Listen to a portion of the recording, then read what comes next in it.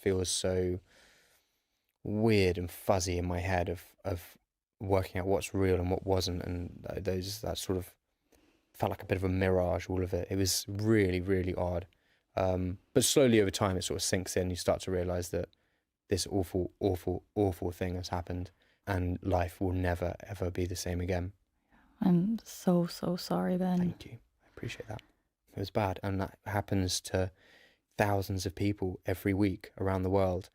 And it's traumatic and it's awful. And one of the police officers that attended that night subsequently, a few years later, told me that he had to leave the police because of the effects that night had on him.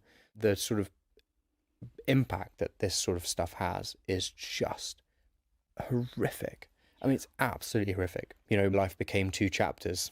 The first, that was great, and then suddenly the second, which was what I'm in now, which is a very, very, very different world to the one I grew up in. Yeah.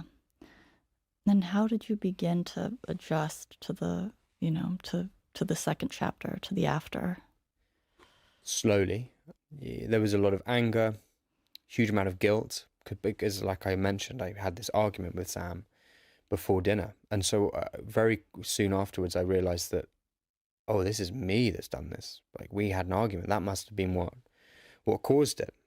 And so that was very difficult to deal with and come to terms with, because I suddenly developed this real dislike for myself and like real feeling of I was his older brother. I should have done more. So much of, just emotions that are so intense that no one deserves to feel that guilt and shame and anger and sadness to the extremes that I was feeling it. But yeah, you slowly sort of get on with ordinary, go to school. It took me about 4 days before I managed to eat something properly and keep it down. And then obviously over the next few weeks, we had Sam's funeral, and we had like a memorial assembly at school. And I was asked if I wanted to say something at the memorial assembly, and that was about 3 or 4 weeks after Sam died, and I said yes. And I got on this stage in school, and before I got on the stage, everyone was messaging me saying, so sorry about what's happened. Is there anything we can do to support? And I got on this stage, and I just spent 10 minutes talking about mental health and how we all just need to be a little bit better to each other and be better to ourselves and kinder to ourselves, and how important this issue is. And every message became, I'm not okay. I need support. This is what's going on for me. I've got this diagnosis of something. Thank you so much for standing up there in front of the school. And that was overwhelming, but it also was so powerful, because I felt like in a really small way, I'd helped those people feel a bit more seen, in a way that Sam really wanted to be seen and understood. And that was such an important moment in what's ended up being so far 8 years of work. And you can really trace all of that back to that 10-minute chat to my school 3 weeks after Sam died. Did you ever receive any insight or clarity into, why what had happened to Sam happened? I was so desperate. I was so desperate, because you sort of, you know about suicide through what you read about or seen in TV shows, and you sort of expect like suicide notes or some sort of explanation that goes, oh, it was that, right? We didn't get anything like that. And actually, the vast majority of people that take their own lives don't leave anything like that. The only explanation that we can give is that Sam's brain was incredibly unwell, and through that pain and that distorted perception of reality, that suicide became an option that he slowly became closer and closer to being able to take. And that is an unwell, irrational process, rather than, someone choosing anything. That's just not how suicide works. But you don't know that at first, and it's a pretty awful situation to wake up into and go, wow, that's how could anyone do that to us? How could he do that to himself? And it's all you can think about. Pretty quickly, all things considered, after Sam's death, you were driven to do something, to take some kind of action. It was that summer that you organized this incredible walk. Tell me about it. Yeah.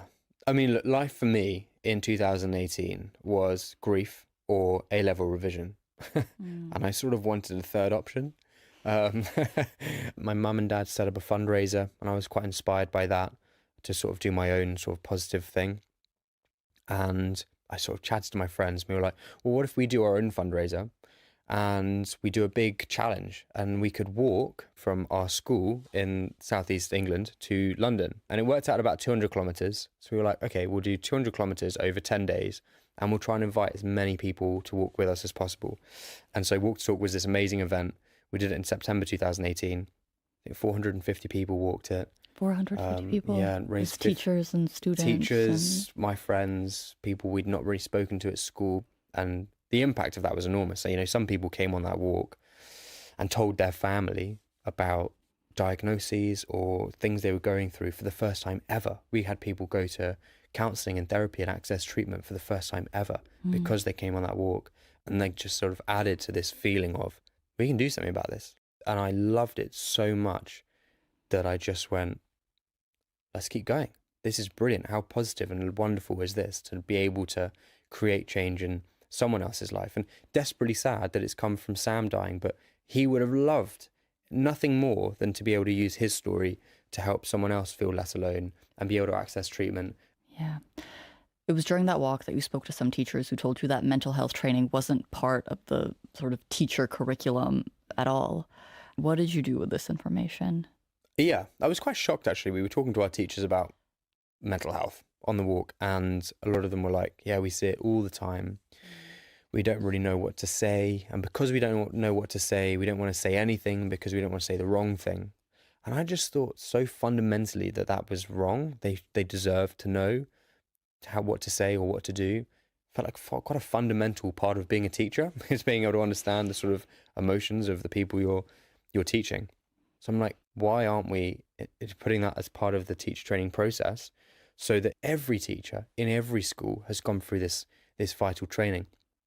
And so we started a petition because at 17, that's all we knew of political engagement. That's what we'd seen. So we were like, well, we'll start a petition for mental health to be part of teacher training. And that sort of started this journey. And that petition ended up with about 60,000 signatures in one day, which climbed to 200,000 and slowly towards 300,000. We met the Prime Minister, who at the time was Boris Johnson, went to Downing Street, met Department for Education, working with them, working with schools, working with a lot of work with charities that sort of understood this issue. And then from September 2025, we have a new initial teacher training and early careers framework in England, and that includes mental health for the first time ever. Wow. Let's talk about Reasons to Stay. Tell me about it. What is this project? So, in January 2026, on the 21st of January 2026, I launched a website that I've been working on for a couple of years now called Reasons to Stay. And essentially what it is a space for anyone in the world to write a letter to someone thinking about suicide where they can give someone a reason to stay. We have a very strong clinical moderation process so that we make sure letters that get delivered to people are safe. And I put it out in January. Very low expectations. I thought we might send 100 letters in the first week, and we sent 33,000. And then the sort of February comes and we've sent 1 million letters. And as I sit here now, we've sent 3.6 million letters to people in 180 countries in, I think, 16 different languages. Hello, I'm glad you stopped by. Life can be tough. Ciao, sono così felice che questa lettera ti sia arrivata. Hey you, E voglio I'm writing this letter because I want you to know how worthy you are. Hola amigo, And I know it may not seem like encantada de this right now. conocerte. he estado en tu misma この situación. 手紙があなたに届くことを願っています。 Me alegra que nuestros caminos se hayan cruzado de esta manera. Sé que puede resultar difícil y que te sientes perdido. You matter. You're a good soul. You need to stay You are loved. for all of what is yet to come. Sei degna di cura e gentilezza come sei. Love from someone that Ti cares. mando tanto 世 affetto e 界にはあな compassione, たを気にか Paola. けている人がいる I。hope you stop by Estar again. aquí. Eres Barry. demasiado. Joaquín. Para siempre. Harry. The impact is just quite incredible to think about. I've been doing this 8 years. You very, very, very rarely understand impact.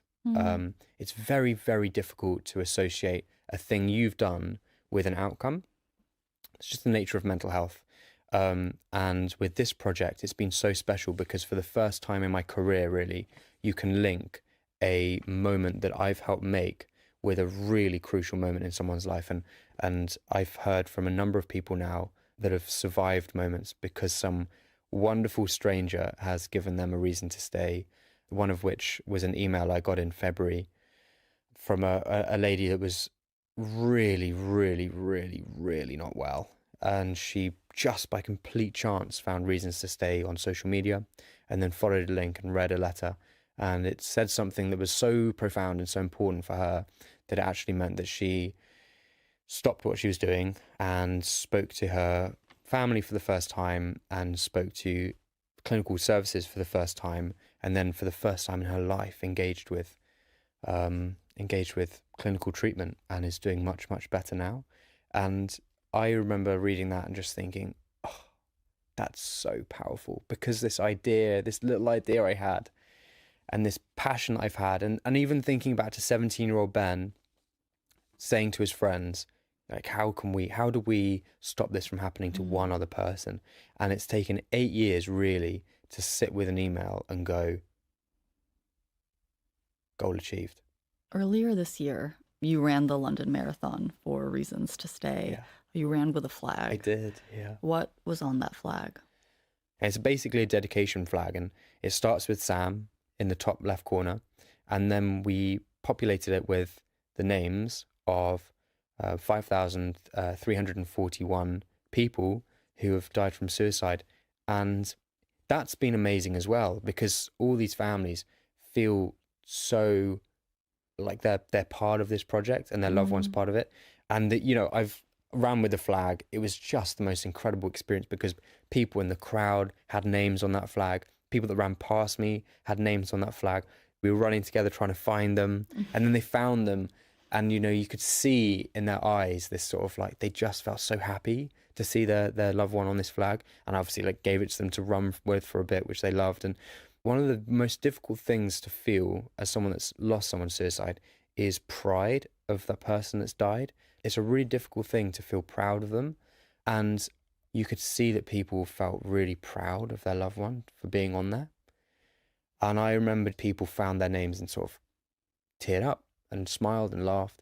Like how special it is to give someone something to feel proud of them for. And likewise with Sam, like to see him on there.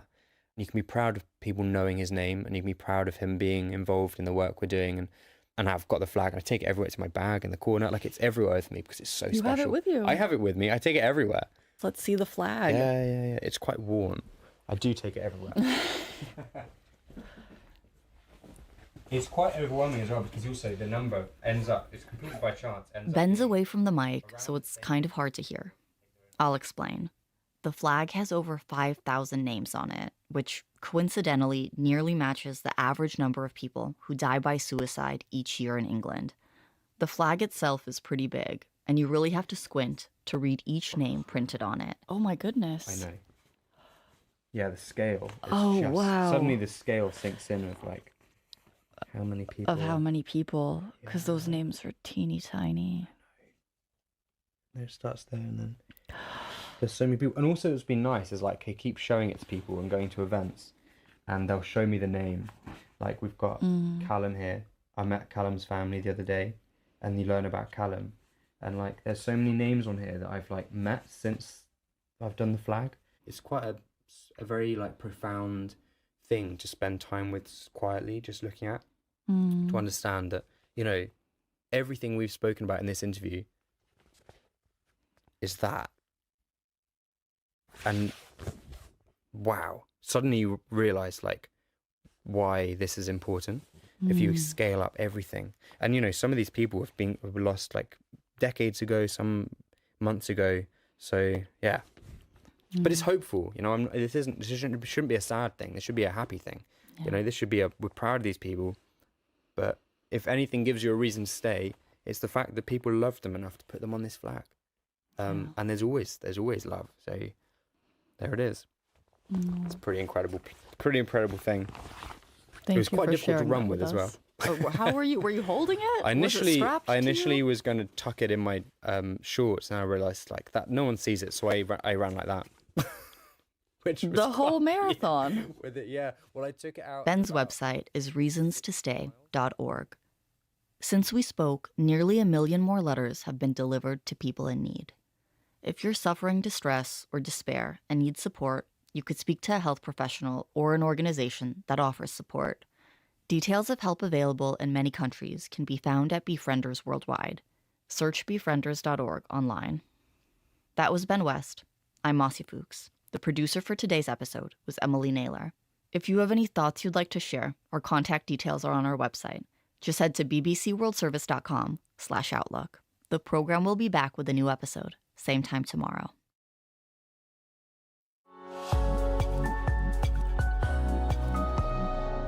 BBC World Service, and now Witness History with me, Stefania Gotzer. I'm taking you back to the 1970s in Spain, when a grim execution device known as the garrote was used for the last time. This story includes strong language. It's the 2nd of March 1974, and in Spain, the last execution by garrote is about to take place. The garrote was a feared instrument. It consisted of a metal collar tightened by a screw, designed to kill by crushing the neck. Inside a prison in Barcelona, 4 young siblings are spending the night together. They sit, talk, and look at old photographs, but mostly they wait. They wait for a pardon that could save Salvador Puig, the only brother among them, from being executed in the next few hours. It's what they call the final vigil. It's a night when, unlike during normal visiting hours, you can touch him. There are no bars between you. That's Carme Puig, one of Salvador's sisters. She's here to tell us how her brother became a symbol of resistance to Francisco Franco's regime. The new ruler of Spain rides into the city of his conquest. Behind him is Moors. His army lines the route. Generalissimo Franco became a dictator in 1939 when the Spanish Civil War ended. He wanted everyone to submit to his authority, or they would be taken to jail or a police station where everyone was tortured. There were 6 of us. My eldest brother in the US, then came my sister Irma, Salvador, my sister Monse, me, and my younger sister Marsona. My parents were Republicans. They had opposed Franco in the war.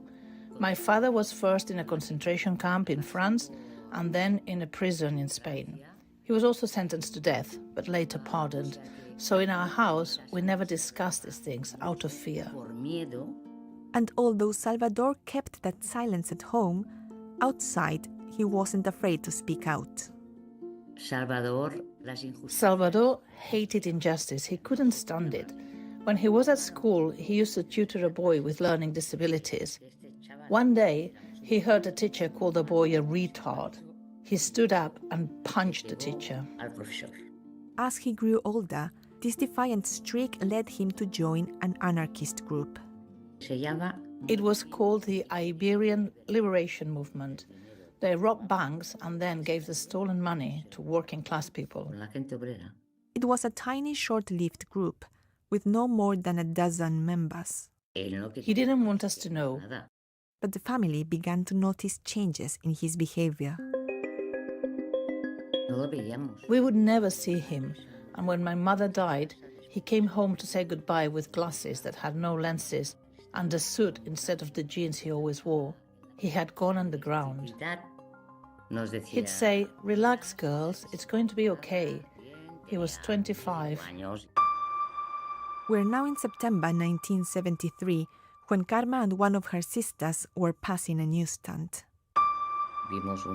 We saw his face in the newspaper and read there had been a shooting and that he was in hospital. He had been shot in the shoulder and the mouth, so he couldn't speak. Salvador had been detained when he was meeting members of his group.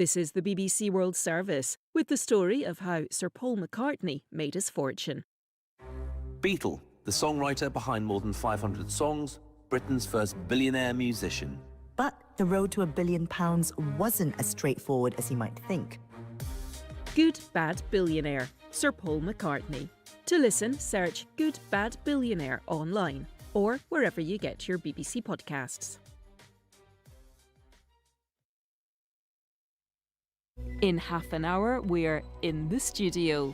The artist James Turrell is famous for his sky spaces, enclosed chambers with a hole cut to reveal the sky beyond, which he bathes in light that changes colour. Join James as he works on one of his most ambitious sky spaces in Aarhus, Denmark. This is the BBC World Service, the world's radio station.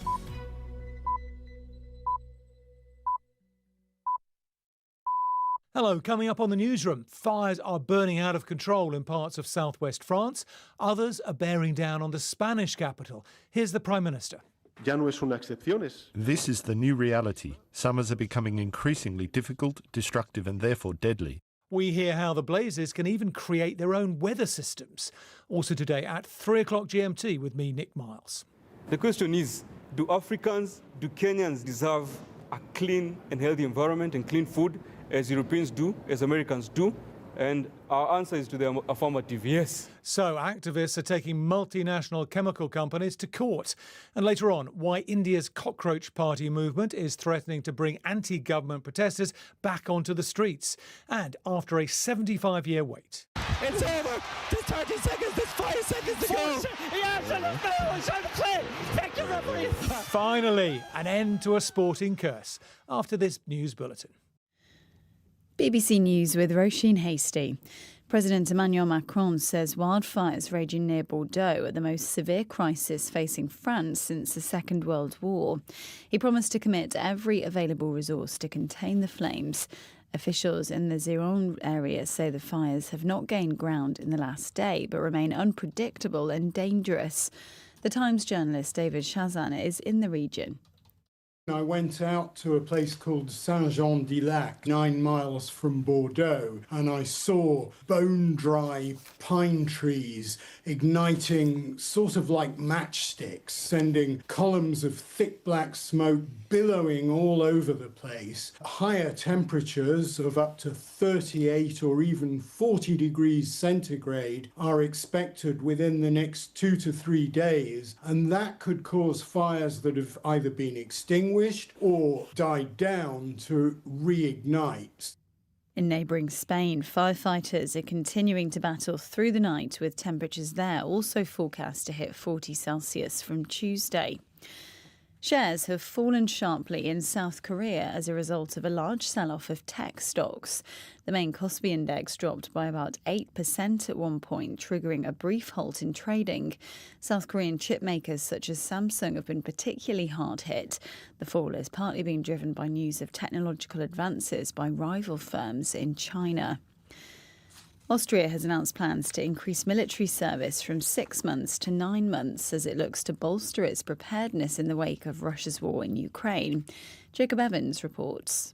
Austria's Chancellor Christian Stocker said the war in Ukraine had shattered the dream of lasting peace in Europe and prompted his country to make a change. All men in Austria must choose between military service or a longer civilian alternative working in fields like healthcare or conservation. This may also be extended from 9 to 11 months. Alongside military action, Vienna says it faces increasing threats from cyber attacks and geopolitical instability. The military service extension will come into force from January the 1st next year, while plans to lengthen the civilian service still need to pass through Parliament. The UN body fighting AIDS says the world risks a resurgence of the HIV epidemic after global funding was cut by nearly a fifth last year. In a report to mark the opening of an international AIDS conference in Brazil, UNAIDS said funding fell to around $7 billion, its lowest in nearly 2 decades. Winifred Byanyima is the body's executive director. The question is no longer whether we can end AIDS. The question is whether we choose to end AIDS. The end is no longer limited by science, it's limited by inequality, by political choices. World News from the BBC. A man's been arrested after 3 women, one of them pregnant, were stabbed in Paris on Monday. Authorities say 2 of the victims are in a critical condition. Eyewitnesses report a man wielding 2 kitchen knives running around lunging at women. The attack occurred days after an Islamist drove his car into a crowd in Berlin. The American pharmaceutical giant Johnson & Johnson says it's agreed to pay up to $5.5 billion to settle lawsuits claiming its talc products cause ovarian cancer. Rory Gallimore reports. Johnson & Johnson has always denied that its talc products, such as baby powder, cause cancer. It's been fighting lawsuits filed by tens of thousands of people for years. Last week, the firm won a significant victory when a US federal judge cast doubt on the plaintiff's ability to prove the claims. J&J is now setting aside billions of dollars to try to end the legal battle. The settlement is dependent on at least 95% of the claimants accepting the offer.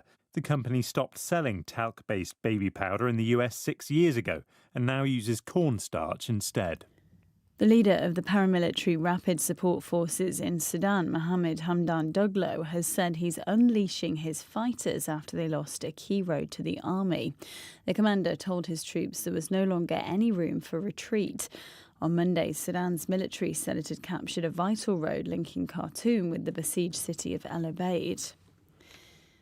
The Italian footballing great Paolo Maldini has resigned from the National Football Federation, barely 2 weeks after being tasked with a major overhaul of the sport's management. He quit after it was announced his former teammate Andrea Pirlo was no longer a candidate to coach Italy's men's team. Pirlo's potential appointment had faced criticism over his ties to a Russian betting company. Maldini had been brought in after Italy failed to qualify for a 3rd successive World Cup. BBC News. Hello there and welcome to the newsroom on the BBC World Service. I'm Nick Miles. The fires burning in parts of France and Spain at the moment are some of the most intense in decades. They've caused commentators and politicians to issue stark warnings and make dark comparisons. Prime Minister Pedro Sánchez of Spain called on all citizens to exercise extreme caution in the difficult, complex hours ahead. President Emmanuel Macron of France went even further. As he visited the worst affected area near Bordeaux in the southwest, he said it was his country's most severe crisis since the Second World War. Both men know their administrations will be judged on how they react to this crisis. Meanwhile, with temperatures expected to soar again in the coming days, there are fears that Bordeaux could be at risk. Gwyn Loader is nearby and sent this report. For days, wildfires have raged in the southwest of France. For weary firefighters here, Canadian aircraft provide welcome relief. Most towns and villages in this area are almost deserted. The blaze now burns within 10 miles of the city of Bordeaux. The fires are raging in this rural area, flames occasionally leaping several feet into the air, thick black smoke rising as well, sticking in the back of your throat. Wildfires aren't uncommon in this area near Bordeaux, where Mererid has lived for the past 16 years. Then we're going to take the kids and move further north out of reach of the smoke and the polluted air, or as far as we can. We're lucky enough to have somewhere where we can go so that we just get, especially the kids, just get them away and get them to some cleaner air.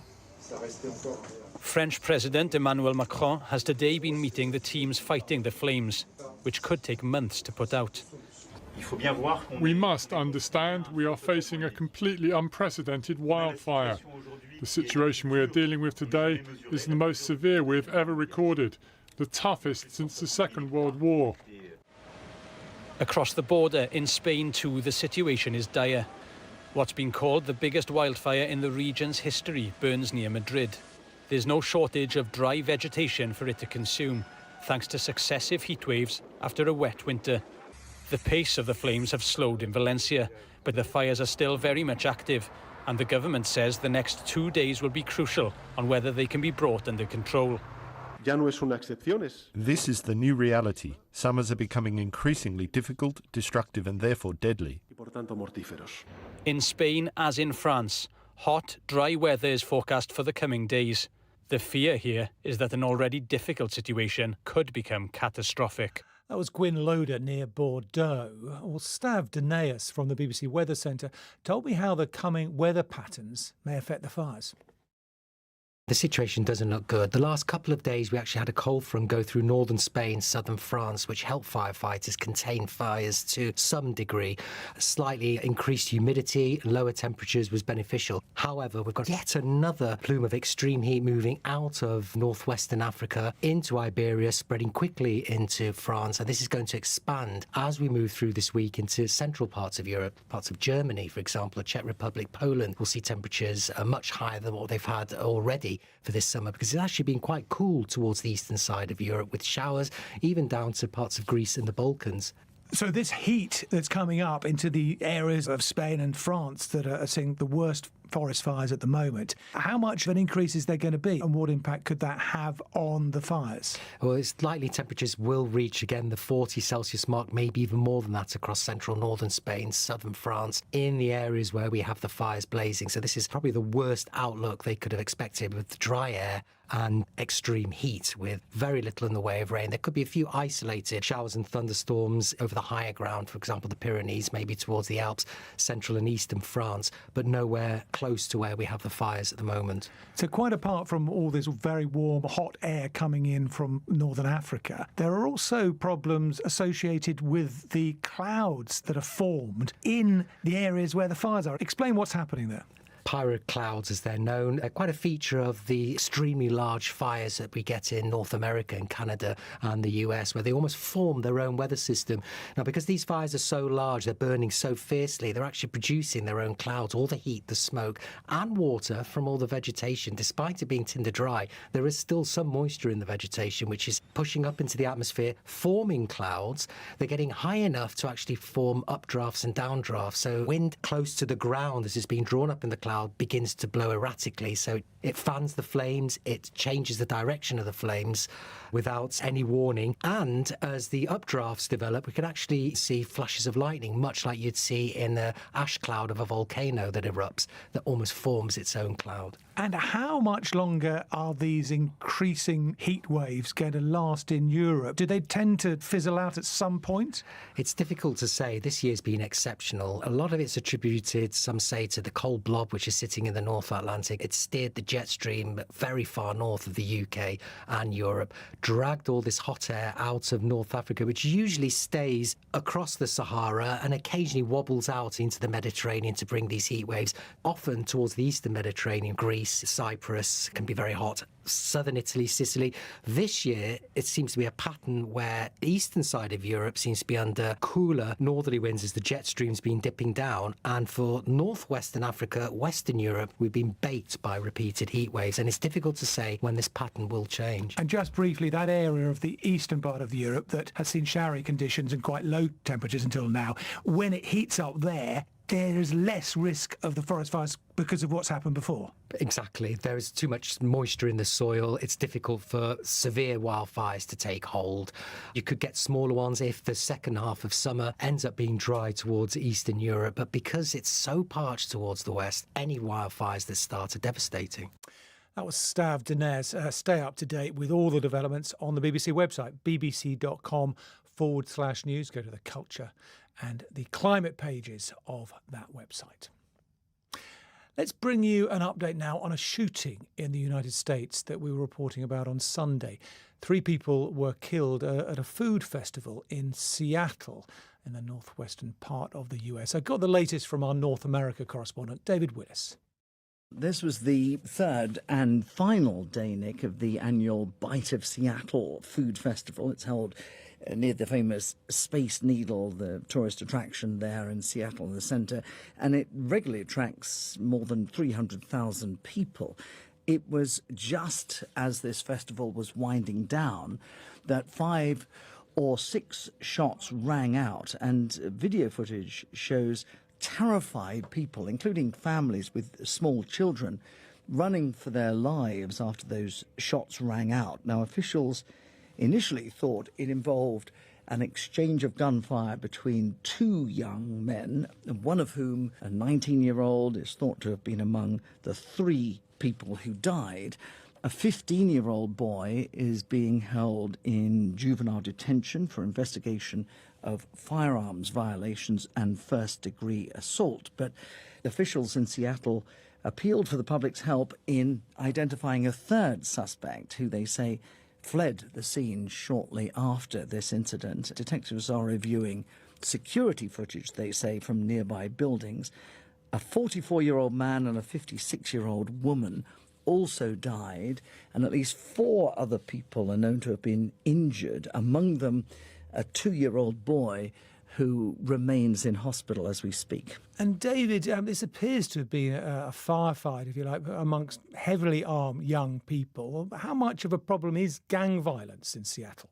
Well, you're right, and officials believe that this does appear to have been gang-related, Nick, and that the 15-year-old who is in custody at the moment and the 19-year-old who died knew each other. 2 guns were recovered from the scene, and officials in Seattle said it was just the latest in a string of violent incidents involving young people in that city, and indeed the 3rd major shooting there in several days.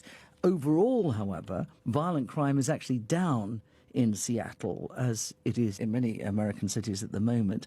The figures show a drop of more than 30% in the number of homicides in the first half of this year compared to the same period last year. But gun crime amongst young people has increased, and the mayor of Seattle, Katie Wilson, has announced plans to launch a campaign specifically aimed at curbing youth violence. Nick.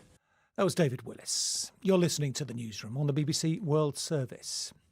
To India now, where for weeks thousands of young people have taken to the streets, angry over the leaking of exam papers.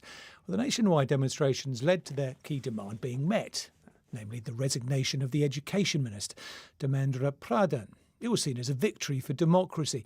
But hundreds of students who were detained in Delhi after police fired tear gas and used batons to disperse them about a week ago remain in custody.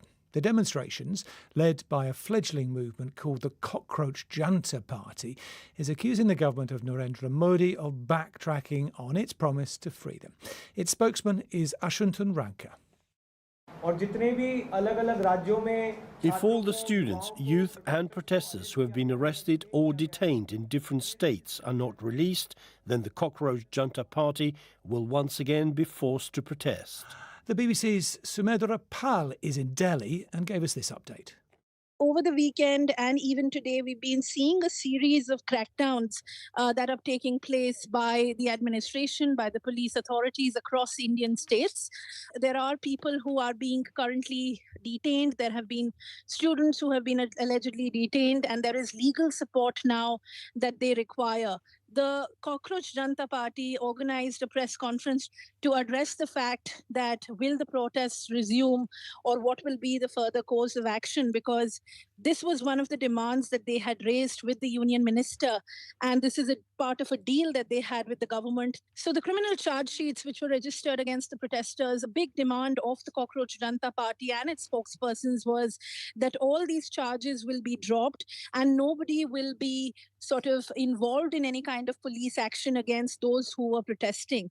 The other demand was that all the police persons who were responsible for attacking the students, for lathi charging them, which is using sticks and batons against students, will be charged, will be identified and punished by the agencies. So these were 2 very big demands, and they held a press conference to state that the part of this agreement was not actually honored by the government because action against protesters is continuing across India. The police and the administration have from the beginning maintained that they had imposed Section 163 in this particular area, which meant that anyone assembling on the protest sites, it was unlawful assembly. So according to them, I don't see that they will be responding to this or doing much about it. These are the signs as of now.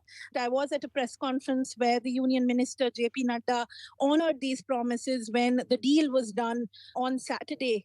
On the weekend, when finally Dharmendra Pradhan's resignation was accepted, he did admit that yes, there will be action against those police persons who were involved in attacking the students, and of course that there will not be any action against the protesters. That was Sumedra Pal. In Kenya, activists and lawyers are bringing a high-profile legal case against multinational chemical companies, the Kenyan government and regulators. They claim that hazardous pesticides and herbicides designed to make farming more efficient are actually harming the health of people across Kenya. Josephine Casserly reports now from Nairobi.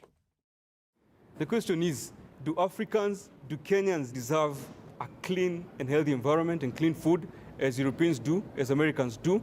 And our answer is to the affirmative, yes. Outside the law courts in Nairobi, TV cameras are huddled around an activist and a lawyer. Thousands of Kenyans have been affected by the use of these pesticides. And what we see is really shocking. It's November 2025, and they're here because this court in Kenya's capital is hearing a case about the use of chemicals in farming, brought against the Kenyan government and several multinational chemical companies. Kelvin Kubai is one of the lawyers leading the case. I saw that now these manufacturers were taking advantage of the vulnerability of these people. You are harming people who have no ability to fight back. The court agrees that the lawyers and their team can go out into communities and find people who believe their health has been affected by pesticides, to assess them and potentially enlist them in the case, making it akin to a class action. Like a tingling feeling, as she said. Yeah, tingling on the feet and the hands. Kelvin and the other lawyers have brought on board 2 scientists to help them build evidence for their case. I've also seen more desperate cases. Most of them seem to have lost their sensation because of the nerves breakdown. They're particularly interested in exposure to a herbicide called paraquat. It's a powerful weed killer that's been at the centre of thousands of lawsuits in the US, from farmers claiming that they've developed Parkinson's disease as a result of their contact with paraquat. Although there's no conclusive proof that the herbicide causes Parkinson's, the degenerative neurological disease, it has been linked to the condition in several epidemiological studies. The substance is banned in the EU and UK because it's toxic if ingested. Nurse Priska Munua is working with the lawyers bringing the case. I feel like it's a violation of the human rights because if it's unsafe for the people in the European countries, it is even more unsafe for the Africans who don't even have the protection. They assess 14 patients who've been diagnosed with Parkinson's disease and more who they believe are exhibiting symptoms without a diagnosis, all of whom they think have been exposed to paraquat. However, proving that any health condition is caused by exposure to pesticides will be challenging, particularly in an environment where both diagnosis rates and literacy are low. And additionally, many farmers don't know what products they're using. So we've just pulled over by the side of the road, and just in my line of sight, I can see 2 people spraying the field next to me. I can also see 2 young boys, probably about 13, carrying rucksacks, the pesticide rucksacks with the sprayers. What's most striking is that none of them are wearing any sort of PPE. If you look at the labels of a lot of these pesticides and herbicides, they often advise with accompanying diagrams that gloves, goggles and coveralls must be worn. One of the demands in the court case is for the government to provide more education to farmers on how to use products safely. Frederick Machiri is the CEO of the Kenyan regulator, the Pest Control Products Board. Here in Kenya, we have a regulatory mechanism which ensures that the pesticides we have allowed for use are safe to humans and also the environment if used according to label instructions. That report was by Josephine Casserly. The United Nations Cultural Organisation, UNESCO, has just made a rather unusual move. It's awarded its prestigious World Heritage status to a battleground. The list of sites now includes the Normandy beaches in France, which were used for the D-Day landings in June 1944. It's the largest seaborne invasion in history. After landing there, Allied forces fought Nazi German soldiers, liberated France, and helped change the course of the Second World War. Well, the site will commemorate fallen soldiers from both sides of the conflict. The Second World War historian Kate Vigers explained why UNESCO's members decided that the landing sites were worthy of World Heritage status. They originally thought of them as symbols of division, where something bad happened, people were against one another. They're now saying that the way that the sites have developed, the way we're looking at them, bears a message of freedom, peace, and unity among the nations. And I guess that's reflected in the numbers of people who visit these sites from all over the world for various reasons. And when you know where you're standing and what happened there, it can have such a profound impact on you. So to improve that signage and visitor information is absolutely phenomenal that they're going to be doing that. I think the veterans will feel that this is a really important thing. There's going to be no more development in the area. Nothing can spring up now. These beaches will be preserved as a site of history and peace and commemoration. Kate Vigers there. It was 75 years of hurt for one sports team. Bad luck that lasted so long it became known as the Mayo Curse. Mayo is a county on the west coast of Ireland, which for the first time since 1951 had just won Gaelic football's All-Ireland Championship. The trophy will now be taken around the streets of Mayo this week after the team narrowly beat County Kerry in Dublin on Sunday. The victory has been described as possibly the greatest ever story in Irish sport. Here are the dying moments of the match from a local, very partisan radio station. Delirium! They have to get a goal! It's over! There's 30 seconds, there's 5 seconds to go! Yes, and it's on the play! Take the referee! The famine! Yes! The famine is over! The famine is over! The curse be damned! Yeah, the curse be damned if you didn't quite hear that. The curse has been blamed on an incident back in 1951 when a jubilant Mayo team disturbed a funeral when they were returning home. If the myth is to be believed, the priest declared that Mayo wouldn't be champions again until all those players were dead. Sean Carney was only 6 when Mayo were champions 75 years ago. As he told my colleague Rebecca Kesby, he was at that match in 51 at the age of 81 in Dublin on Sunday. When the final whistle went, I'm telling you, I gave a big shout up Mayo, and I was fit to cry, but I didn't cry because it was such an occasion. It should be the second biggest occasion in my life. The first one was when I married my good wife, Mary. And she was there with you to watch it? She was. You were 6 the last time your team won. Do you remember that? I was 6, yes. I was a child, but I remember it vividly. The team came up the main street of the town of Claremorris on a truck, and there was people walking in front of it in a torchlight procession. And they came up to the square, they were all on the truck, and we were all cheering them and clapping them. And so since then, Sean, the team has made it to, I think, 11 finals and been thwarted every single time. Talk us through the heartbreak of that. It has been terrible, especially the 2 finals of 2004 and 2006. We encountered the same team as we encountered yesterday, and we got a very bad beating. So going into yesterday's final, we all had a touch of trepidation about what the outcome might be. But they played like heroes and they won like heroes. And Sean, did you ever give up hope over those 75 years of ever winning again? Well, every time they reached in All-Ireland, I always thought that, they had a chance, once they were in the final. But, hope was running out for me. Time was running out for me. As you know, I was 7 in 1951 or 6. You can imagine what age I am now. Well, I think you're 81, aren't you? Yeah. Well, that'll bring back my age to about 71 with that win, Now, Sean, there's this thing called the Mayo Curse. Is it true that a priest actually cursed the team? Tell us the story. Yeah, what they call in Ireland a pishrog. The story was in 1951, they were bringing home the cup. They were in a cavalcade of cars. They approached the village of Foxford, and there was a funeral in front of them, a hearse and a few cars, and they passed out the funeral.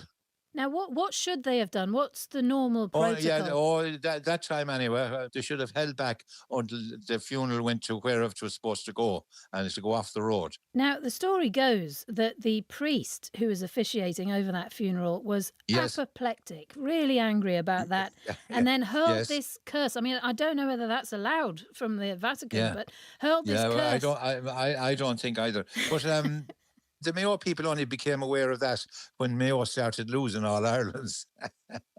Well, the curse went that until every player that had played that day had gone into the next world, Mayo would never win again.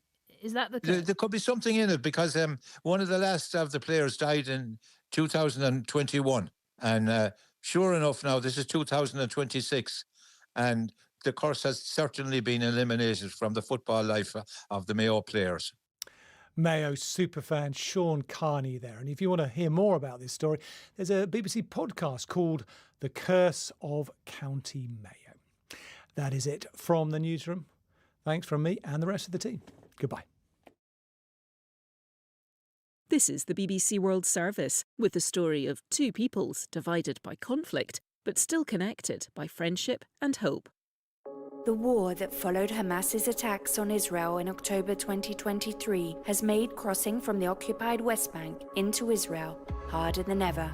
Yet every day, Palestinian patients are met at checkpoints by Israeli volunteers and driven to hospitals in Israel for life-saving specialized treatment. I'm Naomi Sherbel-Ball. I'll be meeting the Palestinian families who depend on these journeys and the Israelis who keep showing up despite their own grief and fear. We are all victims. But while some patients can still cross from the West Bank, those stuck in Gaza cannot. What is happening to them? Driving across the divide. To listen, search BBC The Documentary online or wherever you get your BBC podcasts. The American artist James Turrell is famous for his sky spaces, enclosed chambers with an opening to the sky. He bathes the roof with light that changes colour. This changes our perception of the colour of the sky itself. His latest is in Aarhus, Denmark, a huge sky space called As Seen Below the Dome. Join me, Julian May, after the news for In the Studio with James Turrell as his ambitious work nears completion. BBC News with Nick Miles. President Emmanuel Macron says wildfires raging near Bordeaux are the most severe crisis facing France since the Second World War. Officials in the Gironde area say the fires have not gained ground in the last day, but remain unpredictable and dangerous. Shares have fallen sharply in South Korea as a result of a large sell-off of tech stocks. The main Kospi index dropped 8% at one point. The fall is partly being driven by news of technological advances by rival firms in China. Austria has announced plans to increase military service from 6 months to 9 months as it looks to bolster its preparedness in the wake of Russia's war in Ukraine. Neutral Austria has been trying for years to improve its military capabilities. The American pharmaceutical giant Johnson & Johnson says it's agreed to pay up to $5.5 billion to settle lawsuits claiming its talc products cause ovarian cancer. Iran's state broadcaster says 2 men who took part in nationwide anti-government protests have been publicly executed in the city of Isfahan. The thousands of protesters were killed in January during a crackdown by the authorities. Police in Seattle now believe at least 3 suspects were involved in the deadly shooting at a food festival on Sunday night, and that one of them is among the 3 dead. A 15-year-old boy has been detained. A man has been arrested after 3 women, one of them pregnant, were stabbed in Paris on Monday. Authorities say 2 of the victims are in a critical condition. And the Italian footballing great Paolo Maldini has resigned from the National Football Federation after his former teammate, Andrea Pirlo, was no longer considered a candidate to teach and coach Italy's men's team. And that is the latest. BBC World Service News. Welcome to the documentary In the Studio from the BBC World Service. This is the programme that explores the work of the world's leading artists as they're making it. We have to finish the floor, do the finish to the seats, also get the cushions made. I'm Julian May, and I'm at Aros, the art museum in Aarhus in Denmark. I'm on the top floor, a circular gallery with glass walls. As I walk round, I realise the glass is red. Then further on, it's orange, yellow, green, blue. I'm looking down at the city through a rainbow panorama. It's beautiful. The experience that you had was walking around Olafur Eliasson's artwork, which is called Your Rainbow Panorama, an experience with light and colour And the reason it's called Your Rainbow Panorama is because it's for the city and the citizens of Aarhus to see their city 360 degrees in all of the colours of the rainbow and all of the colours of the spectrum. It's January the 15th today, overcast, grey, cold. I begin to understand that here in the north, where the winters are long and it never really gets light, and the summer's short and it never really gets dark, people have an intense relationship with light. You're right. Rebecca Matthews, Museum Director and Chief Executive of Aarhus Art Museum in Denmark. I do think the Danes have a relationship to light. The Danes are very, very specific about how they light their homes. Lighting and lamps are incredibly important. It's very rare you will see a bulb in a Danish home just like hanging from the ceiling. There will be lamps that are hung over special parts of a room so that it creates the atmosphere, the hyggeligt, this coziness, hygge, that the Danes really genuinely focus on. So when you buy a house in Denmark, there's no lights and no light bulbs because that's your job to light the space how you want to. So yeah, I think Danes do have a really interesting relationship to light. So it's no surprise that the newest work here that's still being built, it will open on June the 19th, close to midsummer, is all about light and colour.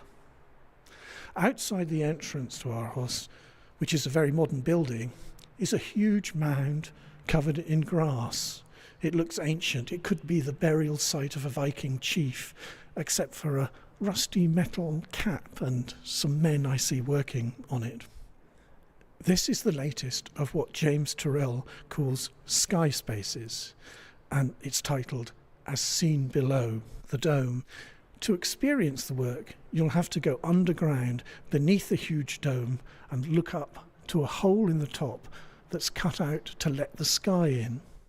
Working with James Turrell, who really is an artist whose works are probably the most rigorous and sustained artistic investigation into perception and light that we've ever seen, is probably reflected in the psyche of the Danes, yeah. James Turrell, in his 80s now, has created sky spaces in 39 countries. He's famous as a light artist. But I asked when we met, haven't all artists all over the world always been concerned with light? The 19th century Indian painter Raja Ravi Varma is famous for capturing the play of sunlight on skin. Light is a recurring theme in the work of the Ghanaian artist Amoako Boafo. And for the Dutch post-impressionist painter Vincent van Gogh, light was an emotional and spiritual force. What, James Turrell, are you doing that's different? The history of art is littered with art that's about light. The difference here is this is light. Right. So artists of the past have been depicting light, but you've been using it. Yes. So I use the material light to affect the medium of perception. Light itself is the material. Right? And it is material. I mean, as part of our diet, we drink it as vitamin D through the skin. So we have a physical connection as well as intellectual and spiritual connection. When they talk about near-death experience, all that vocabulary is the vocabulary of light. My understanding is that your new piece, As Seen Below, we access through a tunnel into a room full of light. Now that's reminiscent to me of what people have said about near-death experiences. Has that been part of your thinking? Yes, that ties into that, absolutely. And that also is the experience of birth. Well, we come into the physical world and then leave into the spiritual world, but we come from the spiritual to the physical. This piece is what you call a sky space. What is a sky space? Well, first of all, I'm very happy to have people look up. Seldom do we. But the big thing is that I'm very interested in this cusp between day and night. It's a lot of what we were made for. During the day we squint even, and even we'll put on dark glasses. So we're really made for the light of the cave. And we're made for this twilight hunting. That's when we generally did the hunting. So this is a time that is very important because what happens is we have better color perception. And that's when we have our most romantic moments, or in reduced light. We rarely do it in blinding noonday sun, but we're very much in we're these strange creatures that hibernate every day. Once a day we hibernate at night, and so we have certainly about 8 hours or a third of our existence in that period. Most art we look at, it's there very often on the wall, and you're separated from it, and you look at this depiction. But your work is very different from that, isn't it? We're in it somehow. Well, I do want you to enter the space, what I call the new landscape, which is the landscape without horizon. It's very similar to when you have whiteout in a skiing condition, or when you're flying and you fly into fog or cloud. But the beauty of it is amazing. You were a very precocious pilot. I understand that you got your pilot's license. Very early, yeah. You were 16. 16, but I have 4 daughters who've gotten their license at 14. In England, where I come from, you can't even drive until you're 17. So for you to be flying at 16 was, I think, quite remarkable. What has the influence of your experience as a pilot had on your work? Well, I really love flying in the atmosphere, because the atmosphere has all these different qualities of light, which is quite interesting. Flying in the San Joaquin Valley, you would often get this tule fog, where the fog actually is about 3 feet thick. The floor of the valley is covered with white, and there's a stratus up above. That stratus cloud was somewhere around 2,200 feet, something like that. And so it's cloud up above and cloud below, and then the sun came up, and it starts out red, and then it goes to orange, and then it goes to yellow, sort of gold. Many people would call that abstract, but this is real, something that happened. So in a way, sitting in the cockpit is the best front seat for all this. Very wonderful kind of vision or light or quality, and people get very taken by it.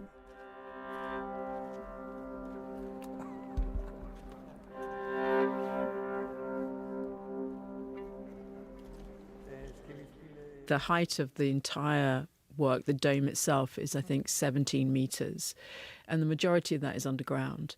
And that required a huge amount of digging out of earth and soil, and then kind of bolstering the entire area with these big metal, I don't know what they were, like sheets really, that held all of the earth back before we could even think about, what was coming next. Because, the whole project is not just James Turrell's As Seen Below the Dome. It's also an underground gallery, a very long corridor, and also an art square above that subterranean gallery space. It's a really big construction, massive piece of engineering. I think, if it's all right, James, that we should go to your work now. But you, James, you want us to hang on here for a bit until a certain time. Is that something to do with the quality of the light? We have this cusp from day to night or night to day. It's a very interesting time to really look at light and feel it. So we're waiting for the light now. I'm very interested in that idea. I know that you were brought up as a Quaker, and I think you are a Quaker still, are you? Again. I'd just like to say, incidentally, that I am also a Quaker. And the Quakers are best known in the world for silence, for worshipping in silence. Well. And I think that your work itself instills a kind of silence. Well, I think art in general does, but we rarely look at paintings very long, and we don't get that much of a chance to. What I've always done is I've always provided either seats or cushions or mattresses to have time to experience it, because it's if you're at a Quaker meeting, if it's a really gathered meeting, it'll have almost no talk at all. And the purpose is to go inside to greet the light. Yes. There's light in everyone. That's a very important aspect of Quakerism as well. People know about the silence. I think they don't know quite so much about this idea of the light The idea that George Fox, the founder of the Quakers, talked about an inner light and the light in everyone. Tell me, James, are you, in your art, making that spiritual idea physical? Is that what you're doing? Well, I have to tell you that the physical world can take you up and to the spiritual world, but it doesn't necessarily deliver you into it. That's your responsibility. Right. And that's one of the tenets of Quakerism, is that there's no one between you and the universal consciousness or the Godhead. It's your responsibility to take yourself there. But that's just the same as people need to enter the work as opposed to look at it. And in general, we've looked at work rather than entering it. I want us to value light. So now, James, we're going to leave the gallery, this lovely space, and we're going to go and experience your work as seen below the dome. Thank you.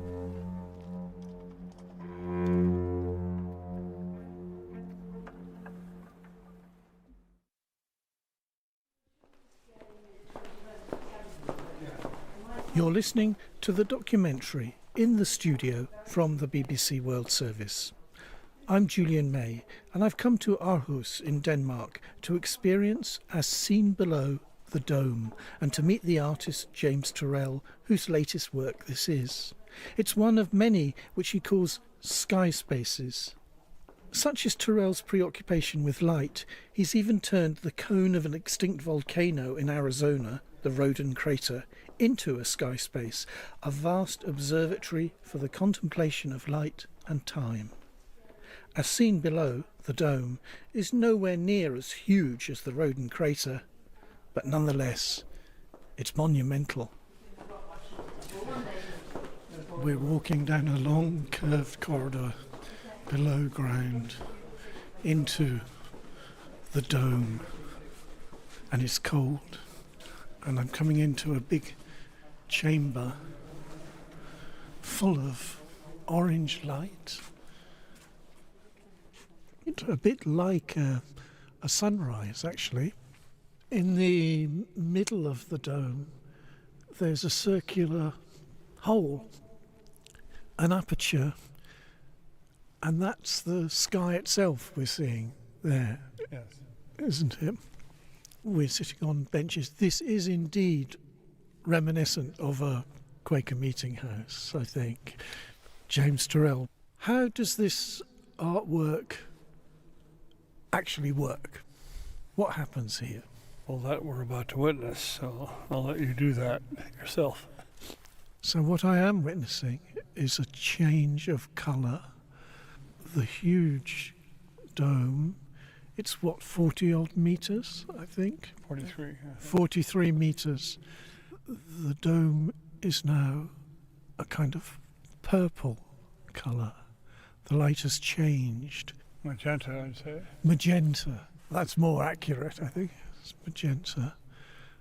And it seems through the play of the magenta light, which is artificial light. So there's no such thing as artificial light. It's light we make, it's like fire. We make fire. But is fire artificial? No, I'm completely wrong. There's no such thing as artificial light. But the play of the light that is created by you against the light of the sky, the aperture, that has now changed. It looks green. Just now it was blue. It's changed to a green colour. Just now there was the drama of a bird flying across it, which was very pleasing. The way that you see the sky and the changing of the colour of the sky is really interesting, because it is about how James Turrell works with our perception entirely. And you can actually only see those changing colours of the sky with your eyes. So if you try and take a photo of that with your camera, you can't capture the colour you're seeing with your eye. And that's because there's something medical, maybe biological, that's going on in your eyes that he understands and is playing with, that means that the sky, even though it's grey outside, and it's often grey in Denmark, even though it's grey outside, you're seeing a brilliant cobalt blue sky, or you're seeing a bright, vivid green sky or a yellow sky, etc., as you experienced. And that is something to do with the way the interior programmed light plays on your field of vision, which means that it changes the colour of the sky. And everything is meticulously timed. I was in there with James programming in January, and he has 2 watches where he's watching infinitesimal changes in the light, natural light of the sky, and changing the programming of the interior light at the same time. And it is a marvel to behold. And to appreciate this work, you just have to sit and immerse yourself in it. The twilight changes length. 45 minutes at this time of year, and it goes to about 72 minutes in the summer. Now, the light that James Turrell has created is a kind of grey blue.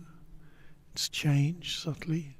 Another bird has flown across the aperture, which is a paler green now. This is a wonderful, slow drama of light. It's very beautiful. It's very moving. Technically, there are over 1,100 special lamps set into the interior of the bench, which you sit around in the dome, which light up the space. And right at the very centre where the oculus is, directly beneath it, you'll have seen there was this kind of polished granite marble surface, and around that there is something called an electric edge, which James especially wanted it in a dome of this size. You kind of need it, and it's very, very specially created lighting lamps which light the very edge of the oculus and make it kind of razor sharp, so that you see that distinction between the light of the sky and the interior of the dome. But, you know, in a way, it's kind of very analog, because it's not something that you can't experience that digitally. You can't experience that through some kind of technology. You have to experience it yourself in person with your eyes. And, you know, he's very famous for saying, I can paint the sky any colour you like. And it's absolutely true.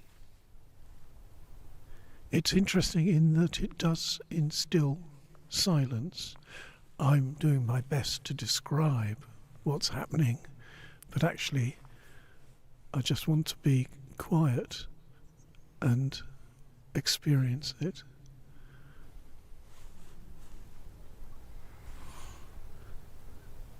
If you want to know what I have to say about this, this is what I say. I'm very interested in, like when you look into a fire, you sort of drift off, and actually almost everybody exhibits a theta state. And that is a state of wordless thought. It's still thinking, but it's wordless. And so I don't mind that it's difficult to be hard to describe in words, because this is not about the thought of words.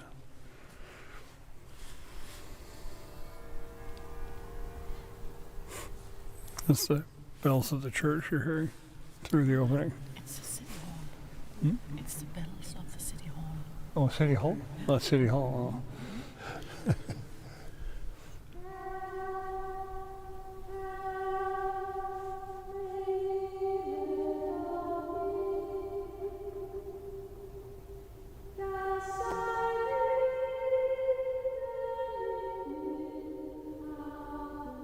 Rebecca, when I was first in the space to watch the lights changing, after a while I thought, how long have I been here?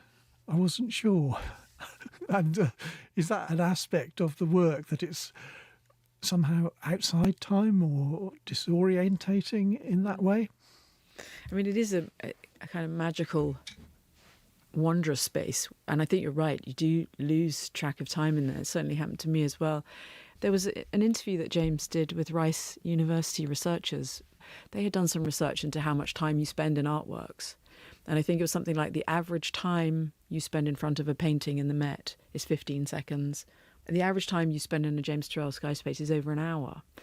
My view on it is that you're not given a finished piece. You're part of it in a way. It is a highly subjective, non-verbal experience in which your own personal interaction makes the work happen. And that takes time. And people want to stay with it.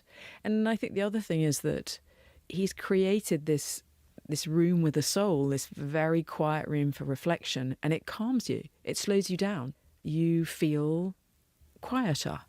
That's a gift, isn't it, in these kind of frenetic, fractious times that we are in, which are about speed and response, and he takes that away from you. So I think you do lose your sense of time.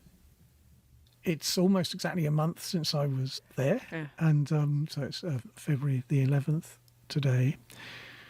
The work officially opens in the summer on June the 19th, almost Midsummer's Day, not quite. What are you doing now? What's the work going on at the moment?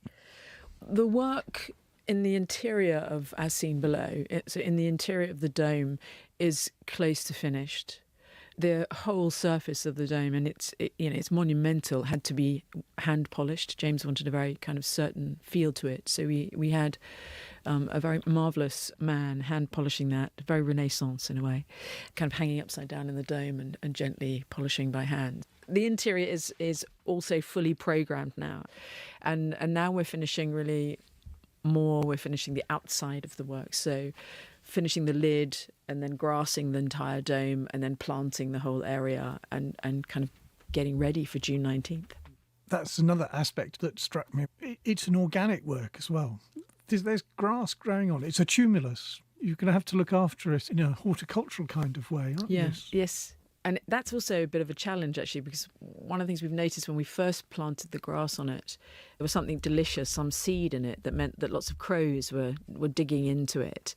But once we put the second, stronger grass growth on it, it'll go kind of wild. But yes, it is an artwork that can be experienced by sitting on it outside. The architecture around the space is beautiful. The central park area, which we share with the concert hall, and the area between our two institutions. So there's an entire biodiverse garden that's been planted all the way through. That is an outdoor space that needs to be kept for people also to enjoy before they go into an interior experience. James Turrell, we're witnessing a kind of preview here. So what more has to be done? We do want to have it for a performance like dance, some music with this as well. So it has to be finished for those uses. It's a wonderful space and you're going to have performances in there, but there is a very particular and I would say challenging acoustic. When people are in there talking with one another, there's quite an echo. Are there kinds of music that work better in that space than others, and what are they, and how are you working this out? There is a challenging acoustic in the space. Essentially, it is a kind of a silent space. When you go in with groups of people, lots of people are talking and all of a sudden they go quiet. You don't have to ask people to go quiet, which is a remarkable thing about the experience of a James Turrell Sky Space. But musically, we've tested out with the Danish Symphony Orchestra many different instruments in there. Pianos are less effective because of the pressing of the key that reverberates more clearly than the note. Similarly, it's quite difficult to play a harp in that space.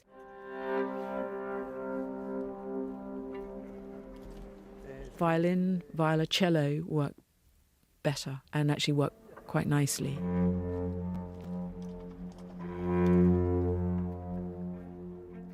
It's 40 metres in diameter, 17, 18 metres high, and built in a dome shape, so you're inevitably going to have that experience of echo and reverberation. And one of the things we were talking a lot about was how do you keep children quiet in a space like that, and we don't want to, so we're creating specially designed echo hours for children so they can come in and make noise in the space and enjoy it in the way that James wants people to. I think adults might like that too.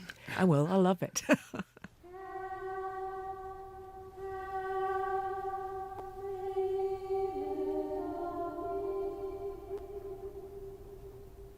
You've been listening to the documentary In the Studio from the BBC World Service, with the sky space artist James Turrell and Rebecca Matthews, director of Aros, the art museum in the city of Aarhus, Denmark. The programme was produced and presented by me, Julian May.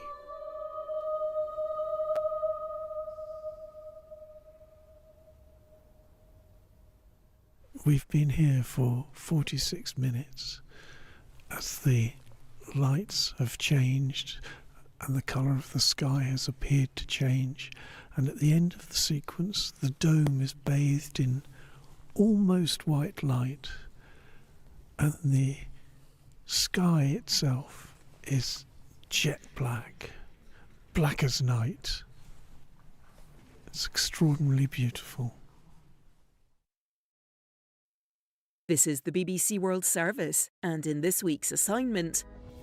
I'm Josephine Casserly, and I'm in Kenya following a nurse and a lawyer who are taking on multinational agrochemical companies, as well as the Kenyan government and regulator in the courts. They claim that pesticides sold in the country could be affecting farmers' health. Assignment, today at 8:30 and 19 GMT.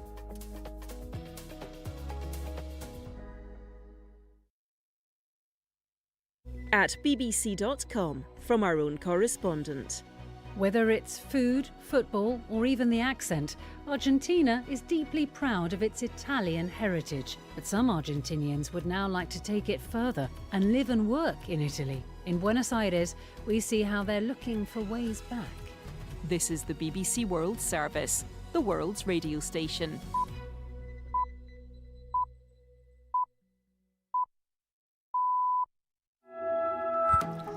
Hello and welcome to Newsday on the BBC World Service with Anne Soy in Nairobi and Rob Young in London.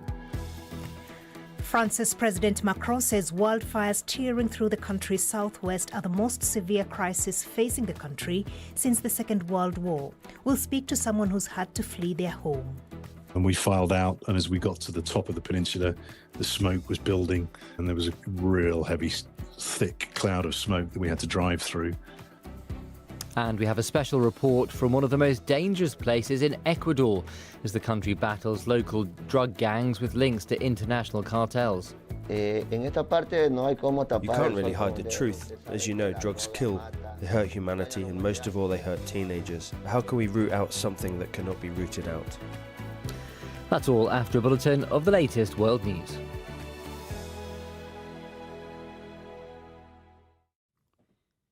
BBC News with Roisin Hasty. President Emmanuel Macron says wildfires raging near Bordeaux are the most severe crisis facing France since the Second World War. He promised to commit every available resource to contain the flames. The Times journalist David Chazan is in the worst affected Gironde region. I went out to a place called Saint-Jean-d'Illac, 9 miles from Bordeaux, and I saw bone-dry pine trees igniting sort of like matchsticks, sending columns of thick black smoke billowing all over the place. Higher temperatures of up to 38 or even 40 degrees centigrade are expected within the next 2 to 3 days, and that could cause fires that have either been extinguished or died down to reignite. In neighbouring Spain, firefighters are continuing to battle through the night with temperatures there also forecast to hit 40 Celsius from Tuesday. Shares have fallen sharply in South Korea as a result of a large sell-off of tech stocks. Maura Fogarty has more from Singapore. Today's sell-off in Asia's chip stocks comes as investors begin to question how much is being spent on the AI boom, as well as worries over rising competition from China's chip industry. Shares in Nvidia sank 5% on Wall Street on Monday on reports that the chip maker could provide a financial backstop worth $250 billion to help build open AI data centers. That's raising concerns about the extent to which the American chip maker may be financing its own customers. Investors are also nervous about intensifying competition from China after reports that China has made progress in developing advanced chip-making technology. Austria has announced plans to increase military service from 6 months to 9 months as it looks to bolster its preparedness in the wake of Russia's war in Ukraine. Jacob Evans reports. Austria's Chancellor Christian Stocker said the war in Ukraine had shattered the dream of lasting peace in Europe and prompted his country to make a change. All men in Austria must choose between military service or a longer civilian alternative working in fields like healthcare or conservation. This may also be extended from 9 to 11 months. Alongside military action, Vienna says it faces increasing threats from cyber attacks and geopolitical instability. The military service extension will come into force from January the 1st next year, while plans to lengthen the civilian service still need to pass through Parliament. Iran's state broadcaster says 2 men who took part in nationwide anti-government protests in January have been publicly executed in the city of Esfahan. Tehran says the prisoners were involved in the killing of 4 security personnel. World News from the BBC. A man's been arrested after 3 women, one of them pregnant, were stabbed in Paris on Monday. Authorities say 2 of the victims are in a critical condition. Eyewitnesses report a man wielding 2 kitchen knives running around lunging at women. The attack occurred days after an Islamist drove his car into a crowd in Berlin. The American pharmaceutical giant Johnson & Johnson says it's agreed to pay up to $5.5 billion to settle lawsuits claiming its talc products cause ovarian cancer. Rory Gallimore reports. Johnson & Johnson has always denied that its talc products, such as baby powder, cause cancer. It's been fighting lawsuits filed by tens of thousands of people for years. Last week, the firm won a significant victory when a US federal judge cast doubt on the plaintiff's ability to prove the claims. J&J is now setting aside billions of dollars to try to end the legal battle. The settlement is dependent on at least 95% of the claimants accepting the offer. The company stopped selling talc-based baby powder in the US 6 years ago and now uses cornstarch instead. Prosecutors in France have asked that the bank BNP Paribas and several children of the former president of Gabon, Omar Bongo, should stand trial as part of a large fraud investigation. The bank is accused of assisting the Bongo family to convert millions of euros in misappropriated public funds into luxury French real estate. More than 50 properties have been seized.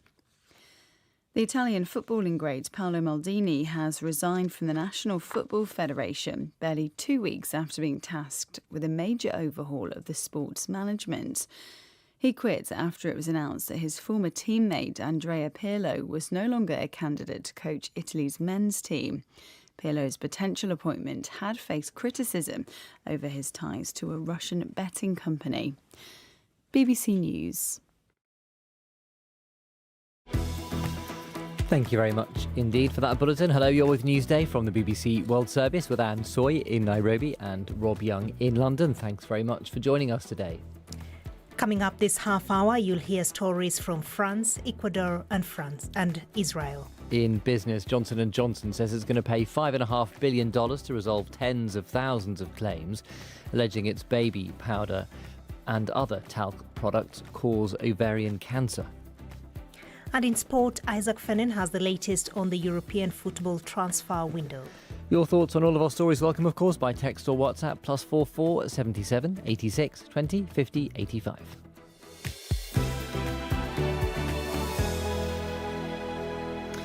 Now, in France, the mayor of Bordeaux has said he's bracing for all eventualities as one of multiple wildfires burning in France is now 15 kilometres from the southwestern city. The mayor, Thomas Cazeneuve, said authorities were preparing to accommodate a large number of people should further evacuations be ordered. And earlier, the president, Emmanuel Macron, visited the fire-ravaged Gironde region and underlined the seriousness of the situation. We have a situation today that's the hardest we've ever seen, the hardest since the Second World War. There are now more than 160,000 hectares that have been burnt, and the season is far from over. Well, firefighters continue to battle some of Europe's worst wildfires in years before another spell of hot, dry weather arrives in a few days. Both in France and in Spain, more than 300,000 people have been evacuated, with entire communities, campsites and holiday resorts forced to flee. Jez Cartwright has returned to the UK on Monday after escaping the fires with his wife and young daughter from France's Cap Ferret Peninsula. We were in holiday. We have a house in Cap Ferret, which is the town at the end of the peninsula. on the west coast of France, directly west of Bordeaux. And we were there holidaying as normal.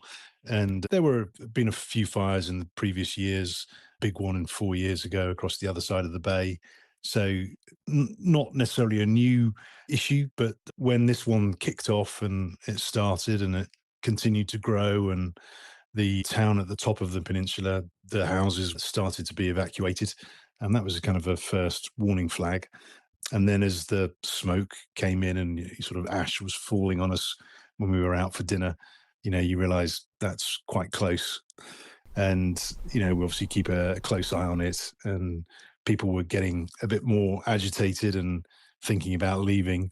So people started leaving. And then the sort of news was coming through via the local mayors and on Facebook that they'd always set up these pages to just inform people, look, it's time to evacuate your house and leave, as there's only one road in and out of the peninsula. Otherwise, people would have to all evacuate by boat. So you found out then that you were being told to leave via a Facebook page? Well, I woke up at 4 o'clock in the morning and saw that the town just north of us was evacuating. We had some friends staying, and we managed to get them a boat to get across to the other side so they could then head to the airport. And I just looked and saw that the evacuation had started coming down the peninsula. So it was time to all get up and pack bags and leave, lock up and leave. So quite a sad but kind of odd wake up, but everybody was well ordered and was managing it. Hundreds of people were in their cars filing out of the peninsula. Nobody was allowed back down. The police were doing a fantastic job of waking people up and getting them out safely. So amazing respect for all the fire services, police, ambulance, everybody who was working so hard to make sure we were all safe. And you were travelling with your daughter who is 4. What did you tell her right. about what was happening? There was a lot of people up at 4 o'clock in the morning, bizarrely. I took my friend down to the jetty to get the boat, and I've never seen so many people up at that time in the morning, although I'm not usually up at that time. But people had that concerned look on their face. Bags were packed, and people were getting kind of slightly anxious, you could tell. But once we were on the road, it was very well mannered. Nobody queue jumping. Everybody was being sort of gracious of letting people go in turns one by one on the road. And we filed out. And as we got to the top of the peninsula, the smoke was building, and there was a real heavy, thick cloud of smoke that we had to drive through.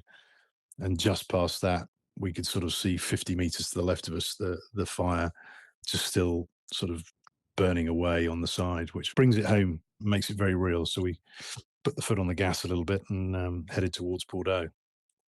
And so it must have been a scary moment for the family. Yeah, I mean, it's kind of one of those surreal moments rather than scary. I think, everybody knows that the police and the fire service are doing their best, and, you trust that they're not going to put us in danger. So it's just that more sort of eerie feeling rather than scared. Obviously, we had a 4-year-old to look after and made sure that she was calm, and, we explained things to her and that everybody was looking after us. And, she coped really well, and she was concerned about where the animals were going to go, which is just part of the mind of a 4-year-old. But everybody was pretty calm, and everybody's got to a safe place now. So that's a huge relief. And so you've left behind your holiday home, your possessions that are in there. Yeah. Do you know what has happened to it? Has the fire reached it yet? No. So we're, as I say, down at the end of the peninsula, and the fire has been sort of contained at the top of the peninsula. They've taken 2 60-meter tranches out of the forest. So they've cleared all the trees and gone back to sand as fire breaks. So that obviously stops the fire spreading. One of the problems they were finding is that because it's all pine forest, the pine cones that hadn't opened yet were basically heating up, and it was like a pressure grenade. These things could fly up to 700 meters. And obviously they're full of oil as well. And, you can imagine the explosive pine cone being a huge problem and spreading. But there's enough work from the firemen and the water planes that have dumped fire retardant. They're working really, really hard to make sure it doesn't go down the peninsula. Because if it does, there's not much to stop it. There's just 20 kilometers of pine forest that's been very dry because it's been very hot. And that's going to be the problem this week as the temperatures ratchet up to 34 degrees centigrade and the wind is starting to push to the south as well. So it's going to be a watch and see this week, and hopefully we'll all be okay. And after experiencing this fire this year, and as a homeowner in that part of France, has it changed how you think about the European summer, about the risk of wildfires, about climate change? Yes and no. I mean, it's such a beautiful place. I think, as humans, we're pretty good at working out ways to make things work for us that we like. I think there's a lot more intelligence being shared around the world from the wildfires in Australia, Canada, the United States, and other places where I think we're learning this is going to be something that's never going to go away. How do we live with it and manage it in a different, better way so that we can protect our properties and protect, obviously, human life? Jez Cartwright there, who had to flee from Cap Ferret in the southwest of France as those wildfires continue to rage in that part of the country.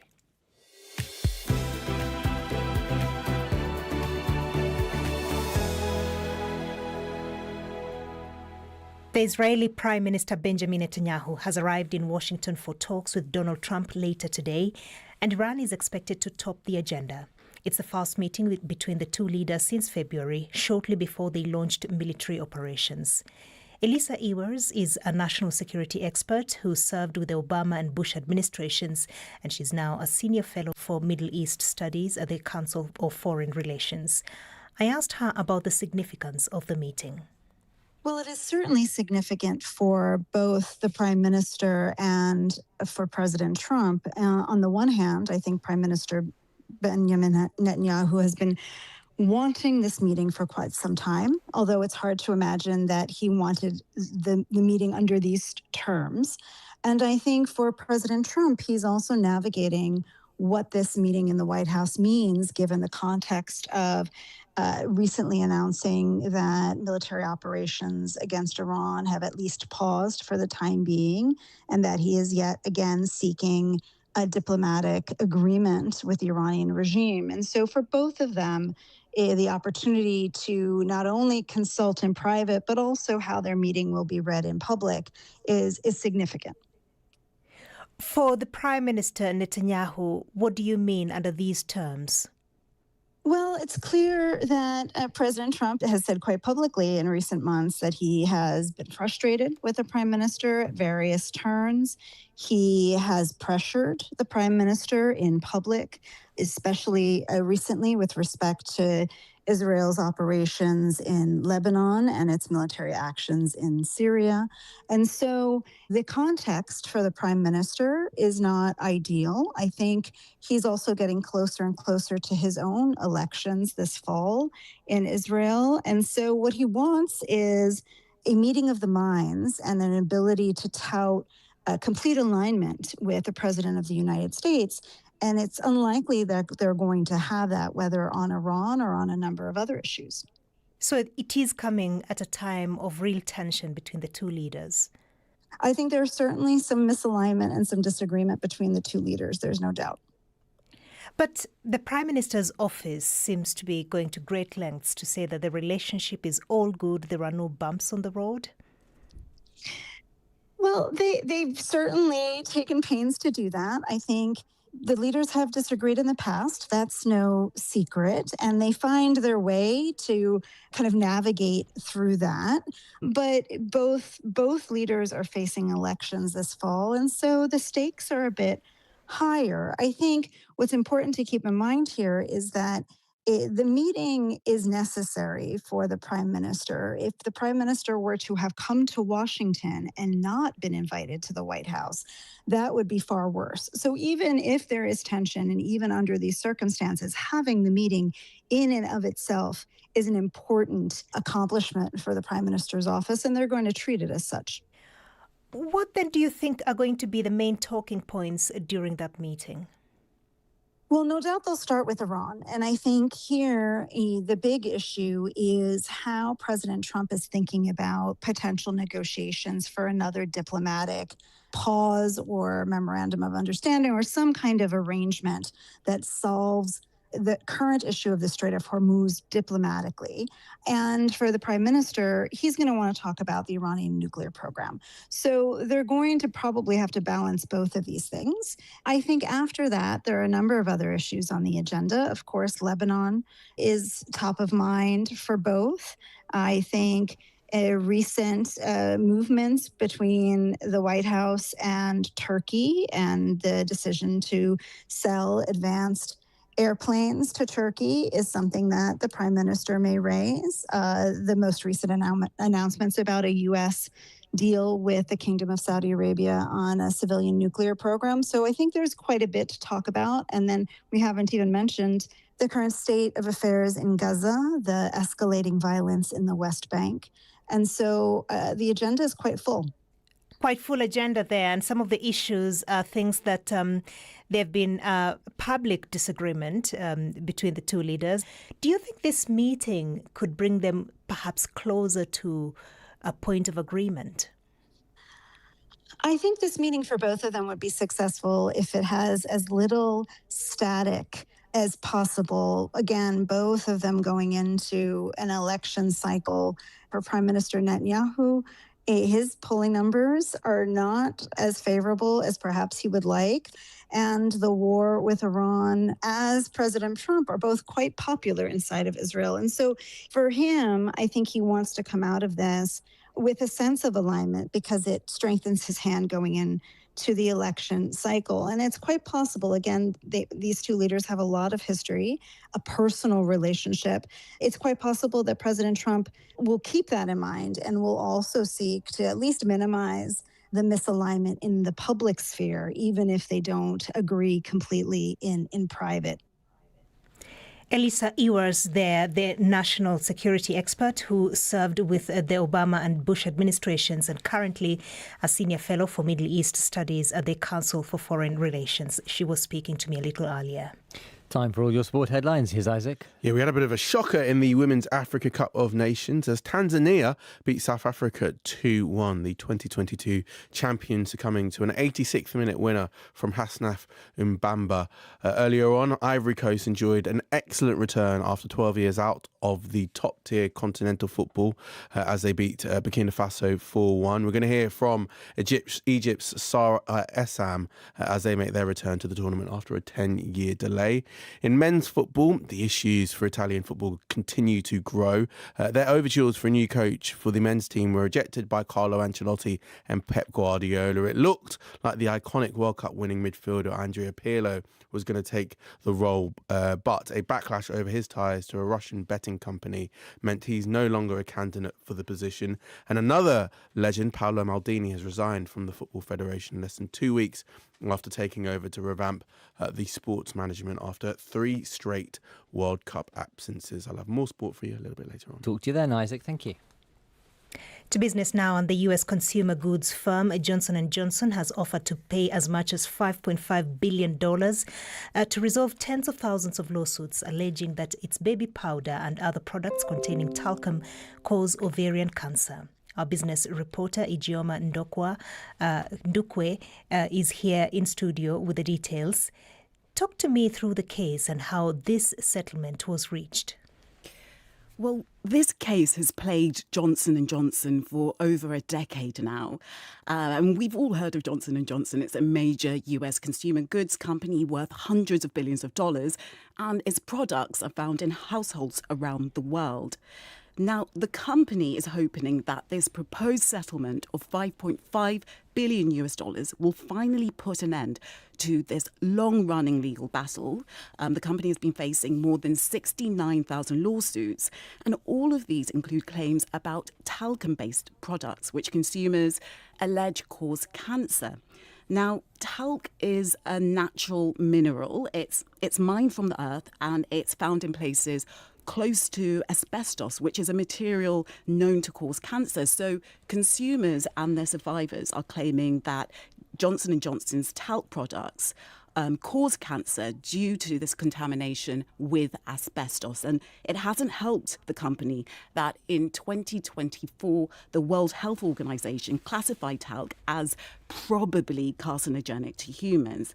Now, Johnson & Johnson maintains that there is no evidence whatsoever that talc causes cancer, but it stopped selling talc-based baby powder in the US in 2020 and then worldwide in 2023, announcing that it was transitioning to cornstarch-based baby powders.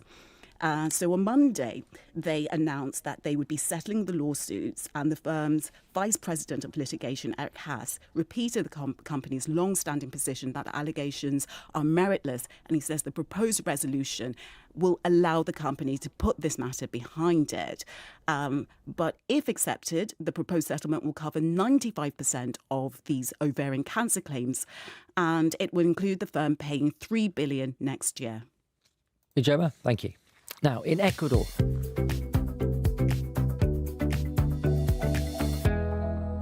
there is a state of emergency in Ecuador as the country battles local drug gangs with links to international cartels. Once one of South America's most peaceful corners, Ecuador had one of the highest murder rates in the world last year, because the nation has become the gateway for most of the cocaine reaching the US and Europe. The BBC's Orla Gearan reports now from one of the most dangerous places in Ecuador, the city of Duran, a battleground for the gangs, and a warning you may find her report distressing. We just arrived at the scene of a killing. There are 4 police cars, about a dozen or so armed police officers here. There are some local people standing, looking on. And just in front of me, there's a motorbike on the ground, and beside it, the body of a man.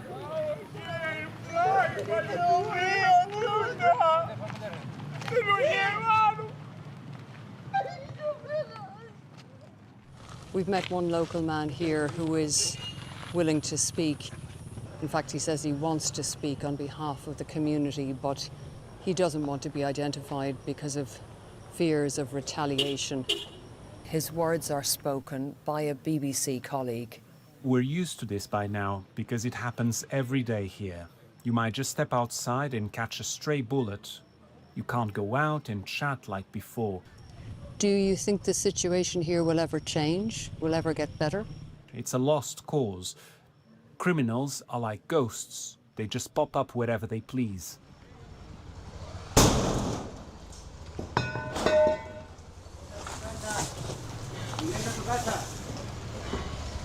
The police are moving forward now quickly. They all have their weapons at the ready. They've identified this house before. They believe there are weapons hidden and they want to get hold of them. All they found was some ammunition and 2 handguns, one of them rusty. The police captain leading the search is John Charles Bustamante. He says he can only trust the officers right beside him. We've had many bad people inside our unit, inside the state, inside the politics. We've had many guys that are corrupted. And they're in the pay of the gangs? They are pay of the gangs. For you, for your officers, how risky is it to go to a place like this? It's a hard work. We had to fight against people with many weapons, with much money than the state. What happens to local people if they speak out against the gangs? They kill the people. They kill them? Yes, they kill them.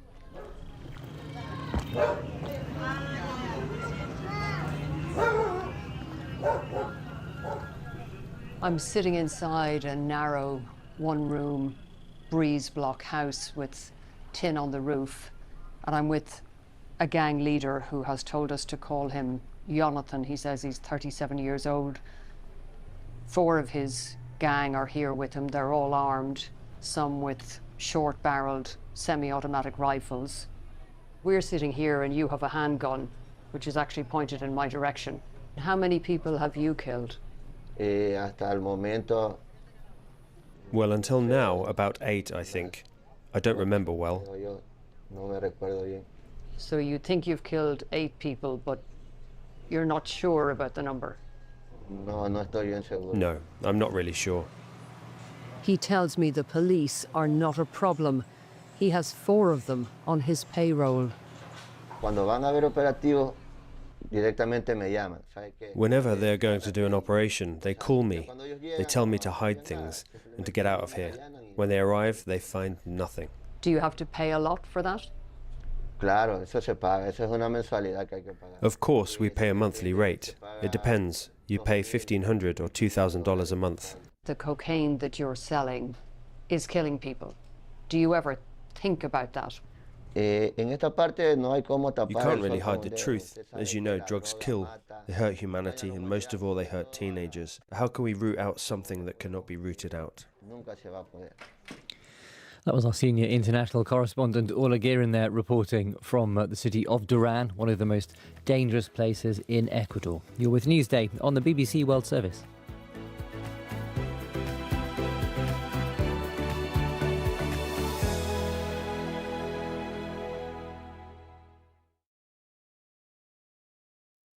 This is the BBC World Service, where Good Bad Billionaire looks at how the mega rich made their fortune. Next, it's Sir Paul McCartney. Beatle, the songwriter behind more than 500 songs, Britain's first billionaire musician. Not bad for a teenager from Liverpool who just wanted to make it in music and ended up helping to create the biggest band in history. But the road to £1 billion wasn't as straightforward as you might think. From the early days earning just pennies per record sold to losing control of many of the songs that made him famous. His journey from Beatlemania to £1 billion wealth is packed with surprises, including why one church choir turned down the future Beatle. We'll tell the story of how Paul McCartney went from 0 to 1 million and then from 1 million to 1 billion. Good Bad Billionaire. To listen, search Good Bad Billionaire online or wherever you get your BBC podcasts.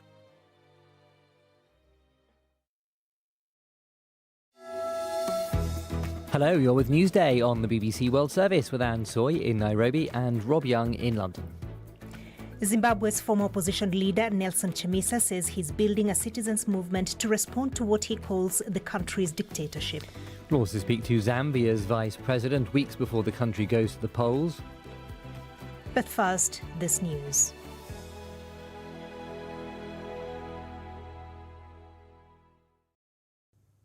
BBC News with Roisin Hasty.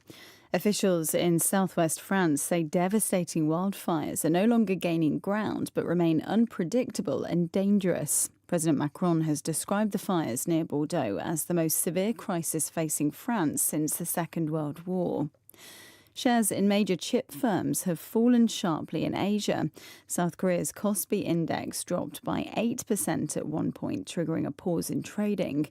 The fall is partly being driven by news of technological advances by rival firms in China. Austria has announced plans to increase the length of military service to 9 months. Many European countries have been boosting their armed forces because of Russia's war in Ukraine.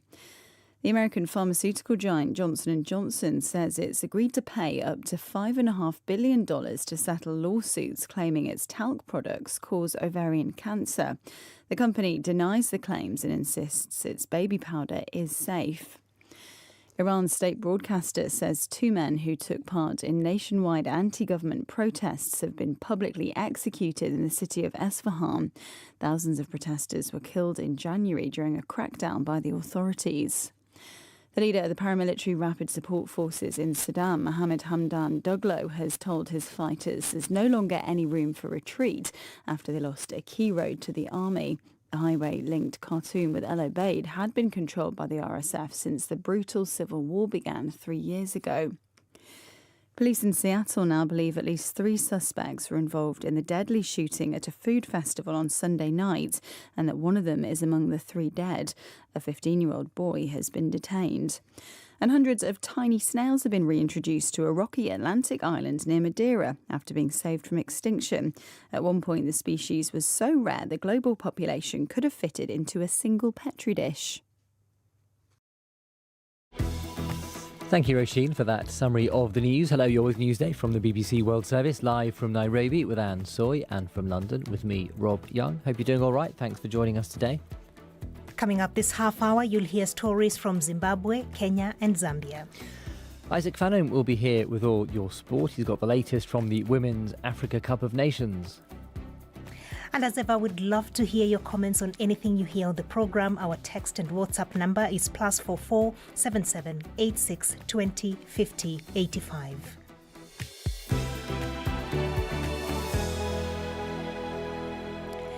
We begin with Zimbabwe, and the former opposition leader Nelson Chamisa says he's building a citizens' movement to respond to what he calls the country's dictatorship.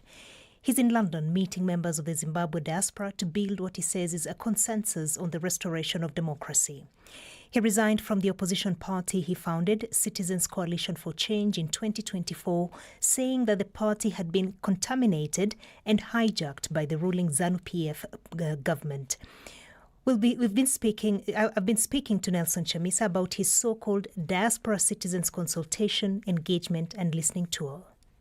Well, what is clear is that Zimbabweans at home and abroad have a common clarion call. They want to see change. They want Zimbabwe to be back into the family of nations. They want to see democracy in Zimbabwe. They want to see prosperity and their pride restored. And they are determined to contribute to that effort, particularly building the citizens movement that we are building. We have a new citizens movement that we are building to respond to the challenges of dictatorship in Zimbabwe. And there's a lot of excitement, there's a lot of interest, and a lot of hope too that we'll be able to fix our problems back home. What would that movement look like? And I ask that because there has been criticism back home in Zimbabwe that you've been largely missing in action at a time when the country needed you to oppose that parliamentary push to amend the constitution to increase or to extend the terms of the president and parliamentarians.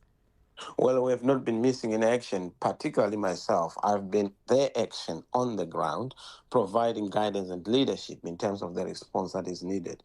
Of course, you know that when you have not achieved your result, whatever effort you have deployed is never enough. And we continue to amplify that effort. We continue to organize ourselves and, of course, energy up as a nation, as a people, and as a movement to make sure that we respond to our challenges that we are facing. Of course, I must also emphasize that the amendment of the Constitution is a sad and heavy, tragic blow to democracy in Zimbabwe, because this is what we had as a problem with Mr. Mugabe, but we seem to have jumped from a frying pan into the fire with the current administration under Mr. Mnangagwa.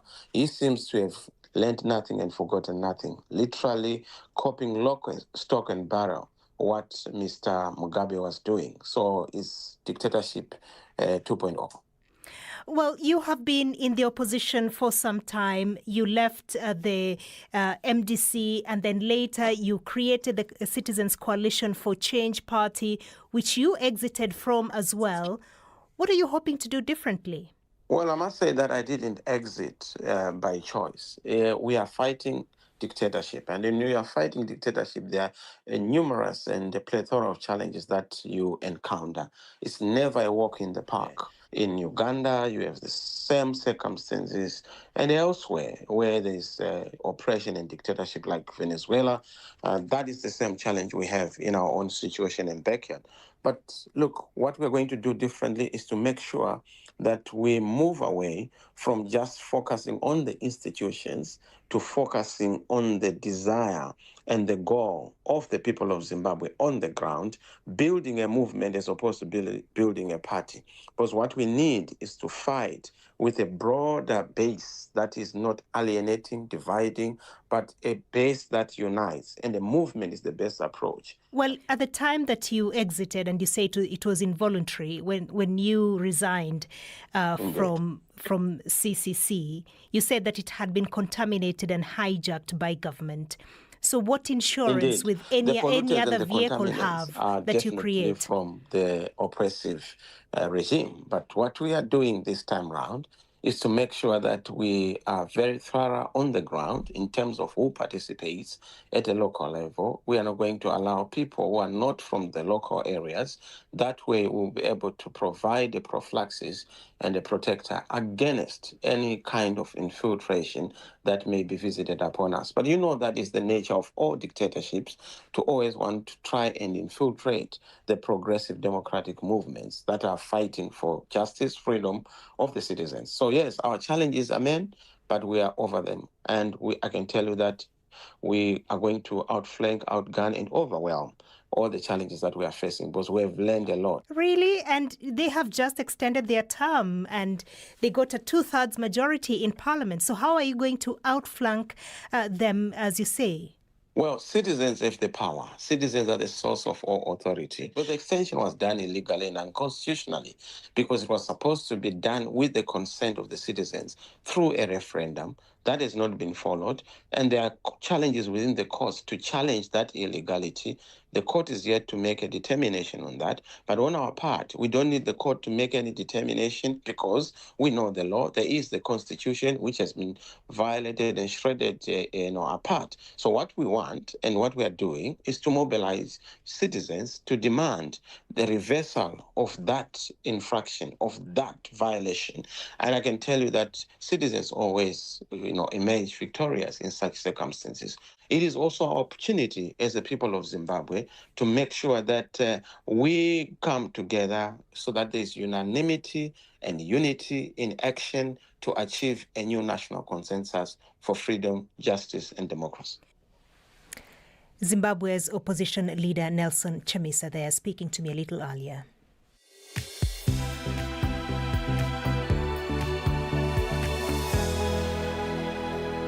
Now, as Africa's youth population surges, the continent is expected to have the world's largest working age population by the year 2050. And so leaders are under growing pressure to turn this demographic dividend into real economic and social progress. And that challenge also applies to the inclusion of young people and women into decision-making. The continent has had some notable strides in female leadership, with a handful of countries appointing women as vice presidents in recent years. The BBC's Dingandaba Jonah Boyoya has been talking about these issues with Zambia's Vice President, Mutale Nalamango, who's running again in next month's general election. So does the inclusion of women in such powerful positions help create a more inclusive society?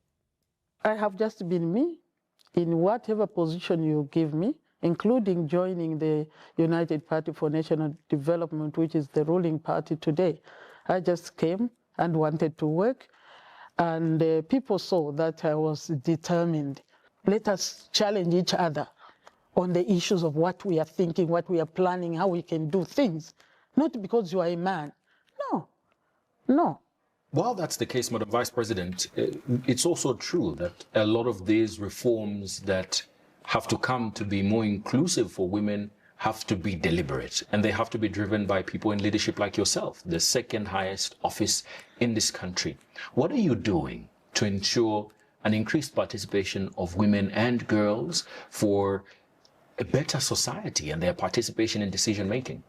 I don't think this should even be an issue of one individual sitting in one office, already overwhelmed, surrounded by men. I hope I'm saying something. Sitting here, vice president, I'm supposed to be so influential, but you are influencing a space where it is men in your committee. So would you say then that it's quite hard for you to make decisions? That influence? That kind of influence will not come by one man. Vice president, in my constitution, I don't want to sound negative. It's a wonderful position. You can do influence, but it is so unspecific that vice presidents has its own challenges.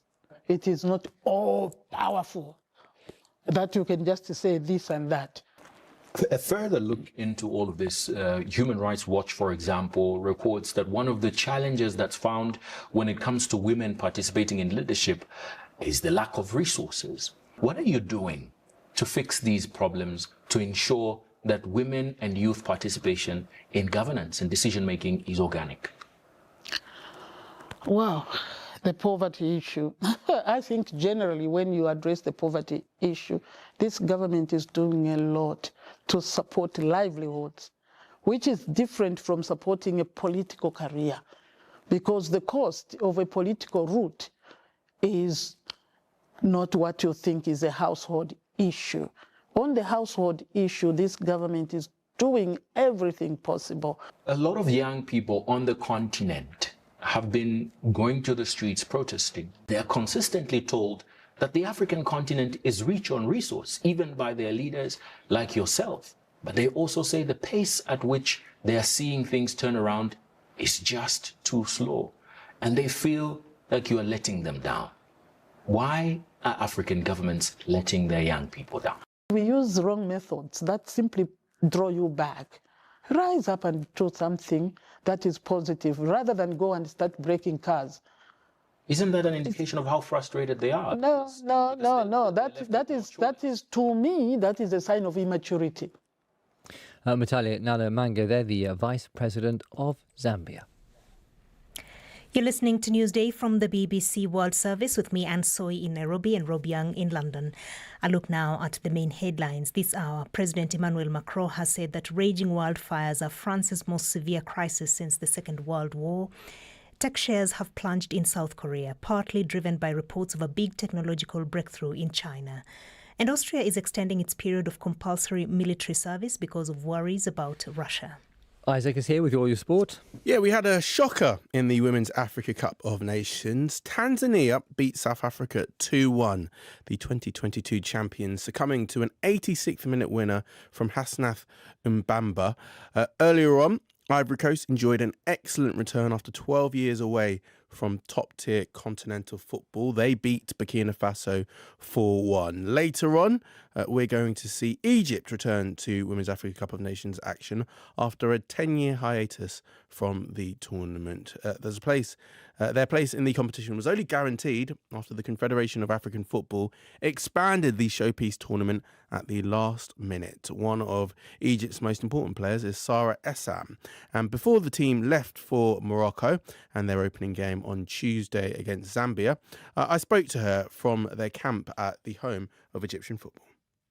For us, it's the most important game in our women's football history. After 10 years, we're playing this tournament again, and it's time to do our best and prove ourselves and show the whole world how talented we are and what a great team we have in Egypt. You weren't even really supposed to be at this competition, were you? You were brought in at the last minute, so that must feel like you're a bit of a team of destiny. Exactly. Like, I think we have something good in us, and then it worked out this way. As you said, it's destiny, and we've been playing friendlies, we've been going to qualifications, we've been really close to qualify. But then, like, thanks to CAF, they decided to expand the number of national teams, and we played 8 friendlies since February. So I hope we do well in our first game, most importantly. Just talk me through what it's like to be a women's footballer in Egypt and how this tournament could maybe change things. It's really different now. Like, I think it's a trending game. Everybody, every girl wants to play football, wants to join a team. They have more courage and bravery now because they see in the generation that the previous generation and this generation, and it motivates them to join. And by competing in tournaments like this, it gives them more hope. They want to play the game, and you have role models now. It was really difficult 10 years ago. So you've been part of this team for 11 years. Just talk me through how things have changed since when you first, got in 2015 to now. It's more sophisticated now, like, of course, better organization, better management than before. We've been camping more and playing more friendlies, which something we lacked because we haven't played. We don't really play in every FIFA agenda, which is sometimes not helpful. But yes, we have now GPS pods where we're following a lot of top 50 national teams and what they do, so we can improve, and we can improve in our ranking and our trainings.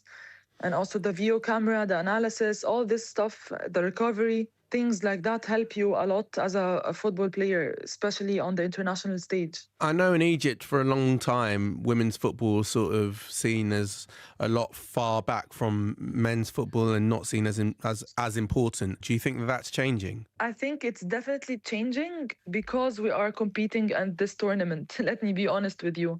Like, you're gonna represent your country on a global stage, and Since then, the FA has been helping and letting us participate in friendlies.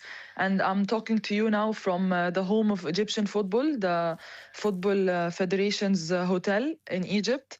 We've been here since May, and we only take like 2-3 days off. So this is really intense camps, and it means that they are supporting us and they want us to use this as a start of a new era of the Egyptian women's football. You've been drawn in a pretty tough group at this Africa Cup of Nations. You've got Zambia, who is your first match. You've also got Malawi, and then your last match is against the reigning champions, Nigeria.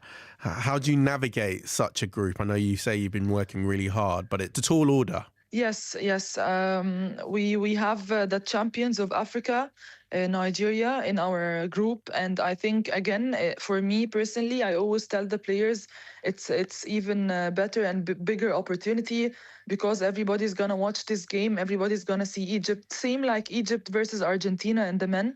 They were also the World Cup champions and they did really well. They were very close to win. But we're focusing now on the first game, Zambia. We've been studying Zambia every day in the analysis. We know that they have good players. We will try to do our best and to fight and not just make it an easy game for them and hopefully do a positive result. Because as I said, the first game for us is our biggest game in our history. This is how we call it in the analysis. What does success look like for Egypt at this tournament? To qualify, like we are targeting qualifying from the group stage, and this is a big dream for us. We have people from dual nationalities, new players, we have people with experience, we have also young players. So it's a good culture, and first time we have this mixed culture and experiences around the team, and we're hoping to qualify from the group stage and reach as far as possible. And that would mean potentially, with this Africa Cup of Nations doubling up as a World Cup qualifier, you give yourself an opportunity to qualify for the World Cup next year in Brazil.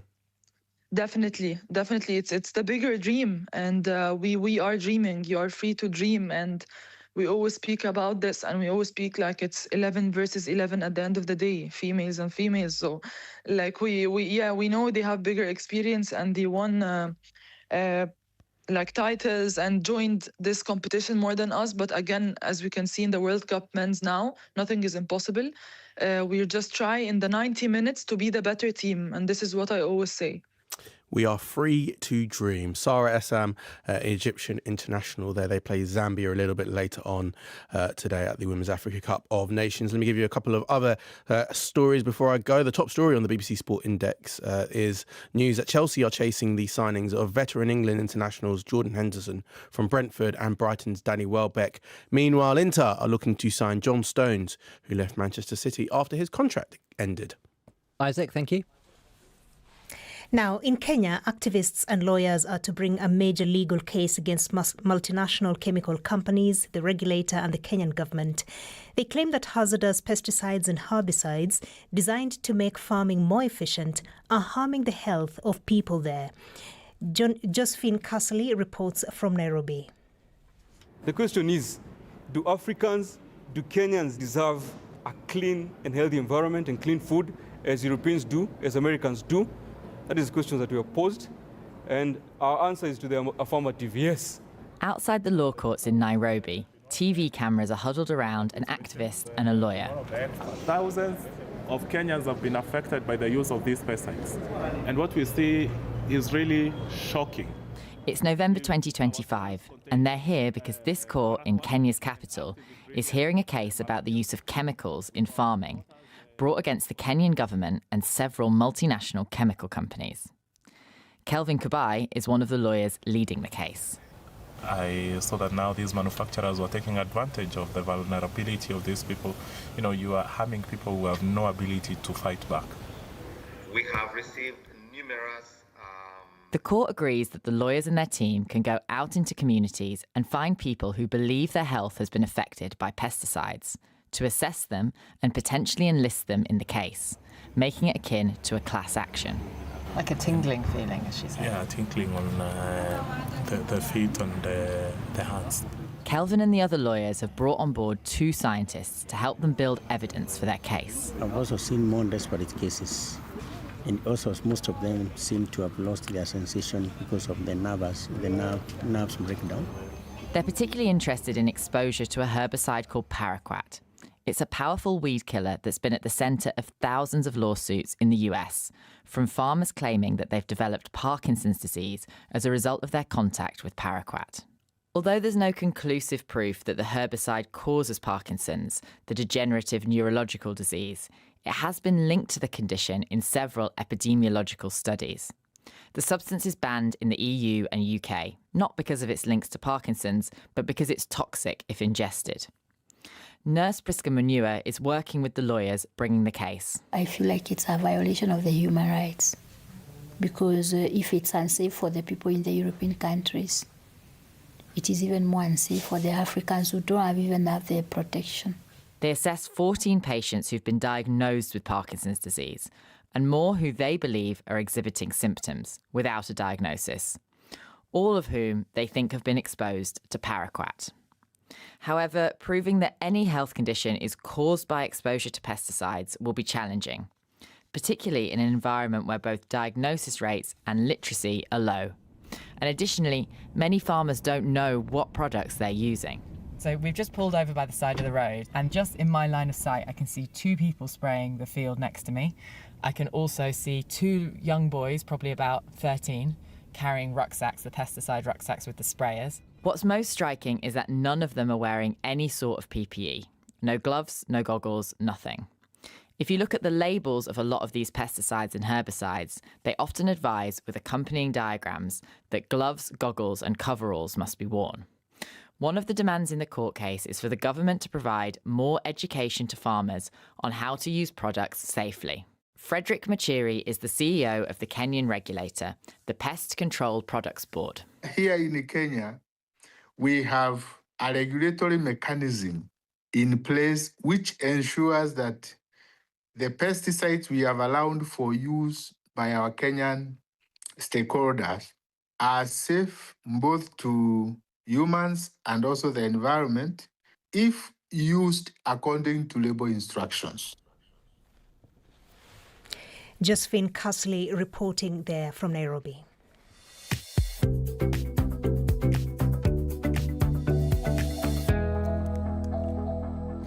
Now, the Normandy beaches where the D-Day landings took place are set to be granted UNESCO World Heritage status. The beaches were the site of the legendary Allied offensive in the Second World War, which opened up a Western front and helped push back Nazi Germany. Under its new designation, though, the site will commemorate all those who died, including around 200,000 German soldiers. It is unusual, though, to make a battleground a UNESCO site, so why here? Dr. Kate Vigers is an author and historian specialising in the Second World War and has been speaking to the BBC's Rajini Vaidyanathan. They originally thought of them as symbols of division, where something bad happened, people were against one another. They're now saying that the way that the sites have developed, the way we're looking at them, bears a message of freedom, peace and unity among the nations. And I guess that's reflected in the numbers of people who visit these sites from all over the world for various reasons. So the rule has changed, and I, for one, am very pleased about it. And how significant is it that German soldiers are also going to be properly commemorated now here at the same site? I think it's a very interesting decision. And as a historian, it's a slightly contentious one in that the battle was only fought because Europe was under an enemy occupation. That said, the soldiers on the beaches were your ordinary fellows. They weren't fanatical. They weren't SS. These are your normal soldiers, and actually the more I've thought about it, the more it's right that they are commemorated in this number. They lost their lives too. And many would have been conscripts, of course, as well. Yes, that's right. I mean, a lot of these people had absolutely no choice whatsoever in what they were doing or who they were fighting for. So officials have said that they're going to improve the information and also signage around the sites. Why is that important? I think that's important for anyone going to the site who maybe doesn't have a broad knowledge of it. And when you know where you're standing and what happened there, it can have such a profound impact on you. So to improve that signage and visitor information is absolutely phenomenal that they're going to be doing that. Well, I mean, we are in a period in politics now, I guess, where history keeps being dragged up, doesn't it, to justify current policy and ideologies. So how important is it to make sure people really have an accurate understanding of the past? It's absolutely imperative. You know, the further things get away, the more mythologized they become, the more fictionalized they become. So to have an accurate understanding, as you say, as a historian, you know, my remit is to learn from the past, stop making the same mistakes. And unfortunately, mankind will always carry on making the same mistakes. But if we can try and caveat that with good information, strong research, telling people exactly what did happen rather than what politicians want you to think happened, maybe we can influence people's thoughts. That was author and Second World War historian Dr. Kate Vigers there speaking to the BBC's Rebecca Kesby. You're with Newsday on the BBC World Service.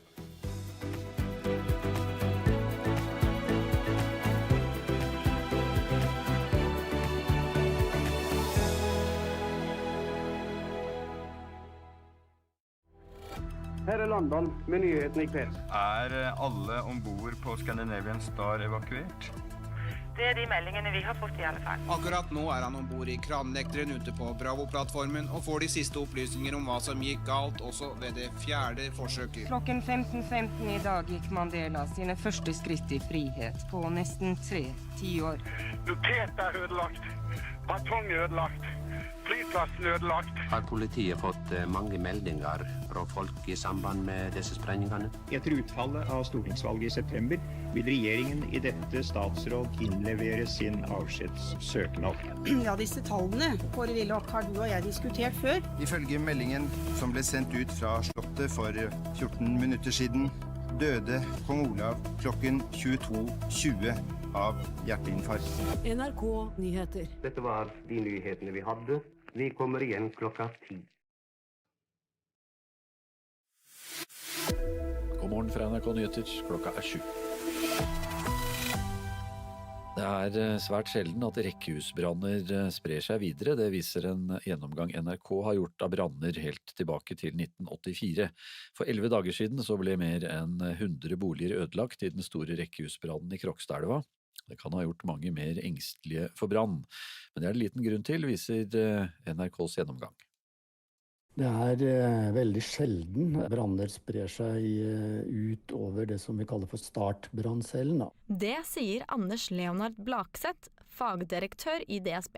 Tallene fra DSB viser at det de siste 10 årene har vært mellom 3 og 10 rekkehusbranner som har spredt seg utover startboligen årlig. Store branner som sprer seg til flere rekker enda sjeldnere. Så det uhyre sjelden at noen omkommer I en nabobranncelle, og det så få hendelser, I hvert fall med flere, at vi som jobber med dette kan de årstallene utenat. Reporter her, det var Kajsa Falsen. Forsikringsselskapet Gjensidige har mottatt flere titalls skademeldinger fra nordmenn som berørt av skogbrannene I Europa. Sakene gjelder blant annet evakueringer, ødelagte ferieplaner og ekstra utgifter til transport. Forsikringsselskapet anbefaler reisende å følge informasjonen fra lokale myndigheter og ta vare på kvitteringer som gjelder ekstra utgifter til transport og overnatting. Senterpartiet kritiske til at Utenriksdepartementet har overtatt handelspolitikken mot utlandet. Nylig mistet næringsministeren sentrale arbeidsoppgaver. Alle ekspertene på handelspolitikk ble flyttet til Espen Barth Eide og Utenriksdepartementet. Jeg og Senterpartiet mener det var en uklok beslutning. Sier Geir Pollestad, næringspolitisk talsperson I Senterpartiet. Han kritisk til at næringsministeren og hennes departement strippet for handelspolitisk makt. Hele ekspertavdelingen på handelspolitikk ble I sommer flyttet til Utenriksdepartementet. Vi frykter at de handelspolitiske hensynene blir nedprioritert til fordel for andre utenrikspolitiske spørsmål, enten det gjelder forsvar eller hva det måtte være.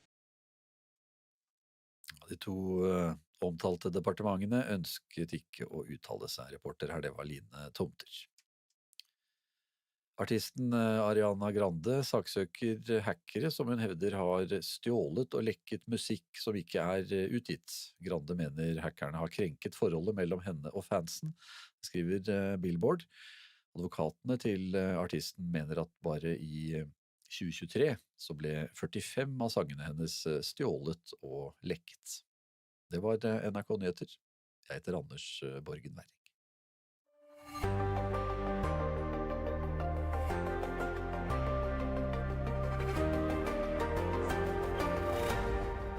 God morgen. Det er tirsdag, datoen er 28. juli. Takk for at du starter dagen med oss.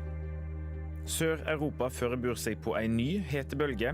Høye temperaturer gjør sløkking av skogbranner enda vanskeligere. Og her hjemme sprayer branner i rekkehus seg sjeldnere enn før. Det er mulig å minske risikoen. Vi har jo brannsikret på alle kryploftene.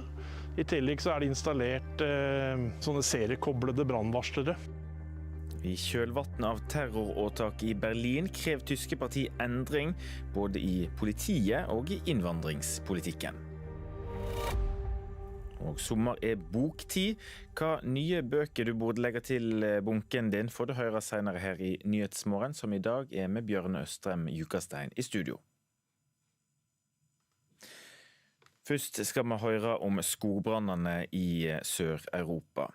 Brannen som har herjet i Gironde, sørvest i Frankrike, like ved Bordeaux, har ikke spredd seg mer det siste døgnet, det opplyser franske styresmakter. Det har vært flere oppblussinger, men brannmannskapene har kontroll på mesteparten av brannen. Skogbrannene i Frankrike og Spania holdt fram med å sette nye rekorder, og ennå er 2 måneder att av sommeren. On a la situation aujourd'hui qui est la plus dure qu'on ait jamais mesurée. Situasjonen vi står overfor i dag er den mest alvorlige som noensinne er registrert. Den tøffeste siden andre verdenskrig, sa Frankrikes president Emmanuel Macron da han besøkte Bordeaux i går. I Frankrike har over 1600 kvadratkilometer brent, noe som tilsvarer om lag 250.000 fotballbaner. Men sesongen er langt fra over. Som Frankrikes statsminister Sébastien Lecornu skrev på sosiale medier på mandag, er det nesten 2 måneder igjen av sommeren i 2026, og man har allerede slått alle brannrekorder i Frankrike. Hundretusenvis av mennesker i Sentralspania og Sørvest-Frankrike har måttet evakuere. Lucia Moya, borgermester i Capeneria i Spania, har tatt imot 150 mennesker til en lokal skole. Vi har tatt imot 150 personer, og noen har allerede dratt videre til familien sin. Vi har gjort i stand 2 evakueringssteder, idrettshallen og auditoriet. Brannmannskaper og frivillige har jobbet på spreng for å få kontroll over skogbrannene. Nå som vinden øker, har det begynt å blusse opp igjen enkelte steder. Så akkurat nå jobber vi forebyggende for å hindre at brannen hopper over veien, forteller løytnant Gabriel i den militære sivilforsvarsenheten i Frankrike. Svært lite nedbør siden våren og flere rekordvarme hetebølger i sommer er trolig årsaken til at skogbrannen har oppstått, spredt seg og vært så vanskelig å få kontroll på i Frankrike og Spania de siste dagene. Reporter her, Tore Alfsdotter Vassnes. Så heimat, det er svært sjelden at rekkehusbranner spreier seg videre fra der de starter. Det viser en gjennomgang NRK har gjort av branner helt tilbake til 1984. For snart 2 uker siden ble mer enn 100 bostader ødelagte i den store rekkehusbrannen i Krokstadelva. Det kan ha gjort mange mer engstelige for brann. Det er det liten grunn til, viser gjennomgangen vår. Det ble startet i 11B, så spredde det seg jo fort til 11A, og så over takene, eller over loftene, kryploftene, da, til de 2 andre seksjonene. Det var veldig dramatisk, det skjedde jo veldig fort. Det var så vidt de kom seg ut, de som bodde der. Det forteller Bjørn Olav Larsen, styreleder i Tyrikollen boligsameie på Bøler i Oslo.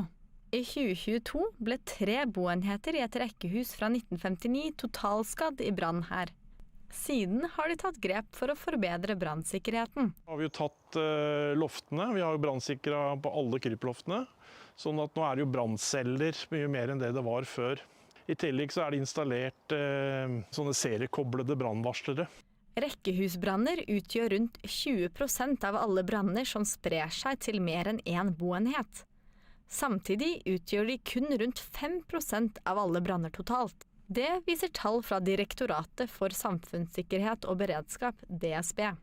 Det veldig sjelden branner sprer seg ut over det som vi kaller for startbranncellen. Det sier Anders Leonard Blakseth, fagdirektør i DSB.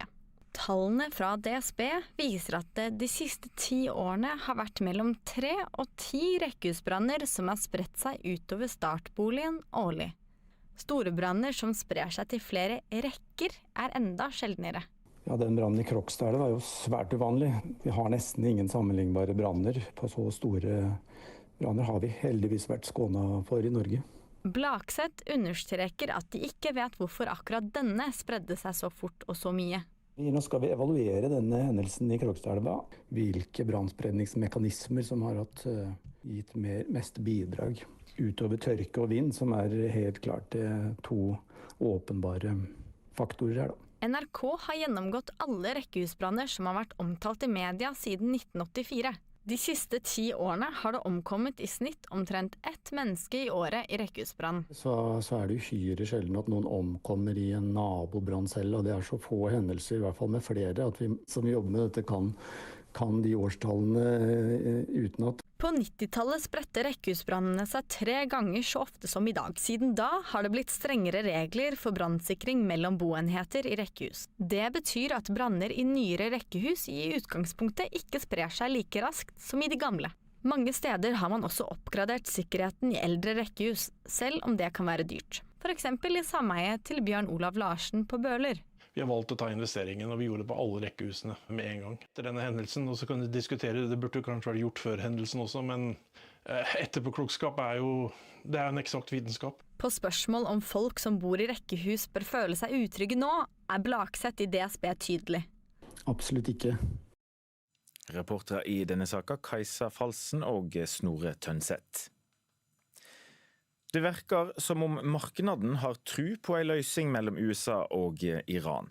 Det sier petroleumsøkonomiprofessor Ole Gunnar Austvik ved Universitetet i Innlandet. Equinor faller over 4% på Oslo Børs i går etter at USA de siste dagene har pauset åtakene sine mot Iran. Austvik tror vi kan vente stor ustabilitet i oljeprisen fremover. Det fordi at avbruddet av olje og gass fra den persiske gulfen så stort. Og nå har bufferne blitt brukt mye opp i de siste månedene gjennom både lagerhold og både kommersielle og strategiske lagre. Når det har skjedd, så det ikke så veldig mye mer å gå på. Derfor så tror jeg det ganske logisk at prisene kan svinge mye nå. Han tror situasjonen veldig avhengig av hva som skjer videre.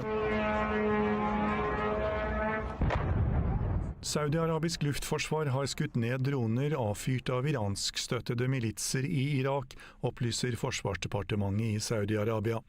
Faren for at situasjonen skal eskalere til stede, og det blir ekstra ille om også Mandeb-stredet, som forbinder Rødehavet med Adenbukten, blir stengt. For markedet potensielt strammere nå enn det var i mars etter at krigen startet. Nå det mindre å gå på, både fra oljereserver, oljetilbud og overgang til andre energibærere, samt sparing. Mye av dette rett og slett tatt ut. Høy oljepris vil nok vedvare. Jeg tror først og fremst vi kan forvente stor ustabilitet. Og så det stor forskjell i utfallene her. Om det blir en avtale og det blir en eller annen fredsløsning hvor energien får gå gjennom Hormuz igjen. Forskjellen på det og det at det kan gå ut av kontroll har veldig forskjellige effekter, og da, hvis det siste skjer, så kan vi få veldig høye priser. Oljeanalytiker i Arctic Securities, Ole Rikard Hammer, sier oljemarkedet venter i spenning på om det blir en varig fredsløsning, eller om det eskalerer til en fullskala krig. Markedet har så langt reagert med skuffelse.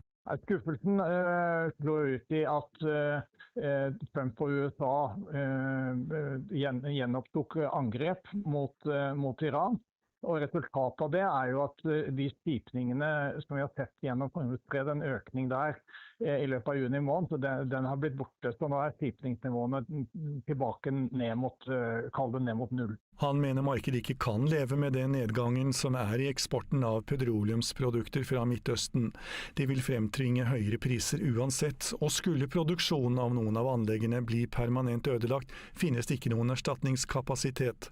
Da det vanskelig å si hvor høyt oljeprisen vil gå, men det vil være til nivåer som klart vil være negative for verdensøkonomien og økonomisk aktivitet. Og ramme veldig bredt. Ja, markedet holder pusten. Worst case scenario definitivt at krigshandlingene gjenopptas på det du kan kalle fullskalabasis. Og det vil øke risikoen for at du kan slå ut oljeproduksjonskapasitet på permanent basis. Så det absolutt worst case scenario. Reporter Tor Albert Frøsland. Og USA og Iran nå I gang med våpenhvileforhandlinger, det sa president Donald Trump I går. I dag møter han Israel sin statsminister Benjamin Netanyahu, som har kommet til USA. Sist han var innom Det hvite huset, klarte han å overtale Trump til å starte krig mot Iran.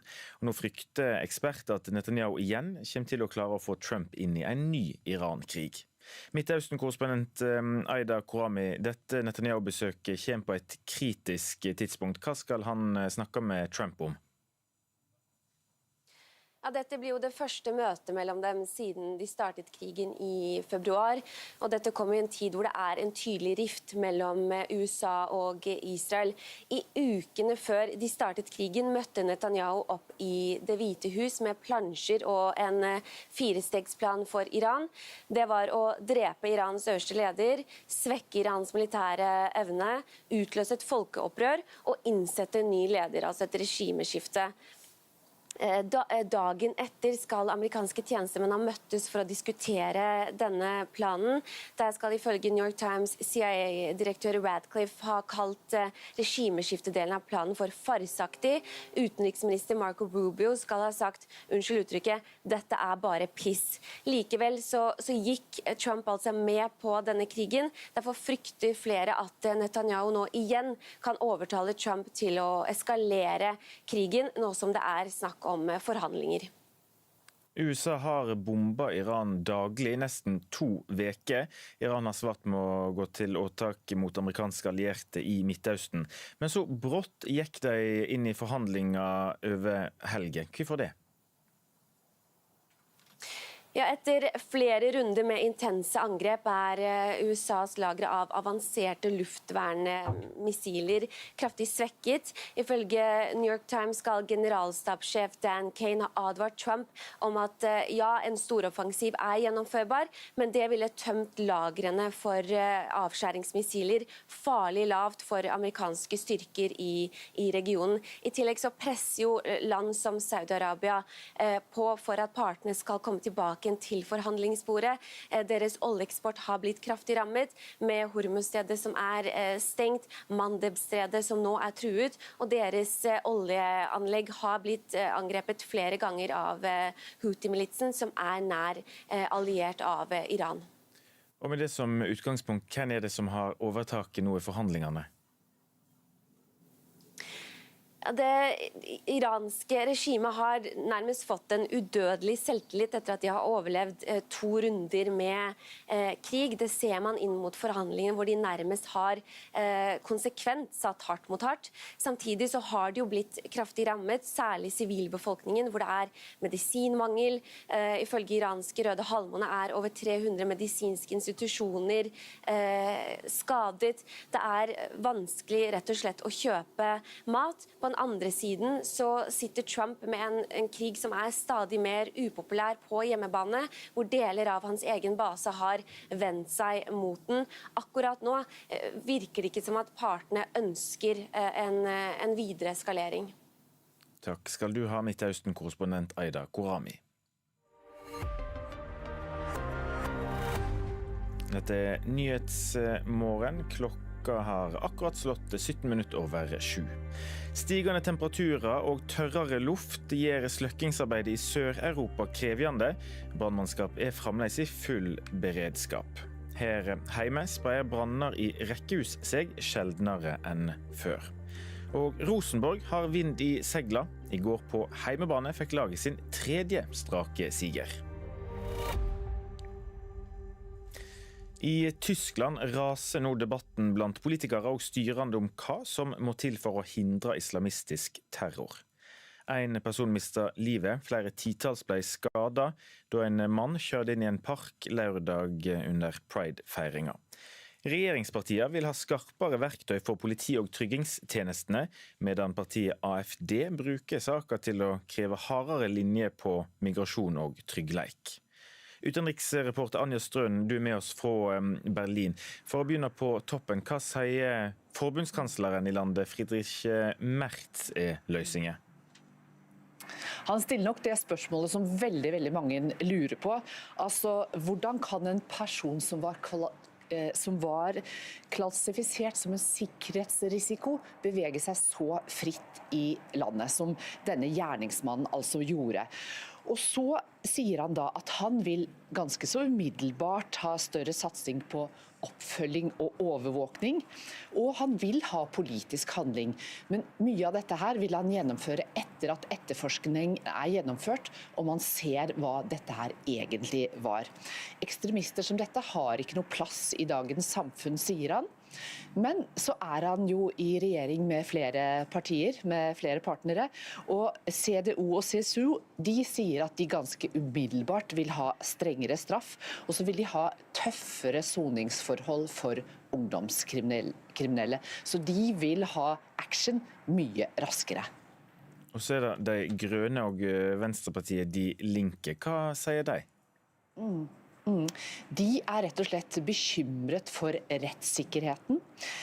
De er bekymret for at hardere straffeløsninger vil gå utover rettssikkerheten til folk flest.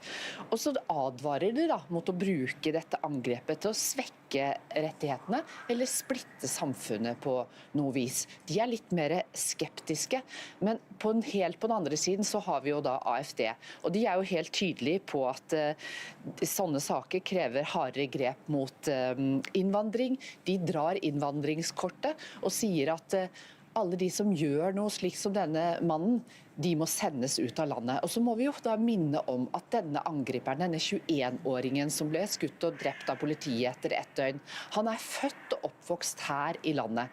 Så i hvilken grad man da kan sende han ut, det er jo høyst uklart. Og med disse politiske utsegnene så høres det ut som valgkampen er i gang i Tyskland.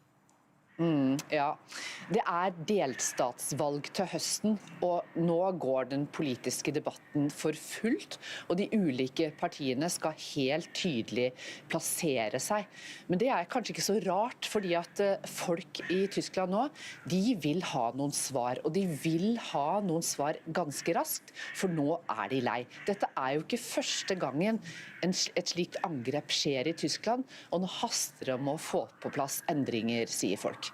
Hva sier folk du har snakket med i Berlin?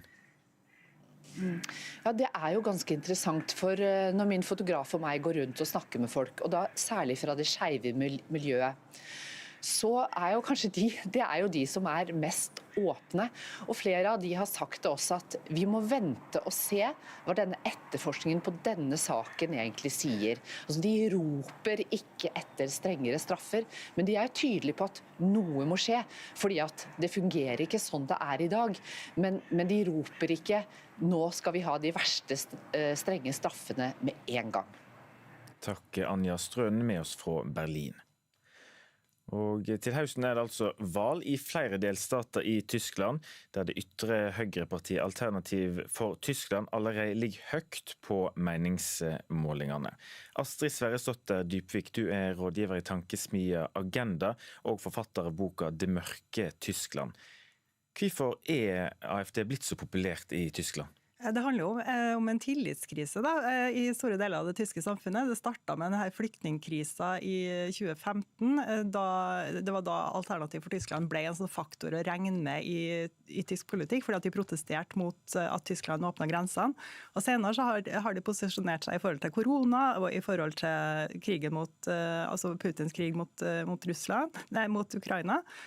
Og nå handler det mye om økonomisk misnøye også, fordi at Tyskland har hatt økonomisk tilbakegang, eller stillstand da, helt siden covid egentlig. Og da det sånn, det samler opp, det akkumulerer ganske mye misnøye da, med sentrale myndigheter da, som AFD klarer å kanalisere da, til støtte for seg selv. Og der ser en jo at Tyskland ganske delt, for AFD har jo veldig stor oppslutning i Øst-Tyskland. Hvorfor det?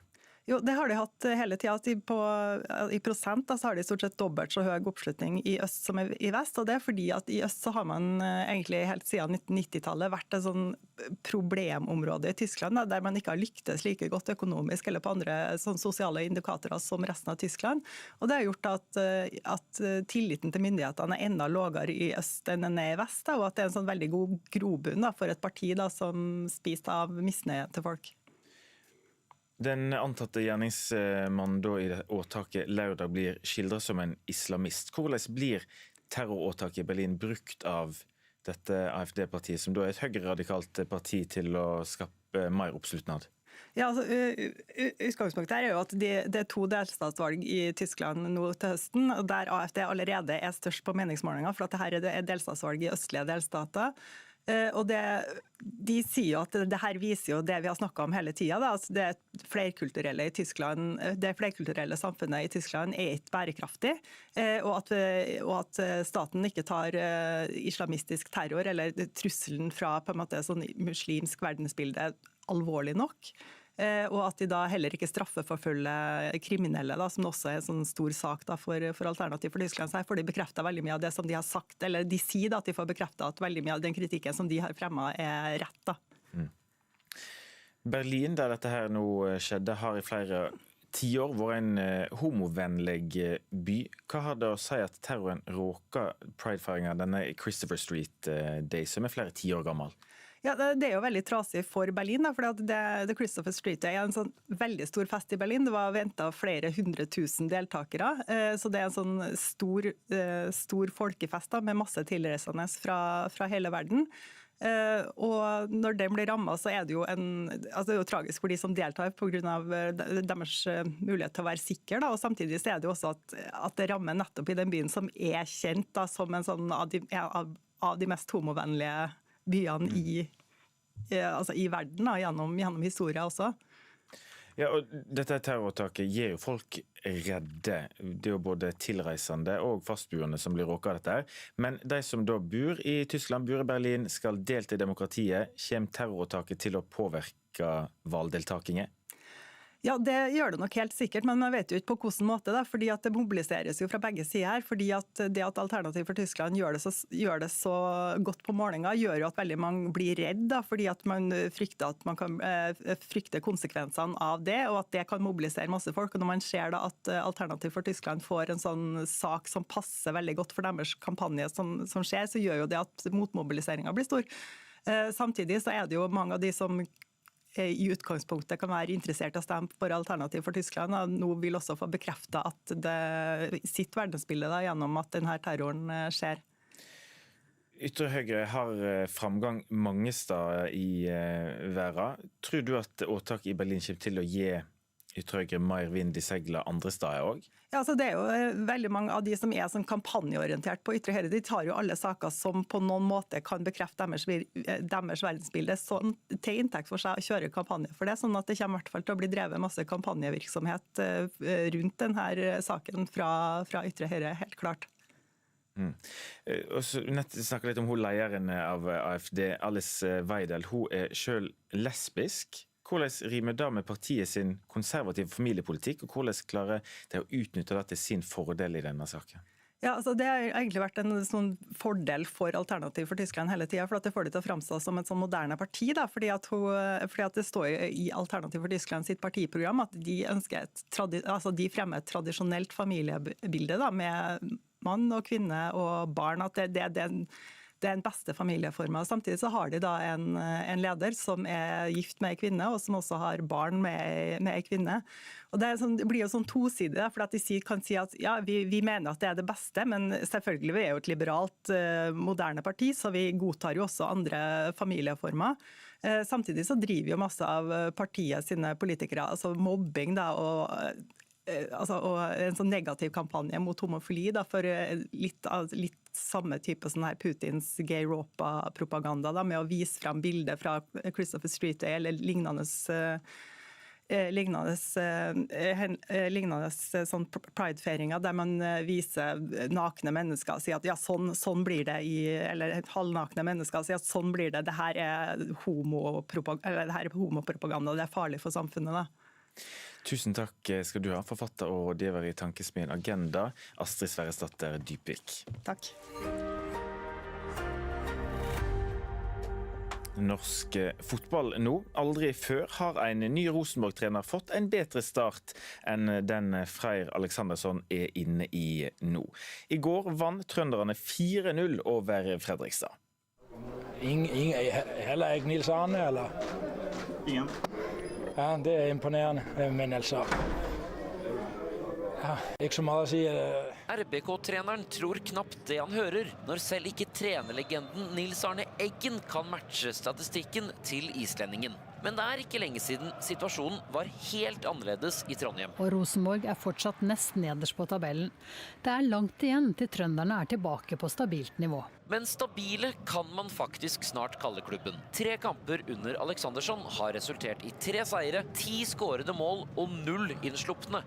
Best gjennom alle tider på Lerkendal. Nei, det er selvfølgelig artig det. Det er veldig stor forskjell på å være i hva skal man si, en winning streak enn å tape kamper. Det sier RBK-kaptein Ole Selnes, og mot Fredrikstad ble en ny barriere brutt.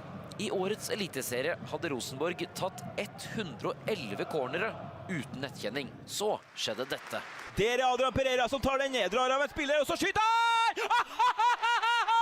Har du sett for en skåring av Adrian Pereira? Er det årets skåring i eliteserien? Ja.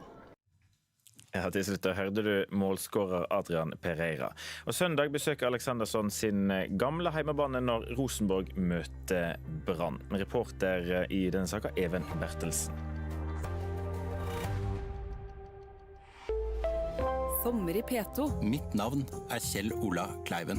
Jeg vil ikke at dette skal være en historie om å være sterk, men kanskje en historie om hvor sterke vi alle egentlig er, når livet rett og slett ikke gir oss noe annet valg. Kjente folk deler historiene som formet dem. Jeg heter Trine Haug, og i årene 2015 til 2019 var jeg ordfører på Frosta. Jeg kjenner meg sterk. Og likevel er også jeg en av de fornærmet i saken mot legen Arne By. Sommer i P2, når du vil, i appen NRK Radio. God morgen fra NRK Dagsnytt, nå er klokka 7:30. Høye temperaturer gjør slukking av skogbranner vanskelig. Nå forbereder Sør-Europa seg på en ny hetebølge. Det er liten grunn til å frykte rekkehusbranner, slik som i Krokstadelva. Den brannen i Krokstadelva var jo svært uvanlig. Vi har nesten ingen sammenlignbare branner. Så måtte et brasiliansk jentelag til for å slå Norge i fotball. Ja, frykten for nye branner er stor både i Frankrike og Spania nå. En ny hetebølge er på vei, og fortsatt så er det 2 måneder igjen av sommeren. Situasjonen vi står overfor i dag er den mest alvorlige som noensinne er registrert. Den tøffeste siden andre verdenskrig, sa Frankrikes president Emmanuel Macron da han besøkte Bordeaux i går. I Frankrike har over 1600 kvadratkilometer brent, noe som tilsvarer om lag 250,000 fotballbaner. Men sesongen er langt fra over. Som Frankrikes statsminister Sébastien Lecornu skrev på sosiale medier på mandag, er det nesten 2 måneder igjen av sommeren i 2026, og man har allerede slått alle brannrekorder i Frankrike. Hundretusenvis av mennesker i Sentralspania og Sørvest-Frankrike har måttet evakuere. Lucia Moya, borgermester i Capeneria i Spania, har tatt imot 150 mennesker til en lokal skole.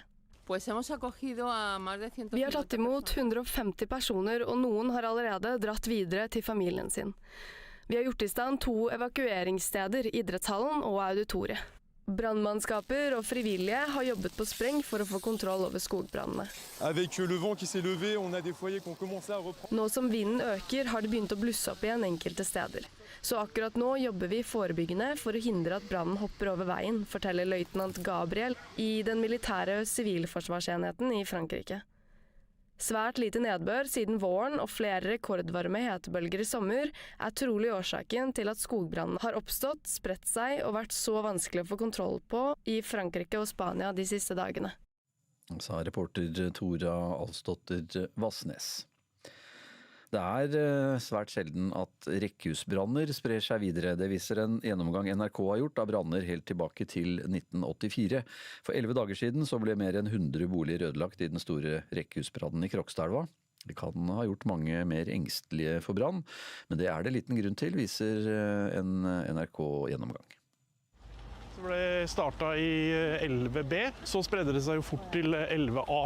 Og så over takene, eller over loftene, kryploftene, til de 2 andre seksjonene. Det var veldig dramatisk, det skjedde jo veldig fort. Det var så vidt de kom seg ut, de som bodde der. Det forteller Bjørn Olav Larsen, styreleder i Tyrikollen boligsameie på Bøler i Oslo.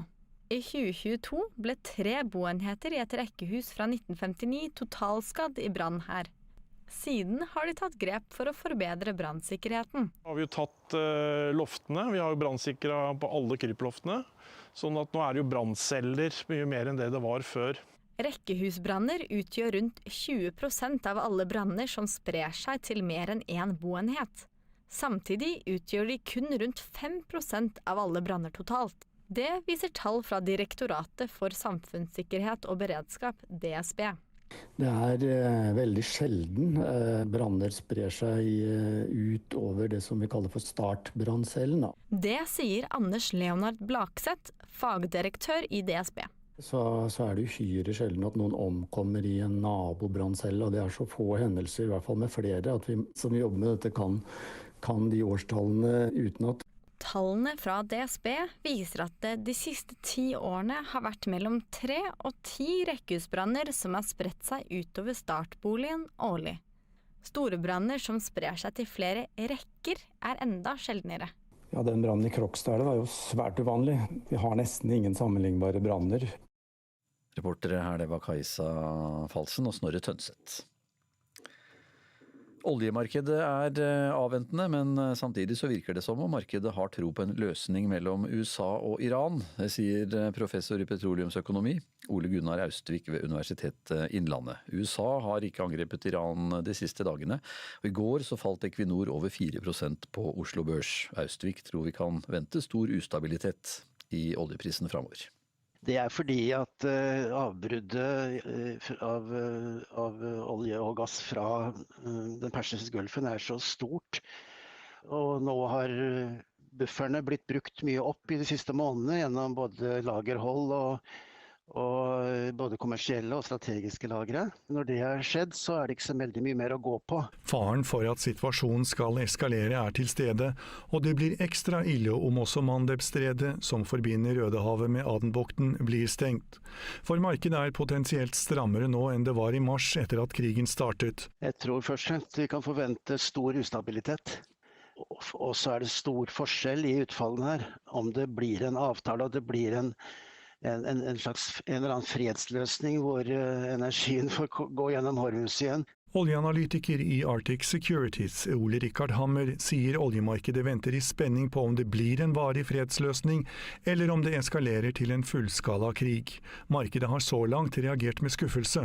Skuffelsen slår ut i at Trump og USA gjenopptok angrep mot Iran.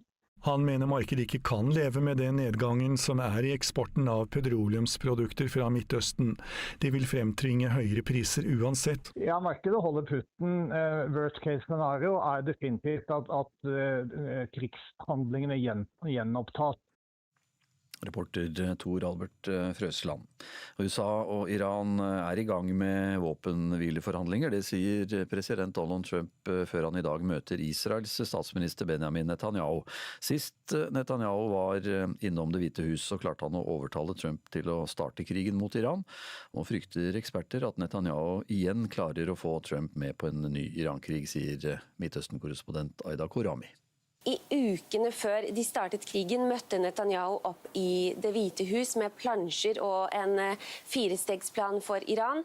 Dagen etter skal amerikanske tjenestemenn ha møttes for å diskutere denne planen. Der skal ifølge New York Times CIA-direktør Radcliffe ha kalt regimeskiftedelen av planen for farsaktig. Utenriksminister Marco Rubio skal ha sagt, unnskyld uttrykket, dette er bare piss.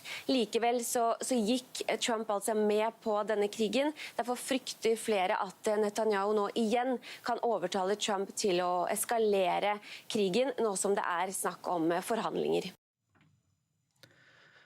Omsider så har Brasil slått Norge i fotball, og det var et jentelag som måtte til. Under Norway Cup i går så kunne laget Caramba rette opp Brasils rykte etter VM-tapet. Og Caramba, det er ikke et hvilket som helst lag. En gruppe 19 år gamle jenter står i ring og takker Gud. For de her brasilianske spillerne har klart det som har vært umulig for herrelandslaget deres de siste 28 årene. De har nettopp slått sin norske motstander. Alessa da Silva Oliveira på laget Caramba vil ha revansj for landet sitt. I hope we can change that right now and bring the cup to Brazil. Og fotballkampene byr på nye muligheter på flere måter for spillerne fra Rio de Janeiro. Laget har en helt spesiell historie, forteller daglig leder for turneringen, Tone Lien. De ble startet for 20 år siden av Tommy Nilsen, som spilte på Lyn.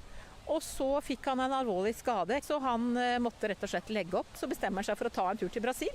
I sin nye hjemby bestemmer Nilsen seg for å starte opp et fotballtilbud for de mange unge i et av byens utsatte slumområder. De har nå 750 barn og unge som både spiller fotball og går på skole. Det er ingen selvfølge at noen med Alessas bakgrunn skal kunne reise helt til Norge for å spille turnering. Og 19-åringen vet godt hva hun syns er det aller kuleste med nettopp det. Diversity. Mangfold. Det er motspiller Solfrid Kismet Nurulu fra laget Union Bærum. Helt enig. Det er mye gøyere å møte utenlandske lag og se hvordan de spiller. Og så vi i Brasil og tenkte her blir det kamp, her blir det krig. Du ser jo når de kommer med trommespillinga si og dansinga si. Men én ting hadde de ikke forutsett. Hver gang vi spiller på trommene, kommer alle og spør om vi kan ro. Can you do the rowing? Like, yeah, we can.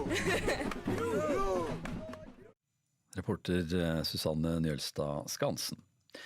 Artisten Ariana Grande saksøker hackere som hun hevder har stjålet og lekket musikk som ikke er utgitt. Grande mener hackerne har krenket forholdet mellom henne og fansen, skriver Billboard. Advokatene til artisten mener at bare i 2023 så ble 45 av sangene hennes rett og slett stjålet og lekket. Erlend Rønneberg har ansvaret for NRK Dagsnytt i dag. Jeg heter Anders Borgen Væring.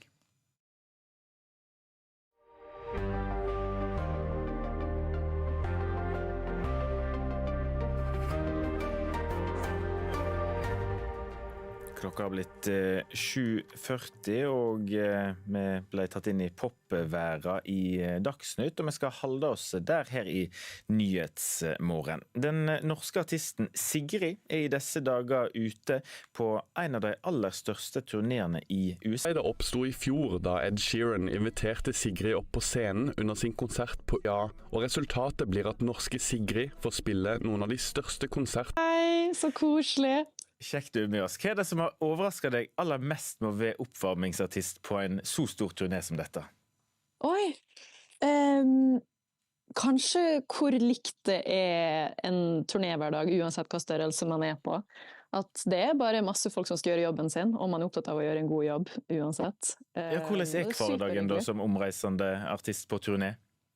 Altså, det er veldig rart at det her er den by far største turneen jeg har vært på. Vi spiller jo stadioner, vi spiller stadion der det har vært fotballkamper under VM bort i USA. Men det er også den chilleste turneen jeg har vært på, tror jeg. Akkurat nå så sitter jeg på en porch i Yosemite. Jeg har vært og klatret i dag med kjæresten min. Så har jeg litt ferie innimellom, så det er veldig deilig. Det høres ut som du har tid til å nyte dagene også. Når du er på jobb da, hvordan er det? Hvordan er en dag?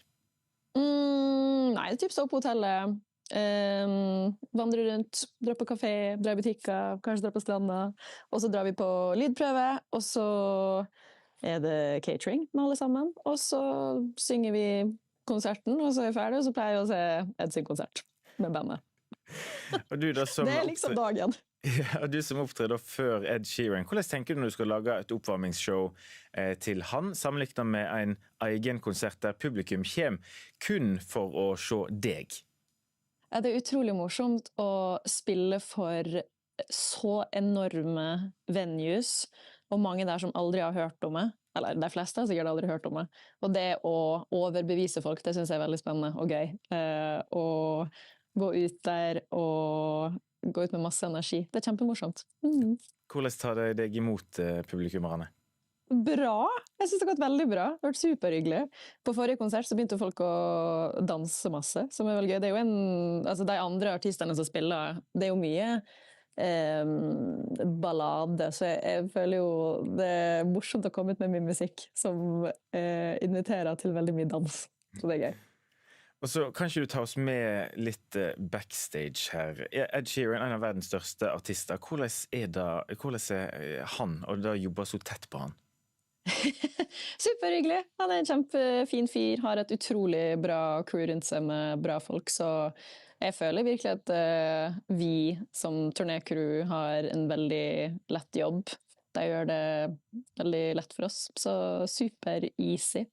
Akkurat så hyggelig som man tror det skal være.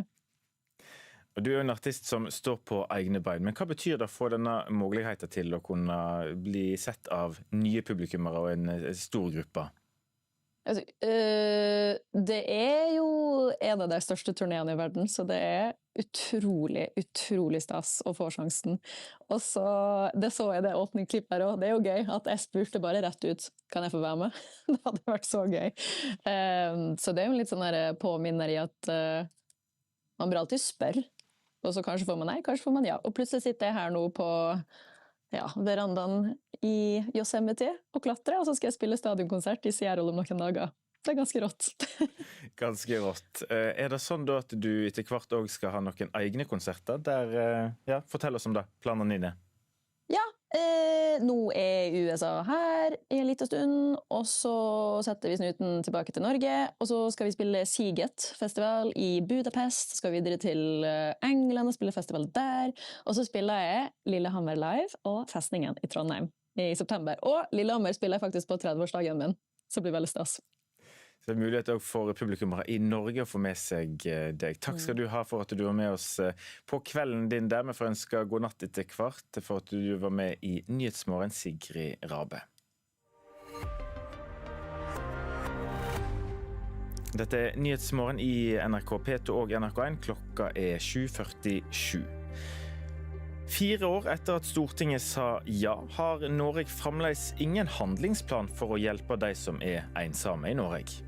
Det er ikke noe skam i å være ensom, men du får en sånn følelse av at ok, ingen vil være meg, da er ikke jeg god nok. Og det er veldig spesielt for ungdommer, dette er fryktelig vanskelig. Verdens største fotballturnering er i gang i Oslo. I går kunne brasilianerne revansjere Norge-tapet i VM, men de møtte motstand på Ekebergsletta. Her blir det kamp, her blir det krig.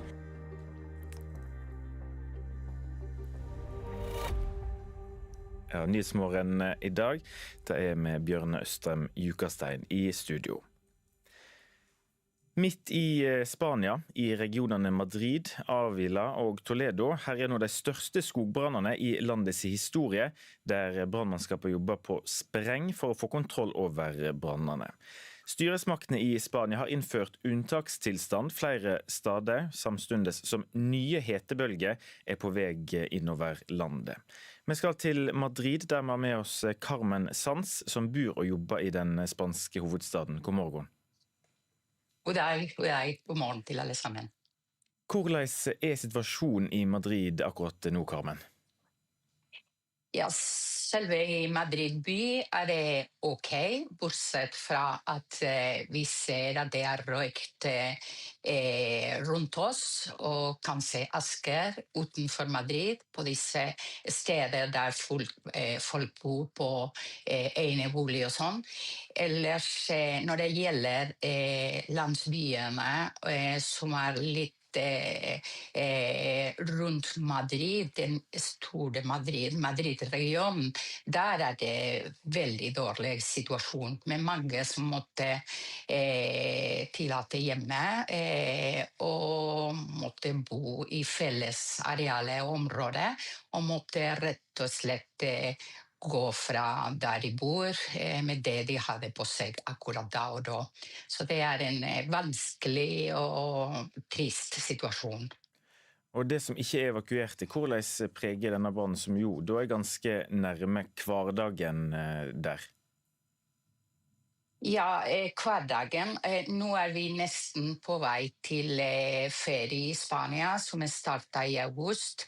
Det mange som har tatt seg ferie og bor og har sånn hytte, så å si, der brann har den sterkeste delen. Og det var mange som hadde allerede reist dit på ferie, og de måtte være reise. Det var mange andre som bodde der og reiste frem og tilbake til Madrid på jobb. Men det jo vanskelig å bevege seg i Madrid for tida, og det vanskelig å komme seg til disse steder der det brann, for de to brann har samlet seg. Den ene fra en region som heter Castilla-León, og den andre fra selve Madrid-regionen. De har samlet seg på grunn av vinden, og det gjør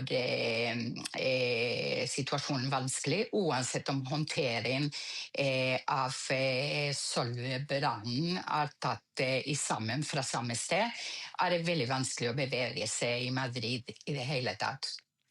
Og på grunn av denne utviklingen i brannen så har da styresmaktene innført unntakstilstand flere steder. Hva restriksjoner det som nå innført? Ja, for de som ble evakuerte, de må holde seg inne på en bestemt sted, som kanskje langt fra der de pleier å bo, på en sånn fellesarealer, kanskje treningsområde og sånn.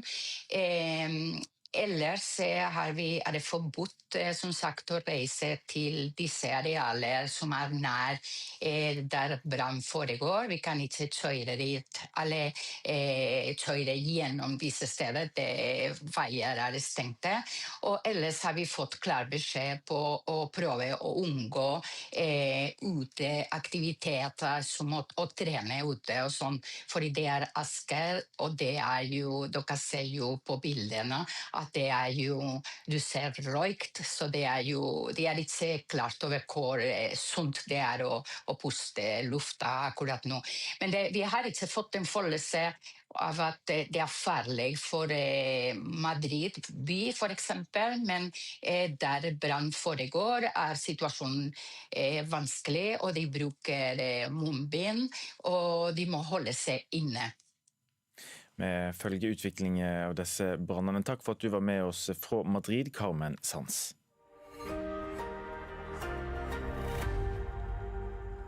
Ensemd som problem blir ikke tatt nok på alvor. Det mener Kirsten Flaten, som forsker ved Høgskolen på Vestlandet.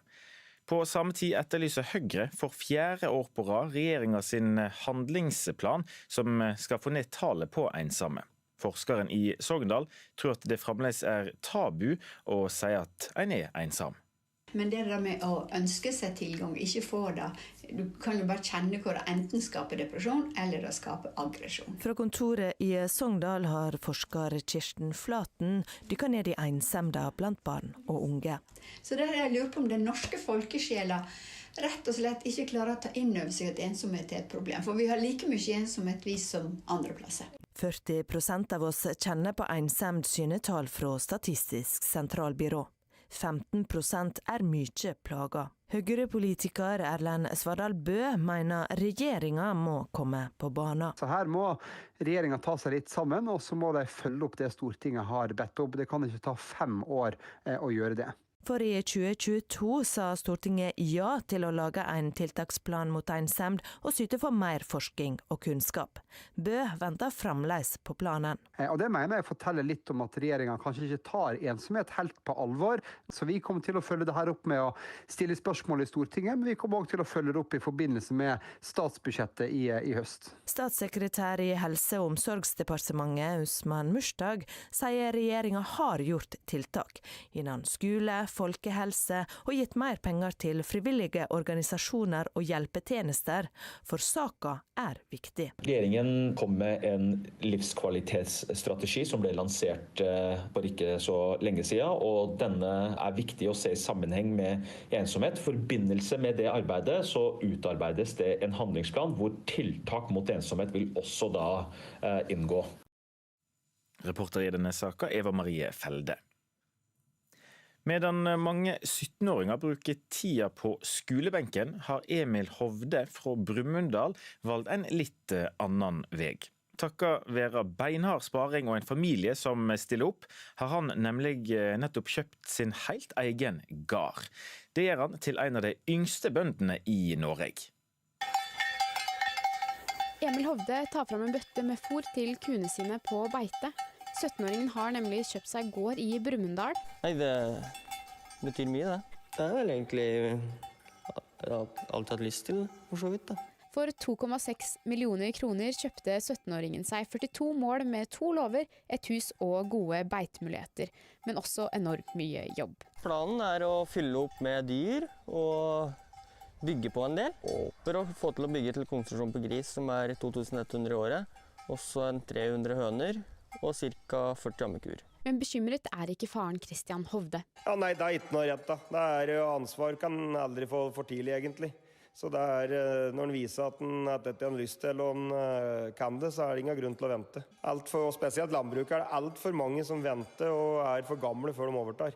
Så det er ungdommen vi må slippe til. Det er de som skal produsere maten vår i neste åra. For Emil var det å produsere mat langt mer fristende enn å sitte i et klasserom. Han skal nå bytte ut skolebenken med 3 års lærlingtid på Hovde gård. Første lærlingen i Innlandet der på landbruksfag, så nå er det jo da komme i gang og lære, og da passer det perfekt med å ha sitt eget her i forhold til det som skal gjennomføres i læreplan og alt. Med ansvar for sitt eget trer Emil nå inn i rekkene som en av Norges yngste bønder. Og akkurat slike ungdommer er som musikk i ørene til næringen. Fra Bondelaget sin side så er vi jo, altså hvis ikke vi klarer å rekruttere til næringen, så da dør vi jo ut, så vi er jo helt avhengige av det. Så det er ingenting som er bedre enn at de unge får muligheten til å få kjøpe seg gård og ønske å drive. Sier nestleder i Bondelaget Bodil Fjeltveit. Men huset på gården er i dårlig stand, så når Emil skal flytte, er ennå usikkert. Ja, vi får se om det blir i år eller neste år, hvis det var penger han sier. Det var Sofie Skomsnes som hadde laget denne saka. I går klarte omsider brasilianere å slå nordmenn, og det var et jentelag på 19 som måtte til.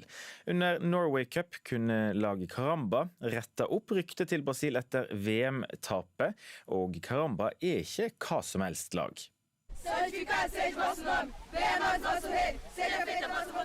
En gruppe 19 år gamle jenter står i ring og takker Gud.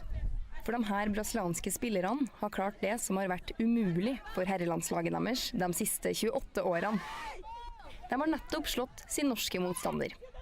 Jentene her har fått sin andel kommentarer om det brasilianske VM-tapet under årets Norway Cup. Hver gang vi går rundt, stopper guttene. Og jeg kan ikke si noe, for vi tapte jo. Alessa da Silva Oliveira på laget Caramba vil ha revansj for landet sitt.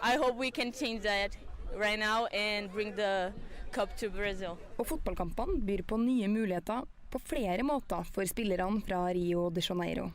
Laget har en helt spesiell historie, forteller daglig leder for turneringen, Tone Lien. De ble startet for 20 år siden av Tommy Nilsen, som spilte på Lyn. Og så fikk han en alvorlig skade, så han måtte rett og slett legge opp. Og frustrert og lei seg som han var, så bestemmer han seg for å ta en tur til Brasil. I sin nye hjemby bestemmer Nilsen seg for å starte opp et fotballtilbud for de mange unge i et av byens utsatte slumområder. Og etter hvert så blir dette et så stort initiativ at de har nå 750 barn og unge som både spiller fotball og går på skole og tar utdanning. Så det tusenvis av barn som har vært igjennom dette her. Og flere av de ungdommene har kommet seg videre og fått seg en utdanning, fått seg jobb. Lien har flere eksempler på at bistand og fotball går godt sammen under årets Norway Cup. Vi møtte et lag fra Kenya i går som også forteller at de er fra slummen i Nairobi, og hvor de også jobber og klarer å samle inn penger gjennom velgjørere i Nairobi, og så kommer de hit, og så gleder de seg voldsomt. Det er ingen selvfølge at noen med Alessas bakgrunn skal kunne reise helt til Norge for å spille turnering. Og 19-åringen vet godt hva hun syns er det aller kuleste med nettopp det. Diversity. Mangfold. People from different countries, different cultures, so it's been amazing. Det er motspiller Solfrid Kismet Nurulu fra laget Union Bærum helt enig i. Det er mye gøyere å møte utenlandske lag og se hvordan de spiller. Og så vi Brasil og tenkte vi, her blir det kamp, her blir det krig. Da nå møter vi sikkert bare et lag med 100 Neymar. Du ser jo når de kommer med trommespillinga si og dansinga si.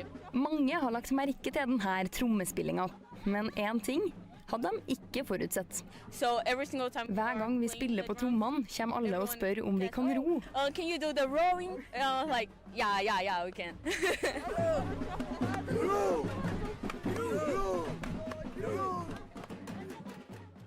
Reporter Susanne Njølstad Skansen.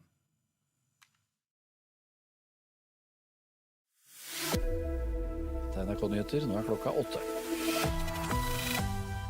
USA og Iran er i gang med våpenhvileforhandlinger, det sier president Donald Trump før han i dag møter Israels statsminister Benjamin Netanyahu. Sist han var innom Det hvite hus, så klarte han å overtale Trump til å starte krigen mot Iran, og frykter eksperter at Netanyahu igjen kan klare å få Trump inn i en ny Iran-krig, sier Midtøsten-korrespondent Aida Korami. I ukene før de startet krigen møtte Netanyahu opp i Det hvite hus med plansjer og en 4-stegsplan for Iran. Dagen etter skal amerikanske tjenestemenn ha møttes for å diskutere denne planen. Der skal ifølge New York Times CIA-direktør Radcliffe ha kalt regimeskiftedelen av planen for farsaktig. Utenriksminister Marco Rubio skal ha sagt, unnskyld uttrykket, dette er bare piss. Likevel så gikk Trump altså med på denne krigen. Derfor frykter flere at Netanyahu nå igjen kan overtale Trump til å eskalere krigen, nå som det er snakk om forhandlinger. Skogbrannen i Gironde, sørvest i Frankrike, har ikke spredd seg noe mer det siste døgnet, ifølge franske myndigheter. Selv om situasjonen i området rundt Bordeaux har stabilisert seg noe, så er brannen fremdeles ikke under kontroll. Slukkemannskapene er i full beredskap fordi det er varslet en ny hetebølge de neste dagene. Tysk politi sier de kartlegger 410 personer som mulige islamistiske trusler i landet. Tallet omfatter ifølge nyhetsbyrået DPA personer som er knyttet til islamistisk terror eller ekstremisme, og som kan være i stand til å gjennomføre alvorlige voldshandlinger. Dette blir kjent bare få dager etter terroren mot Pride-feiringen i Berlin. Flere barn i Nord-Norge enn i sør får autoimmune sykdommer, det vil si at kroppens immunforsvar feilaktig angriper egne celler og vev. Vanlige symptomer er leddgikt, diabetes type 1 og Crohns sykdom. Dette rammer altså flere nordnorske barn, viser en ny studie fra Universitetet i Oslo. Hvorfor det er slik, vet ikke barnelege og professor Ketil Størdal enda. Det er jo 1000-kronersspørsmålet som vi prøver å finne ut av. Vi tenker at det kan være samspill mellom genetikk og miljø, og det er ting vi prøver å finne mer ut av i den tida som kommer, fordi at vi må prøve å finne en forklaring på at det er sånn. Fra og med lørdag så trenger ikke lenger 16- og 17-åringer å betale for helsehjelp. Fram til nå så har ungdommer fra 16 år og opp betalt egenandel for tjenester som sykehusbesøk, psykolog, fysioterapeut og legetimer. Etter bred politisk enighet så har fritaket blitt hevet til 18 år. NRK Nyheter, Anders Borgen Werring.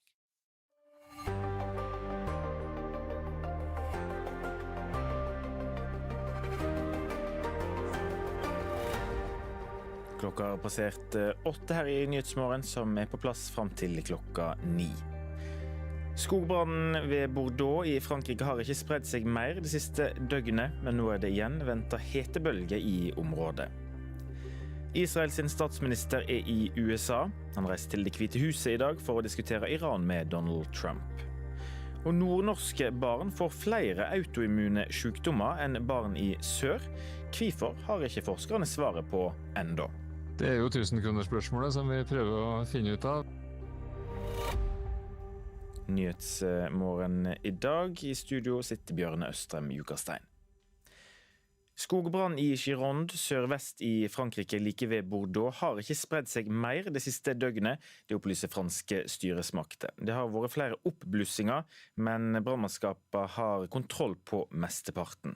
Skogbrannene i Frankrike og Spania holder frem med å sette nye rekorder, og ennå det 2 måneder att av sommeren.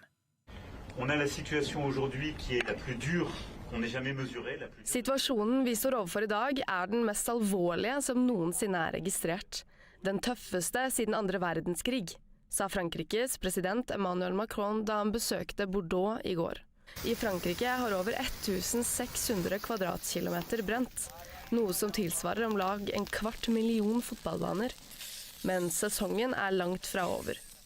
Som Frankrikes statsminister Sébastien Lecornu skrev på sosiale medier på mandag, det nesten 2 måneder igjen av sommeren i 2026, og man har allerede slått alle brannrekorder i Frankrike. Hundretusenvis av mennesker i Sentralspania og Sørvest-Frankrike har måttet evakuere.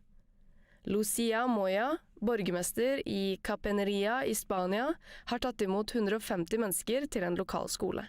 Vi har tatt imot 150 personer, og noen har allerede dratt videre til familien sin. Vi har gjort i stand 2 evakueringssteder, idrettshallen og auditoriet. Brandmannskaper og frivillige har jobbet på spreng for å få kontroll over skogbrannene. Nå som vinden øker, har det begynt å blusse opp igjen enkelte steder.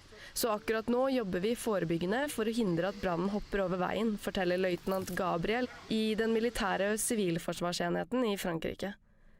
Svært lite nedbør siden våren og flere rekordvarme hetebølger i sommer trolig årsaken til at skogbrannen har oppstått, spredt seg og vært så vanskelig å få kontroll på i Frankrike og Spania de siste dagene.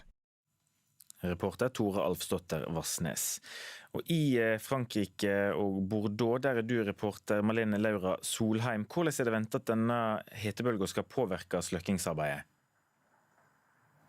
Altså de siste 2 dagene så har det vært litt lavere temperaturer, og det har jo vært avgjørende årsak for at brannmannskapet har fått mer kontroll på brannen. Og nå det meldt mye varmere, og i morgen det meldt opp til 40 grader i Gironde-området. Og det også meldt om ikke så sterke vinder som det var tidligere, men tørrere vind fra sør. Så det å vente at det kommer til å være en veldig utfordring. Brannmannskapet sa at de kom til å håpe at de skulle få kontroll på brannene før den hetebølgen her kom, men det har de da ikke fått, selv om brannene ikke så aktive og aggressive som de var for 3 dager siden. Og så det ikke bare i Gironde det brenner. Hva status på brannene andre steder i Frankrike?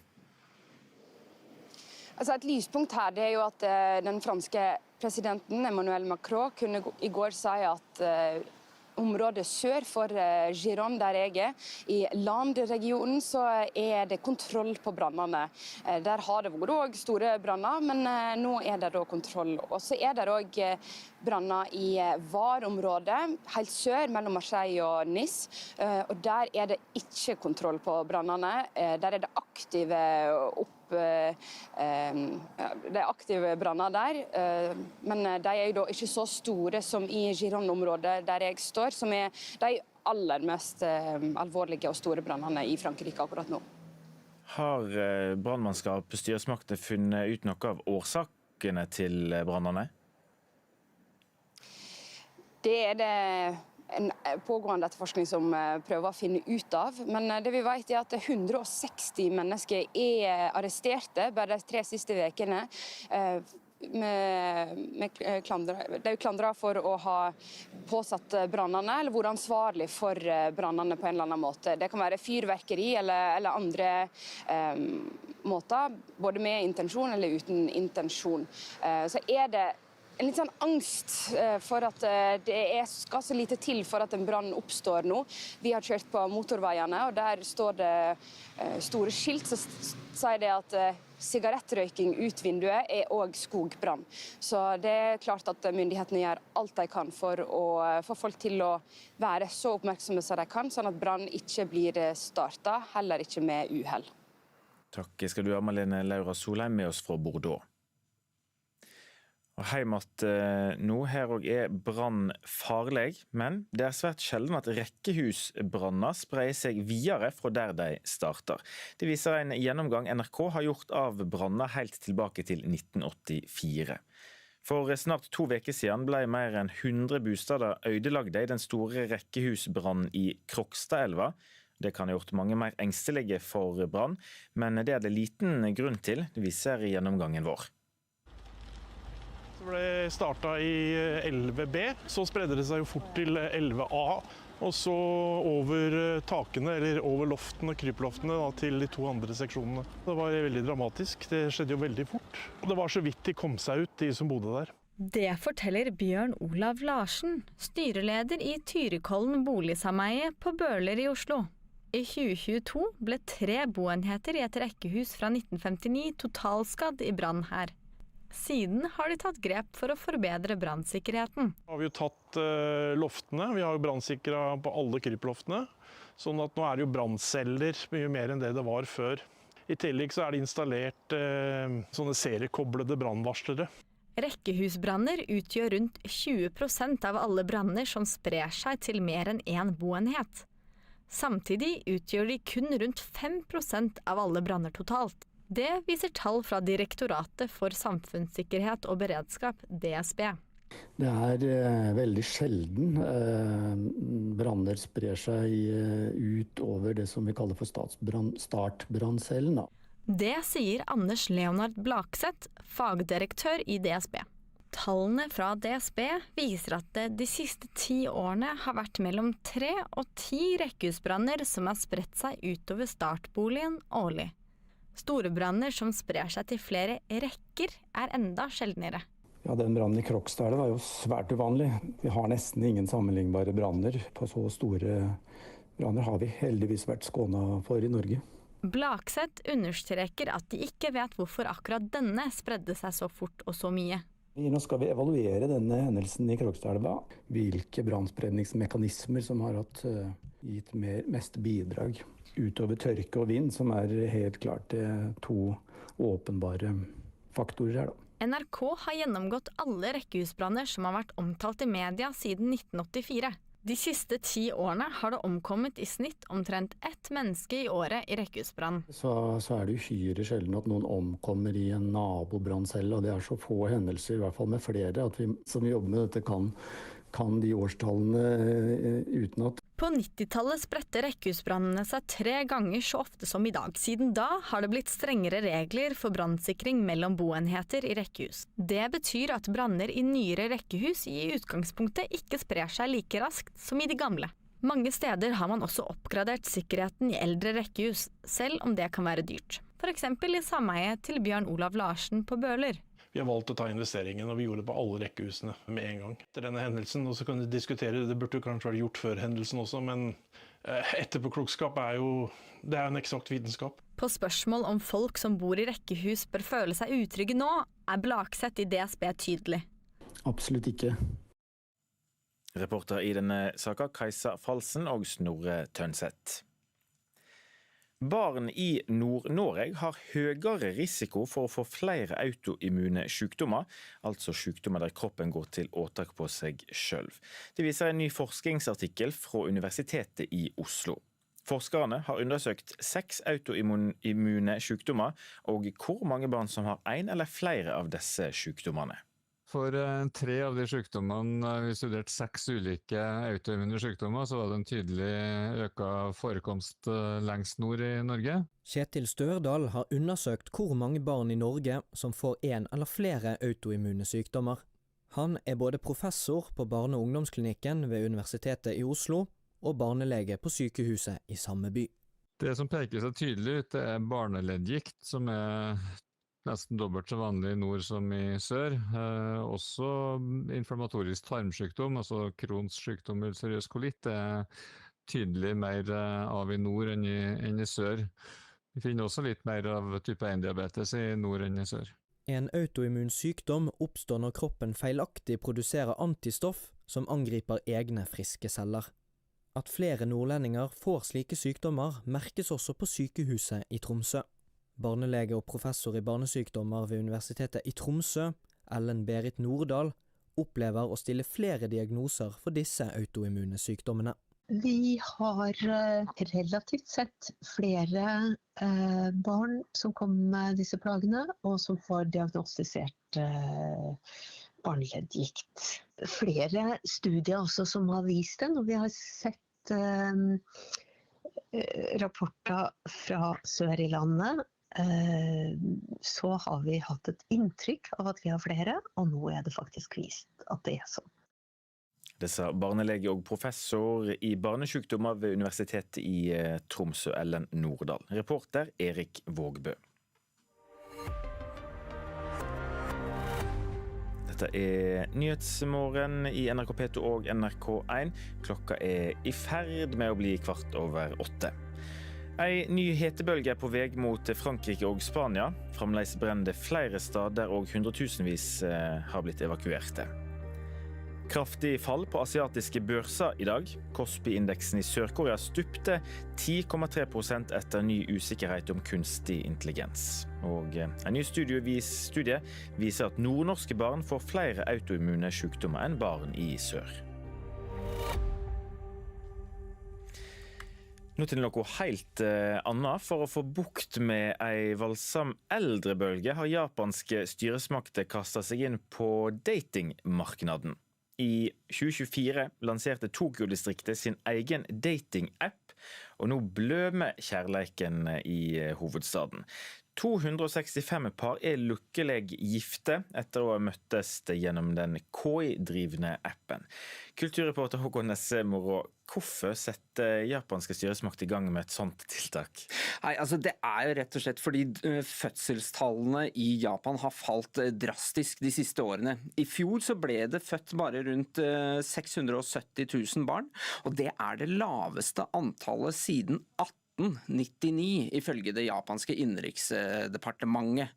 Til sammenligning så døde mer enn 1,6 millioner japanesere samme år. I 2024 så ble det da altså utført en spørreundersøkelse som viste at 70% av japanere som faktisk er interessert i å finne seg en ektefelle, de deltok ikke aktivt i datingmarkedet for å finne seg en partner, og dermed lanserte styresmaktene den appen. Og vi kan jo høre et lite utdrag fra en statlig informasjonskampanje som vises på skjermer rundt i Tokyos T-baner. いろいろな証明書も出したり、あとは顔写真、身分証明書も出したりするので、いらっしゃる方々も安心できるなと思って参加しました。電話で2時間とか3時間話せる相手ってなかなかいないっていうことで、会う回数は少なかったんですけど、トントン。Ja, det vi hører her er jo da litt sånn trivelig japansk taffelmusikk som ligger over et sånn tegnet informasjonsplakat om hvordan man bruker den appen, og en kvinne som forteller om hvordan hun møtte sin partner. Da. Det er jo ikke rart den blir overtydd av dette her. Denne appen tar i bruk kunstig intelligens. På hva måte da? Det er sånn at når du registrerer deg som bruker i appen Tokyo Musubi, så legger du inn hva du ser etter i en partner, green and red flags, og deretter så bruker appen KI for å finne de beste matchene. Og for at appen ikke bare skal bli en sånn liggeapp, så har myndighetene innført noen tiltak for at personer som faktisk er interessert i å finne seg en livspartner, skal logge seg på og gjøre det på riktig vis. Man må blant annet bevise at man juridisk sett er single, og gjennomføre intervjuer. En musubi, det er tross alt et japansk begrep som brukes om det å knytte bånd eller forene skjebner. Og målet med denne appen er jo tross alt at det skal komme flere barn til verden. Kunne dette vært noe for den norske marknaden? Det er kanskje ikke så dumt her i Norge med en statlig finansiert og regulert datingapp, for ifølge en artikkel i magasinet D2 i fjor så var det 1,4 millioner single nordmenn. Det er en dobling siden 1980. I tillegg så viser tall fra SSB at ved årsskiftet så var det 1 million nordmenn omtrent, eller hver 5. person som bodde alene. Og fødselsraten her til lands er også historisk lavt. Kun 1,4 barn født per kvinne. En forsker ved Universitetet i Oslo sier i denne D2-artikkelen at samfunnet styrer mot en selvutslettelse. Men for å prøve å avslutte på noe positivt, så betyr jo også disse tallene at mulighetene for å finne seg en partner her til lands er jo ganske store. Takk skal du ha for hjelp, kulturreporter Håkon Nesse Moro.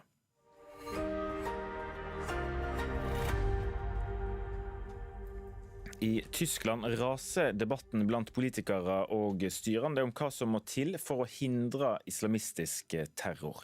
En person mistet livet og flere titalls ble skadet da en mann kjørte inn i en park lørdag under Pride-feiringa. Regjeringspartiene vil ha skarpere verktøy for politi, medan partiet AfD, ytre høyrepartiet, bruker saker til å kreve hardere linjer på migrasjon og tryggleik. Til høsten er det valg i Tyskland, der Alternativ for Tyskland allerede ligger høyt på meningsmålingene.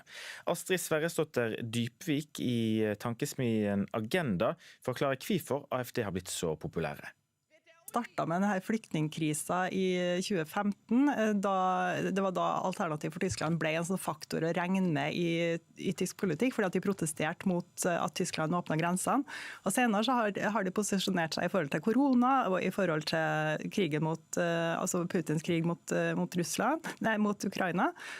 Og nå handler det mye om økonomisk misnøye også, fordi at Tyskland har hatt økonomisk tilbakegang eller stillstand helt siden covid egentlig. Og da er det sånn, det samler opp, det akkumulerer ganske mye misnøye med sentrale myndigheter som AfD klarer å kanalisere til støtte for seg selv. Og der ser en jo at Tyskland er ganske delt, for AfD har jo veldig stor oppslutning i Øst-Tyskland. Hvorfor det?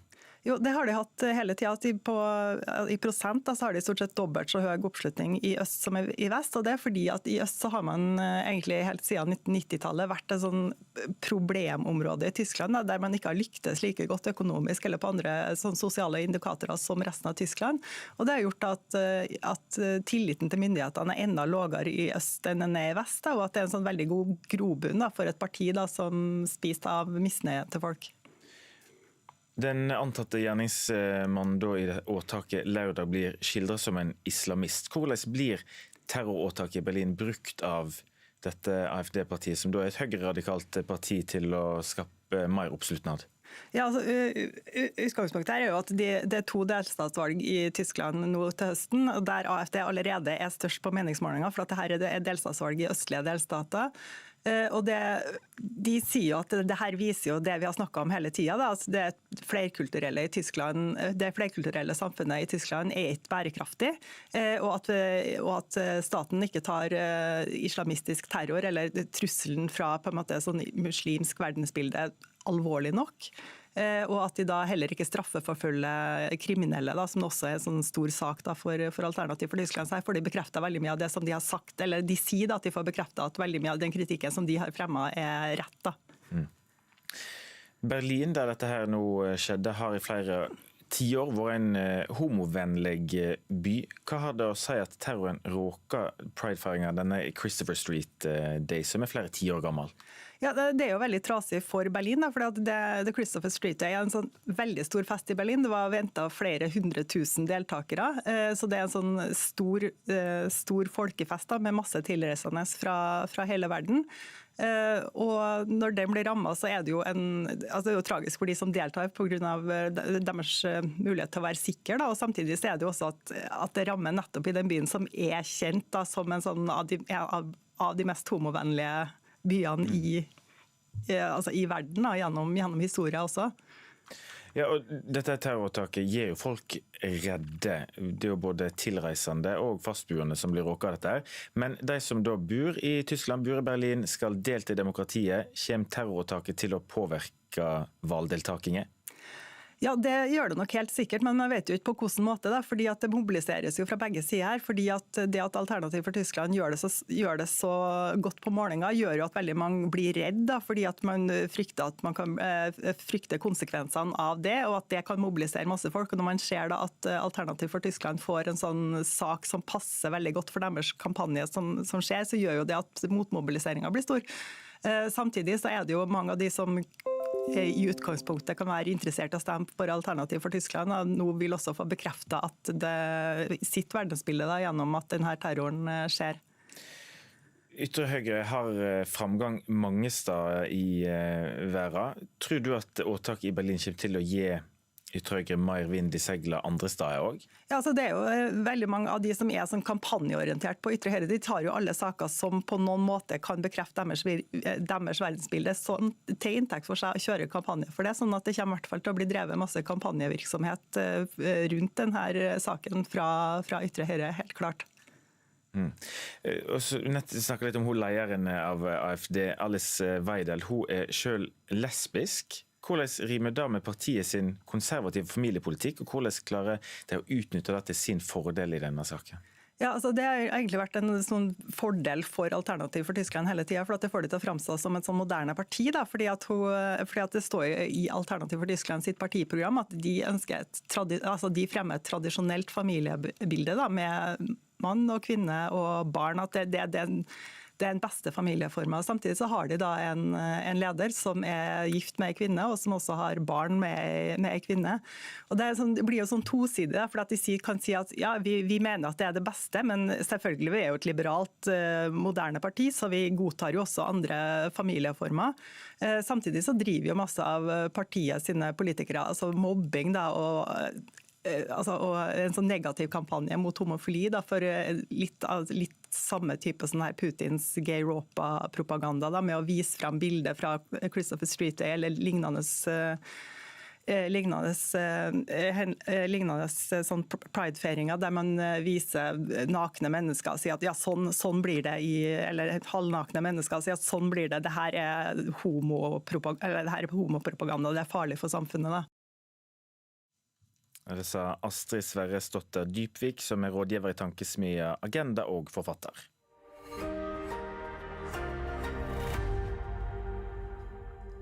Ferien har alltid en ende, men det betyr ikke at leselysta må ta slutt. Kanskje har du noen dager att på hytta og trenger en god bok, eller kanskje du er tilbake i hverdagsrutinen og skulle ønske du hadde fått lese mer i sommer.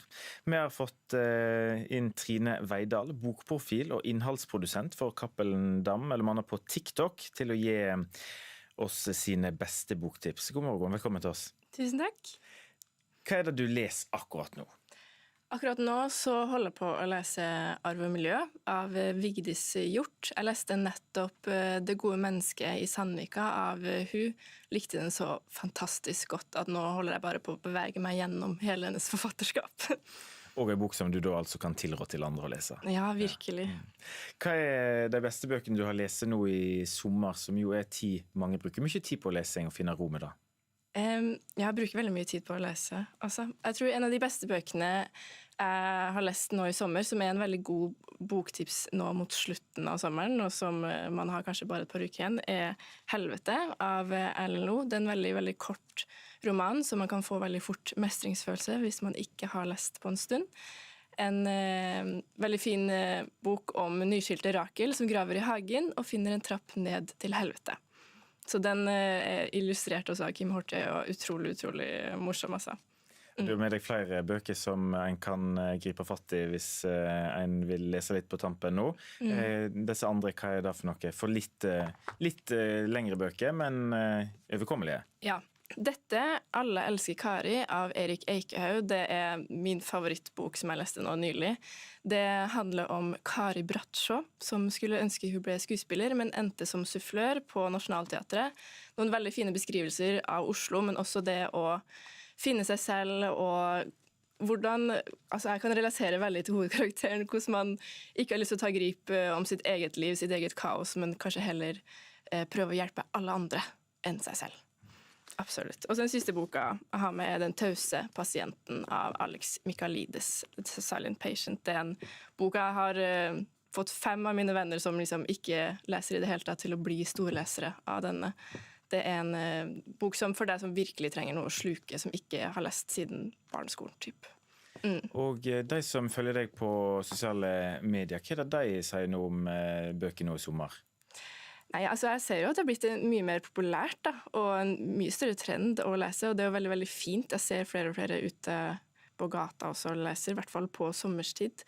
Så jeg tror det en veldig oppgang i lesing nå på sommeren, så man kan faktisk ta seg litt tid. At man kanskje ikke tror man helt får tid i hverdagen, men det jo bare å ta den opp på trikken, ta den opp i lunsjpausen, når man ellers sitter på telefon. Jeg tror veldig mange litt lei av skjermtiden sin, egentlig. Det veldig lett å lese bøker overalt, og du sa at du har allerede rukket å lese 36 bøker i år. Ja. Godt i ruta til å nå ditt mål. Hvis du kunne valgt en bok av alle det du har lest, og lese igjen for første gang, hva bok ville det vært?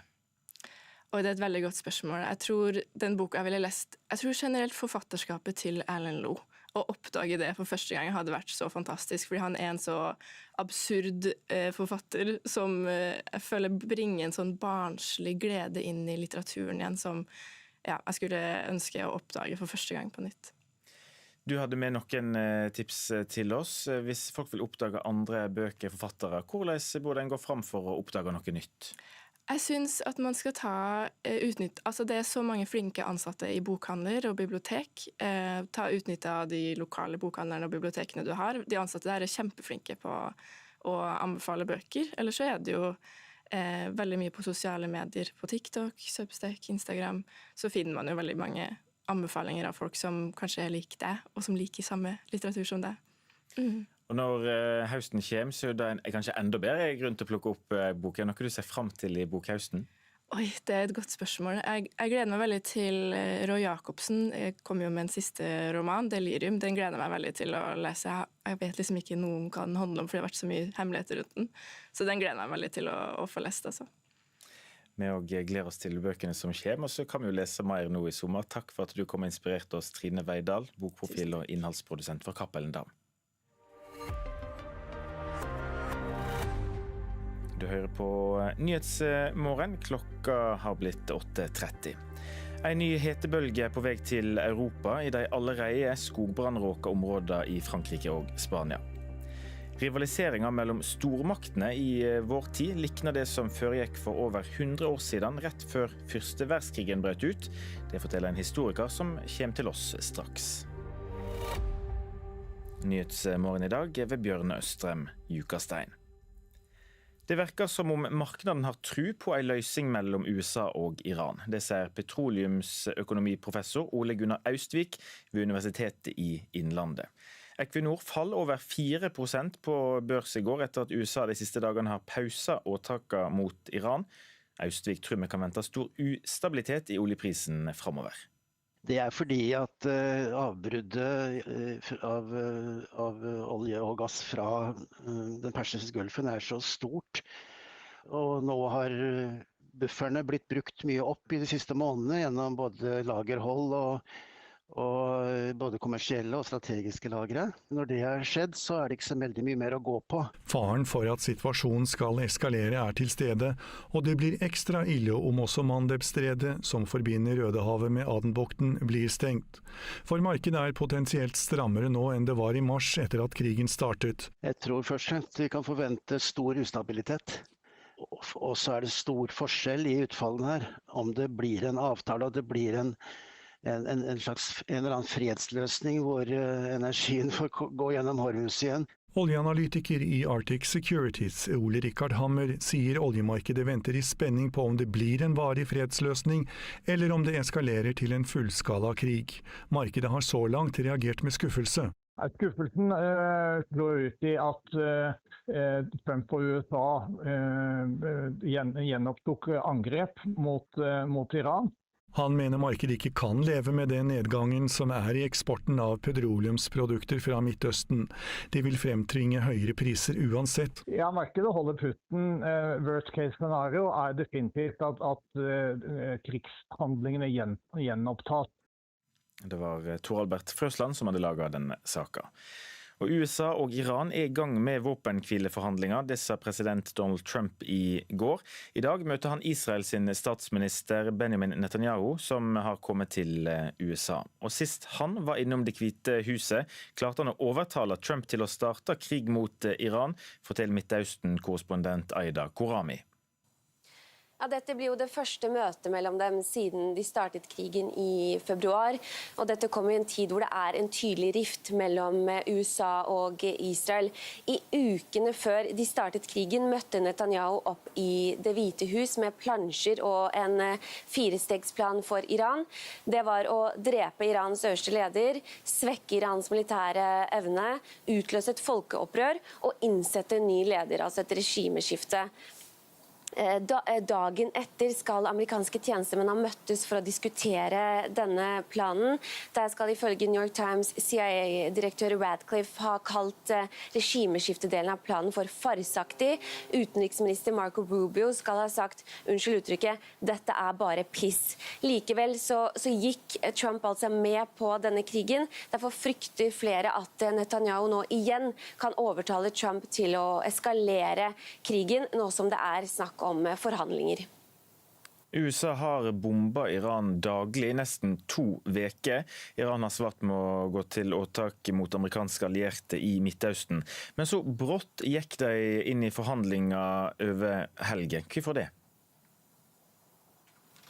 Ja, etter flere runder med intense angrep USAs lagre av avanserte luftvernmissiler kraftig svekket. Ifølge New York Times skal generalstabssjef Dan Kane ha advart Trump om at ja, en storoffensiv gjennomførbar, men det ville tømt lagrene for avskjæringsmissiler farlig lavt for amerikanske styrker i regionen. I tillegg så presser jo land som Saudi-Arabia på for at partene skal komme tilbake til forhandlingsbordet. Deres oljeeksport har blitt kraftig rammet, med Hormuzstredet som stengt, Mandeb-stredet som nå truet, og deres oljeanlegg har blitt angrepet flere ganger av Houthi-militsen, som nær alliert av Iran. Og med det som utgangspunkt, hvem det som har overtaket nå i forhandlingene? Det iranske regimet har nærmest fått en udødelig selvtillit etter at de har overlevd 2 runder med krig. Det ser man inn mot forhandlingene hvor de nærmest har konsekvent satt hardt mot hardt. Samtidig så har de jo blitt kraftig rammet, særlig sivilbefolkningen, hvor det medisinmangel. Ifølge iranske Røde Halvmåne over 300 medisinske institusjoner skadet. Det vanskelig rett og slett å kjøpe mat. På den andre siden så sitter Trump med en krig som stadig mer upopulær på hjemmebane, hvor deler av hans egen base har vendt seg mot den. Akkurat nå virker det ikke som at partene ønsker en videre eskalering. Det sa Midtøsten-korrespondent Aida Korami. Hva kan vi lære av historia? Det kanskje ikke bare ett svar, men mange teorier om det. En av tingene som kanskje likner historien stormaktsrivaliseringer som nå foregår i verden. Og verdenskrigen brøt ut i dag 28. juli for 112 år siden. Harald Høybakk, du forskningssjef på Forsvarshistorisk museum, og du har skrevet bok om første verdenskrigen. Velkommen til Nyhetsmorgen. Takk for det. Hva slags likskaper det vi ser mellom fortid og nåtid? For det første må vi bare advare, altså oss historikere er ikke så veldig glad i å trekke sånne veldig klare paralleller, fordi at ting er veldig annerledes nå enn det var for 112 år siden, men det er også ting som er likt de menneskelige aspektene, for eksempel ganske like.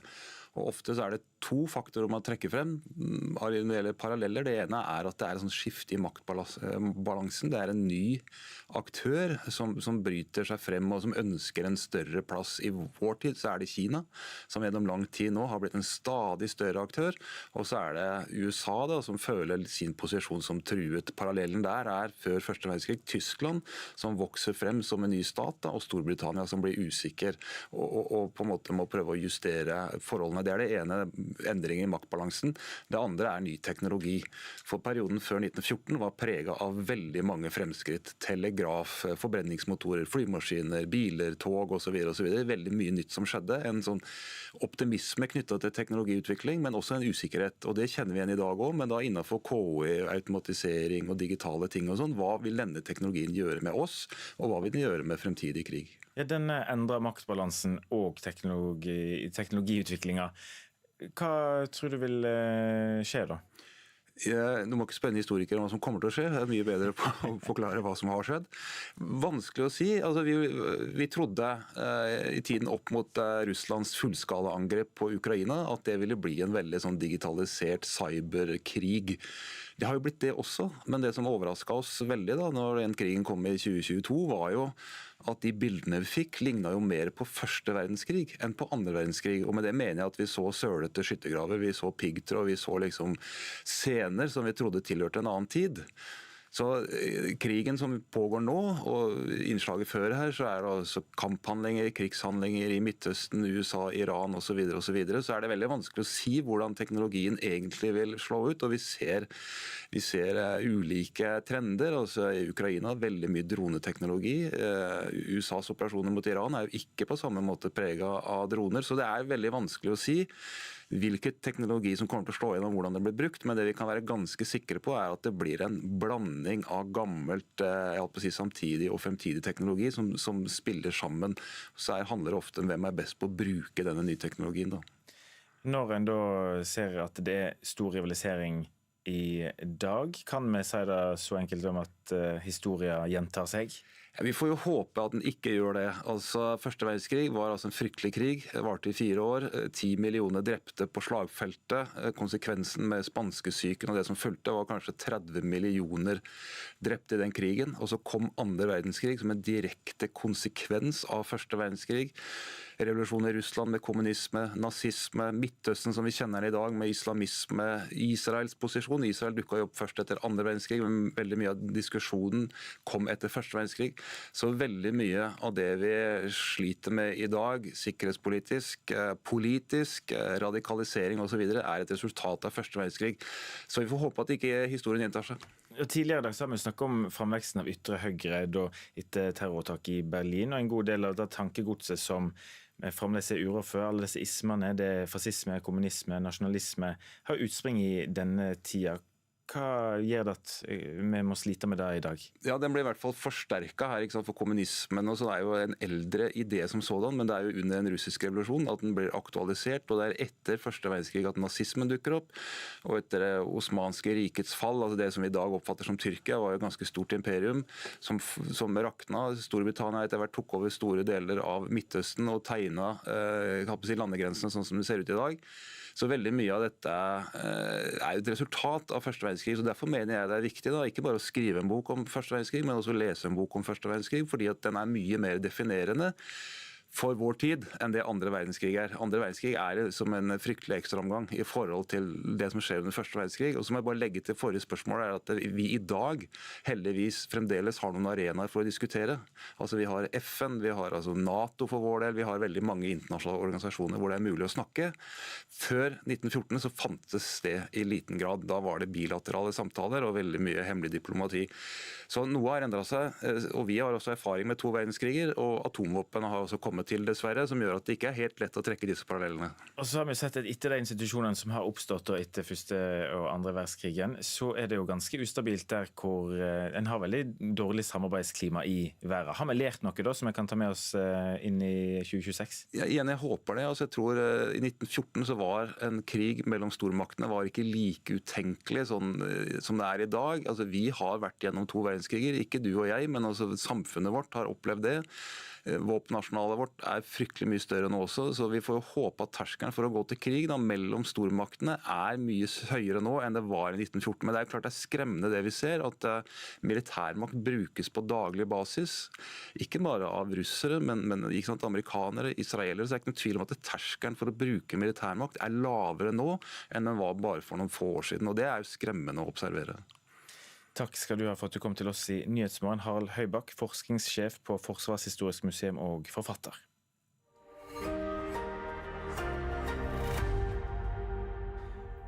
I dag starter Olavsfest i Trondheim, en kulturfestival som har et svært variert program med alt fra sceneshow med store artister som Astrid S og Espen Lind, til samfunnsdebatter og kunstinstallasjoner. Det hele blir sparket i gang med en pilgrimsvandring fra Lian i Bymarka til Nidarosdomen. Og reporter Nora Flatjord, du på plass. Hvordan ser det ut der du Her så det masse folk. Noen har kommet med trikken opp til Lian, og andre har gått en lang tur. Det stekes sveler, og det litt regn i lufta, men jeg ser fortsatt at folk smiler og koser seg. Og her står jeg med Hans Morten Løvre. Du har med deg et ganske stort turfølge som har kommet veldig langtvis fra. Kan du fortelle litt om det? Ja, jeg har gått fra Vukkø, hele pilgrimsleden, ut til Tautra, sammen med 22 amerikanske pilgrimer som kommer fra St. Olav Church i Minneapolis. Hvordan kom du over denne gruppa? De jo en del av Olavsarven, Olavshistorien, for de heter jo St. Olav Church og veldig bevisst sin tilknytning til Norge.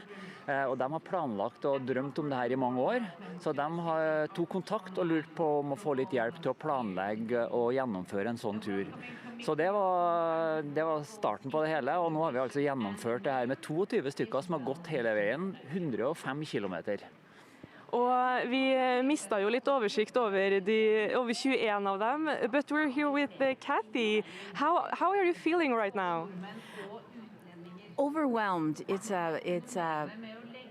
very interesting to walk the path of our patron saint from St. Olaf and to see the journey that he took and just to be part of his life and to be part of what our patron saint is, the name of our church. And the country is absolutely beautiful, and the pilgrimage took us in places that you wouldn't go if you were just coming here on your own. We got to see the wonderful hospitality of people from Norway, and just the way they treated us. We couldn't have been treated any better. We felt like royalty, like kings and queens. It was a beautiful experience.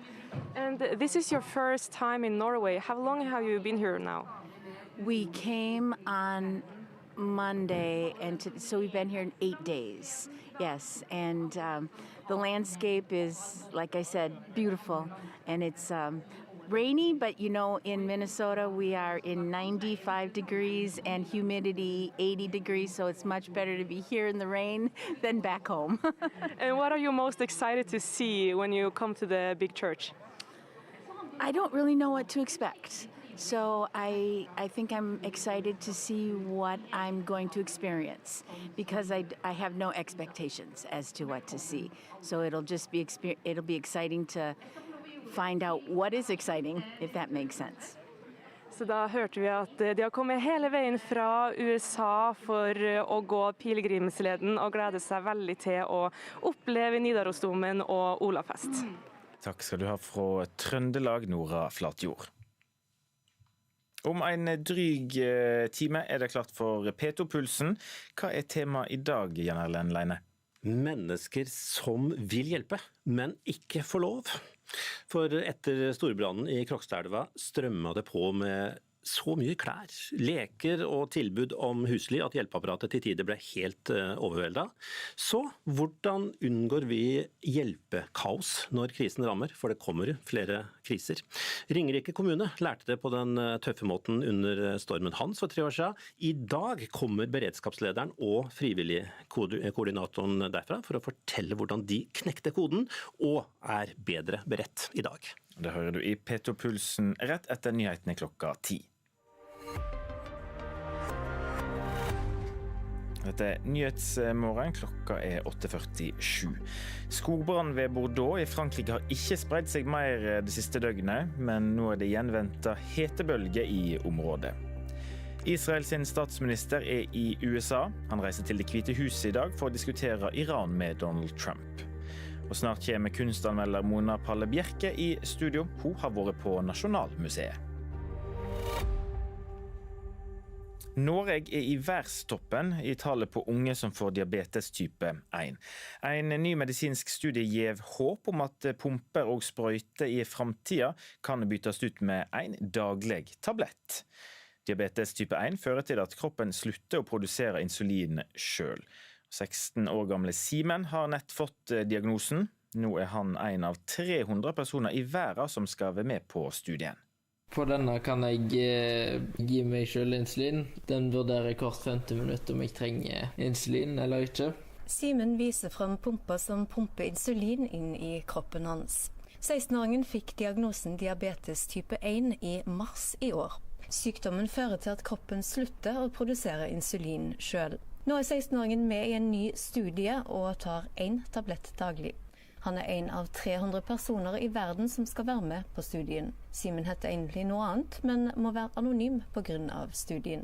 Hvis det er noe som helst sjanse for at jeg kan hjelpe unger i fremtiden, for eksempel mine egne eller andre, med at de aldri trenger å ha diabetes, at det ikke blir en ting i fremtiden, så er det nok motivasjon til at jeg greier å ta en ekstra pille om dagen. Den er jo pitteliten uansett. Den nye studien undersøker om en tablett kan bevare kroppens egen insulinproduksjon, dersom personen nettopp har fått påvist diabetes type 1. Det er det som studien skal vise, om det finnes en medisin som kan bevare og vedlikeholde kroppens egen insulinproduksjon.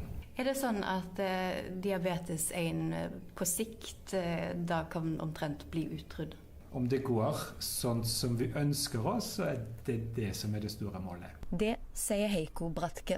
Han er overlege ved barneklinikken i Haugesund og førsteamanuensis ved Universitetet i Bergen.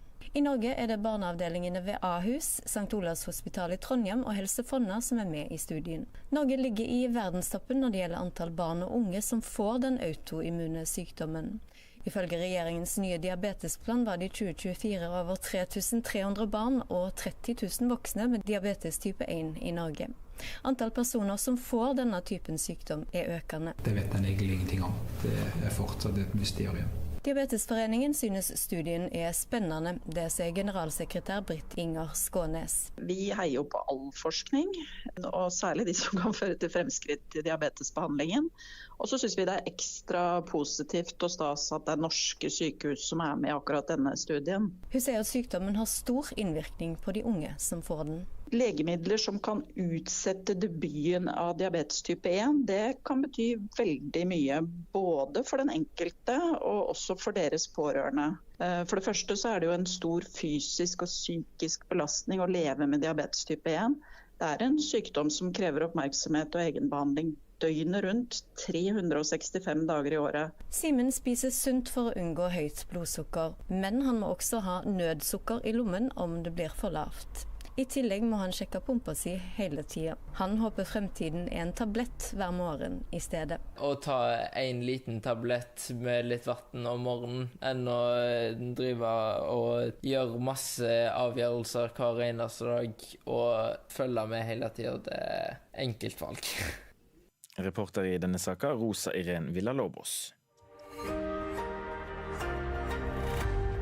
Sommertid for mange synonymt med å valfarte fra museum til museum for å sjekke sesongutstillingene deres.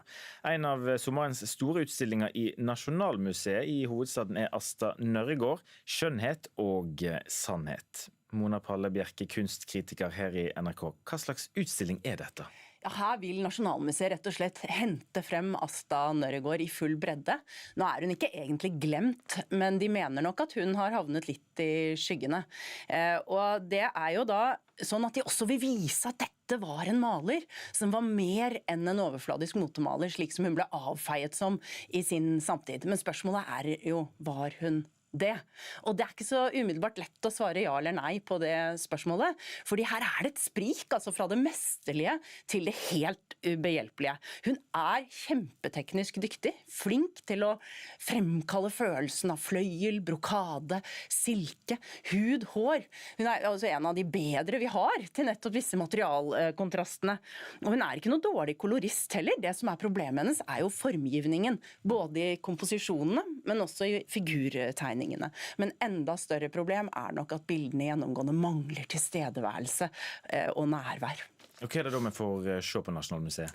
Vi møter jo blant annet Asta Nørregård som den veldig produktive og etterspurte portrettmaleren hun var, gjerne i de litt høyere lag av samfunnet. Her det ene praktantrekket etter det andre, med ansikter, fjonge fjes, som det litt vanskelig å få kontakt med, sånn som portrettet av Martine Cappelen Hjort fra 1897. Her ser vi hvor eminent hun mestrer pastellteknikken med disse materialkontrastene. Men dette ikke egentlig en person vi får noen opplevelse av. Disse store, blanke øynene litt sånn generisk, litt formelpreget malt. Så det blir liksom ikke mennesket, men kjolen som spiller hovedrollen. Men hvis dette litt generisk og litt sånn uten tilstedeværelse, så jo barneportrettene hennes helt krise. Altså de jo rene klisjeer.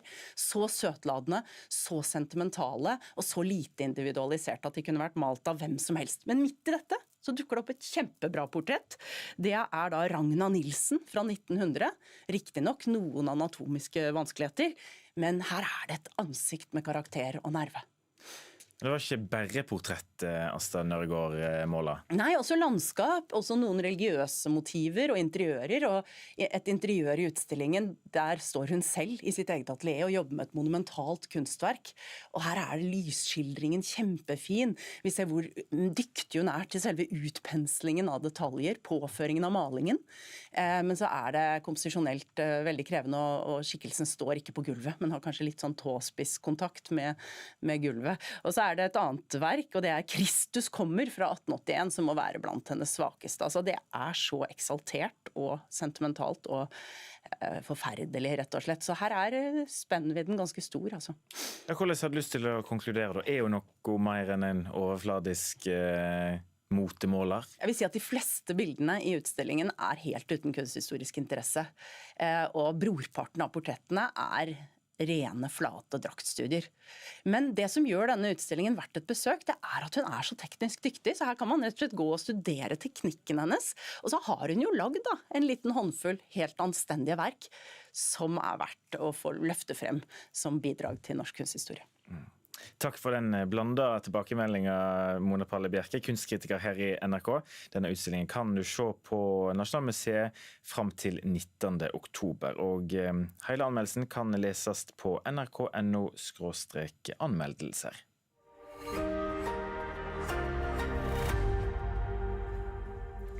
Flere barn og unge trimmer elsparkesyklene sine slik at de kan kjøre ulovlig fort.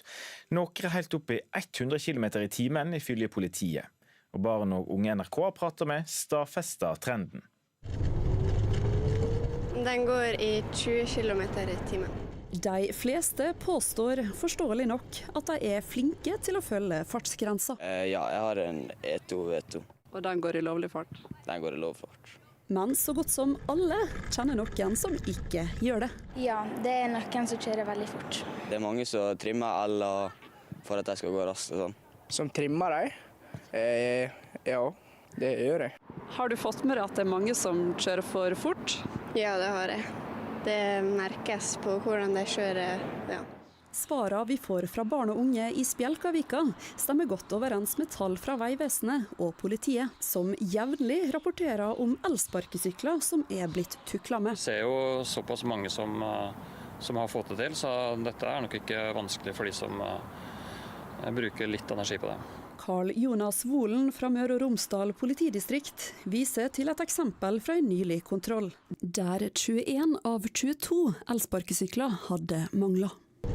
I en undersøkelse fra Trygg Trafikk innrømmer 4 av 10 at de har en elsparkesykkel som kjører for fort. Det jo ikke lurt, da. Du kan jo få veldig masse bot hvis du blir stoppet og sånn. Men konsekvensene kan også bli fatale. Hvis noen kjører raskt, den kan treffe folk og noen andre. Det kan være dødelig potensial for de du treffer. Når hastigheten øker, så øker jo faren for skader. Når du tar motorsykkellappen, så det en motorsykkel som bygd for de hastighetene, med bremser og rammeverk. Og du har hjelm, en motorsykkelhjelm som tåler de hastighetene. En elsparkesykkel, den ikke bygd for de hastighetene. Politiet minner om foreldrenes ansvar. Foreldre nødt til å følge med på barna sine og følge tett opp, sånn at de ikke utsetter seg selv for den faren. Reporter her var Sandra Lie Krumsvik. Fremdeles mange som har ferie, men uansett om man på jobb eller har ferie, så jo været viktig. Statsmeteorolog Rafael Escobar Løvdahl, hva får vi i dag? Ja, god morgen. Det spørs litt hvor du men at det sommer for noen med stor S og over 25 grader, det vil det bli. Og de som får det, det de som bor på deler av Østlandet og Sørlandet. Der blir det mye sol. Det blir over 25 grader, og den vestavinden som har tatt så tak for de som har bodd på Sørlandet og Østlandet i går, den vil minke. Men de som får kuling i dag, det ytre Oslofjord. Fra sørvest i ettermiddag, det blåser liten kuling der, men mindre vind for de aller fleste på Østlandet og Sørlandet enn hva det var i går. Og vi ser jo at det har skyet til vest for Kristiansand. Dette trekker nå nordover, så det blir tilskyende utover ettermiddagen på Sørlandet. Til kvelden kommer skyene til Østlandet. Regnet holder seg vest på Sørlandet, tror jeg. Og det en del som får sommer med liten S i dag? Det det nok. Vi kan jo si at de som på Vestlandet sør for Bergen, de får jo forbigående litt lettere vær, men så kommer det mer skyer inn og litt regn. Men du på Nordvestlandet, Trøndelag og oppover til Bodø i Nordland, der det sørvest, liten kuling på kysten, det skyet og det går regnbyger. Så der det nok en liten S på den sommeren. Men kommer vi nord for Bodø, ytre strøk her, der vil det være mye fint. Vi får over 20 grader, mye sol, men det vil bli en endring utover ettermiddagen og kvelden.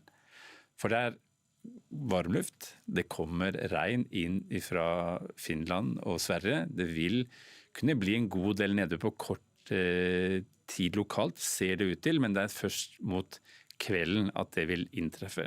Så en rolig start på dagen i nord, men så kommer regnen fra de indre strøkene ut mot kysten i løpet av dagen. På Spitsbergen, der har vi en dag med vind fra nordøst. Liten kuling på kysten der tar mest tak i de østlige delene, og det ventes oppholdsvær.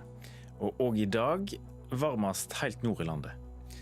Det blir nok varmest i hovedstadsområdet, tror jeg ser varmest ut med over 25 grader i dag. 24 grader i Kirkenes. Takk skal du ha, Rafael Escobar Løvdahl. Ansvarlig for Nyhetsmorgen i dag, Erlend Rønneberg. Teknisk ansvarlig Helje Svensson. Produsent Eli Bjelland. I studio Bjørne Østrem, Jukastein.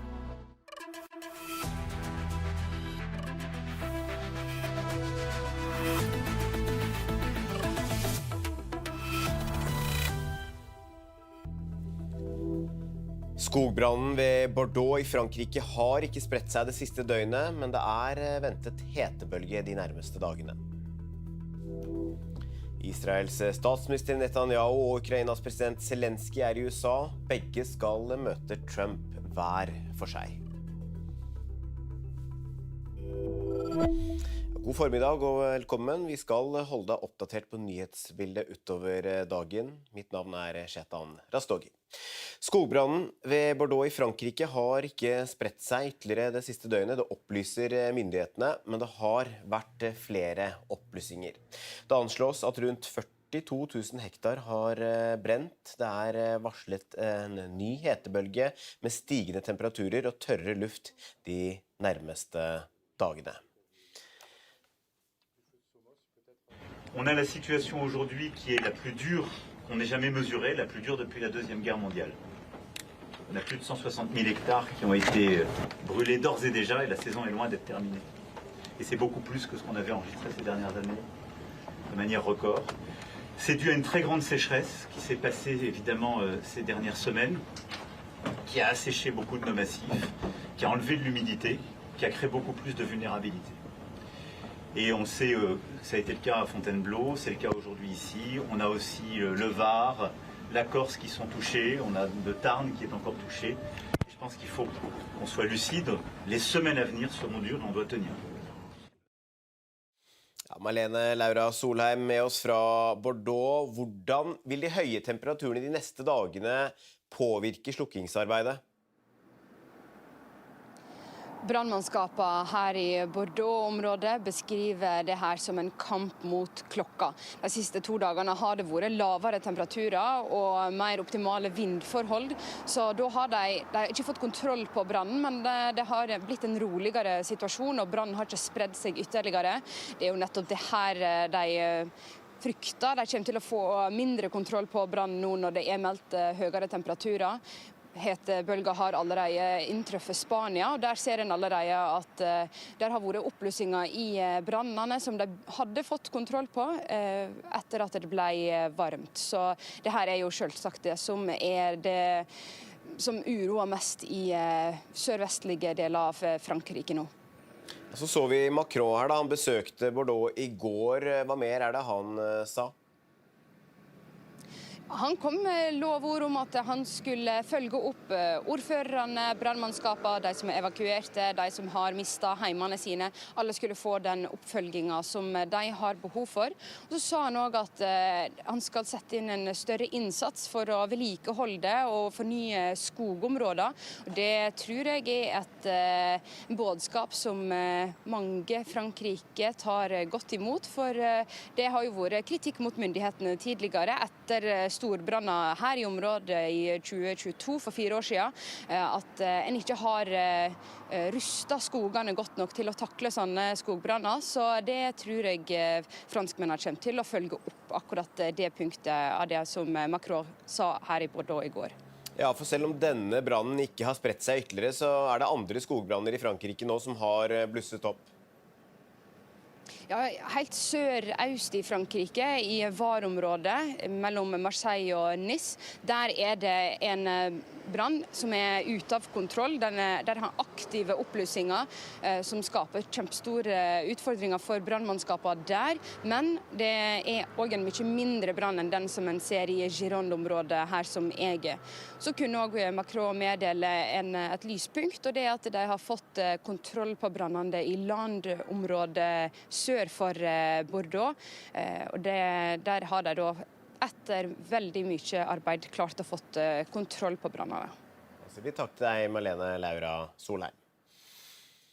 Politiet rykket i natt ut til et innbrudd i en elkjøpbutikk i Ringsaker i Innlandet. Det skal være snakk om et sjokkbrekk ifølge politiet. Det er foreløpig ikke klart hva som er stjålet og hvor store verdier det dreier seg om, men det kan potensielt være snakk om verdier for 100 000, det sier oppdragsleder i Innlandet politidistrikt Geir Rune Ekse.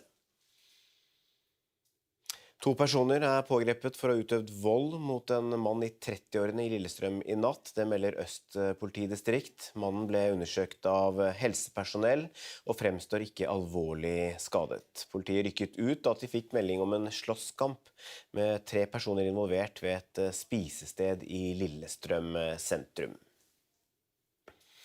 Israels statsminister Benjamin Netanyahu har landet i USA. Netanyahu, som er etterlyst av den internasjonale straffedomstolen, skal delta i begravelsen til senator Lindsey Graham.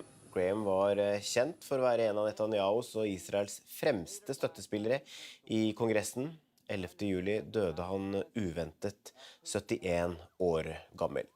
Netanyahu skal også besøke president Donald Trump i Det hvite hus, men ikke alle er begeistret for at Netanyahu kommer til USA.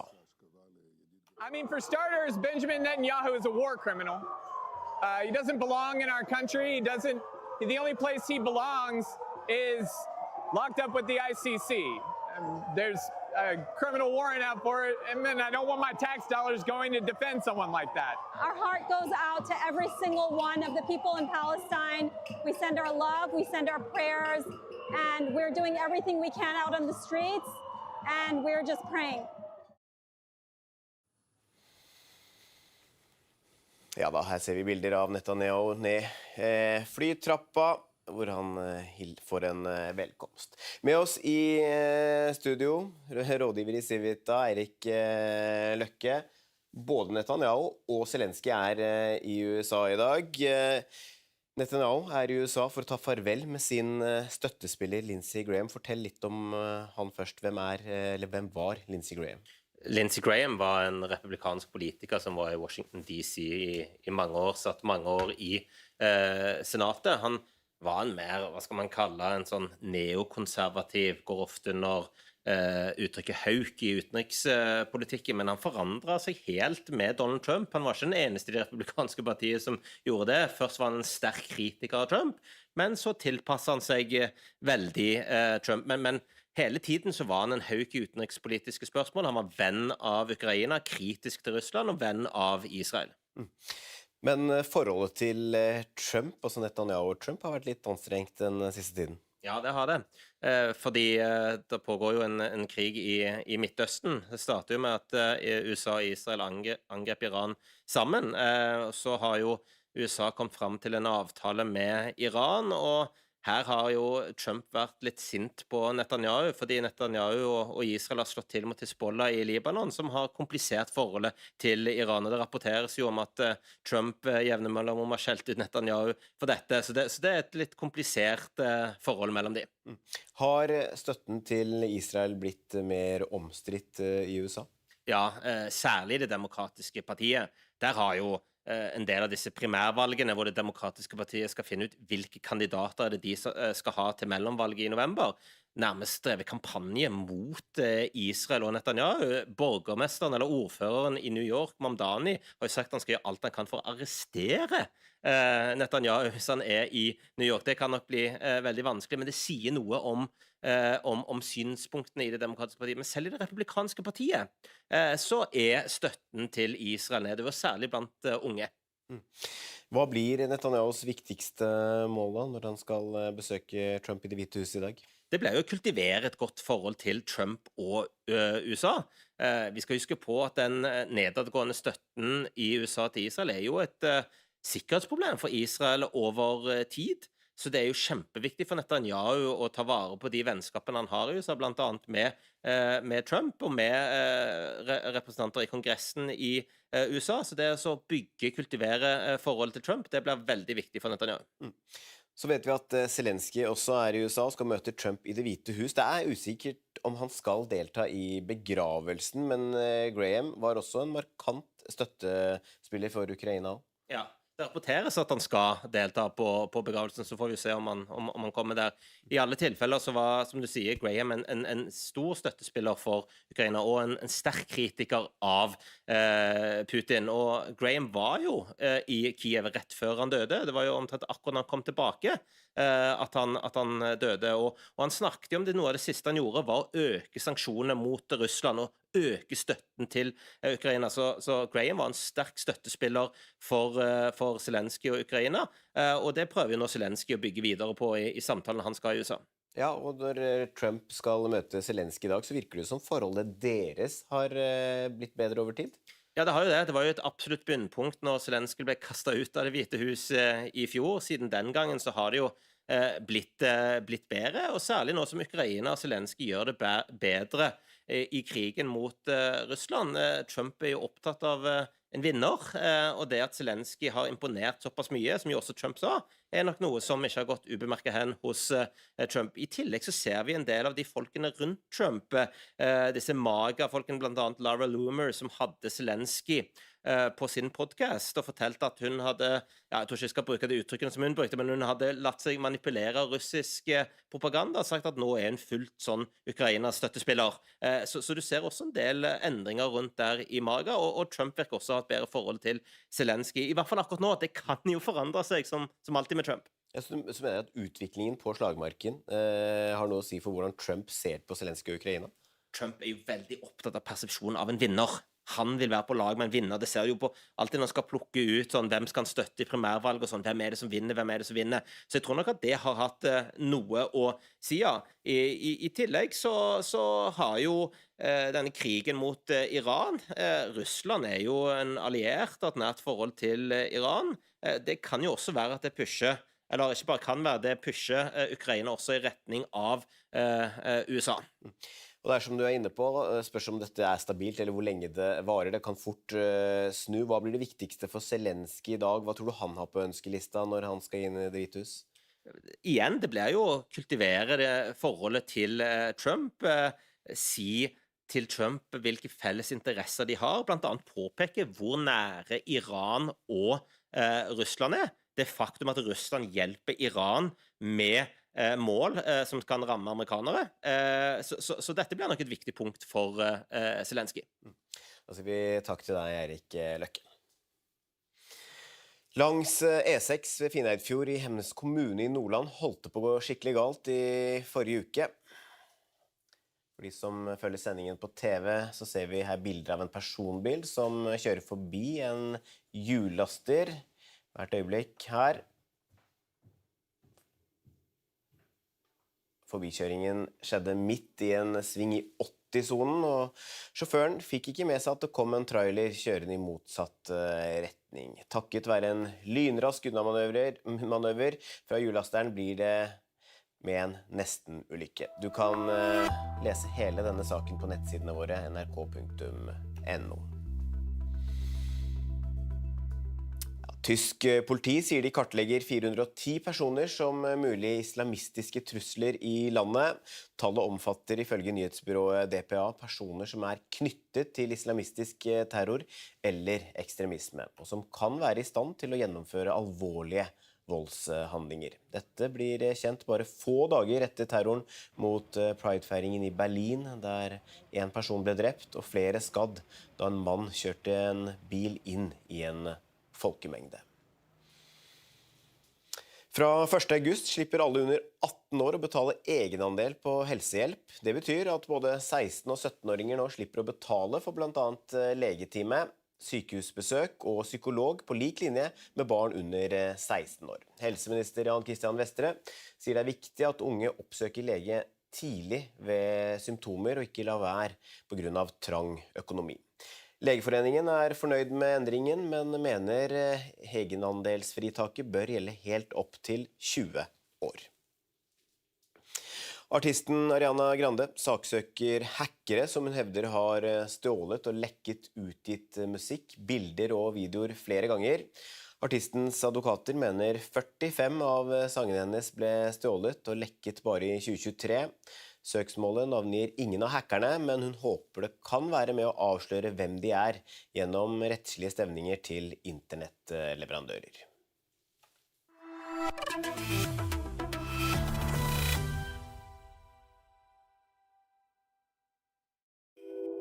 Skogbrannen ved Bordeaux i Frankrike har ikke spredt seg ytterligere det siste døgnet. Det opplyser myndighetene, men det har vært flere oppblussinger.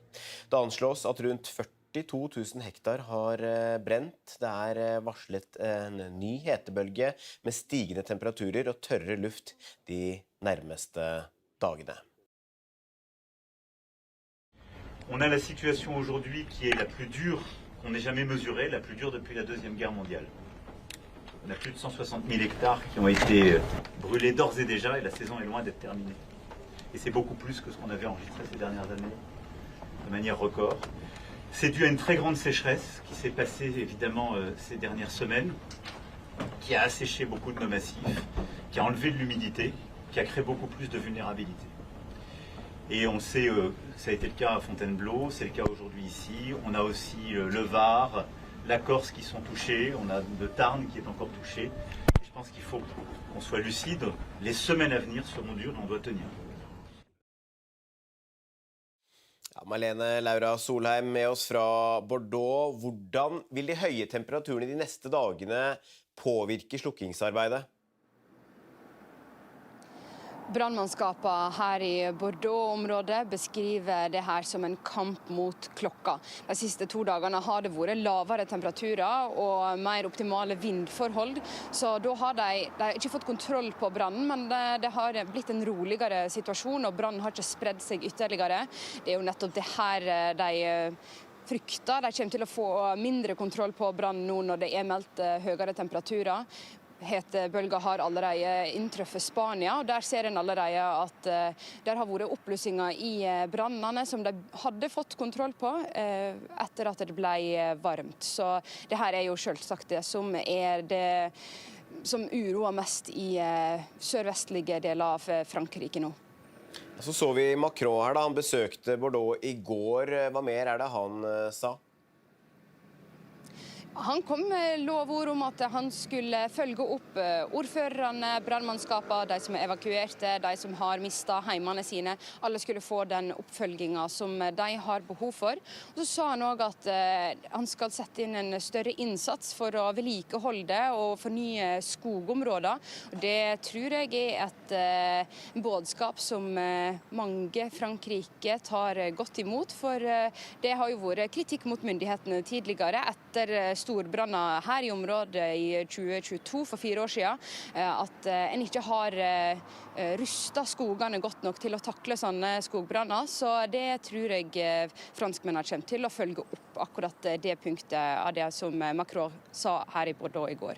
Ja, for selv om denne brannen ikke har spredt seg ytterligere, så er det andre skogbranner i Frankrike nå som har blusset opp.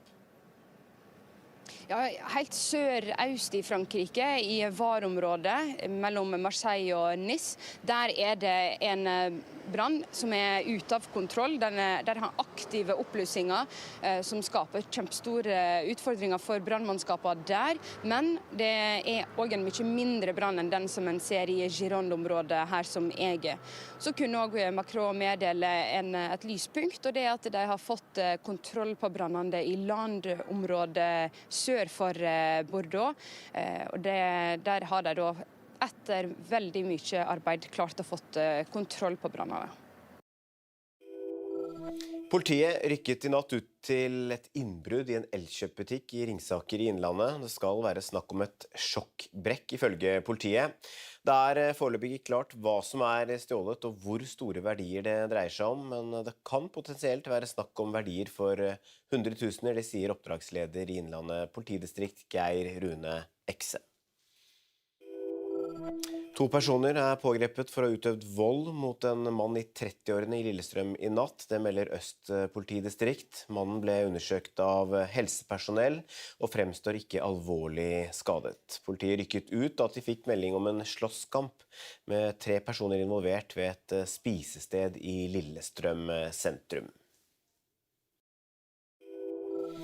Israels statsminister Benjamin Netanyahu har landet i USA. Netanyahu, som er etterlyst av den internasjonale straffedomstolen, skal delta i begravelsen til senator Lindsey Graham. Graham var kjent for å være en av Netanyahus og Israels fremste støttespillere i Kongressen. 11. juli døde han uventet 71 år gammel. Netanyahu skal også besøke president Donald Trump i Det hvite hus, men ikke alle er begeistret for at Netanyahu kommer til USA. I mean, for starters, Benjamin Netanyahu is a war criminal. He doesn't belong in our country. The only place he belongs is locked up with the ICC. There's a criminal warrant out for it, and then I don't want my tax dollars going to defend someone like that. Our heart goes out to every single one of the people in Palestine. We send our love, we send our prayers, and we're doing everything we can out on the streets, and we're just praying. Ja da, her ser vi bilder av Netanyahu ned flytrappa, hvor han får en velkomst. Med oss i studio, rådgiver i Civita, Eirik Løkke. Både Netanyahu og Zelensky er i USA i dag. Netanyahu er i USA for å ta farvel med sin støttespiller Lindsey Graham. Fortell litt om han først. Hvem var Lindsey Graham? Lindsey Graham var en republikansk politiker som var i Washington DC i mange år, satt mange år i senatet. Han var en mer, hva skal man kalle, en sånn neokonservativ, går ofte under uttrykket hauk i utenrikspolitikken, men han forandret seg helt med Donald Trump. Han var ikke den eneste i det republikanske partiet som gjorde det. Først var han en sterk kritiker av Trump, men så tilpasset han seg veldig Trump. Men hele tiden så var han en hauk i utenrikspolitiske spørsmål. Han var venn av Ukraina, kritisk til Russland og venn av Israel. Men forholdet til Trump, altså Netanyahu og Trump, har vært litt anstrengt den siste tiden. Ja, det har det. Fordi det pågår jo en krig i Midtøsten. Det starter jo med at USA og Israel angrep Iran sammen. Så har jo USA kommet frem til en avtale med Iran, og her har jo Trump vært litt sint på Netanyahu, fordi Netanyahu og Israel har slått til mot Hezbollah i Libanon, som har komplisert forholdet til Iran. Og det rapporteres jo om at Trump jevne mellom har skjelt ut Netanyahu for dette, så det er et litt komplisert forhold mellom de. Har støtten til Israel blitt mer omstridt i USA? Ja, særlig Det demokratiske partiet. Der har jo en del av disse primærvalgene hvor Det demokratiske partiet skal finne ut hvilke kandidater er det de skal ha til mellomvalget i november, nærmest drevet kampanje mot Israel og Netanyahu. Borgermesteren eller ordføreren i New York, Mamdani, har jo sagt han skal gjøre alt han kan for å arrestere Netanyahu hvis han er i New York. Det kan nok bli veldig vanskelig, men det sier noe om synspunktene i Det demokratiske partiet. Men selv i Det republikanske partiet så er støtten til Israel nedover, særlig blant unge. Hva blir Netanyahus viktigste mål da, når han skal besøke Trump i Det hvite huset i dag? Det ble jo å kultivere et godt forhold til Trump og USA. Vi skal huske på at den nedadgående støtten i USA til Israel er jo et sikkerhetsproblem for Israel over tid. Så det er jo kjempeviktig for Netanyahu å ta vare på de vennskapene han har i USA, blant annet med Trump og med representanter i Kongressen i USA. Så det å kultivere forholdet til Trump, det blir veldig viktig for Netanyahu. Så vet vi at Zelensky også er i USA og skal møte Trump i Det hvite hus. Det er usikkert om han skal delta i begravelsen, men Graham var også en markant støttespiller for Ukraina. Ja. Det rapporteres at han skal delta på begravelsen, så får vi se om han kommer der. I alle tilfeller så var, som du sier, Graham en stor støttespiller for Ukraina, og en sterk kritiker av Putin. Og Graham var jo i Kiev rett før han døde. Det var jo omtrent akkurat når han kom tilbake at han døde. Og han snakket om det, noe av det siste han gjorde var å øke sanksjonene mot Russland, og øke støtten til Ukraina. Så Graham var en sterk støttespiller for Zelensky og Ukraina, og det prøver jo nå Zelensky å bygge videre på i samtalen han skal i USA. Ja, og når Trump skal møte Zelensky i dag, så virker det som forholdet deres har blitt bedre over tid? Ja, det har jo det. Det var jo et absolutt bunnpunkt når Zelensky ble kastet ut av Det hvite hus i fjor. Siden den gangen så har det jo blitt bedre, og særlig nå som Ukraina og Zelensky gjør det bedre i krigen mot Russland. Trump er jo opptatt av en vinner, og det at Zelensky har imponert såpass mye, som jo også Trump sa, er nok noe som ikke har gått ubemerket hen hos Trump. I tillegg så ser vi en del av de folkene rundt Trump, disse maga-folkene, blant annet Laura Loomer, som hadde Zelensky på sin podcast og fortalte at hun hadde, jeg tror ikke jeg skal bruke det uttrykkene som hun brukte, men hun hadde latt seg manipulere av russisk propaganda og sagt at nå er hun fullt sånn Ukraina-støttespiller. Så du ser også en del endringer rundt der i maga, og Trump virker også å ha et bedre forhold til Zelensky. I hvert fall akkurat nå, at det kan jo forandre seg som alltid med Trump. Tysk politi sier de kartlegger 410 personer som mulig islamistiske trusler i landet. Tallet omfatter ifølge nyhetsbyrået DPA personer som er knyttet til islamistisk terror eller ekstremisme, og som kan være i stand til å gjennomføre alvorlige voldshandlinger. Dette blir kjent bare få dager etter terroren mot Pride-feiringen i Berlin, der en person ble drept og flere skadd da en mann kjørte en bil inn i en folkemengde. Fra 1. august slipper alle under 18 år å betale egenandel på helsehjelp. Det betyr at både 16- og 17-åringer nå slipper å betale for blant annet legetime, sykehusbesøk og psykolog på lik linje med barn under 16 år. Helseminister Jan Christian Vestre sier det er viktig at unge oppsøker lege tidlig ved symptomer og ikke la være på grunn av trang økonomi. Legeforeningen fornøyd med endringen, men mener egenandelsfritaket bør gjelde helt opp til 20 år. Russiske myndigheter sender hundretusenvis av menn til angrepskrigen i Ukraina. Nå kommer det nye runder med tåregass her, så nå løper folk. Det knapt en bygning i dette boligområdet som ikke har fått skader. Vi har akkurat fått vite at det droneaktivitet. Det var 2 soldater som sa at de ikke fikk lov til å være her som journalister. Norway. Dette NRK Nyheter, direkte når det skjer, og med de viktigste sakene hver dag.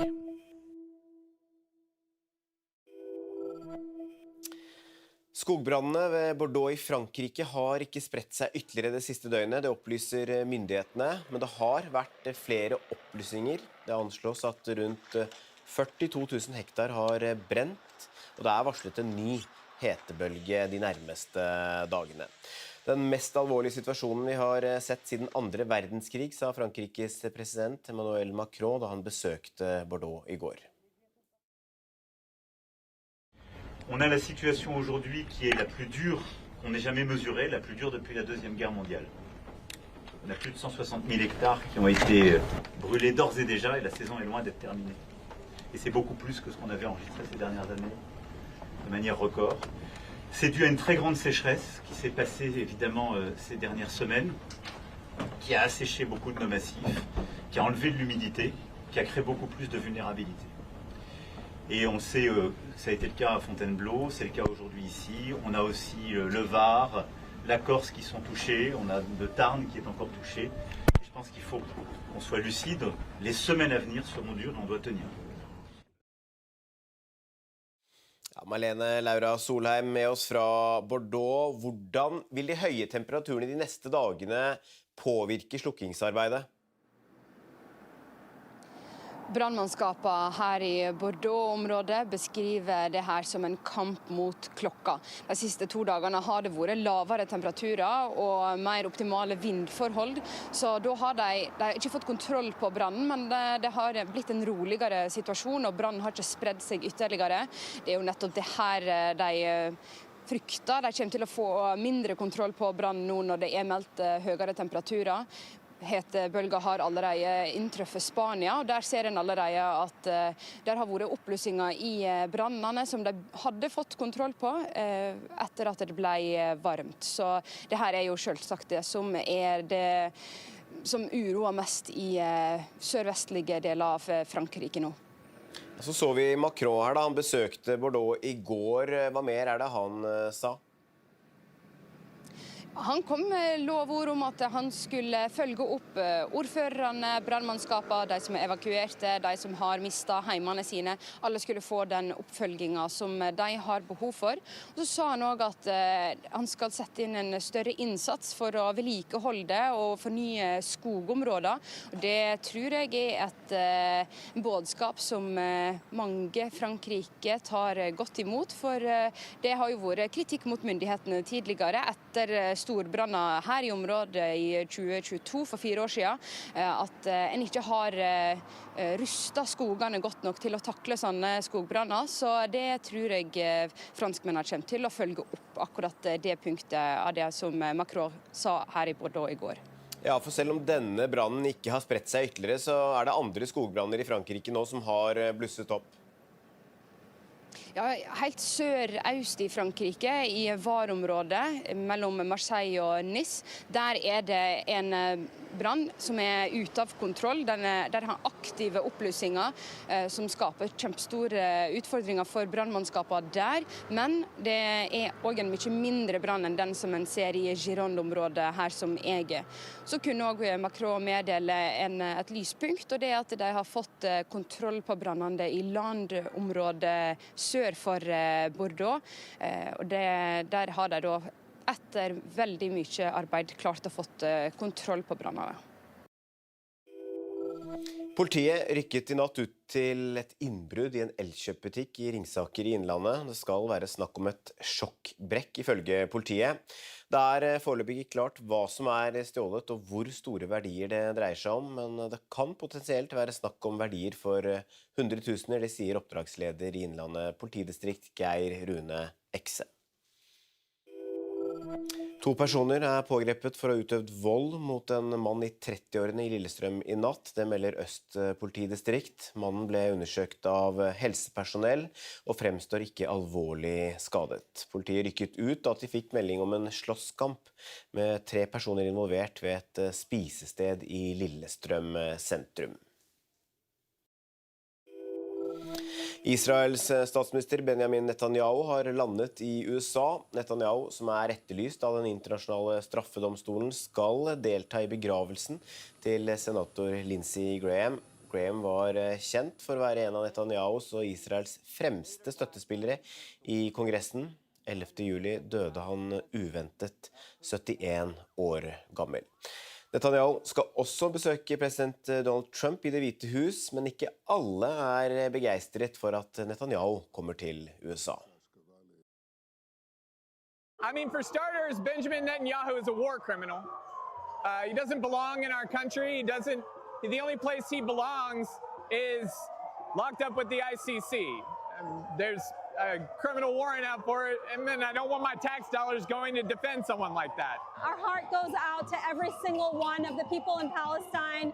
We send our love, we send our prayers, and we're doing everything we can out on the streets, and we're just praying.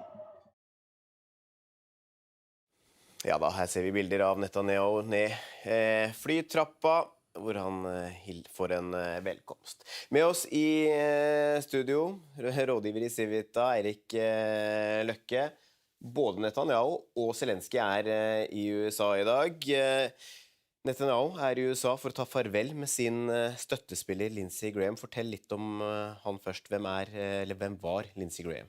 Lindsey Graham var en republikansk politiker som var i Washington DC i mange år, satt mange år i senatet. Han var en mer, hva skal man kalle, en sånn neokonservativ, går ofte under uttrykket hauk i utenrikspolitikken, men han forandret seg helt med Donald Trump. Han var ikke den eneste i det republikanske partiet som gjorde det. Først var han en sterk kritiker av Trump, men så tilpasset han seg veldig Trump. Men hele tiden så var han en hauk i utenrikspolitiske spørsmål. Han var venn av Ukraina, kritisk til Russland og venn av Israel.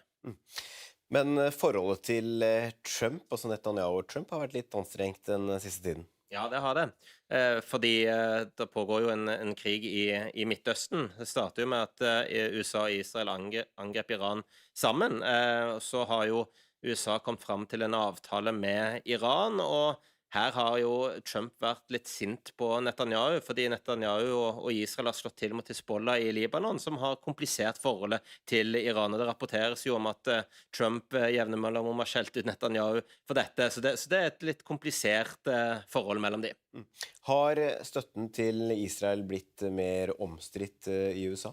Ja, særlig Det demokratiske partiet. Der har jo en del av disse primærvalgene hvor Det demokratiske partiet skal finne ut hvilke kandidater er det de skal ha til mellomvalget i november, nærmest drevet kampanje mot Israel og Netanyahu. Borgermesteren eller ordføreren i New York, Mamdani, har jo sagt han skal gjøre alt han kan for å arrestere Netanyahu hvis han er i New York. Det kan nok bli veldig vanskelig, men det sier noe om synspunktene i Det demokratiske partiet. Men selv i Det republikanske partiet så er støtten til Israel nedover, særlig blant unge.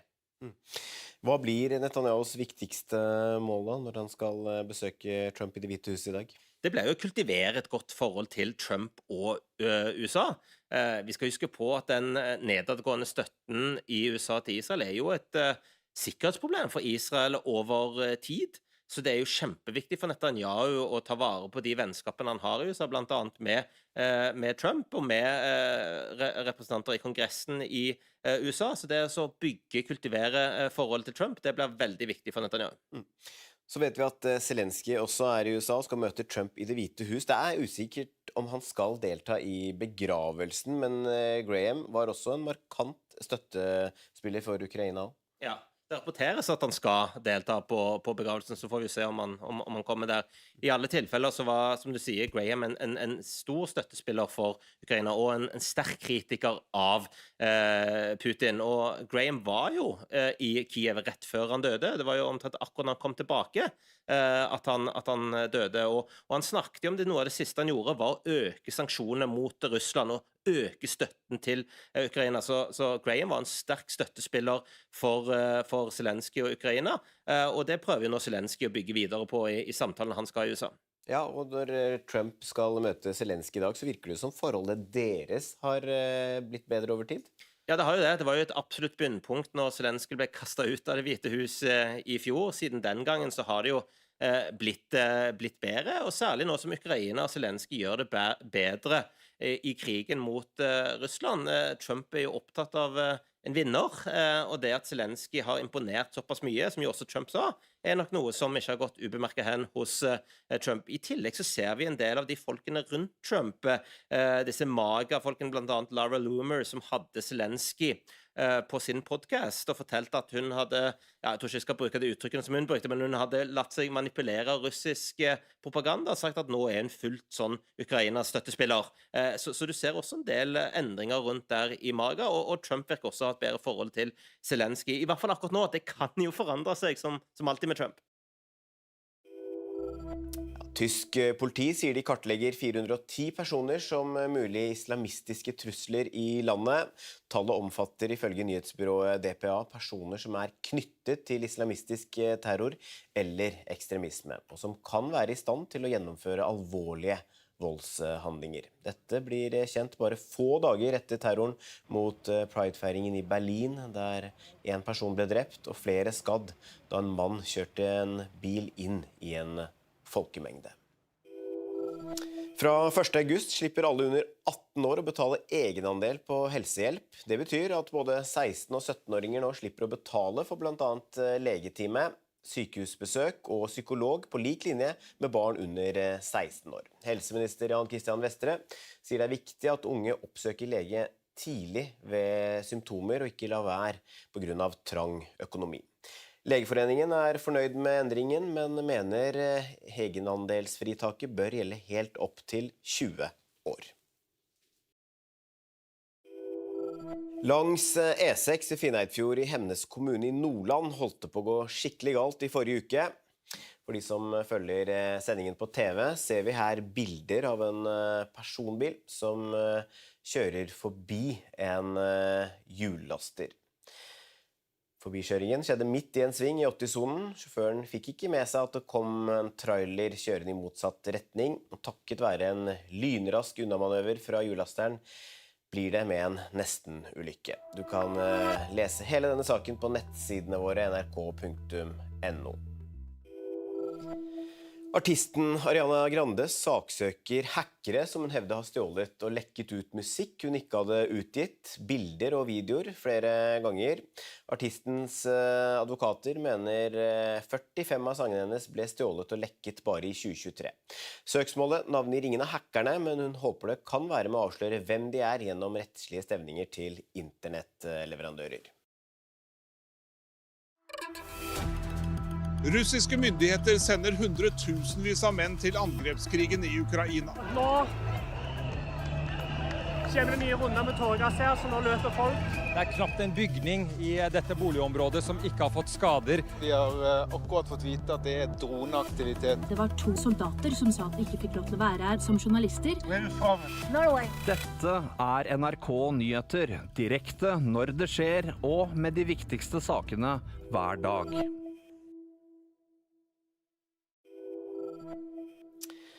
Skogbrannene ved Bordeaux i Frankrike har ikke spredt seg ytterligere det siste døgnet, det opplyser myndighetene, men det har vært flere oppblussinger. Det anslås at rundt 42 000 hektar har brent, og det er varslet en ny hetebølge de nærmeste dagene. Den mest alvorlige situasjonen vi har sett siden 2. verdenskrig, sa Frankrikes president Emmanuel Macron da han besøkte Bordeaux i går. On a la situation aujourd'hui qui est la plus dure qu'on ait jamais mesurée, la plus dure depuis la Deuxième Guerre mondiale. On a plus de 160 000 hectares qui ont été brûlés d'ores et déjà et la saison est loin d'être terminée. Et c'est beaucoup plus que ce qu'on avait enregistré ces dernières années, de manière record. C'est dû à une très grande sécheresse qui s'est passée évidemment ces dernières semaines, qui a asséché beaucoup de nos massifs, qui a enlevé de l'humidité, qui a créé beaucoup plus de vulnérabilité. Et on sait, ça a été le cas à Fontainebleau, c'est le cas aujourd'hui ici. On a aussi le Var, la Corse qui sont touchés, on a le Tarn qui est encore touché. Et je pense qu'il faut qu'on soit lucide. Les semaines à venir seront dures et on doit tenir. Ja, Malene Laura Solheim med oss fra Bordeaux. Hvordan vil de høye temperaturene de neste dagene påvirke slukkingsarbeidet? Brannmannskapene her i Bordeaux-området beskriver det her som en kamp mot klokka. De siste 2 dagene har det vært lavere temperaturer og mer optimale vindforhold, så da har de ikke fått kontroll på brannen, men det har blitt en roligere situasjon, og brannen har ikke spredd seg ytterligere. Det er jo nettopp det her de frykter. De kommer til å få mindre kontroll på brannen nå når det er meldt høyere temperaturer. Hetebølger har allerede inntruffet Spania, og der ser en allerede at der har vært oppblussinger i brannene som de hadde fått kontroll på etter at det ble varmt. Så det her er jo selvsagt det som uroer mest i sørvestlige deler av Frankrike nå. Så vi Macron her da, han besøkte Bordeaux i går. Hva mer er det han sa? Han kom med lovord om at han skulle følge opp ordførerne, brannmannskapene, de som er evakuerte, de som har mistet heimene sine. Alle skulle få den oppfølgingen som de har behov for. Og så sa han også at han skal sette inn en større innsats for å vedlikeholde og fornye skogområder. Og det tror jeg er et budskap som mange Frankrike tar godt imot, for det har jo vært kritikk mot myndighetene tidligere etter storbranner her i området i 2022, for 4 år siden, at en ikke har rustet skogene godt nok til å takle sånne skogbranner. Så det tror jeg franskmennene kommer til å følge opp akkurat det punktet av det som Macron sa her i Bordeaux i går. Ja, for selv om denne brannen ikke har spredt seg ytterligere, så er det andre skogbranner i Frankrike nå som har blusset opp. Ja, helt sør-øst i Frankrike, i Var-området mellom Marseille og Nice, der er det en brann som er ute av kontroll. Der har aktive oppblussinger som skaper kjempestore utfordringer for brannmannskapene der. Men det er også en mye mindre brann enn den som en ser i Gironde-området her som jeg er. Så kunne også Macron meddele et lyspunkt, og det er at de har fått kontroll på brannene i landområdet sør for Bordeaux. Og der har de da etter veldig mye arbeid klart å fått kontroll på brannene. Politiet rykket i natt ut til et innbrudd i en elkjøpbutikk i Ringsaker i Innlandet. Det skal være snakk om et sjokkbrekk ifølge politiet. Det er foreløpig ikke klart hva som er stjålet og hvor store verdier det dreier seg om, men det kan potensielt være snakk om verdier for 100 000, det sier oppdragsleder i Innlandet politidistrikt Geir Rune Ekse. 2 personer er pågrepet for å ha utøvd vold mot en mann i 30-årene i Lillestrøm i natt. Det melder Øst politidistrikt. Mannen ble undersøkt av helsepersonell og fremstår ikke alvorlig skadet. Politiet rykket ut da de fikk melding om en slåsskamp med 3 personer involvert ved et spisested i Lillestrøm sentrum.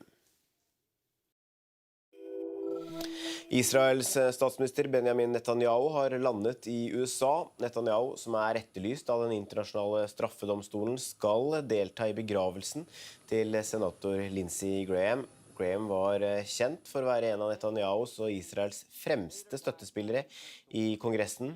11. juli døde han uventet 71 år gammel. Netanyahu skal også besøke president Donald Trump i Det hvite hus, men ikke alle er begeistret for at Netanyahu kommer til USA. I mean, for starters, Benjamin Netanyahu is a war criminal. He doesn't belong in our country. The only place he belongs is locked up with the ICC. a criminal warrant out for it, and then I don't want my tax dollars going to defend someone like that. Our heart goes out to every single one of the people in Palestine. We send our love, we send our prayers, and we're doing everything we can out on the streets, and we're just praying. Ja da, her ser vi bilder av Netanyahu ned flytrappa, hvor han får en velkomst. Med oss i studio, rådgiver i Civita, Eirik Løkke. Både Netanyahu og Zelensky i USA i dag. Netanyahu i USA for å ta farvel med sin støttespiller Lindsey Graham. Fortell litt om han først. Hvem var Lindsey Graham? Lindsey Graham var en republikansk politiker som var i Washington DC i mange år, satt mange år i senatet. Han var en mer, hva skal man kalle, en sånn neokonservativ, går ofte under uttrykket hauk i utenrikspolitikken, men han forandret seg helt med Donald Trump. Han var ikke den eneste i det republikanske partiet som gjorde det. Først var han en sterk kritiker av Trump, men så tilpasset han seg veldig Trump. Men hele tiden så var han en hauk i utenrikspolitiske spørsmål. Han var venn av Ukraina, kritisk til Russland og venn av Israel. Men forholdet til Trump, altså Netanyahu og Trump, har vært litt anstrengt den siste tiden. Ja, det har det. Fordi det pågår jo en krig i Midtøsten. Det starter jo med at USA og Israel angrep Iran sammen. Så har jo USA kommet fram til en avtale med Iran, og her har jo Trump vært litt sint på Netanyahu, fordi Netanyahu og Israel har slått til mot Hezbollah i Libanon, som har komplisert forholdet til Iran. Og det rapporteres jo om at Trump jevne mellom har skjelt ut Netanyahu for dette, så det et litt komplisert forhold mellom de. Har støtten til Israel blitt mer omstridt i USA?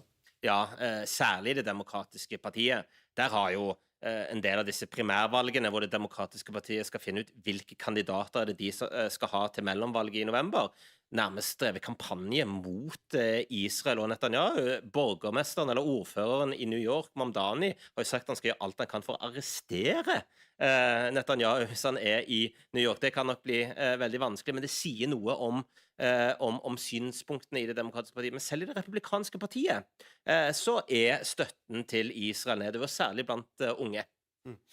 Hva blir Netanyahus viktigste mål da, når han skal besøke Trump i Det hvite huset i dag? Det ble jo å kultivere et godt forhold til Trump og USA. Vi skal huske på at den nedadgående støtten i USA til Israel jo et sikkerhetsproblem for Israel over tid. Så det jo kjempeviktig for Netanyahu å ta vare på de vennskapene han har i USA, blant annet med Trump og med representanter i Kongressen i USA. Så det å kultivere forholdet til Trump, det blir veldig viktig for Netanyahu. Så vet vi at Zelensky også i USA og skal møte Trump i Det hvite hus. Det usikkert om han skal delta i begravelsen, men Graham var også en markant støttespiller for Ukraina. Ja. Det rapporteres at han skal delta på begravelsen, så får vi se om han kommer der. I alle tilfeller så var, som du sier, Graham en stor støttespiller for Ukraina, og en sterk kritiker av Putin. Og Graham var jo i Kiev rett før han døde. Det var jo omtrent akkurat når han kom tilbake at han døde. Og han snakket om det, noe av det siste han gjorde var å øke sanksjonene mot Russland og øke støtten til Ukraina. Så Graham var en sterk støttespiller for Zelensky og Ukraina, og det prøver jo nå Zelensky å bygge videre på i samtalen han skal i USA. Ja, og når Trump skal møte Zelensky i dag, så virker det som forholdet deres har blitt bedre over tid? Ja, det har jo det. Det var jo et absolutt bunnpunkt når Zelensky ble kastet ut av Det hvite hus i fjor. Siden den gangen så har det jo blitt bedre, og særlig nå som Ukraina og Zelensky gjør det bedre i krigen mot Russland. Trump jo opptatt av en vinner, og det at Zelensky har imponert såpass mye, som jo også Trump sa, nok noe som ikke har gått ubemerket hen hos Trump. I tillegg så ser vi en del av de folkene rundt Trump, disse maga-folkene, blant annet Laura Loomer, som hadde Zelensky på sin podcast og fortalte at hun hadde, jeg tror ikke jeg skal bruke det uttrykkene som hun brukte, men hun hadde latt seg manipulere av russisk propaganda og sagt at nå hun fullt sånn Ukrainas støttespiller. Så du ser også en del endringer rundt der i maga, og Trump virker også ha et bedre forhold til Zelensky. I hvert fall akkurat nå, at det kan jo forandre seg som alltid med Trump. Tysk politi sier de kartlegger 410 personer som mulig islamistiske trusler i landet. Tallet omfatter ifølge nyhetsbyrået DPA personer som knyttet til islamistisk terror eller ekstremisme, og som kan være i stand til å gjennomføre alvorlige voldshandlinger. Dette blir kjent bare få dager etter terroren mot Pride-feiringen i Berlin, der en person ble drept og flere skadd da en mann kjørte en bil inn i en folkemengde.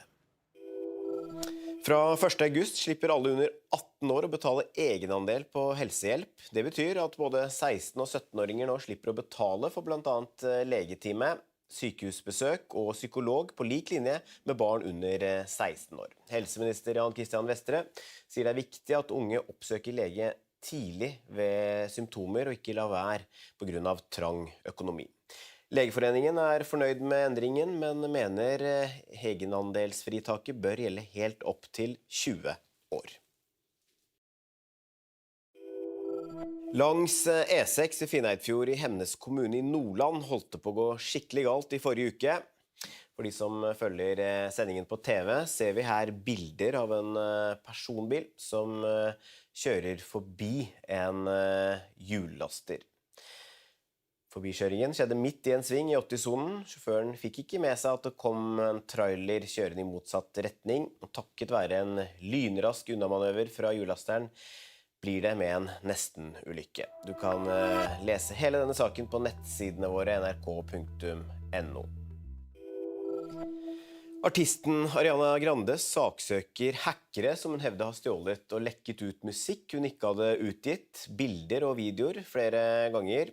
Artistens advokater mener 45 av sangene hennes ble stjålet og lekket bare i 2023. Søksmålet navngir ingen av hackerne, men hun håper det kan være med å avsløre hvem de er gjennom rettslige stevninger til internettleverandører. Russiske myndigheter sender hundretusenvis av menn til angrepskrigen i Ukraina. Nå kjenner vi nye runder med tåregass her, så nå løper folk.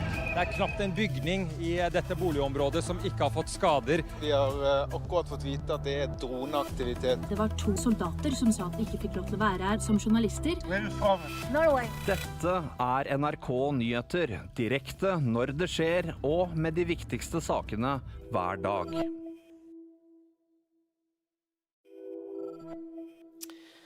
Skogbrannene ved Bordeaux i Frankrike har ikke spredt seg ytterligere det siste døgnet, det opplyser myndighetene, men det har vært flere opplysinger. Det anslås at rundt 42 000 hektar har brent, og det er varslet en ny hetebølge de nærmeste dagene.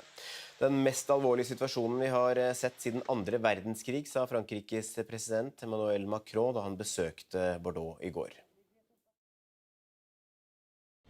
On a la situation aujourd'hui qui est la plus dure qu'on ait jamais mesurée, la plus dure depuis la Deuxième Guerre mondiale. On a plus de 160 000 hectares qui ont été brûlés d'ores et déjà et la saison est loin d'être terminée. Et c'est beaucoup plus que ce qu'on avait enregistré ces dernières années, de manière record. C'est dû à une très grande sécheresse qui s'est passée évidemment ces dernières semaines, qui a asséché beaucoup de nos massifs, qui a enlevé de l'humidité, qui a créé beaucoup plus de vulnérabilité.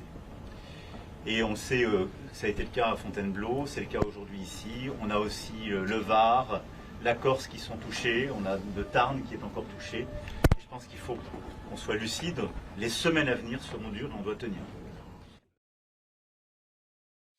Ja, Malene Laura Solheim med oss fra Bordeaux. Hvordan vil de høye temperaturene de neste dagene påvirke slukkingsarbeidet? Brannmannskapene her i Bordeaux-området beskriver det her som en kamp mot klokka. De siste 2 dagene har det vært lavere temperaturer og mer optimale vindforhold, så da har de ikke fått kontroll på brannen, men det har blitt en roligere situasjon, og brannen har ikke spredd seg ytterligere. Det er jo nettopp det her de frykter. De kommer til å få mindre kontroll på brannen nå når det er meldt høyere temperaturer.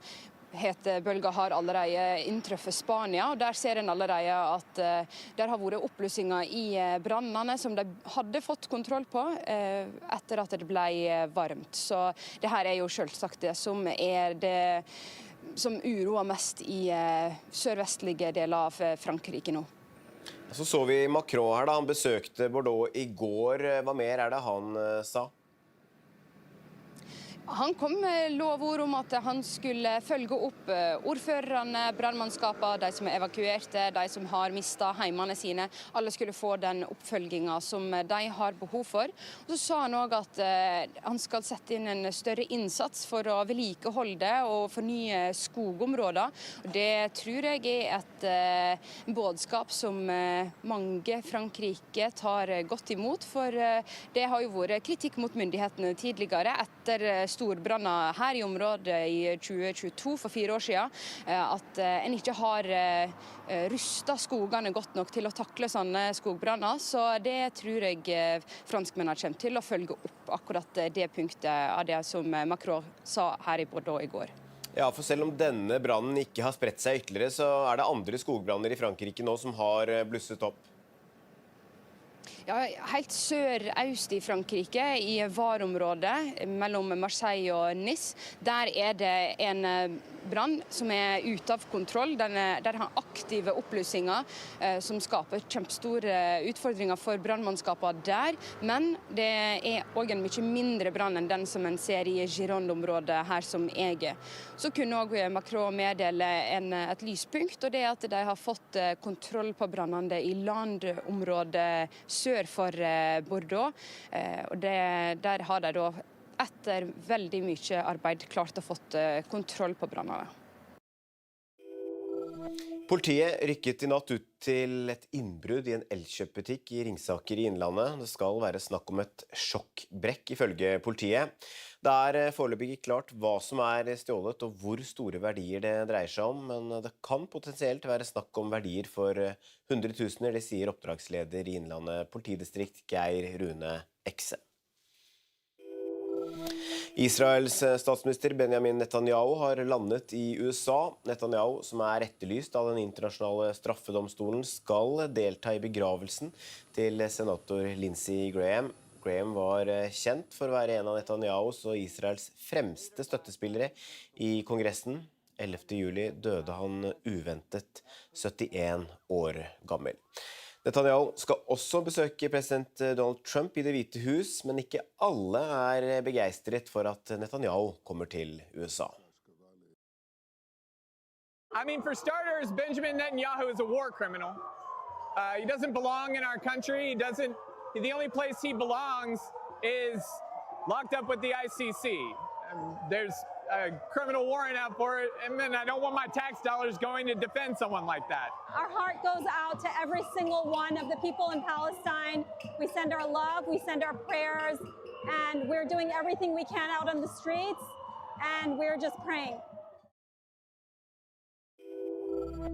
Tysk politi sier de kartlegger 410 personer som mulig islamistiske trusler i landet. Tallet omfatter ifølge nyhetsbyrået DPA personer som knyttet til islamistisk terror eller ekstremisme, og som kan være i stand til å gjennomføre alvorlige voldshandlinger. Dette blir kjent bare få dager etter terroren mot Pride-feiringen i Berlin, der en person ble drept og flere skadd da en mann kjørte en bil inn i en folkemengde. Fra 1. august slipper alle under 18 år å betale egenandel på helsehjelp. Det betyr at både 16- og 17-åringer nå slipper å betale for blant annet legetime, sykehusbesøk og psykolog på lik linje med barn under 16 år. Helseminister Jan Christian Vestre sier det viktig at unge oppsøker lege tidlig ved symptomer og ikke la være på grunn av trang økonomi.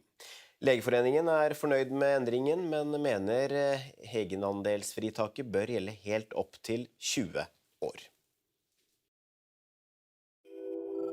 Langs E6 i Finnøyfjord i Hemnes kommune i Nordland holdt det på å gå skikkelig galt i forrige uke.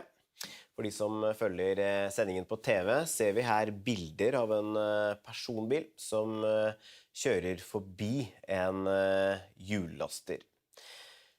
Forbikjøringen skjedde midt i en sving i 80-sonen. Sjåføren fikk ikke med seg at det kom en trailer kjørende i motsatt retning, og takket være en lynrask unnamanøver fra hjullasteren blir det med en nesten-ulykke. Du kan lese hele denne saken på nettsidene våre nrk.no.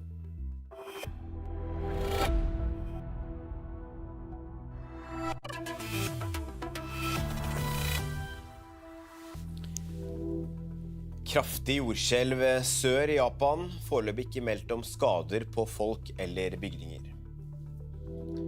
Skogbrannen ved Bordeaux i Frankrike har ikke spredt seg det siste døgnet, men det er ventet hetebølge de nærmeste dagene. Netanyahu og Zelensky er i USA. Begge skal møte Trump hver for seg. Klokken har passert 10, du følger NRK Nyheter. Et jordskjelv med styrke 7,1 har rammet det sørlige Japan. Det er sendt ut tsunamivarsel og nødvarsler i flere fylker sør i landet. Det melder den japanske kringkasteren og Japans meteorologiske institutt. Skjelvet fant sted i Kumamoto på øya Kyushu, som er den sørligste av landets 4 store øyer. Det er foreløpig ikke meldt om skader på folk eller bygninger. Kumamoto ble rammet av 2 ødeleggende jordskjelv i 2016 som krevde nesten 300 menneskeliv. Med oss i studio, Petter Grimnes, hva mer vet vi om det som har skjedd? Ja, det er i grunnen det vi vet, at det har vært et jordskjelv, eller det vil si det var 2 jordskjelv for en drøy halvtime siden. De kom med 2 minutters mellomrom. Begge målt til 7,1 i styrke, som er ganske sterkt. Men det er klart, dette er jo et område hvor de er vant til jordskjelv. De har bygd bygningene sine for å kunne tåle dette her. Men dagens 2 skjelv på 7,1 i styrke har også ført til at japanske myndigheter har utstedt tsunamivarsel. De frykter en bølge med en bølgetopp på 1 meter ekstra. Ja, for det er som du sier, det er ikke helt uvanlig. Altså, Japan er utsatt for jordskjelv. Ja, Japan er veldig utsatt for jordskjelv. Bare den siste døgnet så har det vært 3 ganske sterke jordskjelv. De siste uka 8, og hvis vi ser et helt år tilbake, så har nesten 700 jordskjelv rammet Japan. Det sterkeste med styrke på 7,6. Og japanske myndigheter sendte ut et jordskjelvnødvarsel til flere store byer på denne sørlige øya. Og i området disse 2 siste skjelvene fant sted, så er det en befolkning på rundt 1,5 million mennesker, så det er klart det er fint og viktig å følge med på, men det er altså ikke meldt om skader på hverken folk eller bygninger foreløpig. Du følger saken for oss. Takk, Petter Grimnes. Politiet rykket i natt ut til et innbrudd i en elkjøpbutikk i Ringsaker. Det skal være snakk om et sjokkbrekk, ifølge politiet. Det er foreløpig ukjent hva som er stjålet, men oppdragsleder Geir Rune Ekse i Innlandet politidistrikt sier det kan potensielt være snakk om verdier for 100 000. Politiet etterlyser det de tror kan være en eldre Volkswagen Passat, og baserer det på deler som ligger igjen av bilen. Legemiddelselskapet Johnson & Johnson har inngått et forlik verdt $5,5 milliarder etter anklager om at babypudder og andre talkumprodukter forårsaker kreft i eggstokkene på grunn av asbest. Beløpet tilsvarer 53 milliarder norske kroner. Selskapet har nektet for anklagene og har sagt at talkumproduktene er trygge. De sluttet å selge talkumbasert babypudder i USA i 2020 og gikk over til et produkt basert på maisstivelse.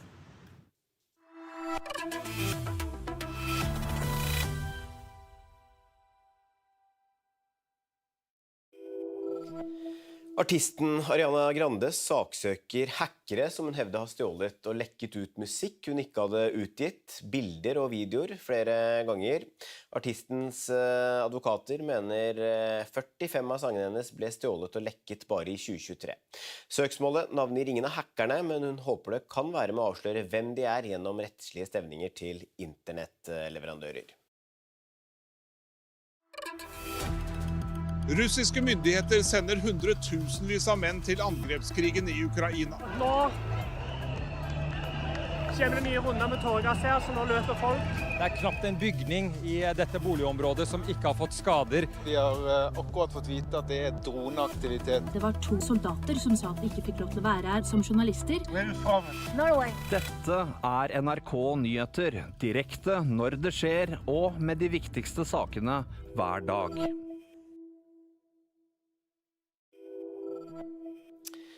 Skogbrannene ved Bordeaux i Frankrike har ikke spredt seg ytterligere det siste døgnet, det opplyser myndighetene, men det har vært flere opplysinger. Det anslås at rundt 42 000 hektar har brent, og det er varslet en ny hetebølge de nærmeste dagene. Den mest alvorlige situasjonen vi har sett siden andre verdenskrig, sa Frankrikes president Emmanuel Macron da han besøkte Bordeaux i går. On a la situation aujourd'hui qui est la plus dure qu'on n'ait jamais mesurée, la plus dure depuis la Deuxième Guerre mondiale. On a plus de 160 000 hectares qui ont été brûlés d'ores et déjà et la saison est loin d'être terminée. Et c'est beaucoup plus que ce qu'on avait enregistré ces dernières années, de manière record. C'est dû à une très grande sécheresse qui s'est passée évidemment ces dernières semaines, qui a asséché beaucoup de nos massifs, qui a enlevé de l'humidité, qui a créé beaucoup plus de vulnérabilité. Et on sait, ça a été le cas à Fontainebleau, c'est le cas aujourd'hui ici. On a aussi le Var, la Corse qui sont touchés, on a le Tarn qui est encore touché. Et je pense qu'il faut qu'on soit lucide. Les semaines à venir seront dures et on doit tenir. Ja, Malene Laura Solheim med oss fra Bordeaux. Hvordan vil de høye temperaturene de neste dagene påvirke slukkingsarbeidet? Brannmannskapene her i Bordeaux-området beskriver det her som en kamp mot klokka. De siste 2 dagene har det vært lavere temperaturer og mer optimale vindforhold, så da har de ikke fått kontroll på brannen, men det har blitt en roligere situasjon, og brannen har ikke spredd seg ytterligere. Det er jo nettopp det her de frykter. De kommer til å få mindre kontroll på brannen nå når det er meldt høyere temperaturer. Hetebølga har allerede inntruffet Spania, og der ser en allerede at der har vært oppblussinger i brannene som de hadde fått kontroll på etter at det ble varmt. Så det her er jo selvsagt det som er det som uroer mest i sørvestlige deler av Frankrike nå. Så vi Macron her da, han besøkte Bordeaux i går. Hva mer er det han sa? Han kom med lovord om at han skulle følge opp ordførerne, brannmannskapene, de som er evakuerte, de som har mistet heimene sine. Alle skulle få den oppfølgingen som de har behov for. Og så sa han også at han skal sette inn en større innsats for å vedlikeholde og fornye skogområder. Det tror jeg er et budskap som mange Frankrike tar godt imot, for det har jo vært kritikk mot myndighetene tidligere etter storbranner her i området i 2022, for 4 år siden, at en ikke har rustet skogene godt nok til å takle sånne skogbranner. Så det tror jeg franskmennene kommer til å følge opp akkurat det punktet av det som Macron sa her i Bordeaux i går. Ja, for selv om denne brannen ikke har spredt seg ytterligere, så er det andre skogbranner i Frankrike nå som har blusset opp. Ja, helt sør-øst i Frankrike, i Var-området mellom Marseille og Nice, der er det en brann som er ute av kontroll. Der har aktive oppblussinger som skaper kjempestore utfordringer for brannmannskapene der. Men det er også en mye mindre brann enn den som en ser i Gironde-området her som jeg er. Så kunne også Macron meddele et lyspunkt, og det er at de har fått kontroll på brannene i landområdet sør for Bordeaux. Og der har de da etter veldig mye arbeid klart å fått kontroll på brannene. Et jordskjelv med styrke 7,1 har rammet det sørlige Japan. Det er sendt ut tsunamivarsel og nødvarsler i flere fylker sør i landet. Det melder den japanske kringkasteren og Japans meteorologiske institutt. Skjelvet fant sted i Kumamoto på øya Kyushu, som er den sørligste av landets 4 store øyer. Det er foreløpig ikke meldt om skader på folk eller bygninger. Kumamoto ble rammet av 2 ødeleggende jordskjelv i 2016 som krevde nesten 300 menneskeliv. Med oss i studio, Petter Grimnes, hva mer vet vi om det som har skjedd? Ja, det er i grunnen det vi vet, at det har vært et jordskjelv, eller det vil si det var 2 jordskjelv for en drøy halvtime siden. De kom med 2 minutters mellomrom. Begge målt til 7,1 i styrke, som er ganske sterkt. Men det er klart, dette er jo et område hvor de er vant til jordskjelv. De har bygd bygningene sine for å kunne tåle dette her. Men dagens 2 skjelv på 7,1 i styrke har også ført til at japanske myndigheter har utstedt tsunamivarsel. De frykter en bølge med en bølgetopp på 1 meter ekstra. Ja, for det som du sier, det ikke helt uvanlig. Altså, Japan utsatt for jordskjelv. Ja, Japan veldig utsatt for jordskjelv. Bare den siste døgnet så har det vært 3 ganske sterke jordskjelv de siste uka, 8. Og hvis vi ser et helt år tilbake, så har nesten 700 jordskjelv rammet Japan. Det sterkeste med styrke på 7,6. Og japanske myndigheter sendte ut et jordskjelvnødvarsel til flere store byer på denne sørlige øya. Og i området disse 2 siste skjelvene fant sted, så det en befolkning på rundt 1,5 million mennesker, så det klart det fint og viktig å følge med på, men det altså ikke meldt om skader på hverken folk eller bygninger foreløpig. Politiet rykket i natt ut til et innbrudd i en elkjøpbutikk i Ringsaker. Det skal være snakk om et sjokkbrekk ifølge politiet. Det foreløpig ukjent hva som stjålet, men oppdragsleder Geir Rune Ekse i Innlandet politidistrikt sier det kan potensielt være snakk om verdier for 100 000. Politiet etterlyser det de tror kan være en eldre Volkswagen Passat, og baserer det på deler som ligger igjen av bilen. 2 personer pågrepet for å ha utøvd vold mot en mann i 30-årene i Lillestrøm i natt. Det melder Øst politidistrikt. Mannen ble undersøkt av helsepersonell og fremstår ikke alvorlig skadet. Politiet rykket ut at de fikk melding om en slåsskamp med 3 personer involvert ved et spisested i Lillestrøm sentrum. Israels statsminister Benjamin Netanyahu har landet i USA. Netanyahu, som etterlyst av den internasjonale straffedomstolen, skal delta i begravelsen til senator Lindsey Graham. Graham var kjent for å være en av Netanyahus og Israels fremste støttespillere i Kongressen. 11. juli døde han uventet 71 år gammel. Netanyahu skal også besøke president Donald Trump i Det hvite hus, men ikke alle begeistret for at Netanyahu kommer til USA. I mean, for starters, Benjamin Netanyahu is a war criminal. He doesn't belong in our country. The only place he belongs is locked up with the ICC. There's a criminal warrant out for it, and then I don't want my tax dollars going to defend someone like that. Our heart goes out to every single one of the people in Palestine. We send our love, we send our prayers, and we're doing everything we can out on the streets, and we're just praying. Ja da, her ser vi bilder av Netanyahu ned flytrappa, hvor han får en velkomst. Med oss i studio, rådgiver i Civita, Eirik Løkke. Både Netanyahu og Zelensky i USA i dag. Netanyahu i USA for å ta farvel med sin støttespiller Lindsey Graham. Fortell litt om han først. Hvem var Lindsey Graham?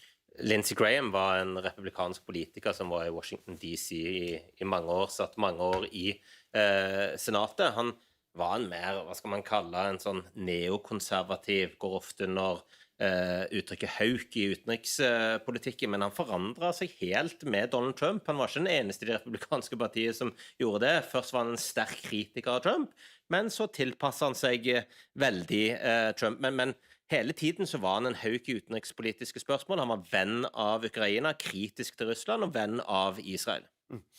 Men forholdet til Trump, altså Netanyahu og Trump, har vært litt anstrengt den siste tiden. Ja, det har det. Fordi det pågår jo en krig i Midtøsten. Det starter jo med at USA og Israel angrep Iran sammen.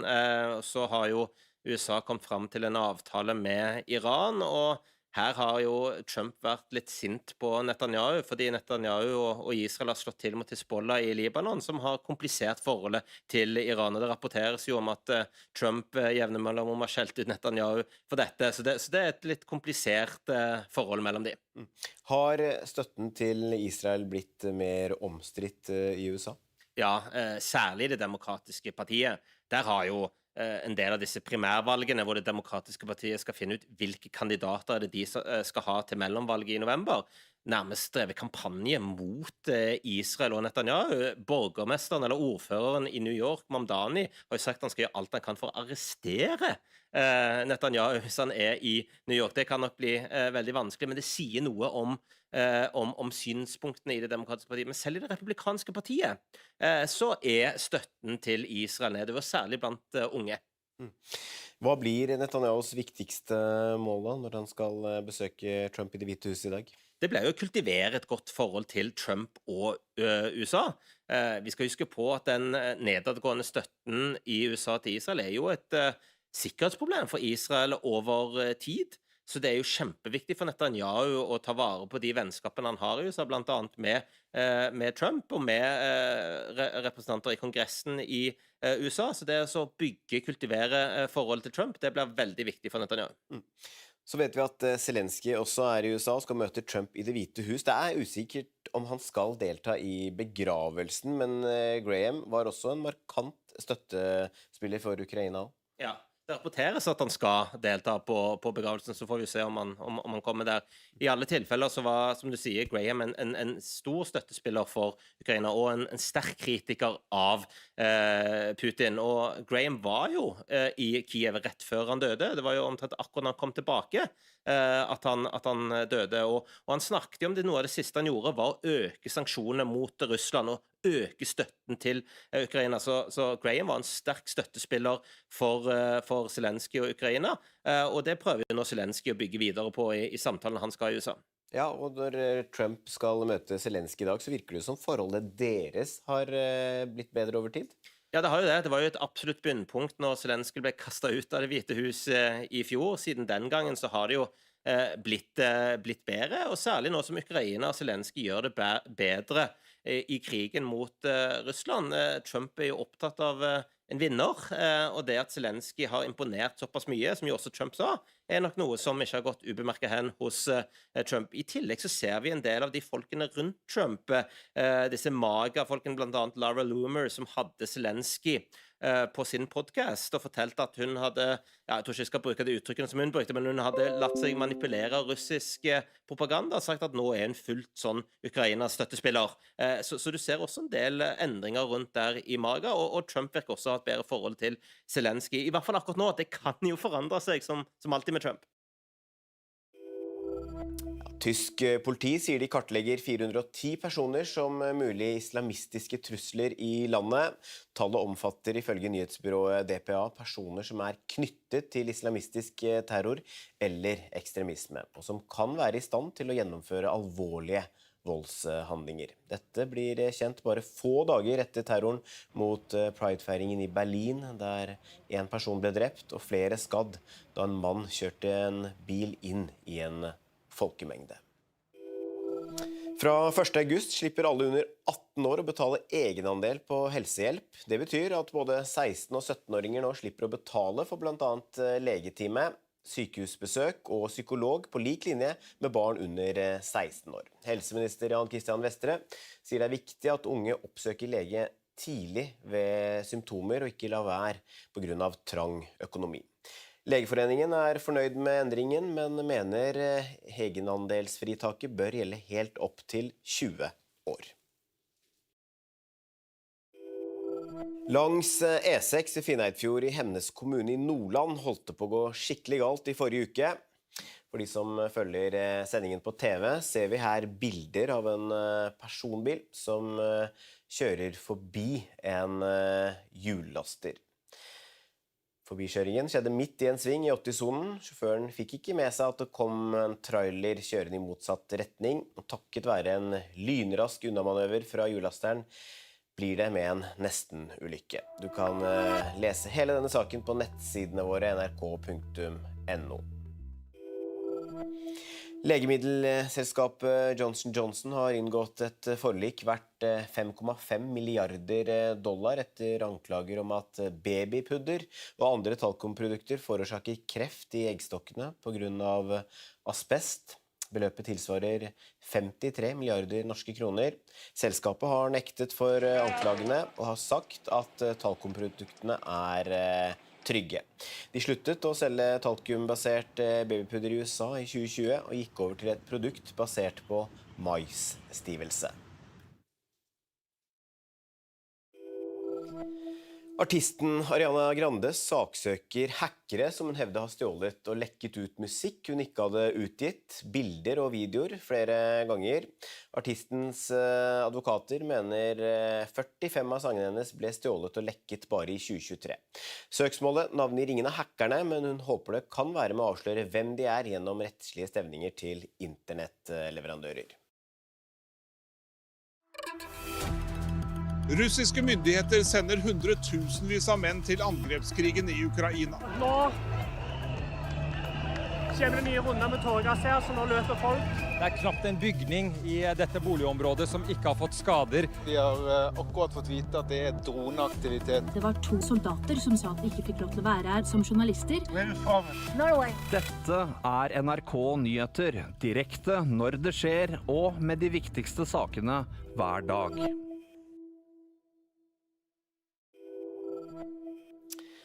Skogbrannene ved Bordeaux i Frankrike har ikke spredt seg ytterligere det siste døgnet, det opplyser myndighetene, men det har vært flere oppblussinger. Det anslås at rundt 42 000 hektar har brent, og det er varslet en ny hetebølge de nærmeste dagene. Den mest alvorlige situasjonen vi har sett siden 2. verdenskrig, sa Frankrikes president Emmanuel Macron da han besøkte Bordeaux i går. On a la situation aujourd'hui qui est la plus dure qu'on ait jamais mesurée, la plus dure depuis la Deuxième Guerre mondiale. On a plus de 160 000 hectares qui ont été brûlés d'ores et déjà et la saison est loin d'être terminée. Et c'est beaucoup plus que ce qu'on avait enregistré ces dernières années, de manière record. C'est dû à une très grande sécheresse qui s'est passée évidemment ces dernières semaines, qui a asséché beaucoup de nos massifs, qui a enlevé de l'humidité, qui a créé beaucoup plus de vulnérabilité. Et on sait que ça a été le cas à Fontainebleau, c'est le cas aujourd'hui ici. On a aussi le Var, la Corse qui sont touchés, on a le Tarn qui est encore touché. Et je pense qu'il faut qu'on soit lucide. Les semaines à venir seront dures et on doit tenir. Ja, Malene Laura Solheim med oss fra Bordeaux. Hvordan vil de høye temperaturene de neste dagene påvirke slukkingsarbeidet? Brannmannskapene her i Bordeaux-området beskriver det her som en kamp mot klokka.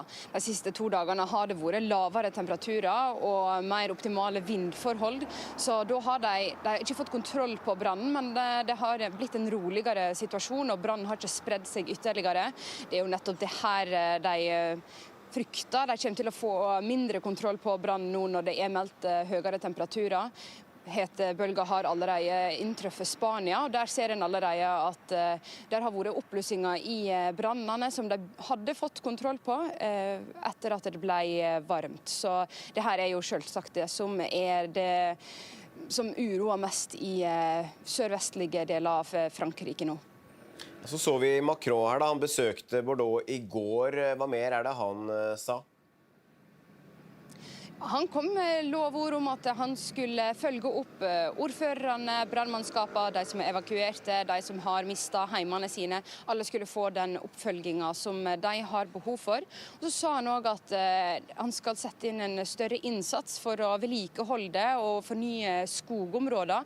Det tror jeg er et budskap som mange Frankrike tar godt imot, for det har jo vært kritikk mot myndighetene tidligere etter storbranner her i området i 2022 for 4 år siden, at en ikke har rustet skogene godt nok til å takle sånne skogbranner. Så det tror jeg franskmennene kommer til å følge opp akkurat det punktet av det som Macron sa her i Bordeaux i går. Ja, for selv om denne brannen ikke har spredt seg ytterligere, så er det andre skogbranner i Frankrike nå som har blusset opp. Ja, helt sør-øst i Frankrike, i Var-området mellom Marseille og Nice, der er det en brann som ute av kontroll. Der har aktive opplysinger som skaper kjempestore utfordringer for brannmannskapene der. Men det også en mye mindre brann enn den som en ser i Gironde-området her som jeg er. Så kunne også Macron meddele et lyspunkt, og det at de har fått kontroll på brannene i landområdet sør for Bordeaux. Og der har de da etter veldig mye arbeid klart å fått kontroll på brannene. Et jordskjelv med styrke 7,1 har rammet det sørlige Japan. Det sendt ut tsunamivarsel og nødvarsler i flere fylker sør i landet. Det melder den japanske kringkasteren og Japans meteorologiske institutt. Skjelvet fant sted i Kumamoto på øya Kyushu, som den sørligste av landets 4 store øyer. Det foreløpig ikke meldt om skader på folk eller bygninger. Kumamoto ble rammet av 2 ødeleggende jordskjelv i 2016 som krevde nesten 300 menneskeliv. Med oss i studio, Petter Grimnes, hva mer vet vi om det som har skjedd? Ja, det i grunnen det vi vet, at det har vært et jordskjelv, eller det vil si det var 2 jordskjelv for en drøy halvtime siden. De kom med 2 minutters mellomrom. Begge målt til 7,1 i styrke, som ganske sterkt. Men det klart, dette jo et område hvor de vant til jordskjelv. De har bygd bygningene sine for å kunne tåle dette her. Men dagens 2 skjelv på 7,1 i styrke har også ført til at japanske myndigheter har utstedt tsunamivarsel. De frykter en bølge med en bølgetopp på 1 meter ekstra. Ja, for det som du sier, det ikke helt uvanlig. Altså, Japan utsatt for jordskjelv. Ja, Japan veldig utsatt for jordskjelv. Bare den siste døgnet så har det vært 3 ganske sterke jordskjelv. De siste uka 8, og hvis vi ser et helt år tilbake, så har nesten 700 jordskjelv rammet Japan. Det sterkeste med styrke på 7,6. Og japanske myndigheter sendte ut et jordskjelvnødvarsel til flere store byer på denne sørlige øya.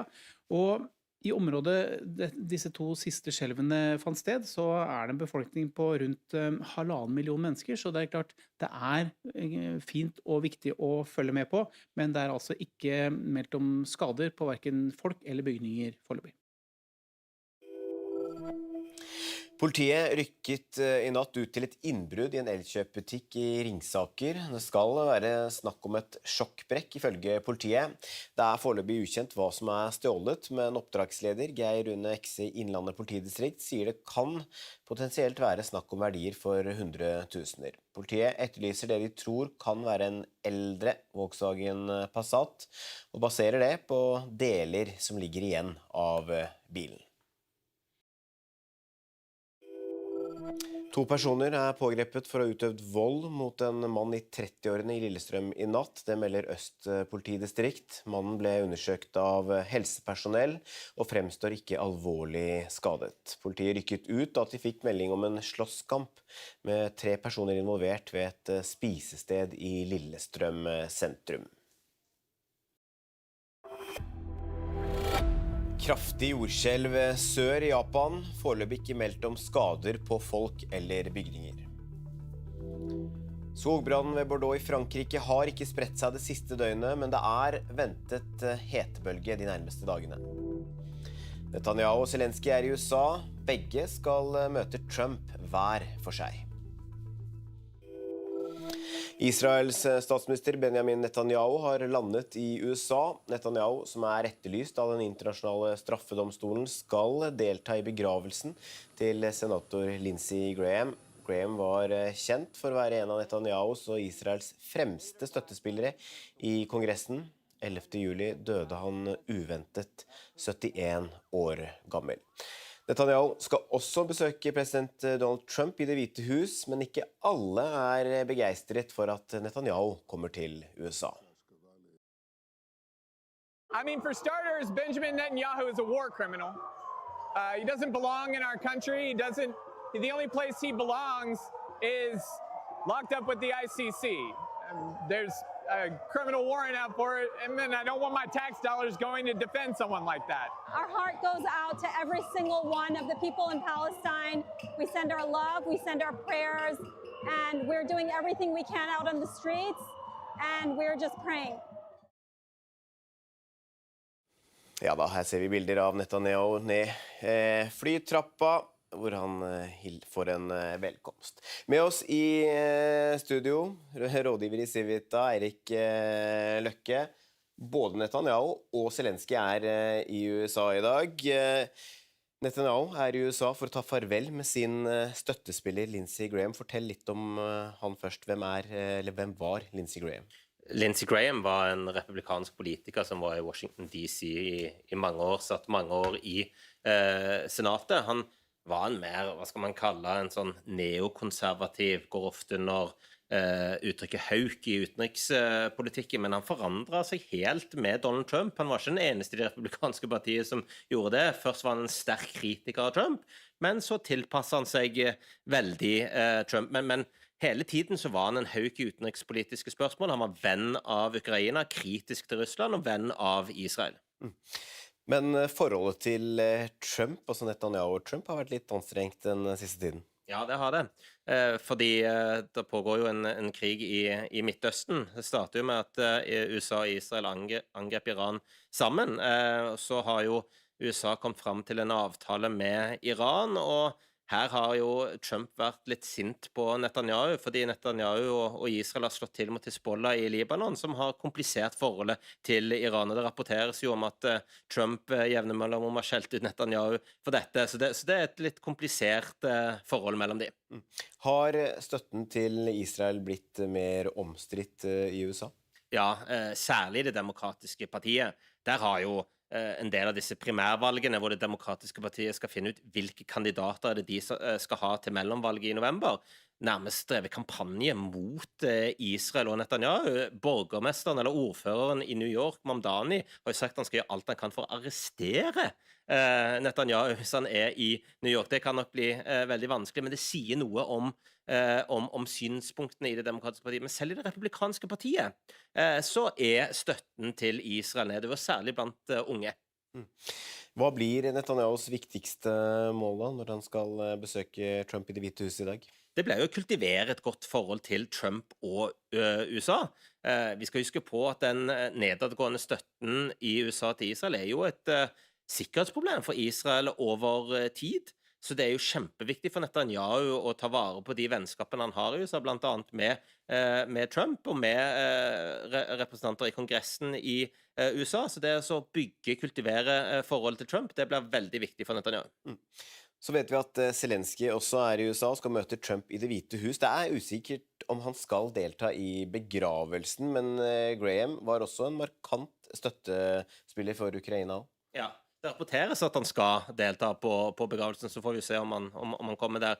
I alle tilfeller så var, som du sier, Graham en stor støttespiller for Ukraina, og en sterk kritiker av Putin. Og Graham var jo i Kiev rett før han døde. Det var jo omtrent akkurat når han kom tilbake at han døde. Og han snakket jo om det, noe av det siste han gjorde var å øke sanksjonene mot Russland, og øke støtten til Ukraina. Så Graham var en sterk støttespiller for Zelensky og Ukraina, og det prøver jo nå Zelensky å bygge videre på i samtalen han skal i USA. Ja, og når Trump skal møte Zelensky i dag, så virker det som forholdet deres har blitt bedre over tid? Ja, det har jo det. Det var jo et absolutt bunnpunkt når Zelensky ble kastet ut av Det hvite hus i fjor. Siden den gangen så har det jo blitt bedre, og særlig nå som Ukraina og Zelensky gjør det bedre i krigen mot Russland.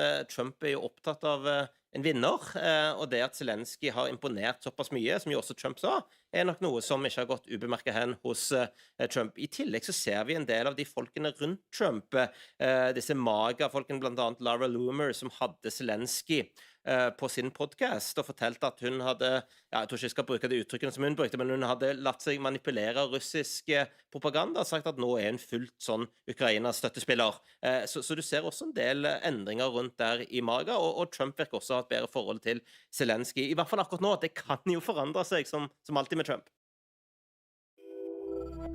Tysk politi sier de kartlegger 410 personer som mulig islamistiske trusler i landet.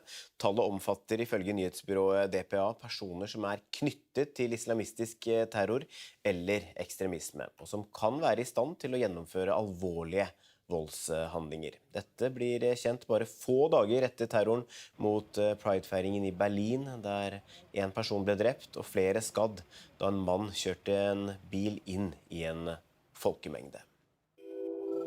Fra 1. august slipper alle under 18 år å betale egenandel på helsehjelp. Det betyr at både 16- og 17-åringer nå slipper å betale for blant annet legetime, sykehusbesøk og psykolog på lik linje med barn under 16 år. Helseminister Jan Christian Vestre sier det er viktig at unge oppsøker lege tidlig ved symptomer og ikke la være på grunn av trang økonomi. Legeforeningen er fornøyd med endringen, men mener egenandelsfritaket bør gjelde helt opp til 20 år. Langs E6 i Finnøyfjord i Hemnes kommune i Nordland holdt det på å gå skikkelig galt i forrige uke.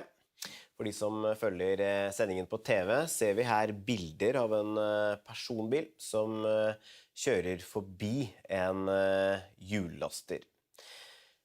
Forbikjøringen skjedde midt i en sving i 80-sonen. Sjåføren fikk ikke med seg at det kom en trailer kjørende i motsatt retning, og takket være en lynrask unnamanøver fra hjullasteren blir det med en nesten-ulykke. Du kan lese hele denne saken på nettsidene våre nrk.no. Legemiddelselskapet Johnson & Johnson har inngått et forlik verdt $5,5 milliarder etter anklager om at babypudder og andre talkumprodukter forårsaker kreft i eggstokkene på grunn av asbest. Beløpet tilsvarer 53 milliarder norske kroner. Selskapet har nektet for anklagene og har sagt at talkumproduktene er trygge. De sluttet å selge talkumbasert babypudder i USA i 2020 og gikk over til et produkt basert på maisstivelse. Artisten Ariana Grande saksøker hackere som hun hevder har stjålet og lekket ut musikk hun ikke hadde utgitt, bilder og videoer flere ganger. Artistens advokater mener 45 av sangene hennes ble stjålet og lekket bare i 2023. Søksmålet navngir ingen av hackerne, men hun håper det kan være med å avsløre hvem de er gjennom rettslige stevninger til internettleverandører. Russiske myndigheter sender hundretusenvis av menn til angrepskrigen i Ukraina. Nå kommer det nye runder med tårgass her, så nå løper folk. Det er knapt en bygning i dette boligområdet som ikke har fått skader. Vi har akkurat fått vite at det er droneaktivitet. Det var 2 soldater som sa at de ikke fikk lov til å være her som journalister. Norway. Dette er NRK Nyheter, direkte når det skjer og med de viktigste sakene hver dag.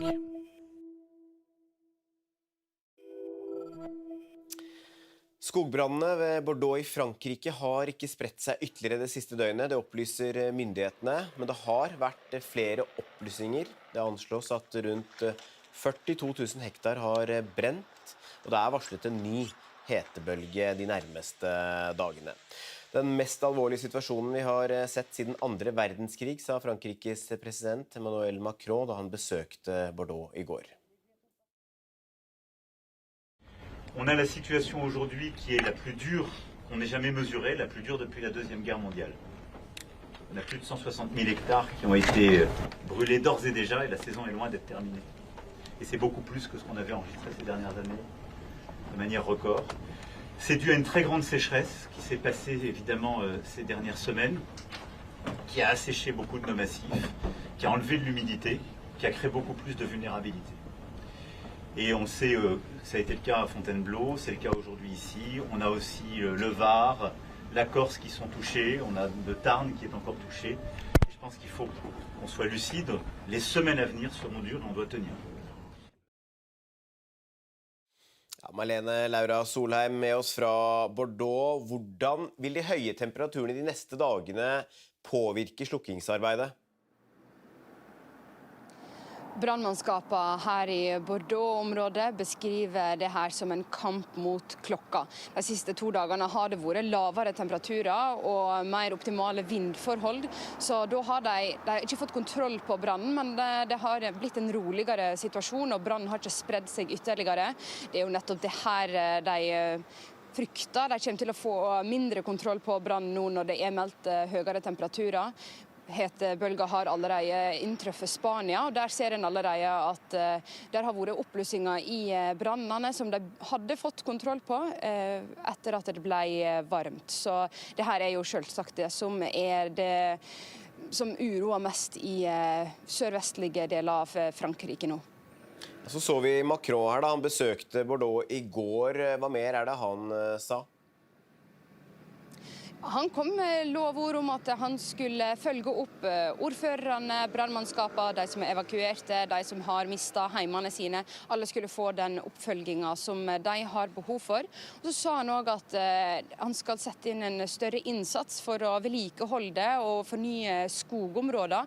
Det tror jeg er et budskap som mange Frankrike tar godt imot, for det har jo vært kritikk mot myndighetene tidligere etter storbranner her i området i 2022, for 4 år siden, at en ikke har rustet skogene godt nok til å takle sånne skogbranner. Så det tror jeg franskmennene kommer til å følge opp akkurat det punktet av det som Macron sa her i Bordeaux i går.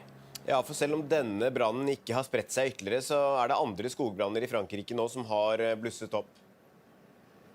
Ja, helt sør-øst i Frankrike, i Var-området mellom Marseille og Nice, der er det en brann som er ute av kontroll. Der har aktive oppblussinger som skaper kjempestore utfordringer for brannmannskapene der. Men det er også en mye mindre brann enn den som en ser i Gironde-området her som jeg er.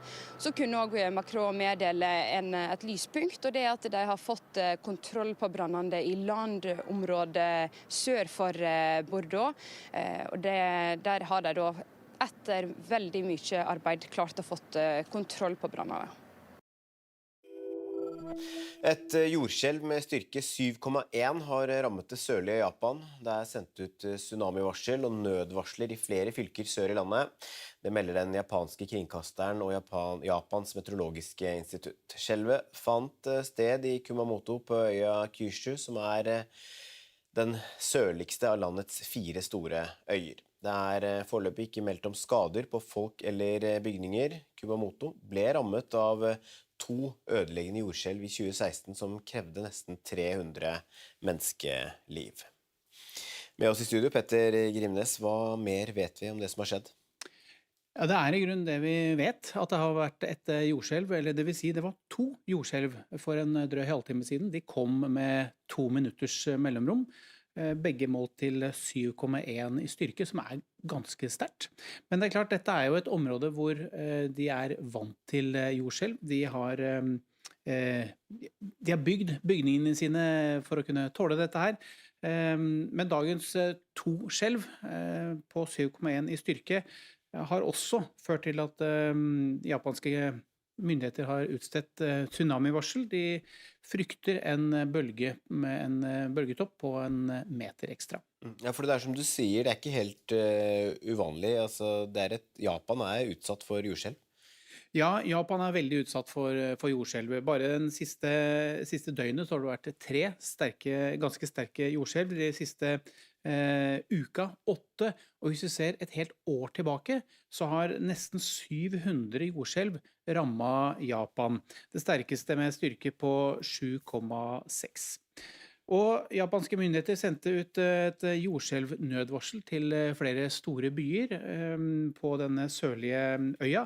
Og i området disse 2 siste skjelvene fant sted, så er det en befolkning på rundt 1,5 million mennesker, så det er klart det er fint og viktig å følge med på, men det er altså ikke meldt om skader på hverken folk eller bygninger foreløpig. Politiet rykket i natt ut til et innbrudd i en elkjøpbutikk i Ringsaker. Det skal være snakk om et sjokkbrekk, ifølge politiet. Det er foreløpig ukjent hva som er stjålet, men oppdragsleder Geir Rune Ekse i Innlandet politidistrikt sier det kan potensielt være snakk om verdier for 100 000. Politiet etterlyser det de tror kan være en eldre Volkswagen Passat, og baserer det på deler som ligger igjen av bilen. 2 personer er pågrepet for å ha utøvd vold mot en mann i 30-årene i Lillestrøm i natt. Det melder Øst politidistrikt. Mannen ble undersøkt av helsepersonell og fremstår ikke alvorlig skadet. Politiet rykket ut da de fikk melding om en slåsskamp med 3 personer involvert ved et spisested i Lillestrøm sentrum. Israels statsminister Benjamin Netanyahu har landet i USA. Netanyahu, som er etterlyst av den internasjonale straffedomstolen, skal delta i begravelsen til senator Lindsey Graham. Graham var kjent for å være en av Netanyahus og Israels fremste støttespillere i Kongressen. 11. juli døde han uventet 71 år gammel. Netanyahu skal også besøke president Donald Trump i Det hvite hus, men ikke alle er begeistret for at Netanyahu kommer til USA. I mean, for starters, Benjamin Netanyahu is a war criminal. He doesn't belong in our country. The only place he belongs is locked up with the ICC. There's a criminal warrant out for it, and then I don't want my tax dollars going to defend someone like that. Our heart goes out to every single one of the people in Palestine. We send our love, we send our prayers, and we're doing everything we can out on the streets, and we're just praying. Ja da, her ser vi bilder av Netanyahu ned flytrappa, hvor han får en velkomst. Med oss i studio, rådgiver i Civita, Eirik Løkke. Både Netanyahu og Zelensky er i USA i dag. Netanyahu er i USA for å ta farvel med sin støttespiller Lindsey Graham. Fortell litt om han først. Hvem var Lindsey Graham? Lindsey Graham var en republikansk politiker som var i Washington DC i mange år, satt mange år i senatet. Han var en mer, hva skal man kalle, en sånn neokonservativ, går ofte under uttrykket hauk i utenrikspolitikken, men han forandret seg helt med Donald Trump. Han var ikke den eneste i det republikanske partiet som gjorde det. Først var han en sterk kritiker av Trump, men så tilpasset han seg veldig Trump. Men hele tiden så var han en hauk i utenrikspolitiske spørsmål. Han var venn av Ukraina, kritisk til Russland og venn av Israel. Men forholdet til Trump, altså Netanyahu og Trump, har vært litt anstrengt den siste tiden. Ja, det har det. Fordi det pågår jo en krig i Midtøsten. Det starter jo med at USA og Israel angrep Iran sammen. Så har jo USA kommet fram til en avtale med Iran, og her har jo Trump vært litt sint på Netanyahu, fordi Netanyahu og Israel har slått til mot Hezbollah i Libanon, som har komplisert forholdet til Iran. Og det rapporteres jo om at Trump jevne mellomrom har skjelt ut Netanyahu for dette, så det er et litt komplisert forhold mellom de. Har støtten til Israel blitt mer omstridt i USA? Ja, særlig det demokratiske partiet. Der har jo en del av disse primærvalgene hvor det demokratiske partiet skal finne ut hvilke kandidater det de skal ha til mellomvalget i november, nærmest drevet kampanje mot Israel og Netanyahu. Borgermesteren eller ordføreren i New York, Mamdani, har jo sagt han skal gjøre alt han kan for å arrestere Netanyahu hvis han er i New York. Det kan nok bli veldig vanskelig, men det sier noe om synspunktene i det demokratiske partiet. Men selv i det republikanske partiet så er støtten til Israel nedover, særlig blant unge. Hva blir Netanyahus viktigste mål da, når han skal besøke Trump i Det hvite hus i dag? Det ble jo å kultivere et godt forhold til Trump og USA.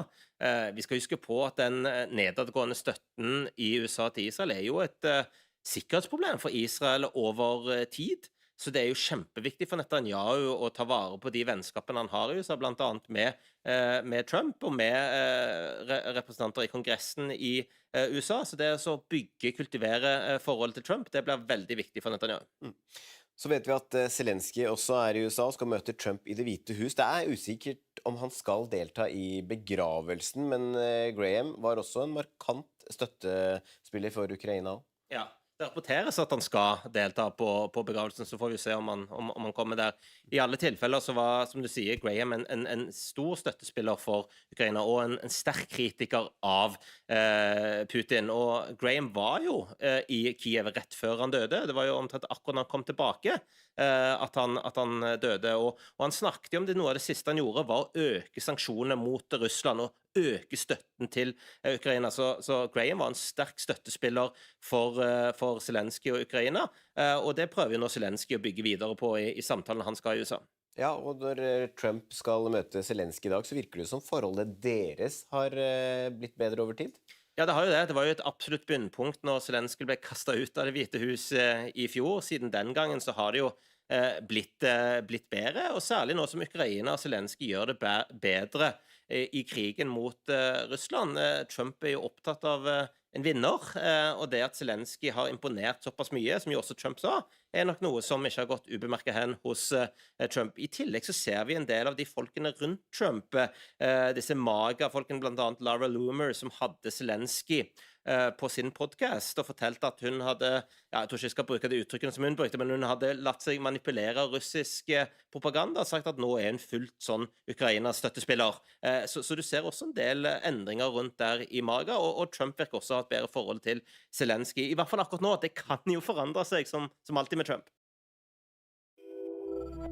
Tysk politi sier de kartlegger 410 personer som mulig islamistiske trusler i landet.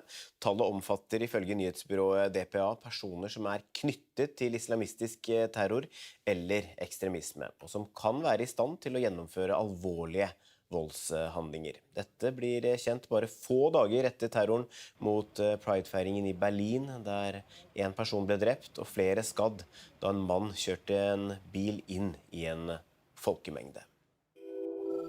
Fra 1. august slipper alle under 18 år å betale egenandel på helsehjelp. Det betyr at både 16- og 17-åringer nå slipper å betale for blant annet legetime, sykehusbesøk og psykolog på lik linje med barn under 16 år. Helseminister Jan Christian Vestre sier det viktig at unge oppsøker lege tidlig ved symptomer og ikke la være på grunn av trang økonomi.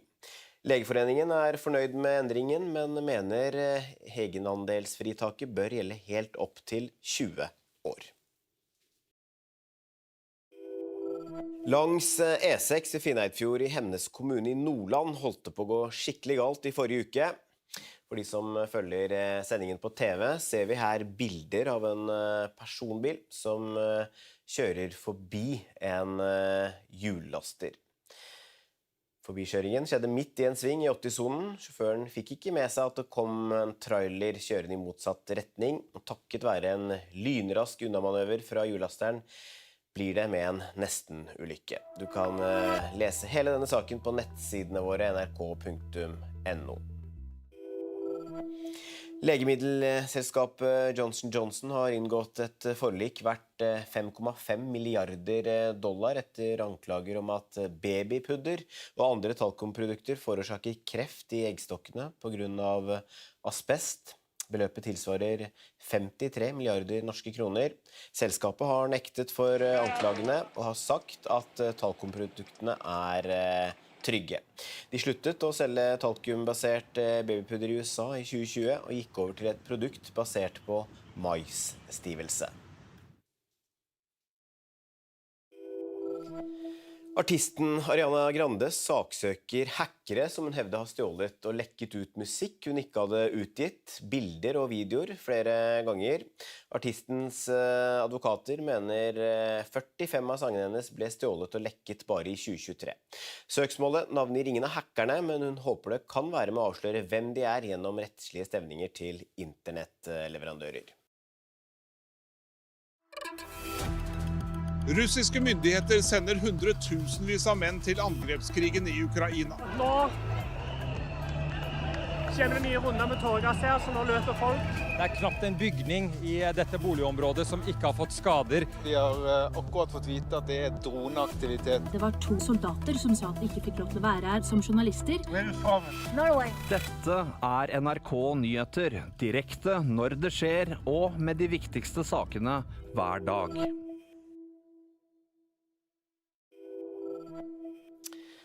Skogbrannene ved Bordeaux i Frankrike har ikke spredt seg ytterligere det siste døgnet, det opplyser myndighetene, men det har vært flere opplysinger. Det anslås at rundt 42 000 hektar har brent, og det er varslet en ny hetebølge de nærmeste dagene.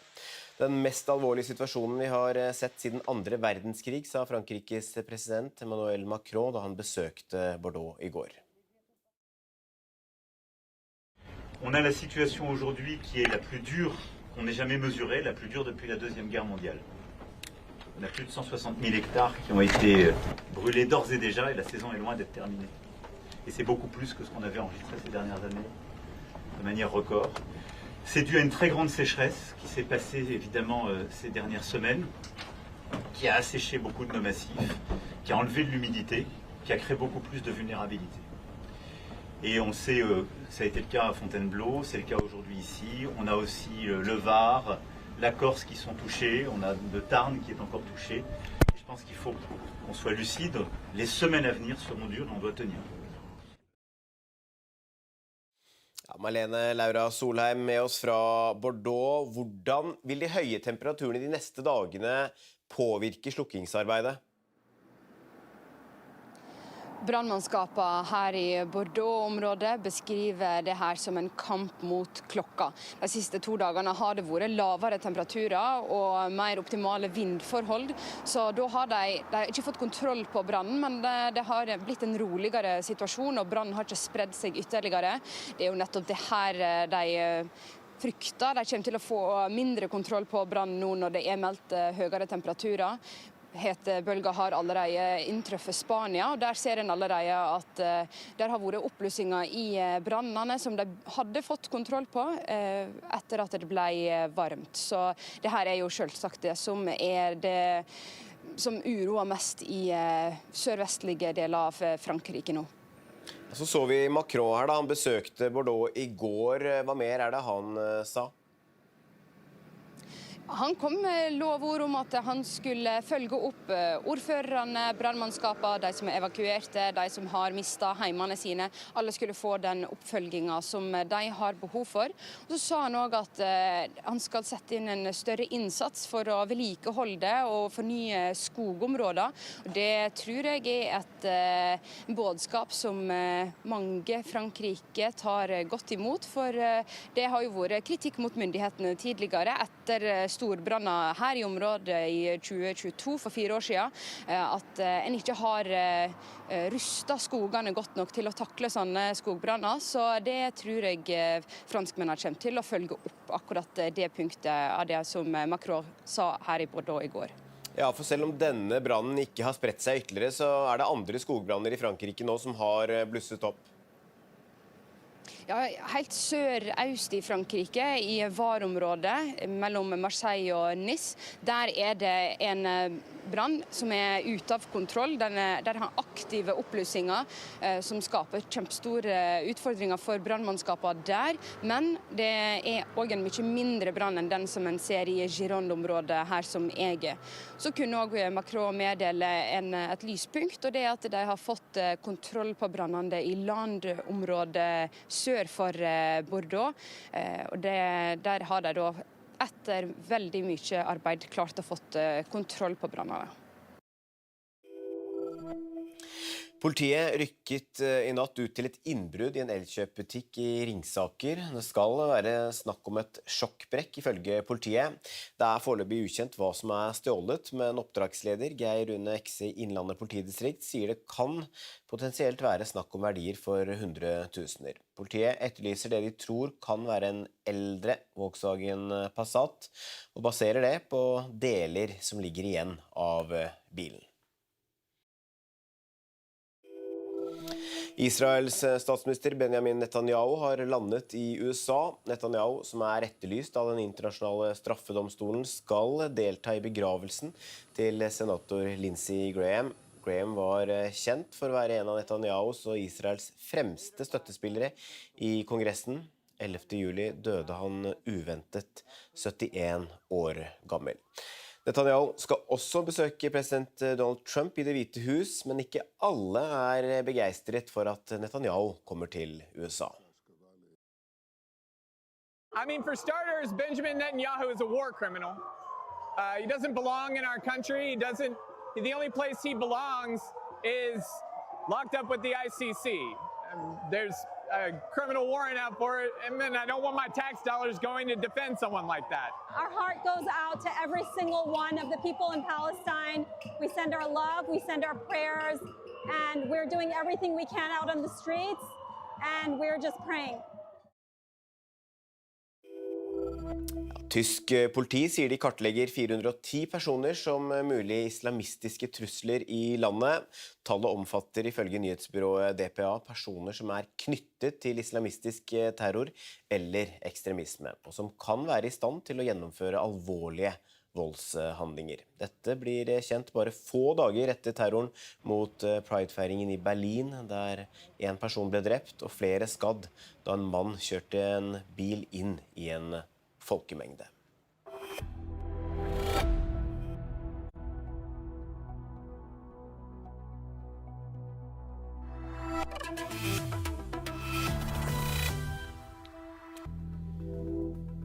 Kraftig jordskjelv sør i Japan, men tsunamivarselet som ble sendt ut er trukket tilbake. Skogbrannen ved Bordeaux i Frankrike har ikke spredt seg det siste døgnet, men det er ventet hetebølge de neste dagene. Netanyahu og Zelensky er i USA. Begge skal møte Trump hver for seg. Ja, du følger NRK Nyheter. Klokken har passert 11. Det japanske meteorologiske instituttet har trukket tilbake tsunamivarselet som ble sendt ut i formiddag, det melder Reuters. Varselet ble sendt ut etter et jordskjelv i det sørlige Japan som hadde en styrke på 7,1. Det har ikke kommet meldinger om personer som er skadet etter jordskjelvet.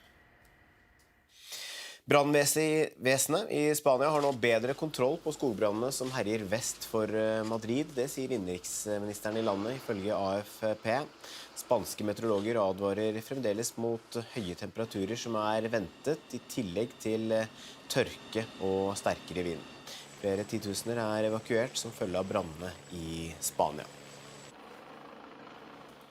En mann i 20-årene er siktet for drapsforsøk etter en voldshendelse i Trondheim. Det var søndag kveld at politiet fikk melding om hendelsen. En kvinne i 20-årene har status som fornærmet, det skriver Adresseavisen. De to involverte har en relasjon, men politiet ønsker ikke å gå nærmere inn på hvilken relasjon. VM-feberen er kanskje over, men de aller ivrigste møtte igjen opp på Torshov Sport i Oslo i håp om å skaffe seg en landslagsdrakt i dag. Butikken fikk inn et nytt parti, og de som ikke fikk sikret seg en drakt under VM kunne i dag få med seg et lite stykke norsk VM-historie fra butikken. Jeg hadde lyst på Norge-drakt, så jeg fikk ikke fått det før fordi det var utsolgt. Så med en gang pappa hørte at det var tilbake i salg, så kom vi hit med en gang. Du har ikke en drakt fra før? Nei. Så må du springe inn og kjappe deg før det blir tomt. Ja, jeg må det. Yeah, one holiday for my wife and one no name for me. After the World Cup, but it's pretty special. So we wanted to keep this in our memories. We're actually from Brazil, so it's double special because unfortunately we lost it. But we know how nice it is for in 10 years time, 20 years time to look back and being able to see we were there, we were cheering for Norway as well, and that's pretty cool. Kirkens bymisjon merker økt behov hos familier som ikke har råd til ferieaktiviteter for barna. I Fredrikstad har utlånet av fritidsutstyr økt med 70% ifølge en pressemelding fra Kirkens bymisjon. Og kollega Erling Legård, du på Skattkammeret i Fredrikstad, hvor det fortsatt høyt trykk. Ja, det jo noe utstyr igjen bak meg her, men koordinator Barbro Flodin i Kirkens Bymisjon, dere har merket et høyt trykk i sommer? Det har vi absolutt. Vi har lånt ut mer utstyr enn noen sommer før, faktisk. Og det har vært en økning år for år, så vi merker godt det. Nå har vi har noen soveposer og sånn igjen, men jammen har det gått unna her også. Vi har lånt ut ekstremt mye. Hva det folk låner om sommeren nå? Ja, det går veldig mye turutstyr, og redningsvester og supprett. Det jo kanskje det mest populære. Men det vi ser, det jo at folk velger en billig og nesten gratis ferie ved å låne telt og turutstyr her. For det ikke alle som har råd til noe annet, så da velger de det. Og de som låner dette turutstyret, hvem det? Vet du hva, det tror jeg nesten hvermannsen, kan vi si per i dag. Lite stigma med å låne hos oss, det har nok også endret seg, men vi ser også at dyrtid og alt påvirker, høye renter og alt, så flere nok avhengig av rett og slett å komme hit og låne utstyr. Og hvis man låner utstyr her, men kanskje ikke har vært så mye ute i skogen før, får man noe veiledning? Ja, vi får en del spørsmål om hvor man kan dra og hvordan man skal forholde seg og så videre. Så prøver vi å gi råd som best vi kan i forhold til hva slags utstyr de trenger og hva de kan ha med som kan være hyggelig å ha med på tur. Vi kan jo ta en liten titt rundt her og se hva annet det dere tilbyr. Ja, altså nå har vi i forhold til tur, så har vi jo disse flotte tursekkene, alt fra dagssekker til de store sekkene man kan være på tur og gå i fjellet med en uke. Og så har vi for eksempel sånn som discgolf og mange forskjellige baller, fotballer, håndballer, basketballer, skateboard, og sparkesykler, rulleskøyter, masse morsomme ting.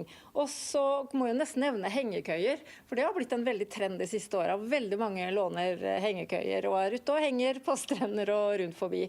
Og så har vi jo en del lekeutstyr, som slakline, boccia og så videre. Det også veldig populært.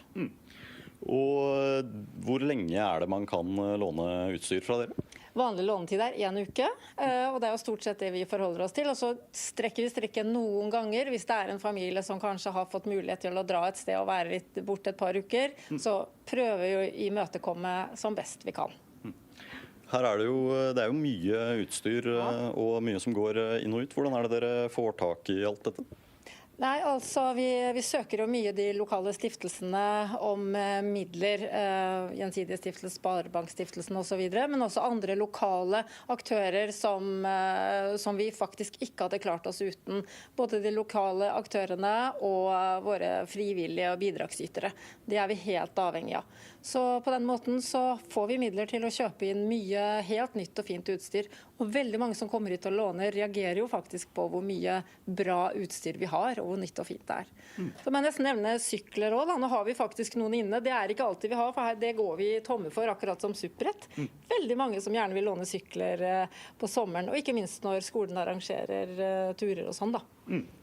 Og borte på disken her så ligger det jo til og med et par ski. Det var jo en litt spesiell historie, nå som det 20 grader og juli. Ikke sant, men det var faktisk en familie som skulle inn på det snø innendørs stedet utenfor Oslo og lånte med seg alpinski. Og det klarte vi å finne fram bak på lageret her. Så det var faktisk, og jeg tror nesten hver sommer så låner vi faktisk ut alpinutstyr et par ganger til noen som skal dit og stå.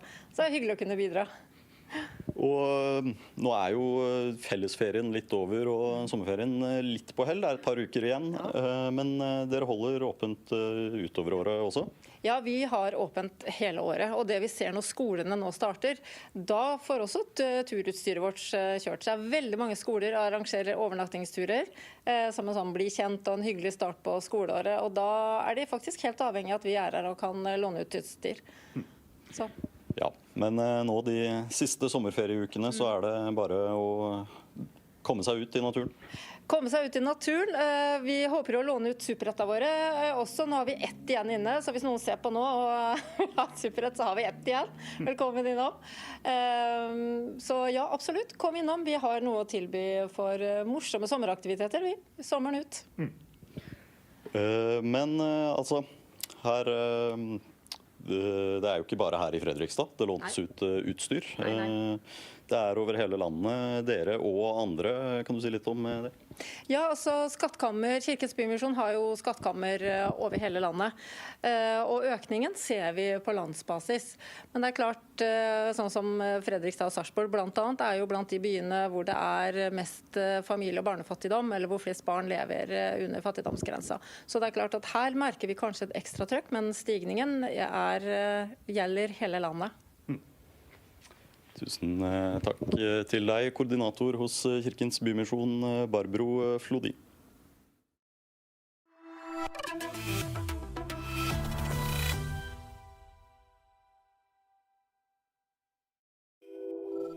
Fra 1. august slipper alle under 18 år å betale egenandel på helsehjelp. Det betyr at både 16- og 17-åringer nå slipper å betale for blant annet legetime, sykehusbesøk og psykolog på lik linje med barn under 16 år. Helseminister Jan Christian Vestre sier det viktig at unge oppsøker lege tidlig ved symptomer og ikke la være på grunn av trang økonomi.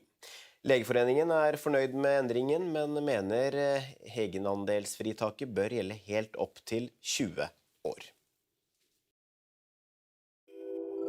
Langs E6 i Finnheidfjord i Hemnes kommune i Nordland holdt det på å gå skikkelig galt i forrige uke.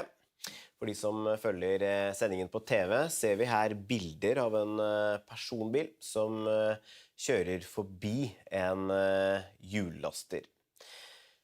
Forbikjøringen skjedde midt i en sving i 80-sonen. Sjåføren fikk ikke med seg at det kom en trailer kjørende i motsatt retning, og takket være en lynrask unnamanøver fra hjullasteren blir det med en nesten-ulykke. Du kan lese hele denne saken på nettsidene våre nrk.no.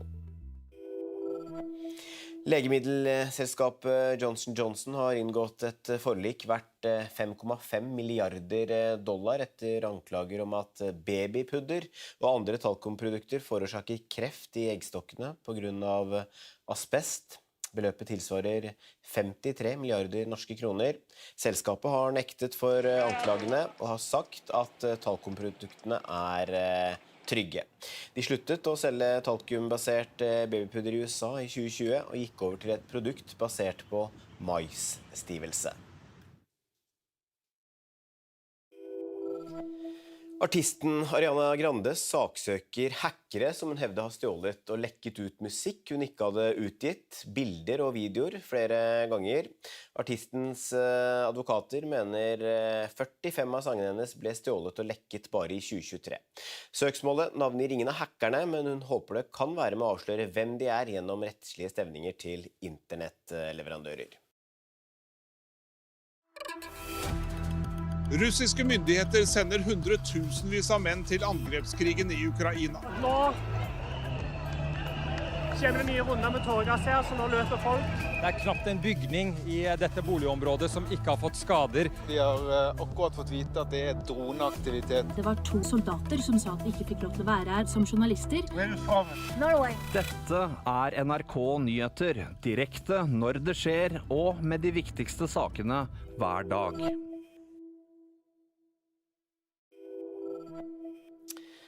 Skogbrannene ved Bordeaux i Frankrike har ikke spredt seg ytterligere det siste døgnet, det opplyser myndighetene, men det har vært flere opplysinger. Det anslås at rundt 42 000 hektar har brent, og det varslet en ny hetebølge de nærmeste dagene.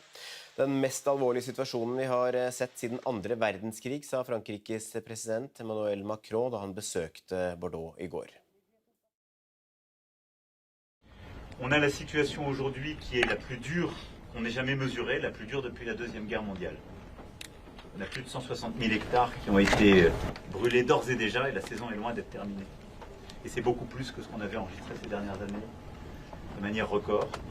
C'est dû à une très grande sécheresse qui s'est passée évidemment ces dernières semaines, qui a asséché beaucoup de nos massifs, qui a enlevé de l'humidité, qui a créé beaucoup plus de vulnérabilité. Et on sait que ça a été le cas à Fontainebleau, c'est le cas aujourd'hui ici. On a aussi le Var, la Corse qui sont touchés, on a le Tarn qui est encore touché. Et je pense qu'il faut qu'on soit lucide. Les semaines à venir seront dures et on doit tenir. Ja, Marlene Laura Solheim med oss fra Bordeaux. Hvordan vil de høye temperaturene de neste dagene påvirke slukkingsarbeidet? Brannmannskapene her i Bordeaux-området beskriver det her som en kamp mot klokka. De siste 2 dagene har det vært lavere temperaturer og mer optimale vindforhold, så da har de ikke fått kontroll på brannen, men det har blitt en roligere situasjon, og brannen har ikke spredd seg ytterligere. Det er jo nettopp det her de frykter. De kommer til å få mindre kontroll på brannen nå når det er meldt høyere temperaturer. Hetebølger har allerede inntruffet Spania, og der ser en allerede at der har vært oppblussinger i brannene som de hadde fått kontroll på etter at det ble varmt. Så det her er jo selvsagt det som uroer mest i sørvestlige deler av Frankrike nå. Så vi Macron her da, han besøkte Bordeaux i går. Hva mer er det han sa? Han kom med lovord om at han skulle følge opp ordførerne, brannmannskapene, de som er evakuerte, de som har mistet heimene sine. Alle skulle få den oppfølgingen som de har behov for. Og så sa han også at han skal sette inn en større innsats for å vedlikeholde og fornye skogområder. Og det tror jeg er et budskap som mange Frankrike tar godt imot, for det har jo vært kritikk mot myndighetene tidligere etter storbranner her i området i 2022, for 4 år siden, at en ikke har rustet skogene godt nok til å takle sånne skogbranner. Så det tror jeg franskmennene kommer til å følge opp akkurat det punktet av det som Macron sa her i Bordeaux i går. Ja, for selv om denne brannen ikke har spredt seg ytterligere, så er det andre skogbranner i Frankrike nå som har blusset opp. Ja, helt sør-øst i Frankrike, i Var-området mellom Marseille og Nice, der er det en brann som er ute av kontroll. Der har aktive oppblussinger som skaper kjempestore utfordringer for brannmannskapene der. Men det er også en mye mindre brann enn den som en ser i Gironde-området her som jeg er. Så kunne også Macron meddele et lyspunkt, og det er at de har fått kontroll på brannene i landområdet sør for Bordeaux. Og der har de da etter veldig mye arbeid klart å fått kontroll på brannene. Brannvesenet i Spania har nå bedre kontroll på skogbrannene som herjer vest for Madrid. Det sier innenriksministeren i landet, ifølge AFP. Spanske meteorologer advarer fremdeles mot høye temperaturer som er ventet, i tillegg til tørke og sterkere vind. Flere titusener er evakuert som følge av brannene i Spania.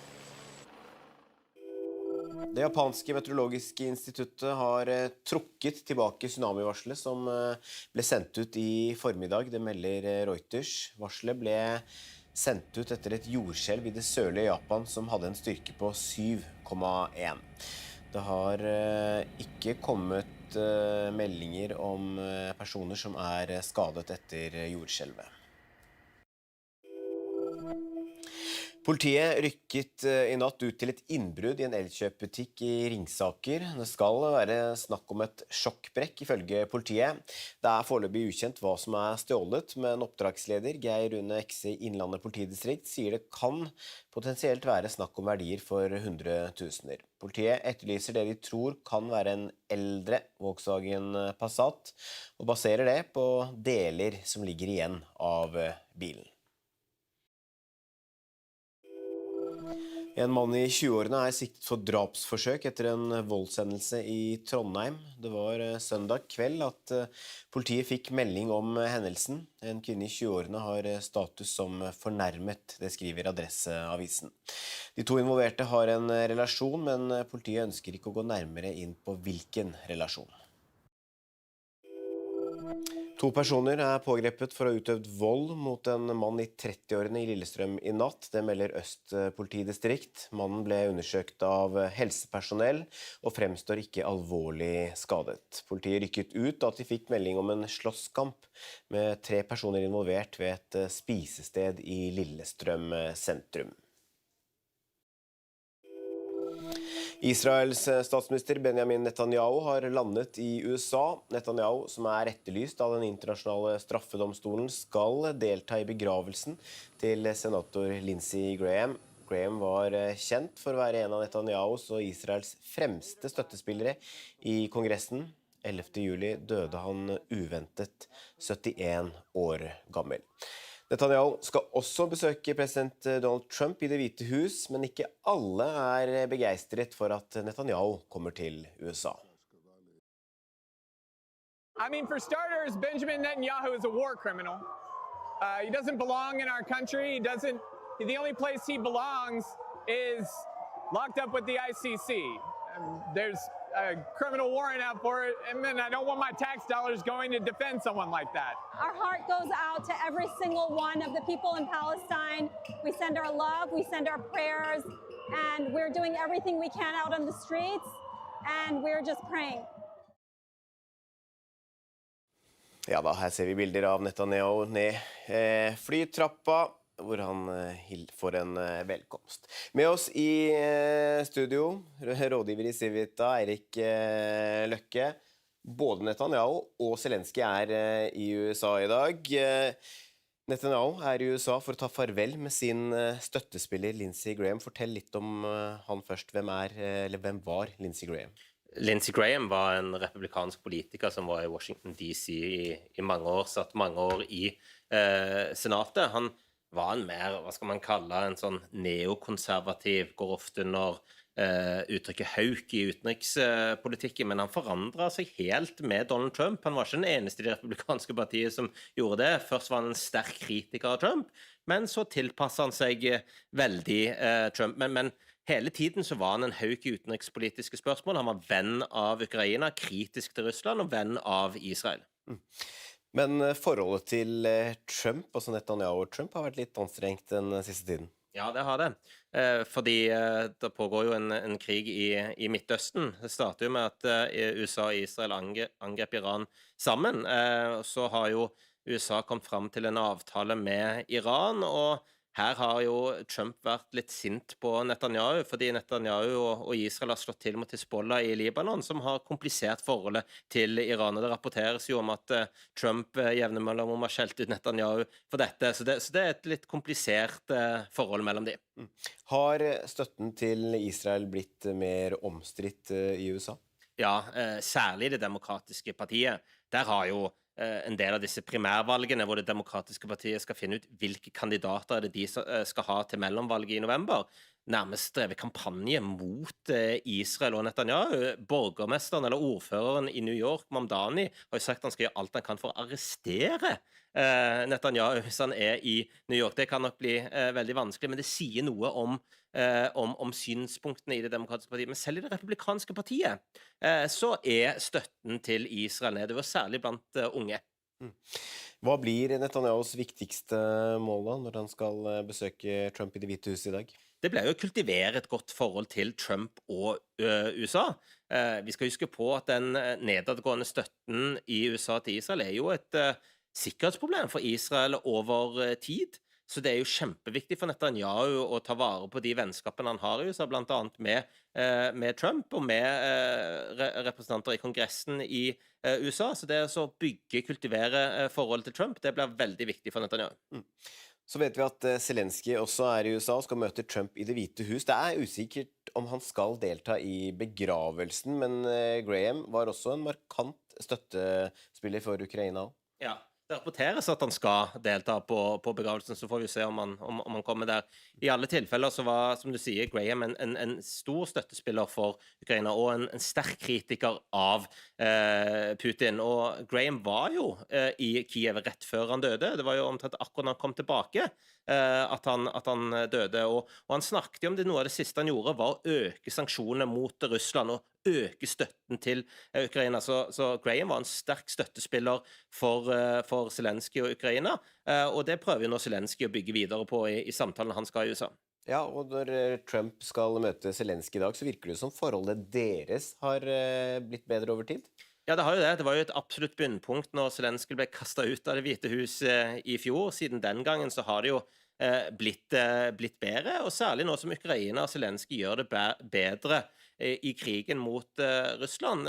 Trump jo opptatt av en vinner, og det at Zelensky har imponert såpass mye, som jo også Trump sa, nok noe som ikke har gått ubemerket hen hos Trump. I tillegg så ser vi en del av de folkene rundt Trump, disse MAGA-folkene, blant annet Laura Loomer, som hadde Zelensky på sin podcast og fortalte at hun hadde, jeg tror ikke jeg skal bruke det uttrykkene som hun brukte, men hun hadde latt seg manipulere av russisk propaganda og sagt at nå hun fullt sånn Ukraina-støttespiller.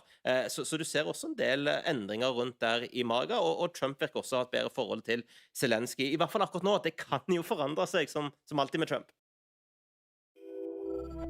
Tysk politi sier de kartlegger 410 personer som mulig islamistiske trusler i landet. Tallet omfatter ifølge nyhetsbyrået DPA personer som knyttet til islamistisk terror eller ekstremisme, og som kan være i stand til å gjennomføre alvorlige voldshandlinger. Dette blir kjent bare få dager etter terroren mot Pride-feiringen i Berlin, der en person ble drept og flere skadd da en mann kjørte en bil inn i en folkemengde. Fra 1. august slipper alle under 18 år å betale egenandel på helsehjelp. Det betyr at både 16- og 17-åringer nå slipper å betale for blant annet legetime, sykehusbesøk og psykolog på lik linje med barn under 16 år. Helseminister Jan Christian Vestre sier det viktig at unge oppsøker lege tidlig ved symptomer og ikke la være på grunn av trang økonomi. Legeforeningen fornøyd med endringen, men mener egenandelsfritaket bør gjelde helt opp til 20 år. Langs E6 i Finnøyfjord i Hemnes kommune i Nordland holdt det på å gå skikkelig galt i forrige uke. For de som følger sendingen på TV, ser vi her bilder av en personbil som kjører forbi en hjullaster. Forbikjøringen skjedde midt i en sving i 80-sonen. Sjåføren fikk ikke med seg at det kom en trailer kjørende i motsatt retning, og takket være en lynrask unnamanøver fra hjullasteren blir det med en nesten-ulykke. Du kan lese hele denne saken på nettsidene våre nrk.no. Legemiddelselskapet Johnson & Johnson har inngått et forlik verdt $5,5 milliarder etter anklager om at babypudder og andre talkumprodukter forårsaker kreft i eggstokkene på grunn av asbest. Beløpet tilsvarer 53 milliarder norske kroner. Selskapet har nektet for anklagene og har sagt at talkumproduktene trygge. De sluttet å selge talkumbasert babypudder i USA i 2020 og gikk over til et produkt basert på maisstivelse. VM-feberen kanskje over, men de aller ivrigste møtte igjen opp på Torshov Sport i Oslo i håp om å skaffe seg en landslagsdrakt i dag. Butikken fikk inn et nytt parti, og de som ikke fikk sikret seg en drakt under VM kunne i dag få med seg et lite stykke norsk VM-historie fra butikken. Jeg hadde lyst på Norge-drakt, så jeg fikk ikke fått det før, fordi det var utsolgt. Så med en gang pappa hørte at det var tilbake i salg, så kom vi hit med en gang. Du har ikke en drakt fra før? Nei. Så må du springe inn og kjappe deg før det blir tomt. Ja, jeg må det. Yeah, one holiday for my wife and one no name for me. After the World Cup, but it's pretty special. So we wanted to keep this in our memories. We're actually from Brazil, so it's double special because unfortunately we lost it. But we know how nice it is for in 10 years time, 20 years time to look back and be able to see we were there, we were cheering for Norway as well, and that's pretty cool. Artisten Ariana Grande saksøker hackere som hun hevder har stjålet og lekket ut musikk hun ikke hadde utgitt, bilder og videoer flere ganger. Artistens advokater mener 45 av sangene hennes ble stjålet og lekket bare i 2023. Søksmålet navngir ingen av hackerne, men hun håper det kan være med å avsløre hvem de gjennom rettslige stevninger til internettleverandører. Kirkens bymisjon merker økt behov hos familier som ikke har råd til ferieaktiviteter for barna. I Fredrikstad har utlånet av fritidsutstyr økt med 70% ifølge en pressemelding fra Kirkens bymisjon. Og kollega Erling Legård, du på skattkammeret i Fredrikstad, hvor det fortsatt høyt trykk. Ja, det jo noe utstyr igjen bak meg her, men koordinator Barbro Flodin i Kirkens Bymisjon, dere har merket et høyt trykk i sommer? Det har vi absolutt. Vi har lånt ut mer utstyr enn noen sommer før, faktisk. Og det har vært en økning år for år, så vi merker godt det. Nå har vi har noen soveposer og sånn igjen, men jammen har det gått unna her også. Vi har lånt ut ekstremt mye. Hva det folk låner om sommeren nå? Ja, det går veldig mye turutstyr, og redningsvester og supprett. Det jo kanskje det mest populære. Men det vi ser, det jo at folk velger en billig og nesten gratis ferie ved å låne telt og turutstyr her. For det ikke alle som har råd til noe annet, så da velger de det. Og de som låner dette turutstyret, hvem det? Vet du hva, det tror jeg nesten hvermannsen, kan vi si per i dag. Lite stigma med å låne hos oss, det har nok også endret seg, men vi ser også at dyrtid og alt påvirker, høye renter og alt, så flere nok avhengig av rett og slett å komme hit og låne utstyr. Og hvis man låner utstyr her, men kanskje ikke har vært så mye ute i skogen før, får man noe veiledning? Ja, vi får en del spørsmål om hvor man kan dra og hvordan man skal forholde seg og så videre. Så prøver vi å gi råd som best vi kan i forhold til hva slags utstyr de trenger og hva de kan ha med, som kan være hyggelig å ha med på tur. Vi kan jo ta en liten titt rundt her og se hva annet det dere tilbyr. Ja, altså nå har vi i forhold til tur, så har vi jo disse flotte tursekkene, alt fra dagssekker til de store sekkene man kan være på tur og gå i fjellet med en uke. Og så har vi for eksempel sånn som discgolf og mange forskjellige baller, fotballer, håndballer, basketballer, skateboard, og sparkesykler, rulleskøyter, masse morsomme ting. Og så må jeg nesten nevne hengekøyer, for det har blitt en veldig trend de siste årene. Veldig mange låner hengekøyer og ute og henger på strender og rundt forbi. Og så har vi jo en del lekeutstyr, som slakline, boccia og så videre. Det også veldig populært. Og hvor lenge det man kan låne utstyr fra dere? Vanlig lånetid 1 uke, og det jo stort sett det vi forholder oss til. Og så strekker vi strikken noen ganger. Hvis det en familie som kanskje har fått mulighet til å dra et sted og være litt borte et par uker, så prøver vi å imøtekomme som best vi kan. Her det jo mye utstyr og mye som går inn og ut. Hvordan det dere får tak i alt dette? Nei, altså vi søker jo mye de lokale stiftelsene om midler, gjensidige stiftelsen, sparebankstiftelsen og så videre, men også andre lokale aktører som vi faktisk ikke hadde klart oss uten. Både de lokale aktørene og våre frivillige og bidragsytere. Det vi helt avhengig av. Så på den måten så får vi midler til å kjøpe inn mye helt nytt og fint utstyr.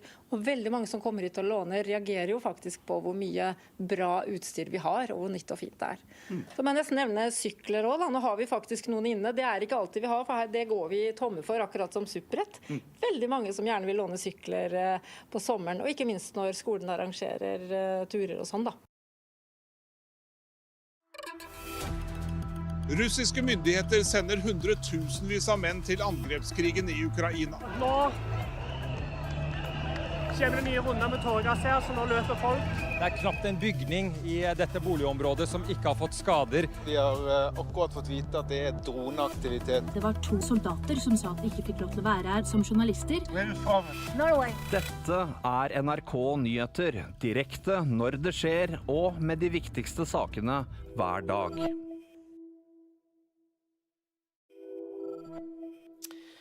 Skogbrannene ved Bordeaux i Frankrike har ikke spredt seg ytterligere det siste døgnet, det opplyser myndighetene, men det har vært flere opplysinger. Det anslås at rundt 42 000 hektar har brent, og det varslet en ny hetebølge de nærmeste dagene.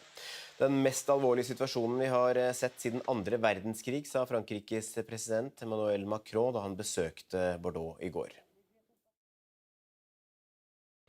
On a la situation aujourd'hui qui est la plus dure qu'on ait jamais mesurée, la plus dure depuis la Deuxième Guerre mondiale. On a plus de 160 000 hectares qui ont été brûlés d'ores et déjà et la saison est loin d'être terminée. Et c'est beaucoup plus que ce qu'on avait enregistré ces dernières années. de manière record. C'est dû à une très grande sécheresse qui s'est passée évidemment ces dernières semaines, qui a asséché beaucoup de nos massifs, qui a enlevé de l'humidité, qui a créé beaucoup plus de vulnérabilité. Et on sait que ça a été le cas à Fontainebleau, c'est le cas aujourd'hui ici. On a aussi le Var, la Corse qui sont touchés, on a le Tarn qui est encore touché. Et je pense qu'il faut qu'on soit lucide. Les semaines à venir seront dures et on doit tenir. Ja, Malene Laura Solheim med oss fra Bordeaux. Hvordan vil de høye temperaturene de neste dagene påvirke slukkingsarbeidet?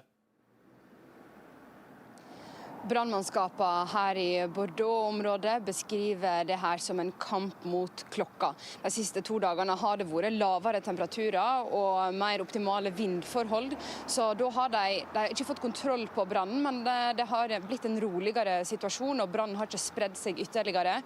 Det er jo nettopp det her de frykter. De kommer til å få mindre kontroll på brannen nå når det er meldt høyere temperaturer. Hetebølger har allerede inntruffet Spania, og der ser en allerede at der har vært oppblussinger i brannene som de hadde fått kontroll på etter at det ble varmt. Så det her er jo selvsagt det som uroer mest i sørvestlige deler av Frankrike nå. Så vi Macron her da, han besøkte Bordeaux i går. Hva mer er det han sa? Han kom med lovord om at han skulle følge opp ordførerne, brannmannskapene, de som er evakuerte, de som har mistet heimene sine. Alle skulle få den oppfølgingen som de har behov for. Og så sa han også at han skal sette inn en større innsats for å vedlikeholde og fornye skogområder. Og det tror jeg er et budskap som mange Frankrike tar godt imot, for det har jo vært kritikk mot myndighetene tidligere etter storbranner her i området i 2022, for 4 år siden, at en ikke har rustet skogene godt nok til å takle sånne skogbranner. Så det tror jeg franskmennene kommer til å følge opp akkurat det punktet av det som Macron sa her i Bordeaux i går. Ja, for selv om denne brannen ikke har spredt seg ytterligere, så er det andre skogbranner i Frankrike nå som har blusset opp. Ja, helt sør-øst i Frankrike, i Var-området mellom Marseille og Nice, der er det en brann som er ute av kontroll. Der har aktive oppblussinger som skaper kjempestore utfordringer for brannmannskapene der. Men det er også en mye mindre brann enn den som en ser i Gironde-området her som jeg er. Så kunne også Macron meddele et lyspunkt, og det er at de har fått kontroll på brannene i landområdet sør for Bordeaux.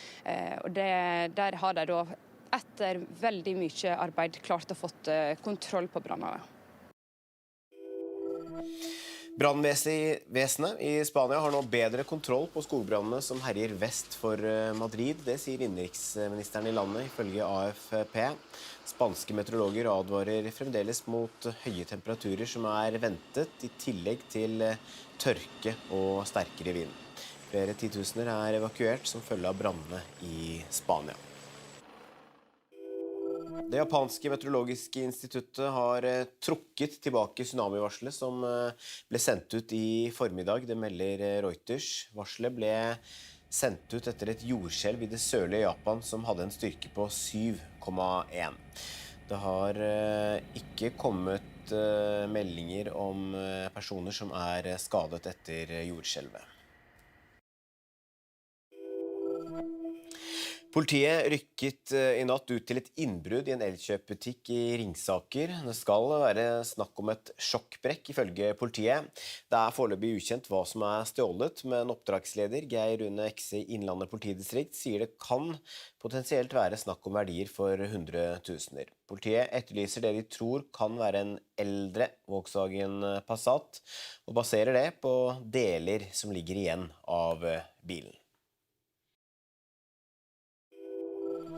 En mann i 20-årene er siktet for drapsforsøk etter en voldshendelse i Trondheim. Det var søndag kveld at politiet fikk melding om hendelsen. En kvinne i 20-årene har status som fornærmet, det skriver Adresseavisen.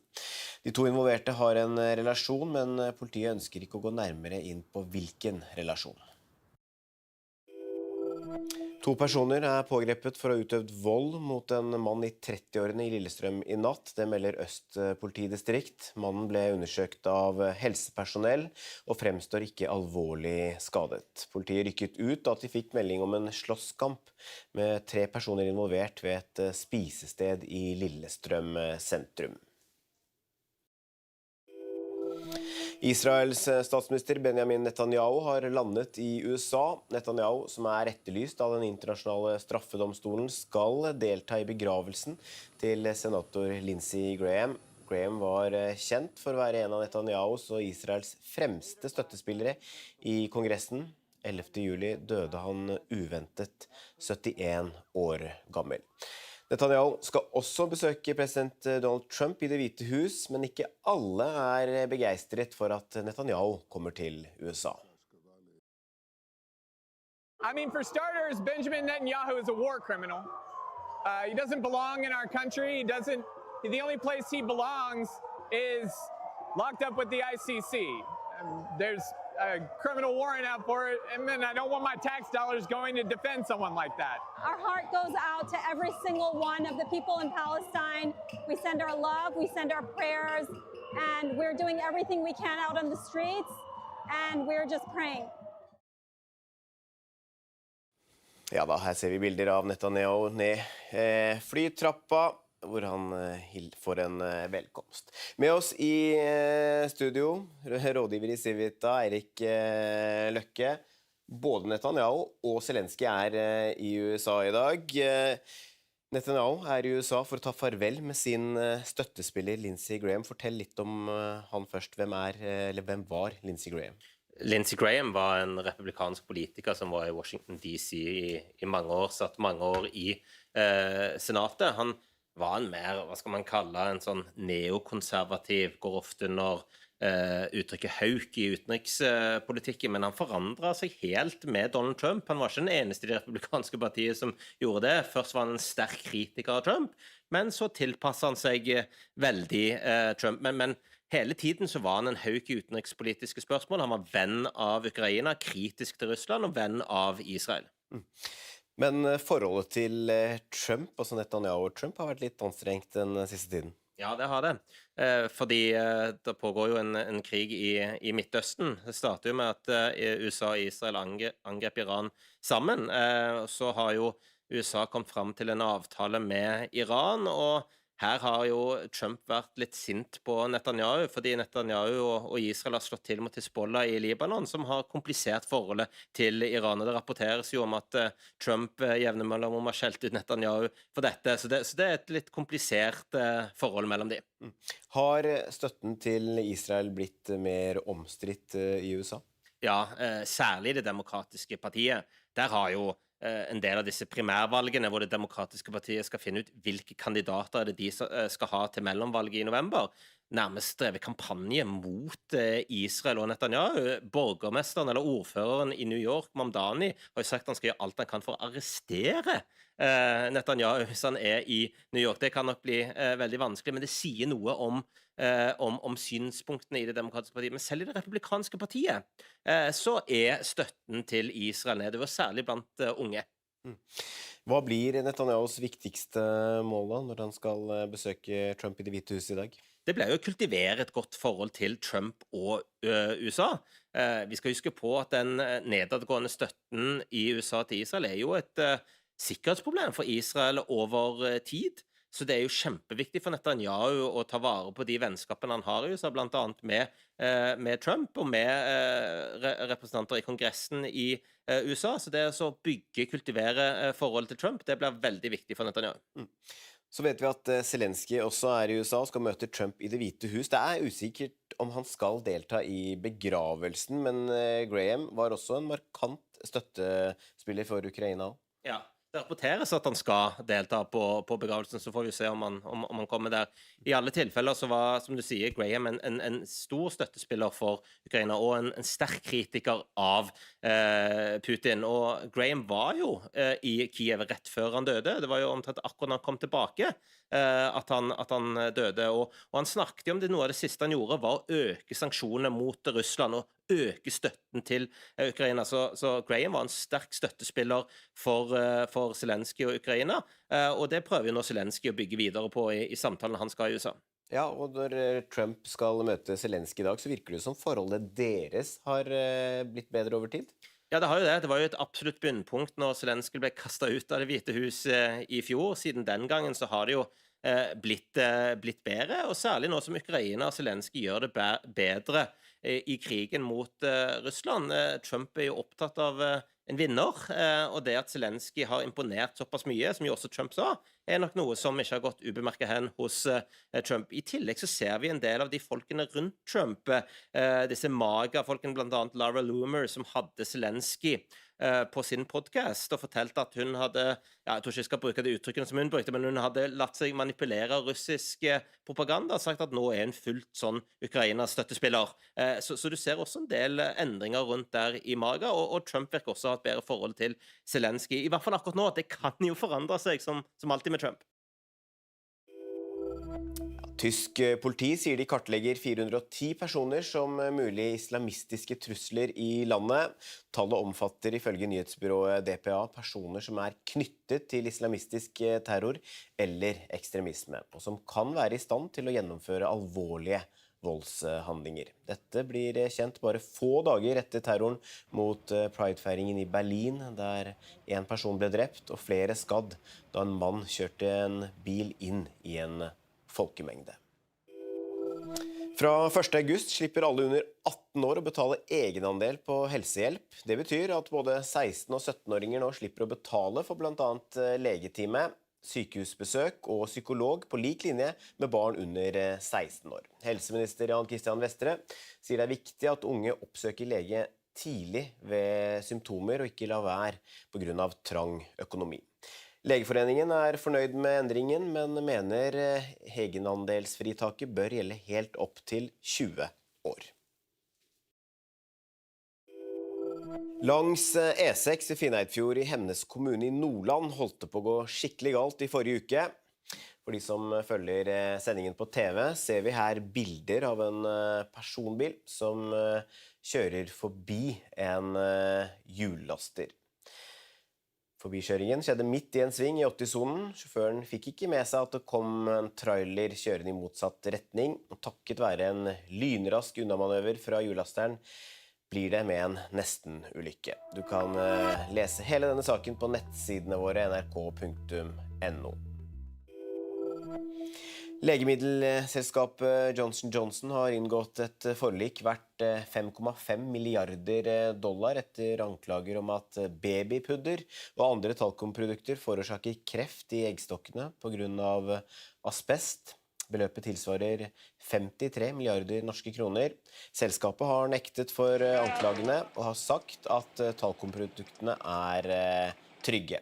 De sluttet å selge talkumbasert babypudder i USA i 2020 og gikk over til et produkt basert på maisstivelse.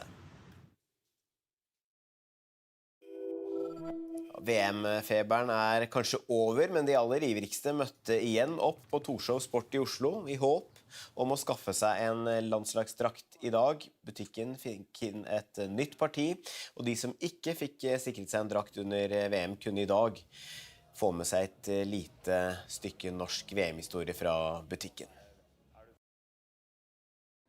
Jeg hadde lyst på Norge-drakt, og jeg fikk ikke fått det før fordi det var utsolgt. Så med en gang pappa hørte at det var tilbake i salg, så kom vi hit med en gang. Ja, du har ikke en drakt fra før? Nei. Så må du springe inn og kjøpe deg før det blir tomt. Ja, jeg må det. Yeah, one holiday for my wife and one no name for me. After the World Cup, but it's pretty special.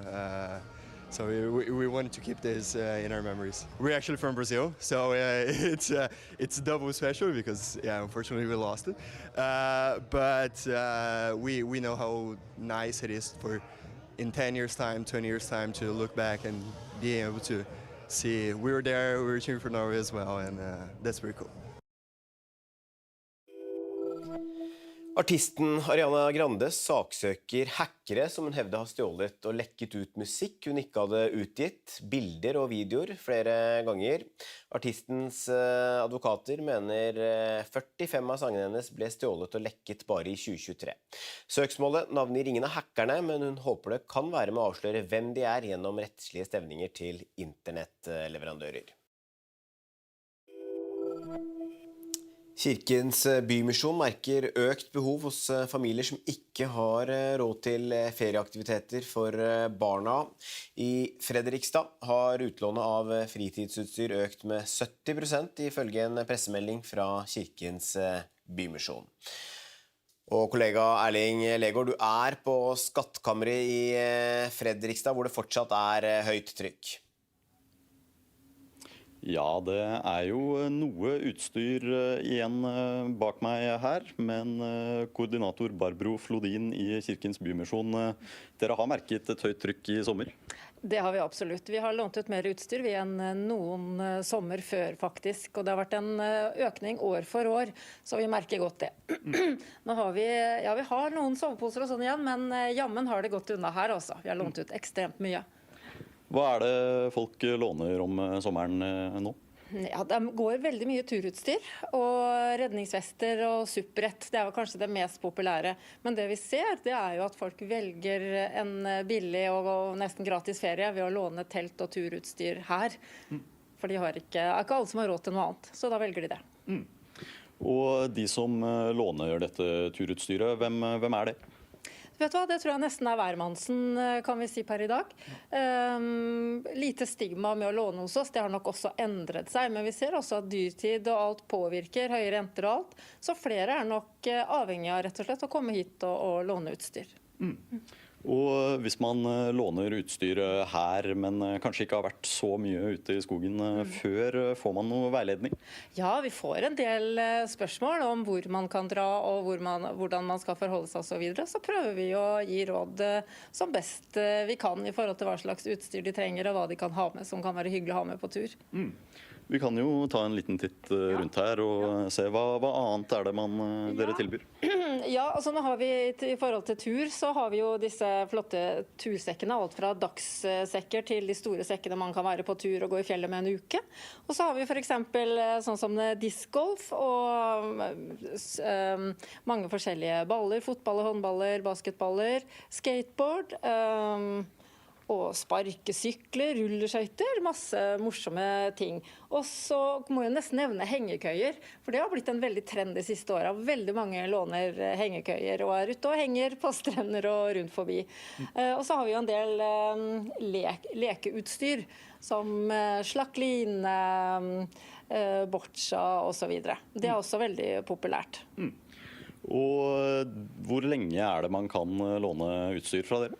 Vanlig lånetid er 1 uke, og det er jo stort sett det vi forholder oss til. Og så strekker vi strikken noen ganger. Hvis det er en familie som kanskje har fått mulighet til å dra et sted og være litt borte et par uker, så prøver vi å imøtekomme som best vi kan.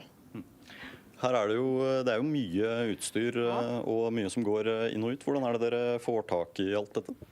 Nei, altså vi søker jo mye de lokale stiftelsene om midler, gjensidige stiftelse, sparebankstiftelsen og så videre, men også andre lokale aktører som vi faktisk ikke hadde klart oss uten. Både de lokale aktørene og våre frivillige og bidragsytere. Det er vi helt avhengig av. Så på den måten så får vi midler til å kjøpe inn mye helt nytt og fint utstyr. Og veldig mange som kommer hit og låner reagerer jo faktisk på hvor mye bra utstyr vi har, og hvor nytt og fint det er. Så må jeg nesten nevne sykler også. Nå har vi faktisk noen inne. Det er ikke alltid vi har, for det går vi tomme for, akkurat som supprett. Veldig mange som gjerne vil låne sykler på sommeren, og ikke minst når skolen arrangerer turer og sånn da. Russiske myndigheter sender hundretusenvis av menn til angrepskrigen i Ukraina. Nå kjenner vi nye runder med tåregass her, så nå løper folk. Det er knapt en bygning i dette boligområdet som ikke har fått skader. Vi har akkurat fått vite at det er droneaktivitet. Det var 2 soldater som sa at de ikke fikk lov til å være her som journalister. Norway. Dette er NRK Nyheter, direkte når det skjer, og med de viktigste sakene hver dag.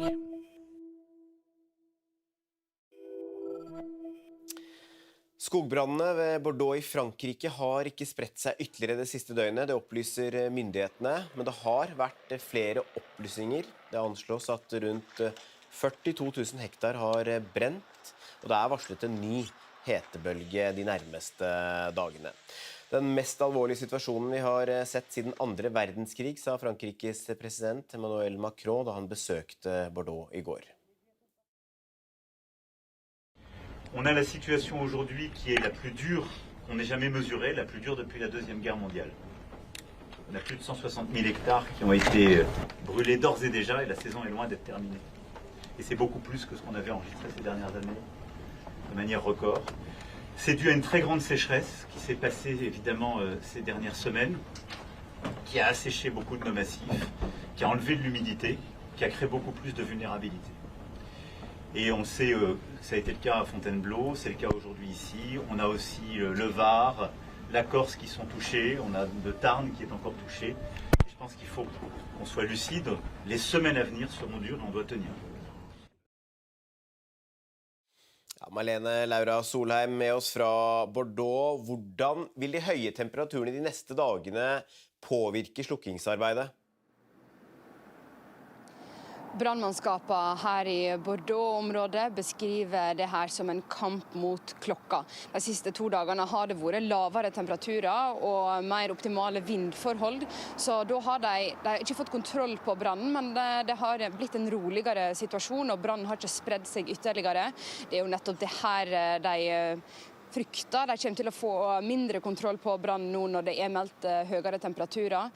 Hetebølger har allerede inntruffet Spania, og der ser en allerede at der har vært oppblussinger i brannene som de hadde fått kontroll på etter at det ble varmt. Så det her er jo selvsagt det som som uroer mest i sørvestlige deler av Frankrike nå. Så vi Macron her da, han besøkte Bordeaux i går. Hva mer er det han sa? Han kom med lovord om at han skulle følge opp ordførerne, brannmannskapene, de som er evakuerte, de som har mistet heimene sine. Alle skulle få den oppfølgingen som de har behov for. Og så sa han også at han skal sette inn en større innsats for å vedlikeholde og fornye skogområder.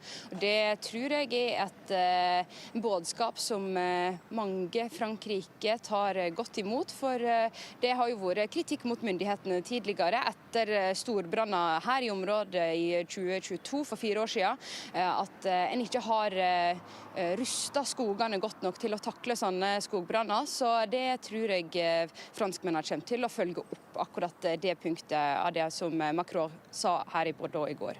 Ja, for selv om denne brannen ikke har spredt seg ytterligere, så er det andre skogbranner i Frankrike nå som har blusset opp. Ja, helt sør-øst i Frankrike, i Var-området mellom Marseille og Nice, der er det en brann som er ute av kontroll. Der har aktive oppblussinger som skaper kjempestore utfordringer for brannmannskapene der. Men det er også en mye mindre brann enn den som en ser i Gironde-området her som jeg er. Så kunne også Macron meddele et lyspunkt, og det er at de har fått kontroll på brannene i landområdet sør for Bordeaux. Og der har de da etter veldig mye arbeid klart å fått kontroll på brannene. Brannvesenet i Spania har nå bedre kontroll på skogbrannene som herjer vest for Madrid. Det sier innenriksministeren i landet, ifølge AFP. Spanske meteorologer advarer fremdeles mot høye temperaturer som er ventet, i tillegg til tørke og sterkere vind. Flere titusener er evakuert som følge av brannene i Spania. Politiet rykket i natt ut til et innbrudd i en elkjøpbutikk i Ringsaker. Det skal være snakk om et sjokkbrekk, ifølge politiet. Det er foreløpig ukjent hva som er stjålet, men oppdragsleder Geir Rune Ekse i Innlandet politidistrikt sier det kan potensielt være snakk om verdier for 100 000. Politiet etterlyser det de tror kan være en eldre Volkswagen Passat, og baserer det på deler som ligger igjen av bilen. En mann i 20-årene siktet for drapsforsøk etter en voldshendelse i Trondheim. Det var søndag kveld at politiet fikk melding om hendelsen. En kvinne i 20-årene har status som fornærmet, det skriver Adresseavisen.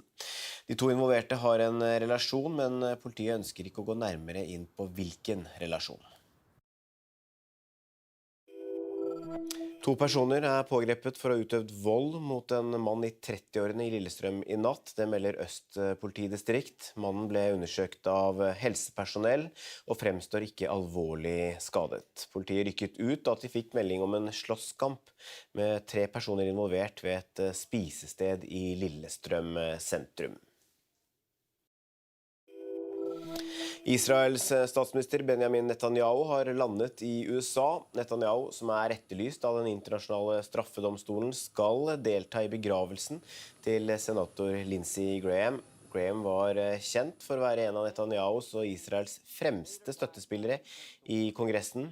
11. juli døde han uventet 71 år gammel. Netanyahu skal også besøke president Donald Trump i Det hvite hus, men ikke alle er begeistret for at Netanyahu kommer til USA. I mean, for starters, Benjamin Netanyahu is a war criminal. He doesn't belong in our country. The only place he belongs is locked up with the ICC. There's a criminal warrant out for it, and then I don't want my tax dollars going to defend someone like that. Our heart goes out to every single one of the people in Palestine. We send our love, we send our prayers, and we're doing everything we can out on the streets, and we're just praying. Fra 1. august slipper alle under 18 år å betale egenandel på helsehjelp. Det betyr at både 16- og 17-åringer nå slipper å betale for blant annet legetime, sykehusbesøk og psykolog på lik linje med barn under 16 år. Helseminister Jan Christian Vestre sier det er viktig at unge oppsøker lege tidlig ved symptomer og ikke la være på grunn av trang økonomi. Legeforeningen er fornøyd med endringen, men mener egenandelsfritaket bør gjelde helt opp til 20 år.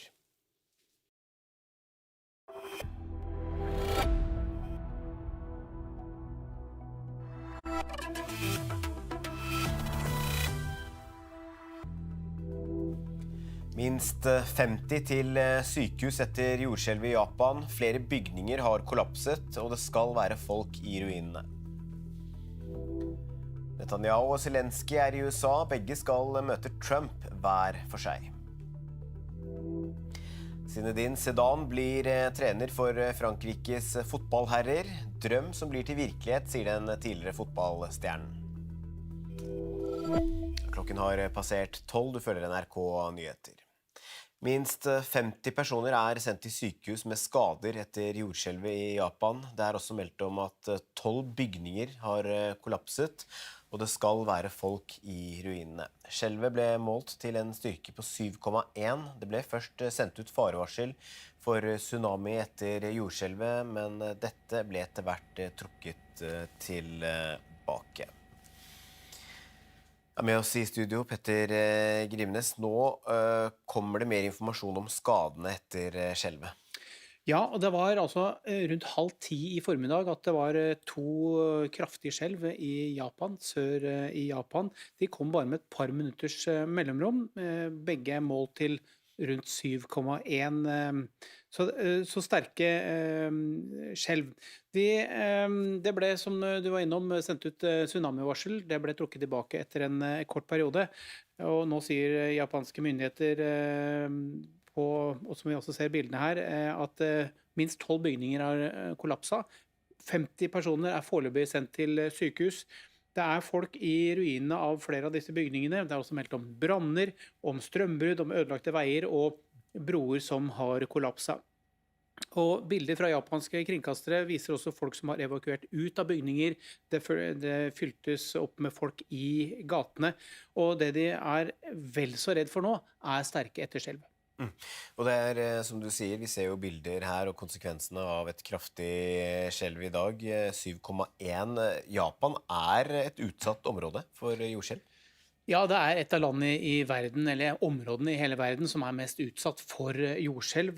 Bare i siste døgnet nå så har det vært 3 ganske kraftige, hvor da de 2 kraftigste i formiddag. Det siste året så har det vært 700 jordskjelv i Japan, det sterkeste på 7,6. Og så har jo japanerne vært veldig opptatt av nå å selvfølgelig ta vare på innbyggere og bygninger, men også på atomkraftverkene. Vi husker jo tilbake fra 2011, da det var et kjempekraftig jordskjelv ute i havet, som førte til en stor tsunami, altså i 2011, som i neste runde førte til at dette Fukushima-anlegget, atomanlegget, ble satt under vann. Foreløpig er det ikke meldt om noen atomhendelser i Japan. Du følger med. Takk til deg, Petter Grimnes. PST holder trusselvurderingen i Norge uendret etter terrorangrepet i Berlin. Nivået er dermed fortsatt moderat på nivå 3 av 5. PST mener at det fortsatt er mulig at ekstreme islamister vil gjennomføre terrorangrep mot Norge i år. PST sier de er i løpende kontakt med politiet i Norge og andre aktører om sikkerhetssituasjonen knyttet til skeive her i landet. Politiet og Hovedredningssentralen har iverksatt redningsaksjon etter 2 turister i Luster i Vestland. De utenlandske turistene møtte ikke opp til avtalt tidspunkt i går. Store ressurser er tatt i bruk i søket, det opplyser politiet. Zinedine Zidane blir en trener for Frankrikes fotballherrer. Han er dermed klar for sin første trenerjobb siden han sluttet som Real Madrid-trener i 2021. 54-åringen sier at det er en drøm som blir til virkelighet, og at han har fått flere tilbud de siste årene, men takket nei med tanke på denne jobben.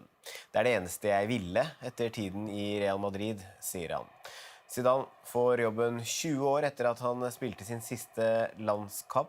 Han erstatter Didier Deschamps, som etter VM i år ga seg som Frankrike-trener etter 14 år i rollen. Og da skal vi se på været, Rafael. Vi begynner i Røyken. Der begynner vi, hvor det er riktig så fint. Noen skyer er det, delvis skyet er det på deler av Østlandet. Det blir en varm dag, temperatur over 25 grader de varmeste stedene på Østlandet. Akkurat nå er det varmest i nord, hvor det i Pasvik er rett over 25 grader. Ser vi vestover, så er det grått. Det er skyer, det går noen byger, men det blir færre byger utover dagen sør for Stad. Vi kan se hvordan det gikk noen få byger i dag tidlig også, men mesteparten har gått i Møre og Romsdal og Trøndelag videre sør opp mot Nordland, men det blir færre byger på Vestlandet sør for Stad utover dagen i dag.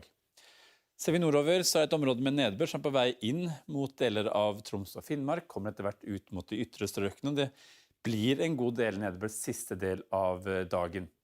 Denne nedbøren vil ligge over områdene i morgen tidlig, trekker etter hvert noe lenger unna, men det ser ut at den kan bli liggende i deler av Finnmark, og det er ventet en del nedbør på kort tid i forbindelse med disse bygene. Men i Nordland, der blir det lettere utover dagen, så det går litt til og fra med regnbyger. På Spitsbergen stort sett oppholdsvær. I Trøndelag og Møre og Romsdal for det meste skyet, regnbyger i morgen, og det vil øke med byger utover dagen. Der de får mest nedbør i morgen, det er deler av Vestland. Her vil det utover dagen ta seg til med regn og regnbyger, og kan nok komme over en 50 mm stedvis i løpet av 12 timer. Ikke mulig med noen regnbyger også på deler av Sørlandet og Østlandet, helst i de indre strøkene siste del av dagen, mens langs kysten, der vil det være perioder med sol, og temperaturen vil nok også i morgen ligge omkring 25 grader de varmeste stedene på Østlandet.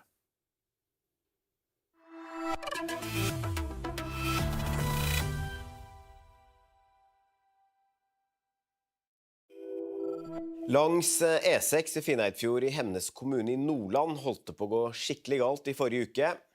For de som følger sendingen på TV, ser vi her bilder av en personbil som kjører forbi en hjullaster.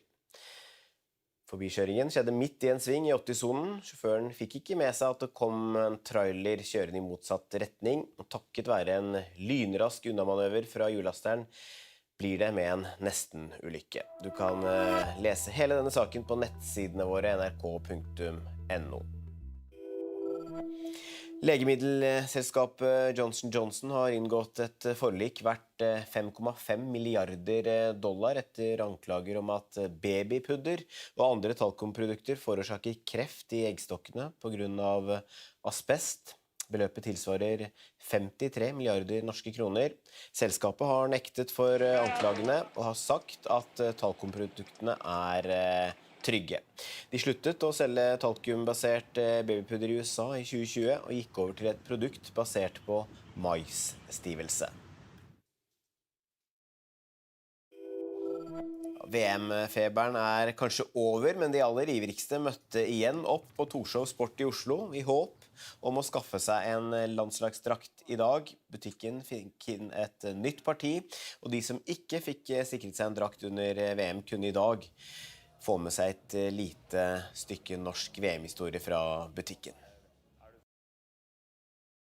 Jeg hadde lyst på Norge-drakt, og jeg fikk ikke fått det før fordi det var utsolgt. Så med en gang pappa hørte at det var tilbake i salg, så kom vi hit med en gang. Ja, du har ikke en drakt fra før? Nei. Så må du springe inn og kjappe deg før det blir tomt. Ja, jeg må det. Yeah, one holland for my wife and one no name for me. After the World Cup, but it's pretty special. So we wanted to keep this in our memories. We're actually from Brazil, so it's double special because unfortunately we lost it. But we know how nice it is for in 10 years time, 20 years time to look back and be able to see we were there, we were cheering for Norway as well, and that's pretty cool. Artisten Ariana Grande saksøker hackere som hun hevder har stjålet og lekket ut musikk hun ikke hadde utgitt, bilder og videoer flere ganger. Artistens advokater mener 45 av sangene hennes ble stjålet og lekket bare i 2023. Søksmålet navngir ingen av hackerne, men hun håper det kan være med å avsløre hvem de er gjennom rettslige stevninger til internettleverandører. Kirkens bymisjon merker økt behov hos familier som ikke har råd til ferieaktiviteter for barna. I Fredrikstad har utlånet av fritidsutstyr økt med 70% ifølge en pressemelding fra Kirkens bymisjon. Og kollega Erling Legård, du er på skattkammeret i Fredrikstad, hvor det fortsatt er høyt trykk. Ja, det er jo noe utstyr igjen bak meg her, men koordinator Barbro Flodin i Kirkens bymisjon, dere har merket et høyt trykk i sommer? Det har vi absolutt. Vi har lånt ut mer utstyr enn noen sommer før faktisk, og det har vært en økning år for år, så vi merker godt det. Nå har vi har noen soveposer og sånn igjen, men jammen har det gått unna her også. Vi har lånt ut ekstremt mye. Hva er det folk låner om sommeren nå? Ja, det går veldig mye turutstyr, og redningsvester og supprett. Det er jo kanskje det mest populære. Men det vi ser, det er jo at folk velger en billig og nesten gratis ferie ved å låne telt og turutstyr her. For det er ikke alle som har råd til noe annet, så da velger de det. Og de som låner dette turutstyret, hvem er det? Vet du hva, det tror jeg nesten er hvermannsen, kan vi si per i dag. Lite stigma med å låne hos oss, det har nok også endret seg, men vi ser også at dyrtid og alt påvirker, høye renter og alt, så flere er nok avhengig av rett og slett å komme hit og låne utstyr. Og hvis man låner utstyr her, men kanskje ikke har vært så mye ute i skogen før, får man noe veiledning? Ja, vi får en del spørsmål om hvor man kan dra og hvordan man skal forholde seg og så videre. Så prøver vi å gi råd som best vi kan i forhold til hva slags utstyr de trenger og hva de kan ha med, som kan være hyggelig å ha med på tur. Vi kan jo ta en liten titt rundt her og se hva annet er det dere tilbyr. Ja, altså nå har vi i forhold til tur, så har vi jo disse flotte tursekkene, alt fra dagssekker til de store sekkene man kan være på tur og gå i fjellet med en uke. Og så har vi for eksempel sånn som discgolf og mange forskjellige baller, fotballer, håndballer, basketballer, skateboard, og sparkesykler, rulleskøyter, masse morsomme ting. Og så må jeg nesten nevne hengekøyer, for det har blitt en veldig trend de siste årene. Veldig mange låner hengekøyer og er ute og henger på strender og rundt forbi. Og så har vi jo en del lekeutstyr, som slakline, boccia og så videre. Det er også veldig populært. Og hvor lenge er det man kan låne utstyr fra dere? Vanlig lånetid er 1 uke, og det er jo stort sett det vi forholder oss til. Og så strekker vi strikken noen ganger hvis det er en familie som kanskje har fått mulighet til å dra et sted og være litt borte et par uker. Så prøver vi å imøtekomme som best vi kan. Her er det er jo mye utstyr og mye som går inn og ut. Hvordan er det dere får tak i alt dette? Nei, altså vi søker jo mye de lokale stiftelsene om midler, gjensidige stiftelse, sparebankstiftelsen og så videre, men også andre lokale aktører som vi faktisk ikke hadde klart oss uten. Både de lokale aktørene og våre frivillige og bidragsytere. Det er vi helt avhengig av. Så på den måten så får vi midler til å kjøpe inn mye helt nytt og fint utstyr. Og veldig mange som kommer hit og låner reagerer jo faktisk på hvor mye bra utstyr vi har, og hvor nytt og fint det er. Så må jeg nesten nevne sykler også. Nå har vi faktisk noen inne. Det er ikke alltid vi har, for det går vi tomme for, akkurat som supprett. Veldig mange som gjerne vil låne sykler på sommeren, og ikke minst når skolen arrangerer turer og sånn da. Russiske myndigheter sender hundretusenvis av menn til angrepskrigen i Ukraina. Nå kommer det nye runder med tårgass her, så nå løper folk. Det er knapt en bygning i dette boligområdet som ikke har fått skader. Vi har akkurat fått vite at det er droneaktivitet. Det var 2 soldater som sa at de ikke fikk lov til å være her som journalister. Dette er NRK Nyheter, direkte når det skjer, og med de viktigste sakene hver dag. Minst 50 personer er sendt til sykehus med skader etter jordskjelvet i Japan. Det er også meldt om at 12 bygninger har kollapset, og det skal være folk i ruinene. Skjelvet ble målt til en styrke på 7,1. Det ble først sendt ut farevarsel for tsunami etter jordskjelvet, men dette ble etter hvert trukket tilbake. Med oss i studio, Petter Grimnes. Nå kommer det mer informasjon om skadene etter skjelvet.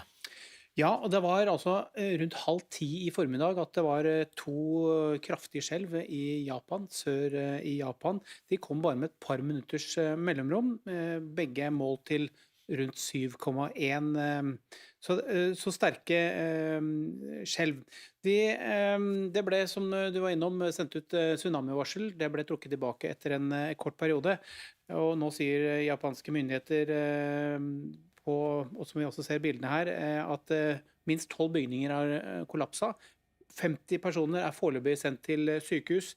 Det er folk i ruinene av flere av disse bygningene. Det er også meldt om branner, om strømbrudd, om ødelagte veier og broer som har kollapset. Og bilder fra japanske kringkastere viser også folk som har evakuert ut av bygninger. Det fyltes opp med folk i gatene. Og det de er vel så redd for nå, er sterke etterskjelv. Og det er, som du sier, vi ser jo bilder her og konsekvensene av et kraftig skjelv i dag. 7,1. Japan er et utsatt område for jordskjelv? Ja, det er et av landene i verden, eller områdene i hele verden, som er mest utsatt for jordskjelv. Bare i siste døgnet nå så har det vært 3 ganske kraftige, hvor da de 2 kraftigste i formiddag. Det siste året så har det vært 700 jordskjelv i Japan, det sterkeste på 7,6. Og så har jo japanerne vært veldig opptatt av nå å selvfølgelig ta vare på innbyggere og bygninger, men også på atomkraftverkene. Vi husker jo tilbake fra 2011 da det var et kjempekraftig jordskjelv ute i havet, som førte til en stor tsunami, altså i 2011, som i neste runde førte til at dette Fukushima-anlegget, atomanlegget, ble satt under vann. Foreløpig er det ikke meldt om noen atomhendelser i Japan. Skogbrannene ved Bordeaux i Frankrike har ikke spredt seg ytterligere det siste døgnet, det opplyser myndighetene, men det har vært flere oppblussinger. Det anslås at rundt 42 000 hektar har brent, og det er varslet en ny hetebølge de nærmeste dagene. Den mest alvorlige situasjonen vi har sett siden andre verdenskrig, sa Frankrikes president Emmanuel Macron da han besøkte Bordeaux i går. On a la situation aujourd'hui qui est la plus dure qu'on n'ait jamais mesurée, la plus dure depuis la Deuxième Guerre mondiale. On a plus de 160 000 hectares qui ont été brûlés d'ores et déjà et la saison est loin d'être terminée. Et c'est beaucoup plus que ce qu'on avait enregistré ces dernières années, de manière record. C'est dû à une très grande sécheresse qui s'est passée évidemment ces dernières semaines, qui a asséché beaucoup de nos massifs, qui a enlevé de l'humidité, qui a créé beaucoup plus de vulnérabilité.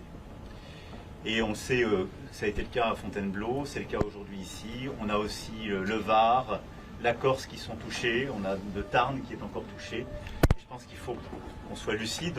Les semaines à venir seront dures et on doit tenir. Ja, Malene Laura Solheim med oss fra Bordeaux. Hvordan vil de høye temperaturene de neste dagene påvirke slukkingsarbeidet? Brannmannskapene her i Bordeaux-området beskriver det her som en kamp mot klokka. De siste 2 dagene har det vært lavere temperaturer og mer optimale vindforhold, så da har de ikke fått kontroll på brannen, men det har blitt en roligere situasjon, og brannen har ikke spredd seg ytterligere. Det er jo nettopp det her de frykter. De kommer til å få mindre kontroll på brannen nå når det er meldt høyere temperaturer. Hetebølga har allerede inntruffet Spania, og der ser en allerede at der har vært oppblussinger i brannene som de hadde fått kontroll på etter at det ble varmt. Så det her er jo selvsagt det som som uroer mest i sørvestlige deler av Frankrike nå. Så vi Macron her da, han besøkte Bordeaux i går. Hva mer er det han sa? Han kom med lovord om at han skulle følge opp ordførerne, brannmannskapene, de som er evakuerte, de som har mistet heimene sine. Alle skulle få den oppfølgingen som de har behov for. Og så sa han også at han skal sette inn en større innsats for å vedlikeholde og fornye skogområder.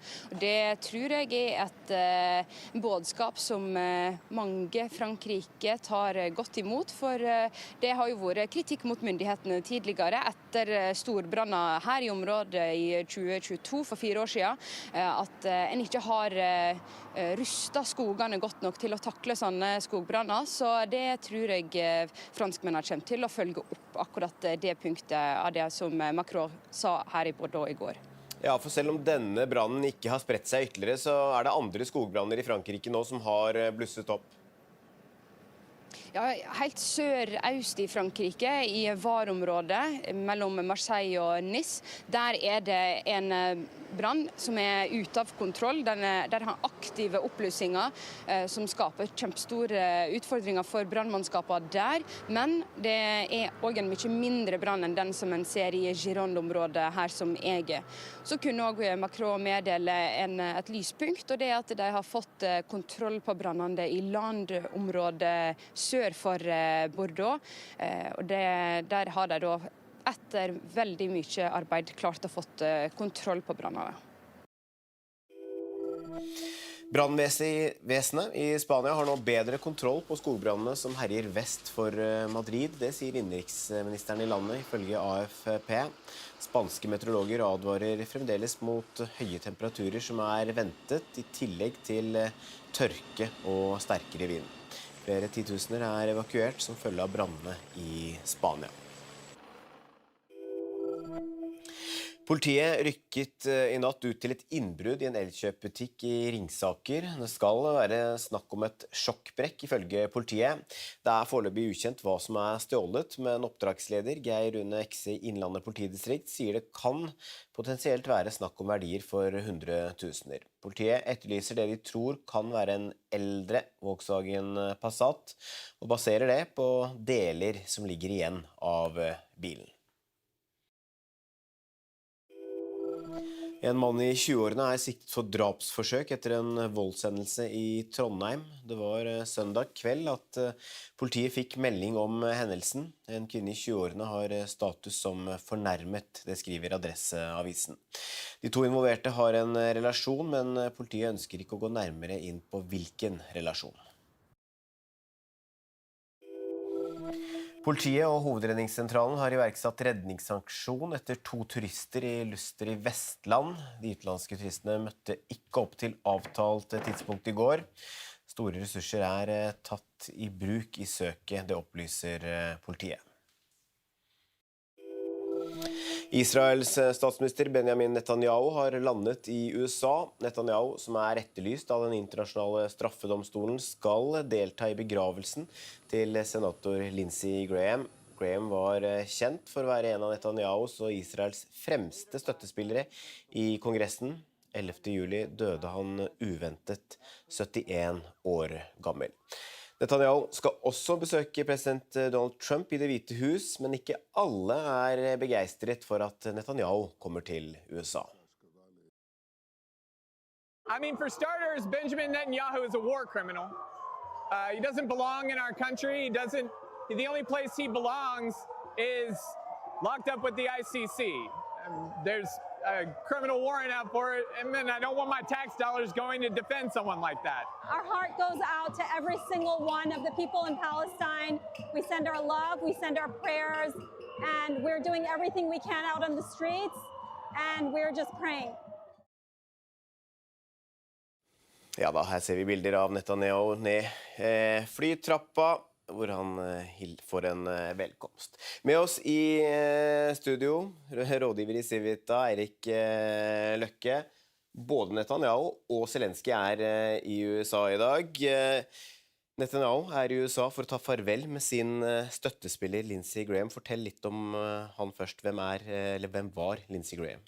Lindsey Graham var en republikansk politiker som var i Washington DC i mange år, satt mange år i senatet. Han var en mer, hva skal man kalle, en sånn neokonservativ, går ofte under uttrykket hauk i utenrikspolitikken, men han forandret seg helt med Donald Trump. Han var ikke den eneste i det republikanske partiet som gjorde det. Først var han en sterk kritiker av Trump, men så tilpasset han seg veldig Trump. Men hele tiden så var han en hauk i utenrikspolitiske spørsmål. Han var venn av Ukraina, kritisk til Russland og venn av Israel. Men forholdet til Trump, altså Netanyahu og Trump, har vært litt anstrengt den siste tiden. Ja, det har det. Fordi det pågår jo en krig i Midtøsten. Det starter jo med at USA og Israel angrep Iran sammen. Så har jo USA kommet fram til en avtale med Iran, og her har jo Trump vært litt sint på Netanyahu, fordi Netanyahu og Israel har slått til mot Hezbollah i Libanon, som har komplisert forholdet til Iran. Og det rapporteres jo om at Trump jevner mellom har skjelt ut Netanyahu for dette, så det er et litt komplisert forhold mellom de. Har støtten til Israel blitt mer omstridt i USA? Ja, særlig Det demokratiske partiet.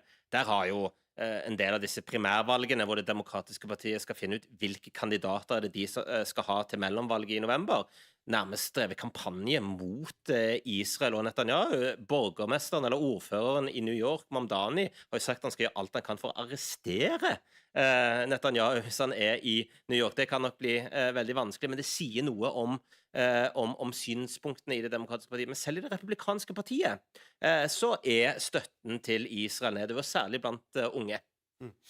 Hva blir Netanyahus viktigste mål da, når han skal besøke Trump i Det hvite hus i dag? Det ble jo å kultivere et godt forhold til Trump og USA. Vi skal huske på at den nedadgående støtten i USA til Israel er jo et sikkerhetsproblem for Israel over tid. Så det er jo kjempeviktig for Netanyahu å ta vare på de vennskapene han har i USA, blant annet med Trump og med representanter i Kongressen i USA. Så det å kultivere forholdet til Trump, det blir veldig viktig for Netanyahu. Så vet vi at Zelensky også er i USA og skal møte Trump i Det hvite hus. Det er usikkert om han skal delta i begravelsen, men Graham var også en markant støttespiller for Ukraina. Ja. Det rapporteres at han skal delta på begravelsen, så får vi se om han kommer der.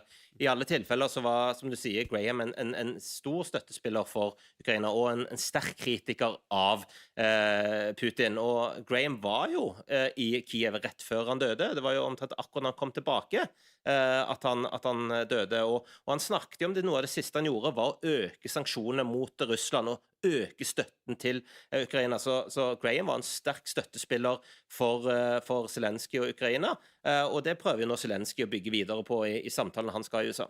Ja, og når Trump skal møte Zelensky i dag, så virker det som forholdet deres har blitt bedre over tid?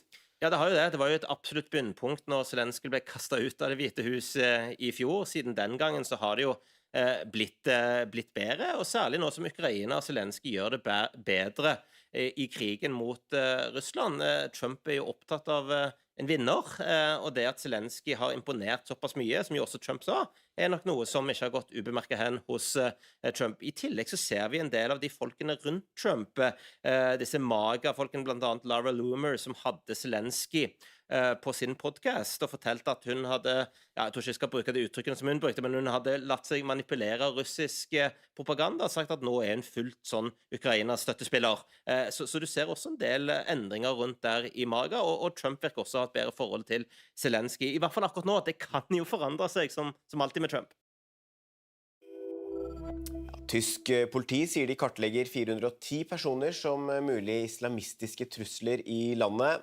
Tallet omfatter ifølge nyhetsbyrået DPA personer som er knyttet til islamistisk terror eller ekstremisme, og som kan være i stand til å gjennomføre alvorlige voldshandlinger. Dette blir kjent bare få dager etter terroren mot Pride-feiringen i Berlin, der en person ble drept og flere skadd da en mann kjørte en bil inn i en folkemengde. PST holder trusselvurderingen i Norge uendret etter terrorangrepet i Berlin. Nivået er dermed fortsatt moderat på nivå 3 av 5. PST mener at det fortsatt er mulig at ekstreme islamister vil gjennomføre terrorangrep mot Norge i år. PST sier de er i løpende kontakt med politiet i Norge og andre aktører om sikkerhetssituasjonen knyttet til skeive her i landet. Fra 1. august slipper alle under 18 år å betale egenandel på helsehjelp. Det betyr at både 16- og 17-åringer nå slipper å betale for blant annet legetime, sykehusbesøk og psykolog på lik linje med barn under 16 år. Helseminister Jan Christian Vestre sier det er viktig at unge oppsøker lege tidlig ved symptomer og ikke la være på grunn av trang økonomi. Legeforeningen er fornøyd med endringen, men mener egenandelsfritaket bør gjelde helt opp til 20 år. Langs E6 i Finnheidfjord i Hemnes kommune i Nordland holdt det på å gå skikkelig galt i forrige uke. For de som følger sendingen på TV, ser vi her bilder av en personbil som kjører forbi en hjullaster. Forbikjøringen skjedde midt i en sving i 80-sonen. Sjåføren fikk ikke med seg at det kom en trailer kjørende i motsatt retning, og takket være en lynrask unnamanøver fra hjullasteren blir det med en nesten-ulykke. Du kan lese hele denne saken på nettsidene våre nrk.no. Minst 50 til sykehus etter jordskjelvet i Japan. Flere bygninger har kollapset, og det skal være folk i ruinene. Netanyahu og Zelensky er i USA. Begge skal møte Trump hver for seg. Zinedine Zidane blir trener for Frankrikes fotballherrer. Drøm som blir til virkelighet, sier den tidligere fotballstjernen. Legemiddelselskapet Johnson & Johnson har inngått et forlik verdt 5,5 milliarder dollar etter anklager om at babypudder og andre talkumprodukter forårsaker kreft i eggstokkene på grunn av asbest. Beløpet tilsvarer 53 milliarder norske kroner. Selskapet har nektet for anklagene og har sagt at talkumproduktene er trygge. De sluttet å selge talkumbasert babypudder i USA i 2020 og gikk over til et produkt basert på maisstivelse. Zinedine Zidane blir trener for Frankrikes fotballherrer. Han er dermed klar for sin første trenerjobb siden han sluttet som Real Madrid-trener i 2021. 54-åringen sier at det er en drøm som blir til virkelighet, og at han har fått flere tilbud de siste årene, men takket nei med tanke på denne jobben. Det er det eneste jeg ville etter tiden i Real Madrid, sier han. Zidane får jobben 20 år etter at han spilte sin siste landskamp Han erstatter Didier Deschamps, som etter VM i år ga seg som Frankrike-trener etter 14 år i rollen. VM-feberen er kanskje over, men de aller ivrigste møtte igjen opp på Torshov Sport i Oslo i håp om å skaffe seg en landslagsdrakt i dag. Butikken fikk inn et nytt parti, og de som ikke fikk sikret seg en drakt under VM kunne i dag få med seg et lite stykke norsk VM-historie fra butikken. Jeg hadde lyst på Norge-drakt, så jeg fikk ikke fått det før, fordi det var utsolgt. Så med en gang pappa hørte at det var tilbake i salg, så kom vi hit med en gang. Du har ikke en drakt fra før? Nei. Så må du springe inn og kjappe deg før det blir tomt. Ja, jeg må det. Yeah, one holiday for my wife and one no name for me. After the World Cup, but it's pretty special.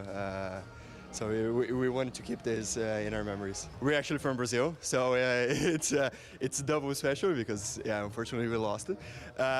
But we know how nice it is for in 10 years time, 20 years time to look back and be able to see we were there, we were cheering for Norway as well, and that's pretty cool. Kirkens bymisjon merker økt behov hos familier som ikke har råd til ferieaktiviteter for barna. I Fredrikstad har utlånet av fritidsutstyr økt med 70% ifølge en pressemelding fra Kirkens bymisjon. Og kollega Erling Legård, du er på skattkammeret i Fredrikstad, hvor det fortsatt er høyt trykk. Ja, det er jo noe utstyr igjen bak meg her, men koordinator Barbro Flodin i Kirkens bymisjon, dere har merket et høyt trykk i sommer? Det har vi absolutt. Vi har lånt ut mer utstyr enn noen sommer før faktisk, og det har vært en økning år for år, så vi merker godt det. Nå har vi har noen soveposer og sånn igjen, men jammen har det gått unna her også. Vi har lånt ut ekstremt mye. Hva er det folk låner om sommeren nå? Ja, det går veldig mye turutstyr, og redningsvester og supprett. Det er jo kanskje det mest populære. Men det vi ser, det er jo at folk velger en billig og nesten gratis ferie ved å låne telt og turutstyr her. For det er ikke alle som har råd til noe annet, så da velger de det. Og de som låner dette turutstyret, hvem er det? Vet du hva, det tror jeg nesten er hvermannsen, kan vi si per i dag. Lite stigma med å låne hos oss, det har nok også endret seg, men vi ser også at dyrtid og alt påvirker, høye renter og alt, så flere er nok avhengig av rett og slett å komme hit og låne utstyr.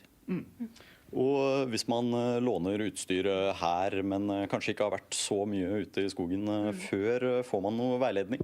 Ja, vi får en del spørsmål om hvor man kan dra og hvordan man skal forholde seg og så videre. Så prøver vi å gi råd som best vi kan i forhold til hva slags utstyr de trenger og hva de kan ha med som kan være hyggelig å ha med på tur. Vi kan jo ta en liten titt rundt her og se hva annet er det dere tilbyr. Ja, altså nå har vi i forhold til tur så har vi jo disse flotte tursekkene, alt fra dagssekker til de store sekkene man kan være på tur og gå i fjellet med en uke.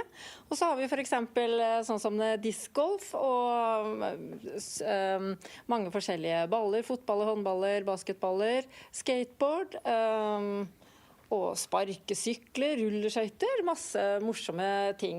Og så må jeg nesten nevne hengekøyer, for det har blitt en veldig trend de siste årene. Veldig mange låner hengekøyer og er ute og henger på strender og rundt forbi. Og så har vi jo en del lekeutstyr, som slakline, boccia og så videre. Det er også veldig populært. Og hvor lenge er det man kan låne utstyr fra dere? Vanlig lånetid er 1 uke, og det er jo stort sett det vi forholder oss til. Og så strekker vi strikken noen ganger. Hvis det er en familie som kanskje har fått mulighet til å dra et sted og være litt borte et par uker, så prøver vi å imøtekomme som best vi kan. Her er det er jo mye utstyr og mye som går inn og ut. Hvordan er det dere får tak i alt dette? Nei, altså vi søker jo mye de lokale stiftelsene om midler, gjensidige stiftelse, sparebankstiftelsen og så videre, men også andre lokale aktører som vi faktisk ikke hadde klart oss uten. Både de lokale aktørene og våre frivillige og bidragsytere. Det er vi helt avhengig av. Så på den måten så får vi midler til å kjøpe inn mye helt nytt og fint utstyr. Og veldig mange som kommer hit og låner reagerer jo faktisk på hvor mye bra utstyr vi har, og hvor nytt og fint det er. Så må jeg nesten nevne sykler også. Nå har vi faktisk noen inne. Det er ikke alltid vi har, for det går vi tomme for, akkurat som supprett. Veldig mange som gjerne vil låne sykler på sommeren, og ikke minst når skolen arrangerer turer og sånn da. Russiske myndigheter sender hundretusenvis av menn til angrepskrigen i Ukraina. Nå kommer det nye runder med tårgass her, så nå løper folk. Det er knapt en bygning i dette boligområdet som ikke har fått skader. Vi har akkurat fått vite at det er droneaktivitet. Det var 2 soldater som sa at de ikke fikk lov til å være her som journalister. Norway. Dette er NRK Nyheter, direkte når det skjer og med de viktigste sakene hver dag.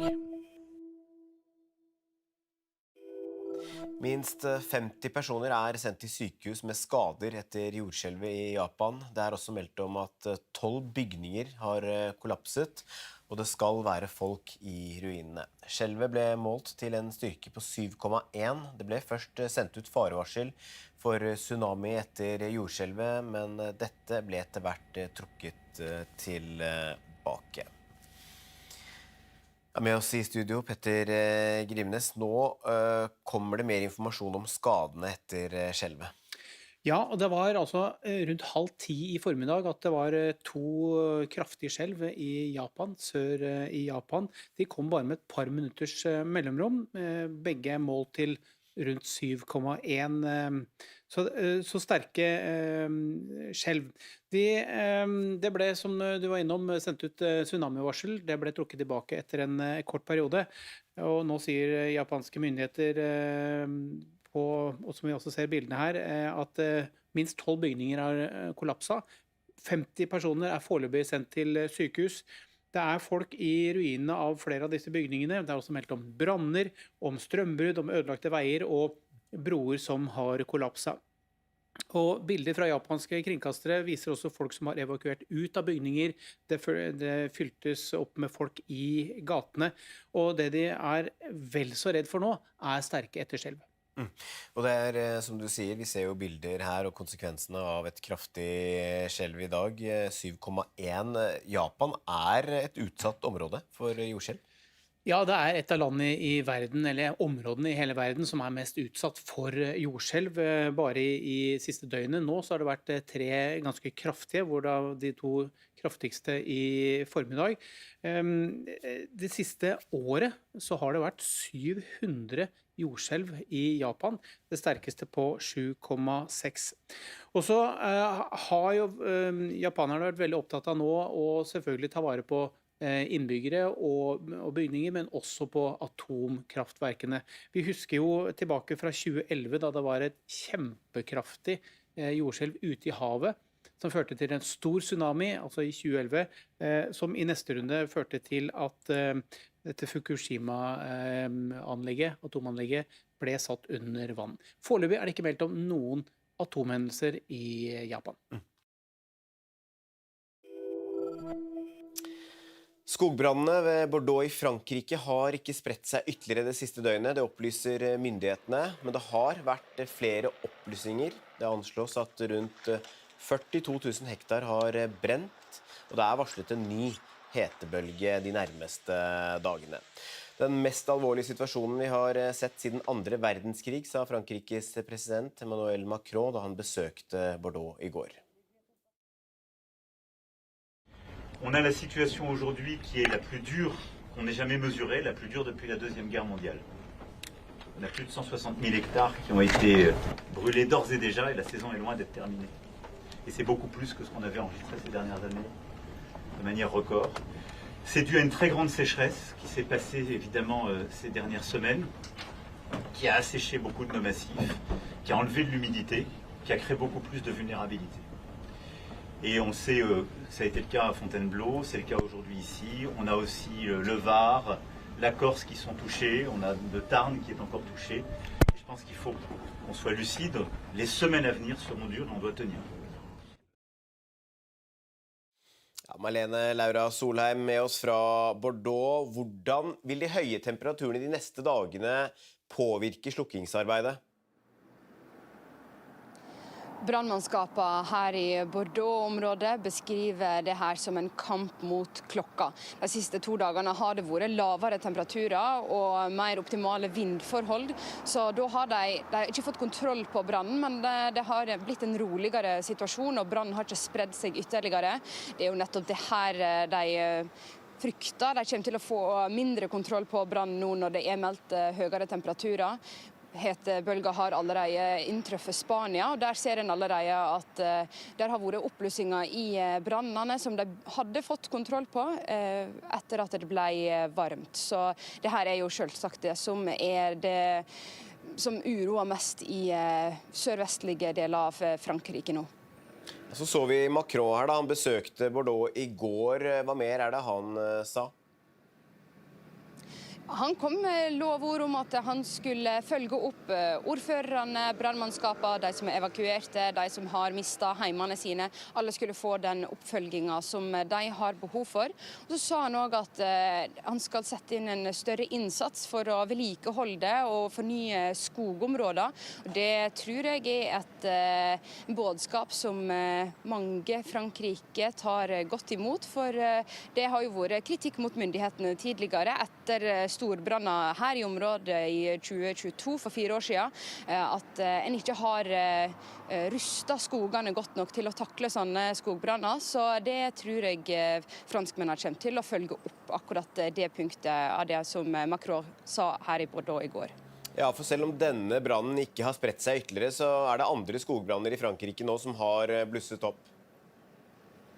Ja, helt sør-øst i Frankrike, i Var-området mellom Marseille og Nice, der er det en brann som er ute av kontroll. Der har aktive oppblussinger som skaper kjempestore utfordringer for brannmannskapene der. Men det er også en mye mindre brann enn den som en ser i Gironde-området her som jeg er. Så kunne også Macron meddele et lyspunkt, og det er at de har fått kontroll på brannene i landområdet sør for Bordeaux. Og der har de da etter veldig mye arbeid klart å fått kontroll på brannene. Brannvesenet i Spania har nå bedre kontroll på skogbrannene som herjer vest for Madrid. Det sier innenriksministeren i landet, ifølge AFP. Spanske meteorologer advarer fremdeles mot høye temperaturer som er ventet, i tillegg til tørke og sterkere vind. Flere titusener er evakuert som følge av brannene i Spania. Politiet rykket i natt ut til et innbrudd i en elkjøpbutikk i Ringsaker. Det skal være snakk om et sjokkbrekk, ifølge politiet. Det er foreløpig ukjent hva som er stjålet, men oppdragsleder Geir Rune Ekse i Innlandet politidistrikt sier det kan potensielt være snakk om verdier for 100 000. Politiet etterlyser det de tror kan være en eldre Volkswagen Passat, og baserer det på deler som ligger igjen av bilen. En mann i 20-årene er siktet for drapsforsøk etter en voldshendelse i Trondheim. Det var søndag kveld at politiet fikk melding om hendelsen. En kvinne i 20-årene har status som fornærmet, det skriver Adresseavisen. De to involverte har en relasjon, men politiet ønsker ikke å gå nærmere inn på hvilken relasjon. Politiet og Hovedredningssentralen har iverksatt redningsaksjon etter 2 turister i Luster i Vestland. De utenlandske turistene møtte ikke opp til avtalt tidspunkt i går. Store ressurser er tatt i bruk i søket, det opplyser politiet. Israels statsminister Benjamin Netanyahu har landet i USA. Netanyahu, som er etterlyst av den internasjonale straffedomstolen, skal delta i begravelsen til senator Lindsey Graham. Graham var kjent for å være en av Netanyahus og Israels fremste støttespillere i Kongressen. 11. juli døde han uventet, 71 år gammel. Netanyahu skal også besøke president Donald Trump i Det hvite hus, men ikke alle begeistret for at Netanyahu kommer til USA. I mean, for starters, Benjamin Netanyahu is a war criminal. He doesn't belong in our country. The only place he belongs is locked up with the ICC. There's a criminal warrant out for it, and then I don't want my tax dollars going to defend someone like that. Our heart goes out to every single one of the people in Palestine. We send our love, we send our prayers, and we're doing everything we can out on the streets, and we're just praying. Ja da, her ser vi bilder av Netanyahu ned flytrappa, hvor han får en velkomst. Med oss i studio, rådgiver i Civita, Eirik Løkke. Både Netanyahu og Zelensky i USA i dag. Netanyahu i USA for å ta farvel med sin støttespiller Lindsey Graham. Fortell litt om han først. Hvem var Lindsey Graham? Lindsey Graham var en republikansk politiker som var i Washington DC i mange år, satt mange år i senatet. Han var en mer, hva skal man kalle, en sånn neokonservativ, går ofte under uttrykket hauk i utenrikspolitikken, men han forandret seg helt med Donald Trump. Han var ikke den eneste i det republikanske partiet som gjorde det. Først var han en sterk kritiker av Trump, men så tilpasset han seg veldig Trump. Men hele tiden så var han en hauk i utenrikspolitiske spørsmål. Han var venn av Ukraina, kritisk til Russland og venn av Israel. Men forholdet til Trump, altså Netanyahu og Trump, har vært litt anstrengt den siste tiden. Ja, det har det. Fordi det pågår jo en krig i Midtøsten. Det starter jo med at USA og Israel angrep Iran sammen. Så har jo USA kommet fram til en avtale med Iran, og her har jo Trump vært litt sint på Netanyahu, fordi Netanyahu og Israel har slått til mot Hezbollah i Libanon, som har komplisert forholdet til Iran. Og det rapporteres jo om at Trump jevne mellom har skjelt ut Netanyahu for dette, så det er et litt komplisert forhold mellom de.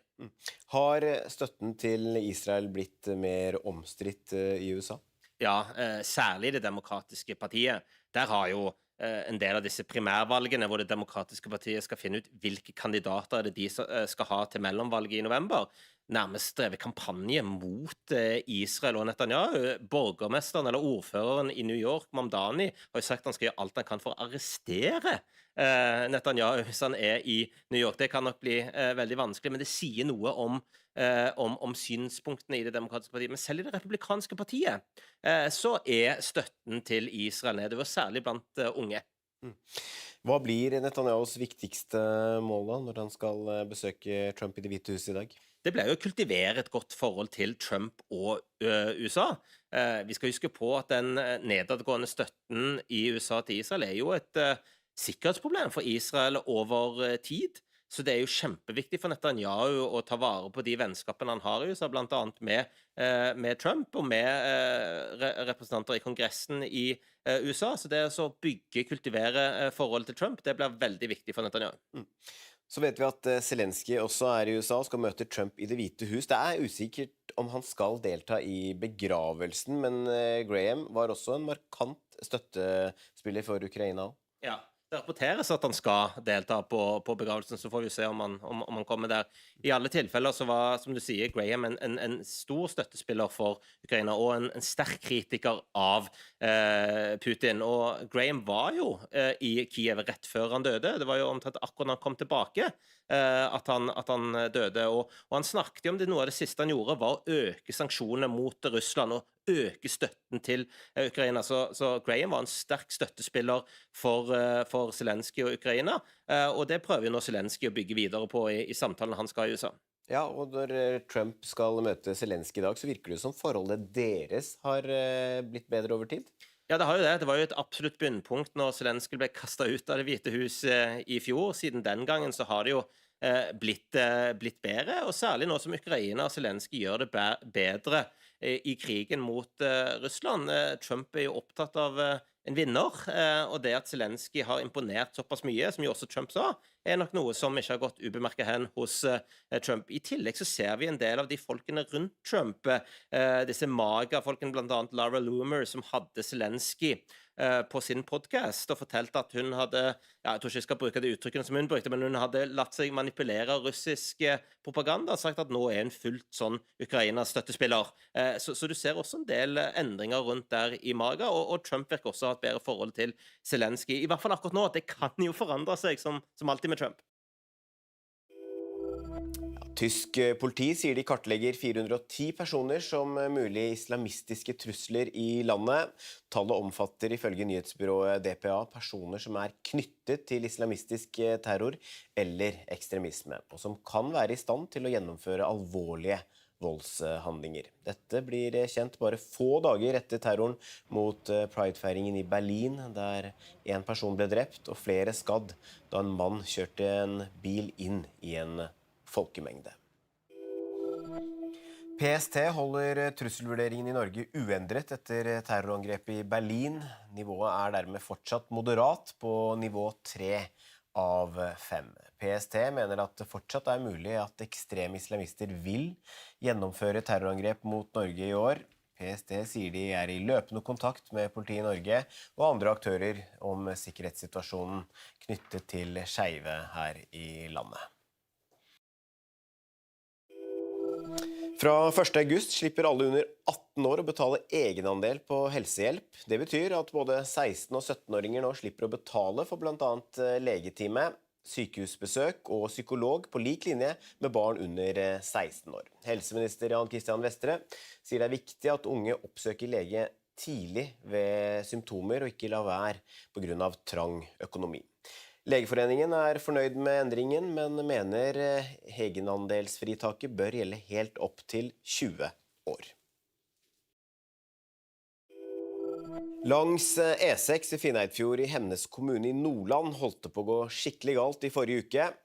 For de som følger sendingen på TV, ser vi her bilder av en personbil som kjører forbi en hjullaster. Forbikjøringen skjedde midt i en sving i 80-sonen. Sjåføren fikk ikke med seg at det kom en trailer kjørende i motsatt retning, og takket være en lynrask unnamanøver fra hjullasteren blir det med en nesten-ulykke. Du kan lese hele denne saken på nettsidene våre nrk.no. Legemiddelselskapet Johnson & Johnson har inngått et forlik verdt $5,5 milliarder etter anklager om at babypudder og andre talkumprodukter forårsaker kreft i eggstokkene på grunn av asbest. Beløpet tilsvarer 53 milliarder norske kroner. Selskapet har nektet for anklagene og har sagt at talkumproduktene trygge. De sluttet å selge talkumbasert babypudder i USA i 2020 og gikk over til et produkt basert på maisstivelse. Zinedine Zidane blir trener for Frankrikes fotballherrer. Han dermed klar for sin første trenerjobb siden han sluttet som Real Madrid-trener i 2021. 54-åringen sier at det en drøm som blir til virkelighet, og at han har fått flere tilbud de siste årene, men takket nei med tanke på denne jobben. Det det eneste jeg ville etter tiden i Real Madrid, sier han. Zidane får jobben 20 år etter at han spilte sin siste landskamp. Han erstatter Didier Deschamps, som etter VM i år ga seg som Frankrike-trener etter 14 år i rollen. VM-feberen kanskje over, men de aller ivrigste møtte igjen opp på Torshov Sport i Oslo i håp om å skaffe seg en landslagsdrakt i dag. Butikken fikk inn et nytt parti, og de som ikke fikk sikret seg en drakt under VM kunne i dag få med seg et lite stykke norsk VM-historie fra butikken. Jeg hadde lyst på Norge-drakt, og jeg fikk ikke fått det før fordi det var utsolgt. Så med en gang pappa hørte at det var tilbake i salg, så kom vi hit med en gang. Du har ikke en drakt fra før? Nei. Så må du springe inn og kjappe deg før det blir tomt. Ja, jeg må det. Yeah, one holiday for my wife and one no name for me. After the World Cup, but it's pretty special. So we wanted to keep this in our memories. We're actually from Brazil, so it's double special because unfortunately we lost it. But we know how nice it is for in 10 years' time, 20 years' time to look back and be able to see. We were there, we were cheering for Norway as well, and that's pretty cool. Kirkens bymisjon merker økt behov hos familier som ikke har råd til ferieaktiviteter for barna. I Fredrikstad har utlånet av fritidsutstyr økt med 70% ifølge en pressemelding fra Kirkens bymisjon. Og kollega Erling Legård, du på skattkammeret i Fredrikstad, hvor det fortsatt høyt trykk.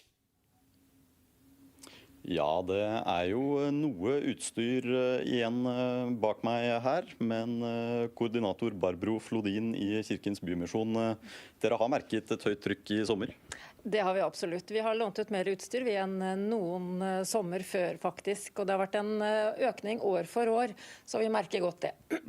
Nå har vi har noen soveposer og sånn igjen, men jammen har det gått unna her også. Vi har lånt ut ekstremt mye. Hva det folk låner om sommeren nå? Ja, det går veldig mye turutstyr, og redningsvester og supprett. Det jo kanskje det mest populære. Men det vi ser, det jo at folk velger en billig og nesten gratis ferie ved å låne telt og turutstyr her. For det ikke alle som har råd til noe annet, så da velger de det. Og de som låner dette turutstyret, hvem det? Vet du hva, det tror jeg nesten hvermannsen, kan vi si per i dag. Lite stigma med å låne hos oss, det har nok også endret seg, men vi ser også at dyrtid og alt påvirker, høye renter og alt, så flere nok avhengig av rett og slett å komme hit og låne utstyr. Og hvis man låner utstyr her, men kanskje ikke har vært så mye ute i skogen før, får man noe veiledning? Ja, vi får en del spørsmål om hvor man kan dra og hvordan man skal forholde seg og så videre. Så prøver vi å gi råd som best vi kan i forhold til hva slags utstyr de trenger og hva de kan ha med, som kan være hyggelig å ha med på tur. Vi kan jo ta en liten titt rundt her og se hva annet det dere tilbyr. Ja, altså nå har vi i forhold til tur, så har vi jo disse flotte tursekkene, alt fra dagssekker til de store sekkene man kan være på tur og gå i fjellet med en uke. Og så har vi for eksempel sånn som discgolf og mange forskjellige baller, fotballer, håndballer, basketballer, skateboard, og sparkesykler, rulleskøyter, masse morsomme ting. Og så må jeg nesten nevne hengekøyer, for det har blitt en veldig trend de siste årene. Veldig mange låner hengekøyer og ute og henger på strender og rundt forbi. Og så har vi jo en del lekeutstyr, som slakkline, boccia og så videre. Det også veldig populært. Og hvor lenge det man kan låne utstyr fra dere? Vanlig lånetid 1 uke, og det jo stort sett det vi forholder oss til. Og så strekker vi strikken noen ganger. Hvis det en familie som kanskje har fått mulighet til å dra et sted og være litt borte et par uker, så prøver vi å imøtekomme som best vi kan. Her det jo mye utstyr og mye som går inn og ut. Hvordan det dere får tak i alt dette? Nei, altså vi søker jo mye de lokale stiftelsene om midler, gjensidige stiftelse, sparebankstiftelsen og så videre, men også andre lokale aktører som vi faktisk ikke hadde klart oss uten. Både de lokale aktørene og våre frivillige og bidragsytere. Det vi helt avhengig av. Så på den måten så får vi midler til å kjøpe inn mye helt nytt og fint utstyr. Og veldig mange som kommer hit og låner reagerer jo faktisk på hvor mye bra utstyr vi har, og hvor nytt og fint det Så må jeg nesten nevne sykler også. Nå har vi faktisk noen inne. Det ikke alltid vi har, for det går vi tomme for, akkurat som supprett.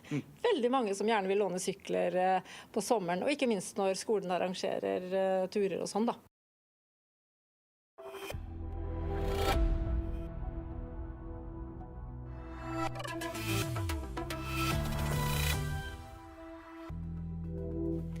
Flere fanget i ruinene av et kjøpesenter sørvest i Japan etter jordskjelv. Minst 50 sendt til sykehus.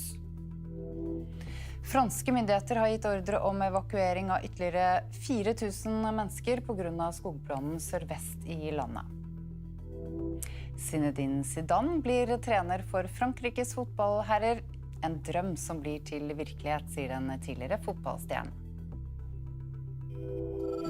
Velkommen til NRK Nyheter klokken 13. Jeg heter Ida Creed.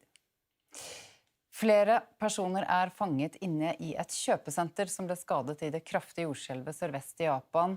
Regjeringen har satt inn krisetiltak. Minst 50 mennesker sendt til sykehus med skader etter skjelvet. Det meldt om minst 12 bygninger som har falt sammen. Og kollega Petter Grimnes, du har fulgt med på dette nå i flere timer. Hva det siste nå? Ja, det som vi vet, det at det var 2 kraftige jordskjelv som rammet Japan med bare et par minutters mellomrom. Det skjedde ca. 9:30 norsk tid, 16:30 lokal tid, begge med styrke på 7,1. Det ble også sendt ut et tsunamivarsel, men det ble trukket tilbake ganske fort. BBC melder nå at det det de omtaler som mange mennesker som fanget inne i et stort kjøpesenter, uten at man vet hvor mange, eller om det noen som skadde der. Det skal være 3. etasje i dette kjøpesenteret som har ramlet ned, og som vi ser av bilder her, så det altså et bygg som helt ødelagt, fasadeplater som ligger på gulvet og glass overalt. Og ifølge japanske myndigheter så minst 50 personer skadet i jordskjelvet og lagt inn på sykehus. Minst 12 bygninger kollapsa, og det meldt om folk i mange av disse ruinene. Og det har oppstått branner, det blitt strømbrudd, veier ødelagt, broer kollapsa. Og vi har også sett bilder av et lokomotiv som har velta rett av skinnene i nærheten av en jernbanestasjon. Og det vises også nå live-bilder, direktebilder fra Japan, som viser mange mennesker som har evakuert ut av bygninger, så gatene de fylles opp med folk. Og det man nå redd for kraftig etterskjelv, fordi dette skjelvet var ganske grunt. Nå japanerne vant til jordskjelv, men innimellom så går det jo galt likevel. Vi husker jo Fukushima-ulykken i 2011, som førte til en nedsmelting av 3 av de 6 reaktorene. Det fare for noe sånt nå? Ja, det foreløpig ikke meldt om noen atomhendelser. Hendelsen i Fukushima i 2011, den kom jo etter et veldig kraftig jordskjelv som på 9, som det kraftigste som målt i nyere tid. Det skjedde ute i havet, og der oppstod det en svær flodbølge. Og det var den som skylte innover land, tok livet av 18 000 mennesker, og førte også til at Fukushima-anlegget ble ødelagt. Men nå sier myndighetene at driften ved de 3 atomanleggene som ligger i området som i dag rammet av jordskjelvene, de går som normalt.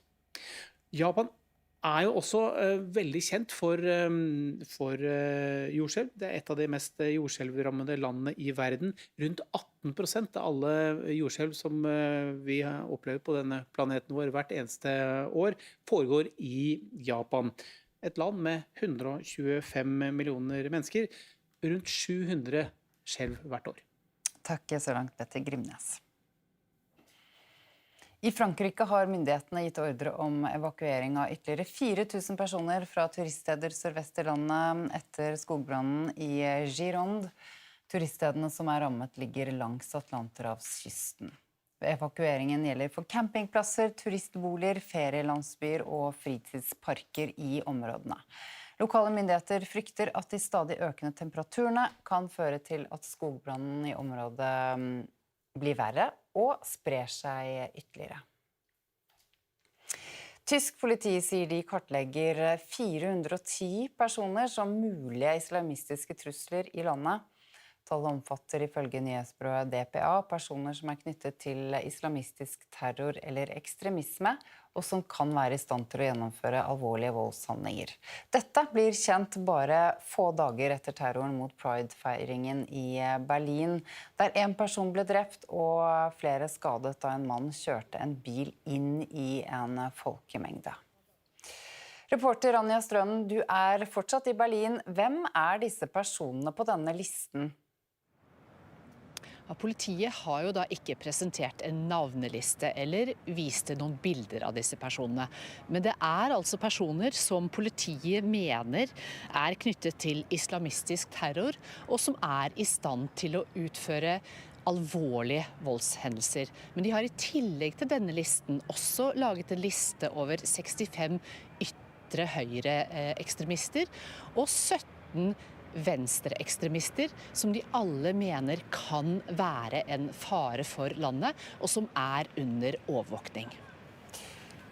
Si litt mer om hvorfor politiet kommer med denne listen. Ja, først og fremst så ønsker jo politiet da å vise hvor mange de har under overvåkning. Og så sier de samtidig at dette viser også at utfordringene mye større enn dette ene angrepet som var her i Berlin på lørdag, og de følger med. Og så det så klart også en mulighet for politiet når de viser at det så mange de følger med på som de anser som farlige, at det kan bli lettere for politiet med en sånn liste å få støtte til ulike tiltak for å stoppe ekstremistene, enten det forebygging eller soningsforhold eller ettervern, så viser politiet hvilke utfordringer de står overfor. Samtidig så sier de at man kan ikke sette et likhetstegn mellom disse listene og trusselnivået i Tyskland, for disse personene de kan tas ut og inn av listen ettersom de vurderes helt individuelt. Så dette kan variere også fra dag til dag. Men hva politikernes løsning i Tyskland da for å hindre lignende angrep som Berlin opplevde da på lørdag? Vet du hva, nå står jeg her med en hel liste, for nå kappes de nærmest om å komme opp med ulike tiltak, for det jo delstatsvalg til høsten. Og da ser jeg her står det at CDU og CSU, de vil stramme kraftigere inn mot farlige islamister. Et annet parti som SPD, som jo har lederen i Tyskland nå, Merz, og de grønne, de vil styrke politi og forebygging. Og så har man FDP som vil støtte mer sikkerhetsverktøy, mens AFD, ikke overraskende, de sier at dette handler om innvandring, og der må man bare bli enda strengere. Hva sier folk flest, Anja? Ja, de helt tydelige. Noe må gjøres. Det har vært alt for mange angrep.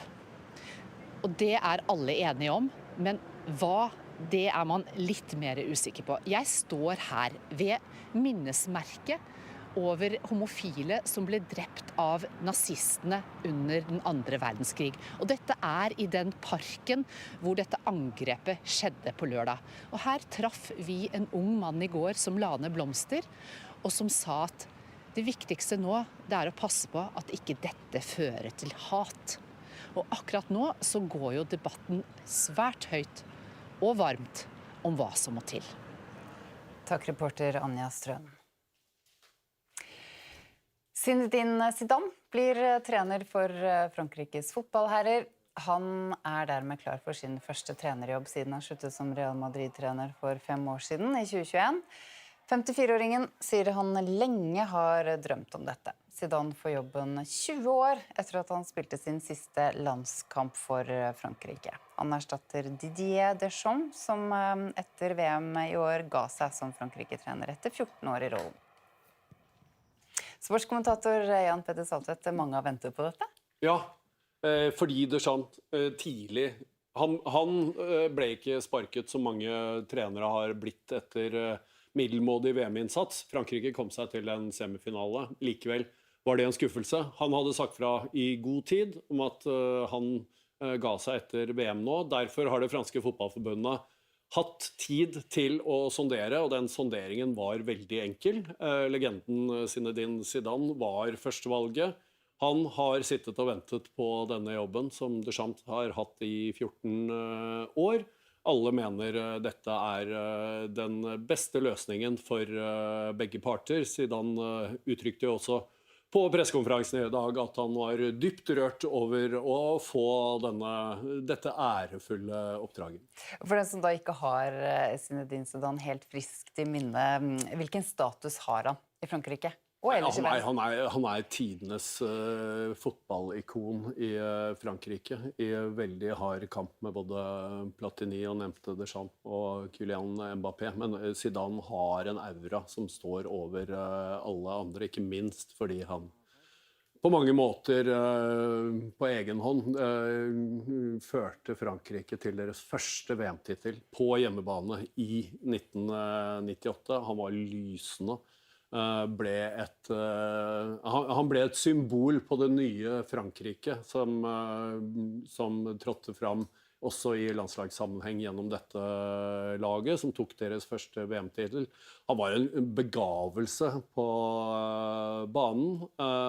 Så avsluttet han karrieren også på ikonisk vis. Hans aller siste kamp var som fransk landslagsspiller VM-finalen i 2006 i Tyskland mot Italia, hvor han på legendarisk vis med negativ fortegn skallet ned italienske Marco Materazzi og gikk av banen i en kamp Frankrike tappte etter straffesparkkonkurranse. Men myten Zidane har vært der, så har han vært spiller i Real Madrid, og så har han vært trener i Real Madrid i 2 omganger, hvor han førte dem til mesterligatitelen, ikke 1 gang, men 3 ganger på rad, som den første.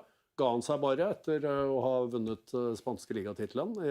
Så ga han seg i 2021, sa at nå bare setter jeg meg godt tilbake og venter. Har hatt masse tilbud, det har vært masse spekulasjoner. Nå kommer akkurat den jobben han og Frankrike drømte om at han skulle ha. Den andre store ansettelsen i europeisk landslagsfotball i løpet av 1 uke. Først tok Jørgen Klopp over Tyskland, og nå det altså Zidanes tur i Frankrike. Hva sier det om landslagenes status? Nei, altså, det klart, den høy i utgangspunktet nå, når vi kommer ut av et meget vellykket og stort VM.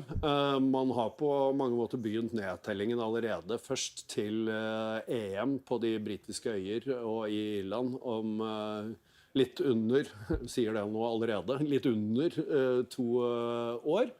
Og så det et VM i diverse land, inkludert Spania og Portugal, om 4 år. Og der har jo både Zidane og Klopp for Tyskland kontrakter som går til etter det VM. Det klart, når disse legendene i hver sin store fotballnasjon, som ikke helt på topp akkurat nå, sier at ok, nå skal vi inn og ta denne jobben, vi vet at nasjonen ønsker oss, så blir jo trenerne såpass store attraksjoner i seg selv, at de bygger ytterligere opp under spenningen fram mot et EM og mot et VM, og viser også at dette jo ikke sånn pensjoniststillinger, men det er jo trenere som har vunnet alt på klubblag. Nå har de også lyst til å ta den utfordringen det å føre sin nasjon, hjemnasjon, til seier og ære og gloriøse øyeblikk.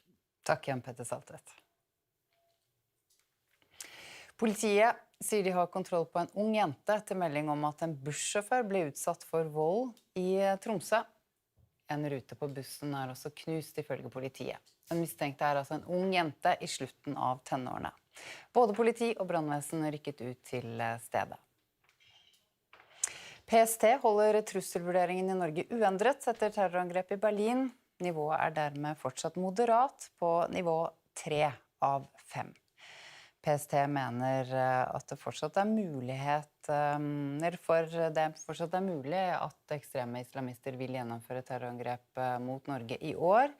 PST sier de i løpende kontakt med politiet i Norge og andre aktører om sikkerhetssituasjonen knyttet til skeive her i landet.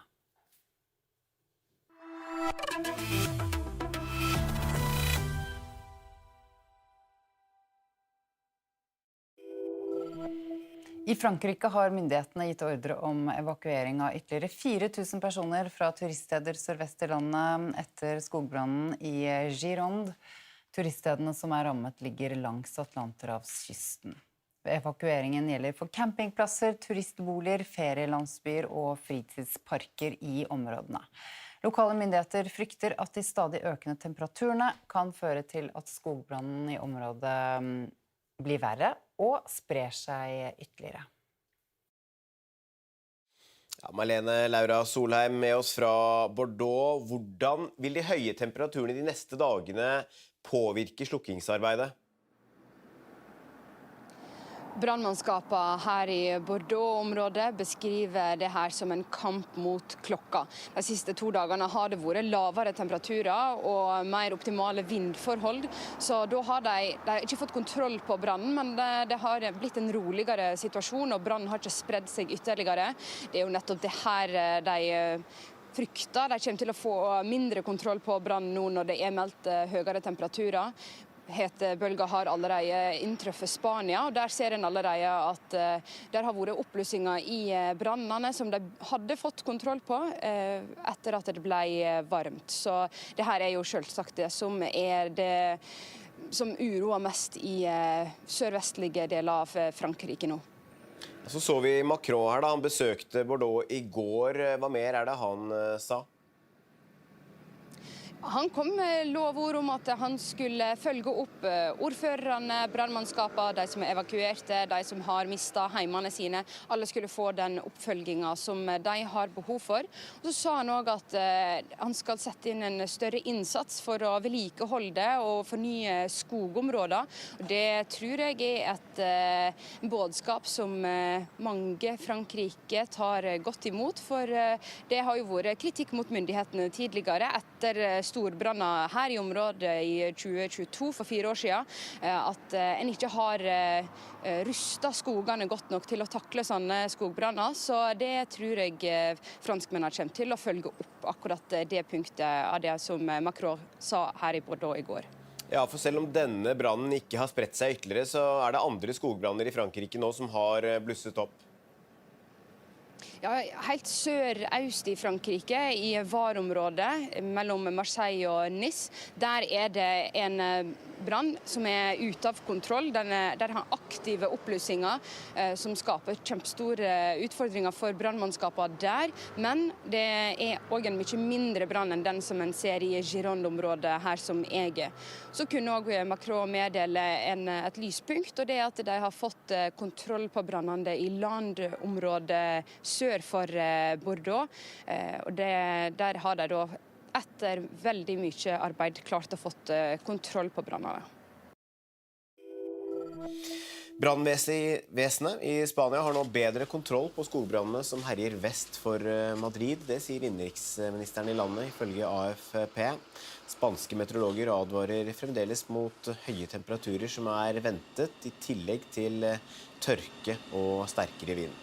Flere titusener evakuert som følge av brannene i Spania. Politiet rykket i natt ut til et innbrudd i en elkjøpbutikk i Ringsaker. Det skal være snakk om et sjokkbrekk, ifølge politiet. Det foreløpig ukjent hva som stjålet, men oppdragsleder Geir Rune Ekse i Innlandet politidistrikt sier det kan potensielt være snakk om verdier for 100 000. Politiet etterlyser det de tror kan være en eldre Volkswagen Passat, og baserer det på deler som ligger igjen av bilen. En mann i 20-årene siktet for drapsforsøk etter en voldshendelse i Trondheim. Det var søndag kveld at politiet fikk melding om hendelsen. En kvinne i 20-årene har status som fornærmet, det skriver Adresseavisen. De to involverte har en relasjon, men politiet ønsker ikke å gå nærmere inn på hvilken relasjon. Politiet og Hovedredningssentralen har iverksatt redningsaksjon etter 2 turister i Luster i Vestland. De utenlandske turistene møtte ikke opp til avtalt tidspunkt i går. Store ressurser tatt i bruk i søket, det opplyser politiet. Israels statsminister Benjamin Netanyahu har landet i USA. Netanyahu, som etterlyst av den internasjonale straffedomstolen, skal delta i begravelsen til senator Lindsey Graham. Graham var kjent for å være en av Netanyahus og Israels fremste støttespillere i Kongressen. 11. juli døde han uventet, 71 år gammel. Netanyahu skal også besøke president Donald Trump i Det hvite hus, men ikke alle begeistret for at Netanyahu kommer til USA. I mean, for starters, Benjamin Netanyahu is a war criminal. He doesn't belong in our country. The only place he belongs is locked up with the ICC. There's a criminal warrant out for it, and then I don't want my tax dollars going to defend someone like that. Our heart goes out to every single one of the people in Palestine. We send our love, we send our prayers, and we're doing everything we can out on the streets, and we're just praying. Ja da, her ser vi bilder av Netanyahu ned flytrappa. hvor han får en velkomst. Med oss i studio, rådgiver i Civita, Eirik Løkke. Både Netanyahu og Zelensky i USA i dag. Netanyahu i USA for å ta farvel med sin støttespiller Lindsey Graham. Fortell litt om han først. Hvem var Lindsey Graham?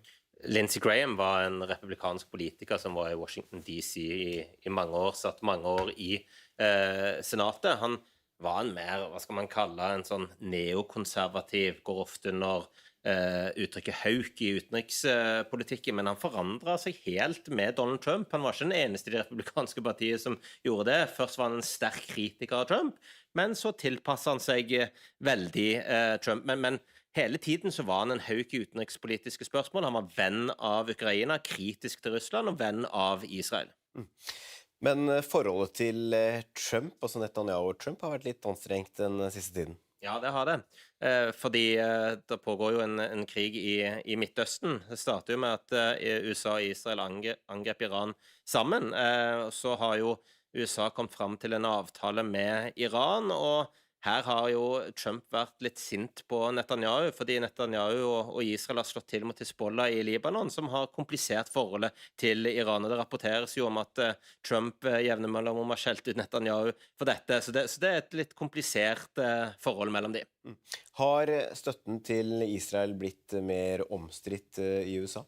Ja, særlig det demokratiske partiet. Der har jo en del av disse primærvalgene hvor det demokratiske partiet skal finne ut hvilke kandidater de skal ha til mellomvalget i november, nærmest drevet kampanje mot Israel og Netanyahu. Borgermesteren eller ordføreren i New York, Mamdani, har jo sagt at han skal gjøre alt han kan for å arrestere Netanyahu hvis han i New York. Det kan nok bli veldig vanskelig, men det sier noe om synspunktene i det demokratiske partiet. Men selv i det republikanske partiet så støtten til Israel nedover, særlig blant unge. Hva blir Netanyahus viktigste mål da, når han skal besøke Trump i Det hvite huset i dag? Det ble jo å kultivere et godt forhold til Trump og USA.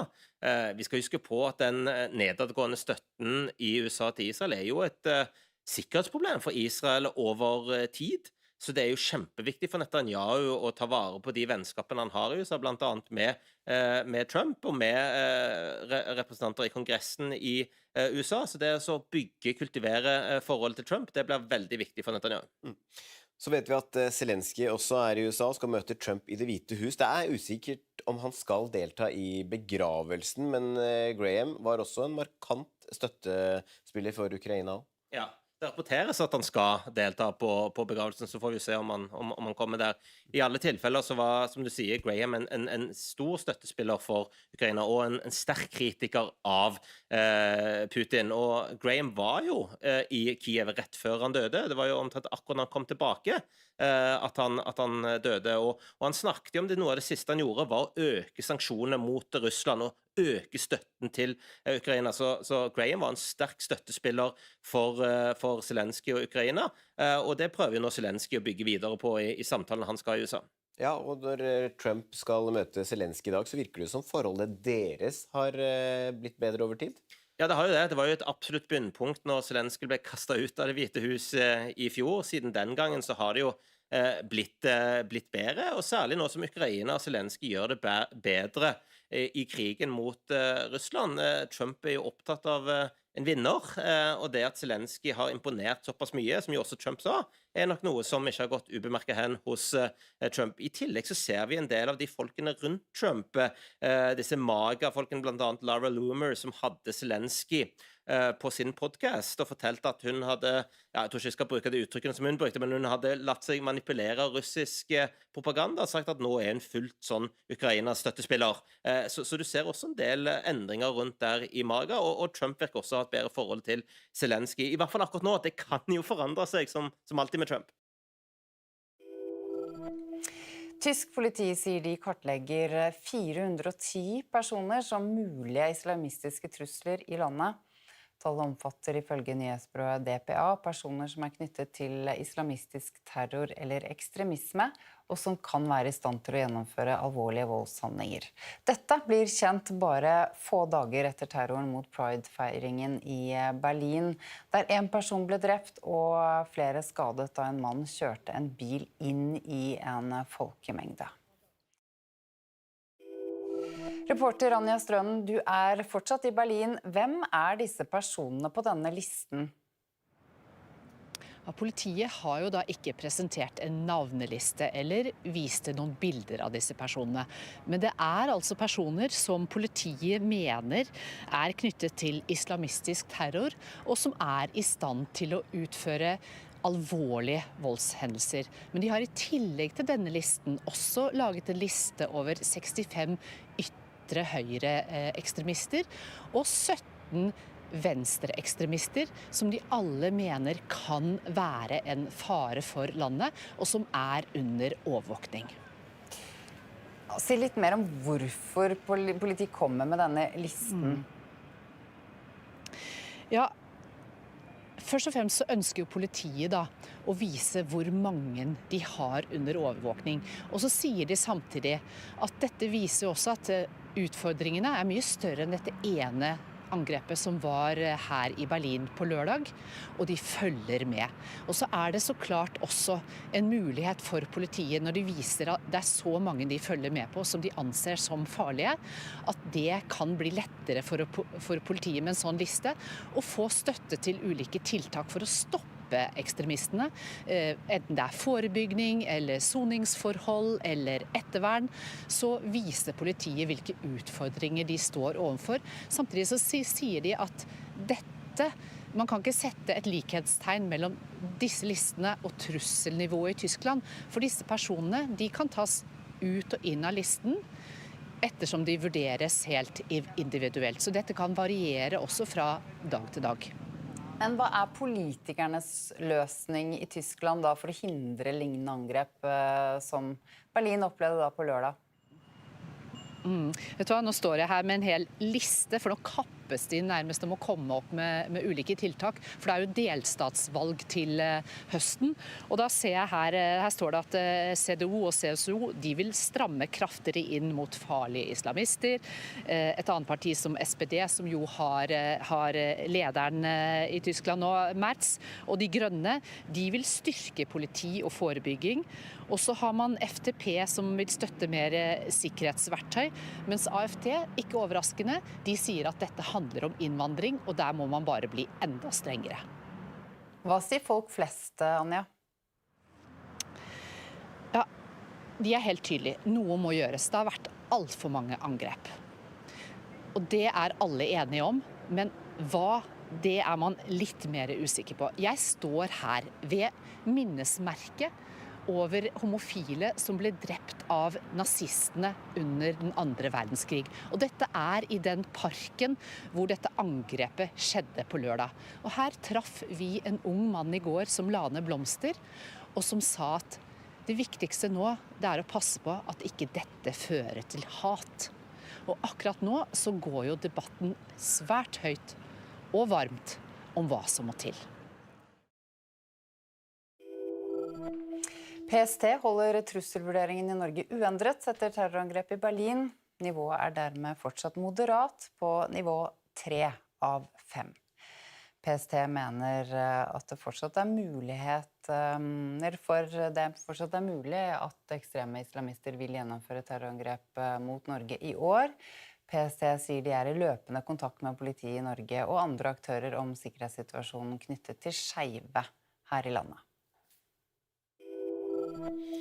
Legemiddelselskapet Johnson & Johnson har inngått et forlik verdt $5,5 milliarder etter anklager om at babypudder og andre talkumprodukter forårsaker kreft i eggstokkene på grunn av asbest. Beløpet tilsvarer 53 milliarder norske kroner. Selskapet har nektet for anklagene og har sagt at talkumproduktene trygge.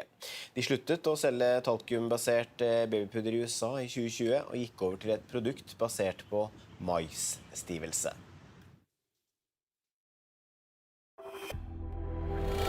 Flere er fanget i ruinene av et kjøpesenter sørvest i Japan etter jordskjelv. Minst 50 er sendt til sykehus.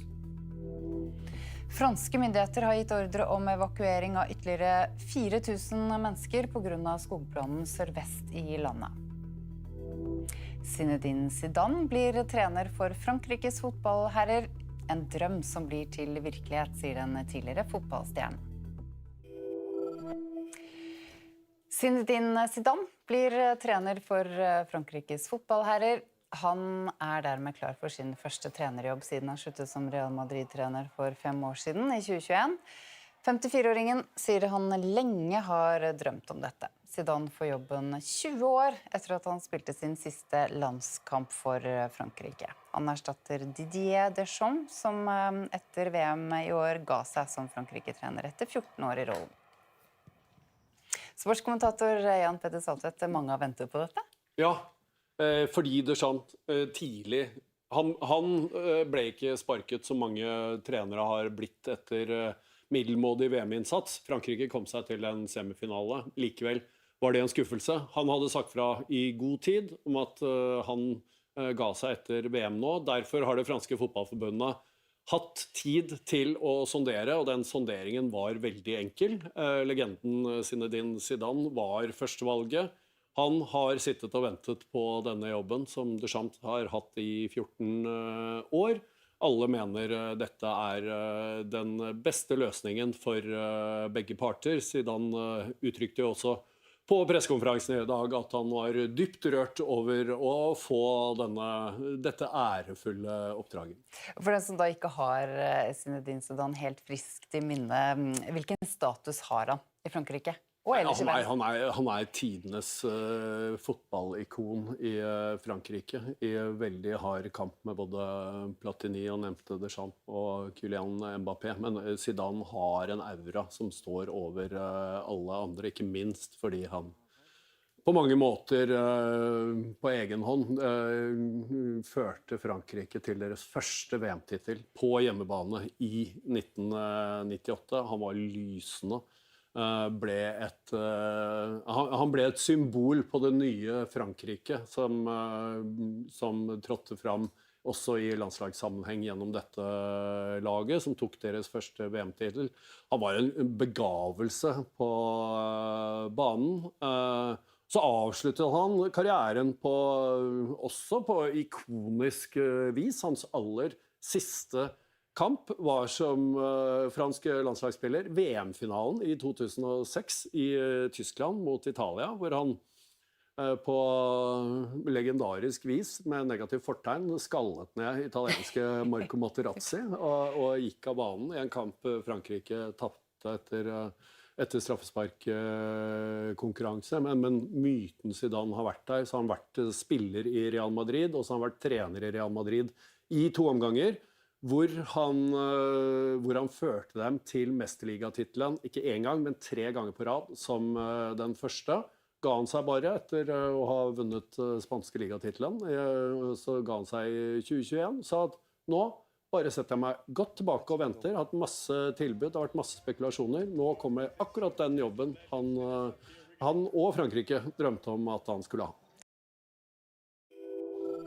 VM-feberen er kanskje over, men de aller ivrigste møtte igjen opp på Torshov Sport i Oslo i håp om å skaffe seg en landslagsdrakt i dag. Butikken fikk inn et nytt parti, og de som ikke fikk sikret seg en drakt under VM kunne i dag få med seg et lite stykke norsk VM-historie fra butikken.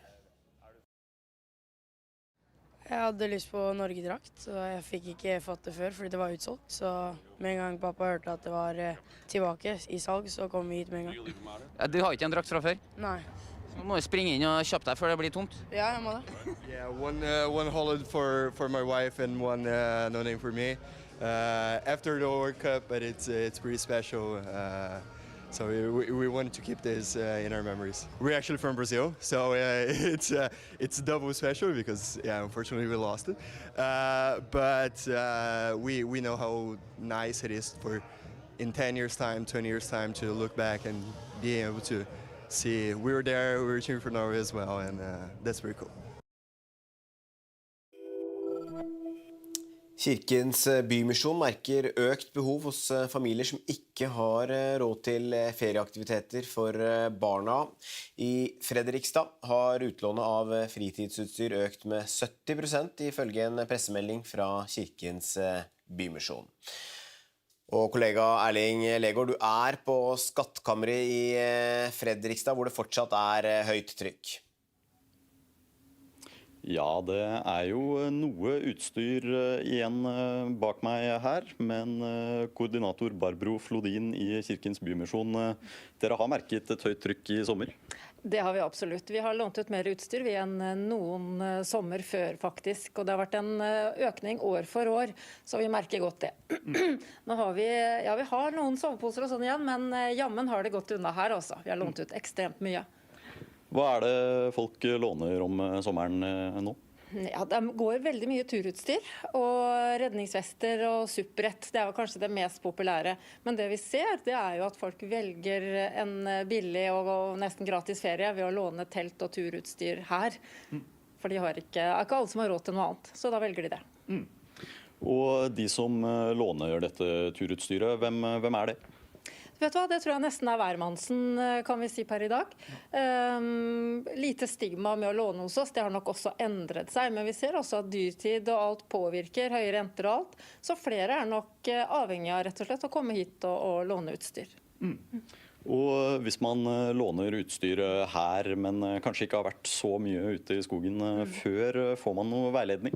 Ja, vi får en del spørsmål om hvor man kan dra og hvordan man skal forholde seg og så videre. Så prøver vi å gi råd som best vi kan i forhold til hva slags utstyr de trenger og hva de kan ha med som kan være hyggelig å ha med på tur. Vi kan jo ta en liten titt rundt her og se hva annet er det dere tilbyr. Ja, altså nå har vi i forhold til tur så har vi jo disse flotte tursekkene, alt fra dagssekker til de store sekkene man kan være på tur og gå i fjellet med en uke. Og så har vi for eksempel sånn som discgolf og mange forskjellige baller, fotballer, håndballer, basketballer, skateboard, og sparkesykler, rulleskøyter, masse morsomme ting. Og så må jeg nesten nevne hengekøyer, for det har blitt en veldig trend de siste årene. Veldig mange låner hengekøyer og er ute og henger på strender og rundt forbi. Og så har vi jo en del lekeutstyr, som slakline, boccia og så videre. Det er også veldig populært. Og hvor lenge er det man kan låne utstyr fra dere? Vanlig lånetid er 1 uke, og det er jo stort sett det vi forholder oss til. Og så strekker vi strikken noen ganger hvis det er en familie som kanskje har fått mulighet til å dra et sted og være litt borte et par uker. Så prøver vi å imøtekomme som best vi kan. Her er det er jo mye utstyr og mye som går inn og ut. Hvordan er det dere får tak i alt dette?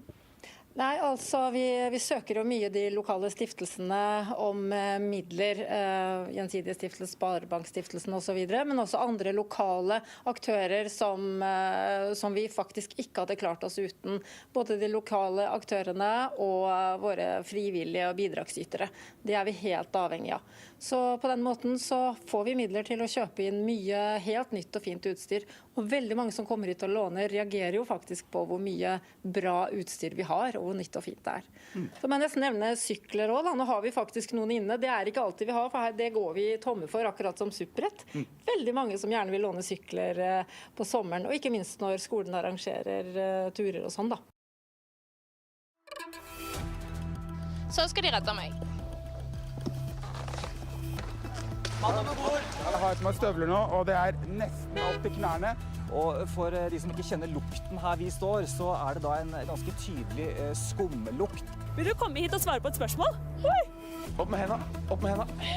Og jeg må ha vest, ja. Det skulle bare mangle. Dette er NRK Nyheter, direkte når det skjer, og med de viktigste sakene hver dag.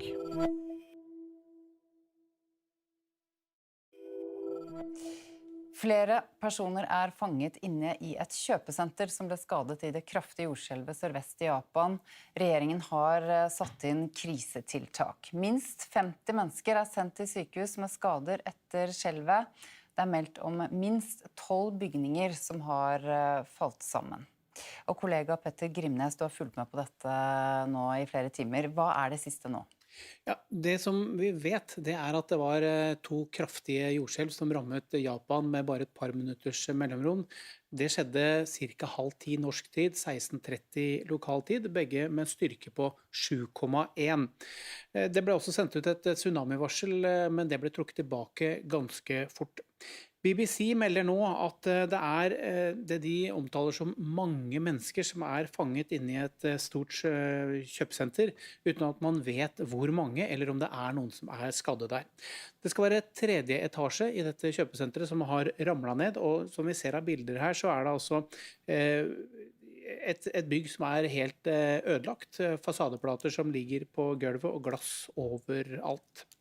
Og ifølge japanske myndigheter så minst 50 personer skadet i jordskjelvet og lagt inn på sykehus. Minst 12 bygninger kollapsa, og det meldt om folk i mange av disse ruinene. Og det har oppstått branner, det blitt strømbrudd, veier ødelagt, broer kollapsa.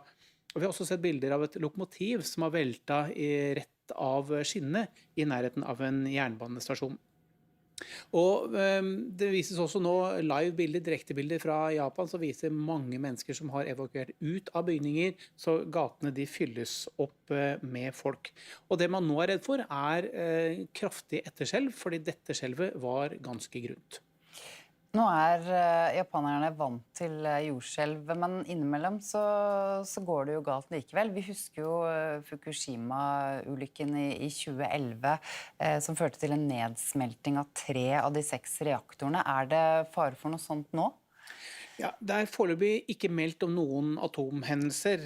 Hendelsen i Fukushima i 2011 den kom jo etter et veldig kraftig jordskjelv som på 9, som det kraftigste som målt i nyere tid. Det skjedde ute i havet, og der oppstod det en svær flodbølge. Og det var den som skylte innover land, tok livet av 18 000 mennesker, og førte også til at Fukushima-anlegget ble ødelagt.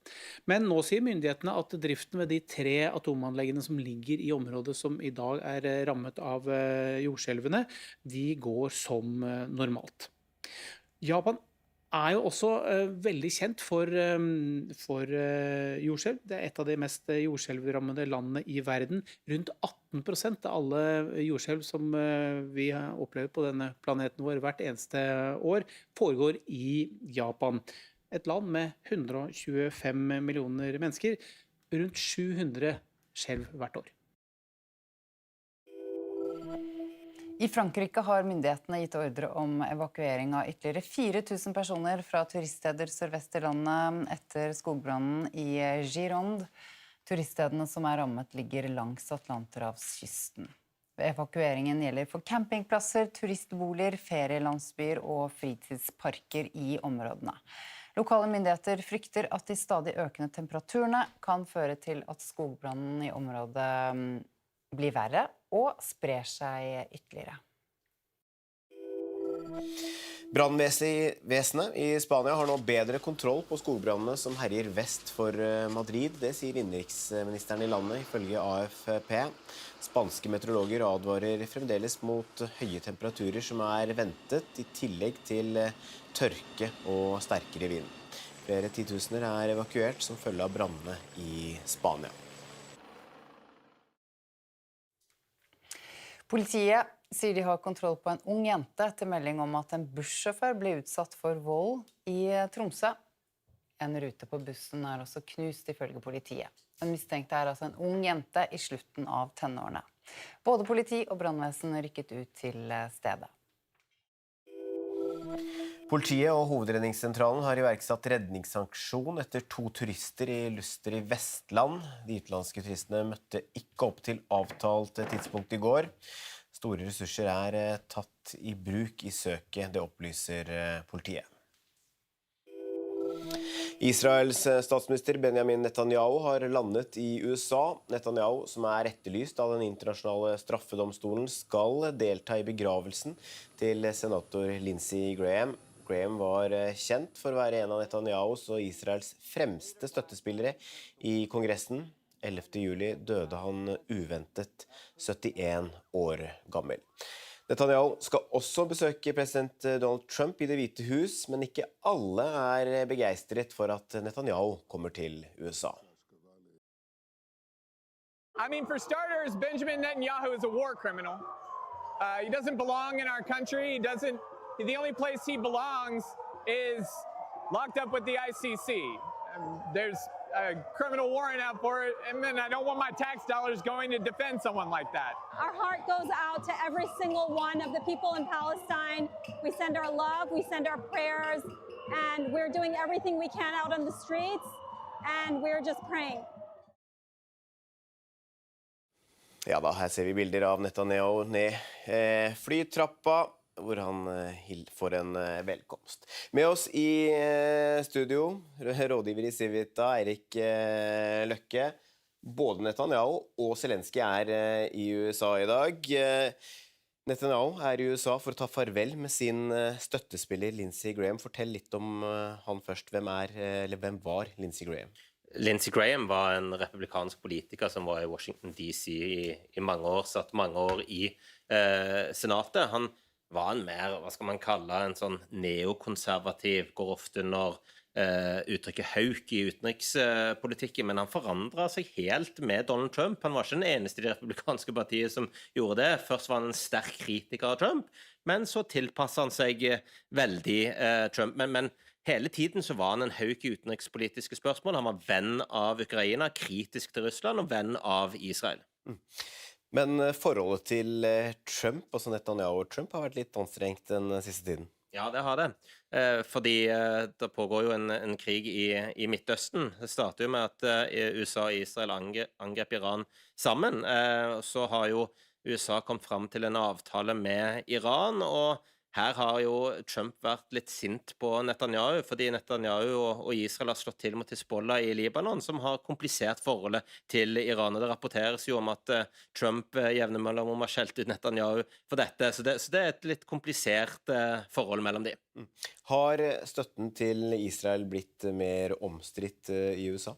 Ja, særlig det demokratiske partiet. Der har jo en del av disse primærvalgene hvor det demokratiske partiet skal finne ut hvilke kandidater det de skal ha til mellomvalget i november, nærmest drevet kampanje mot Israel og Netanyahu. Borgermesteren eller ordføreren i New York, Mamdani, har jo sagt at han skal gjøre alt han kan for å arrestere Netanyahu hvis han i New York. Det kan nok bli veldig vanskelig, men det sier noe om synspunktene i det demokratiske partiet. Men selv i det republikanske partiet så støtten til Israel nedover, særlig blant unge.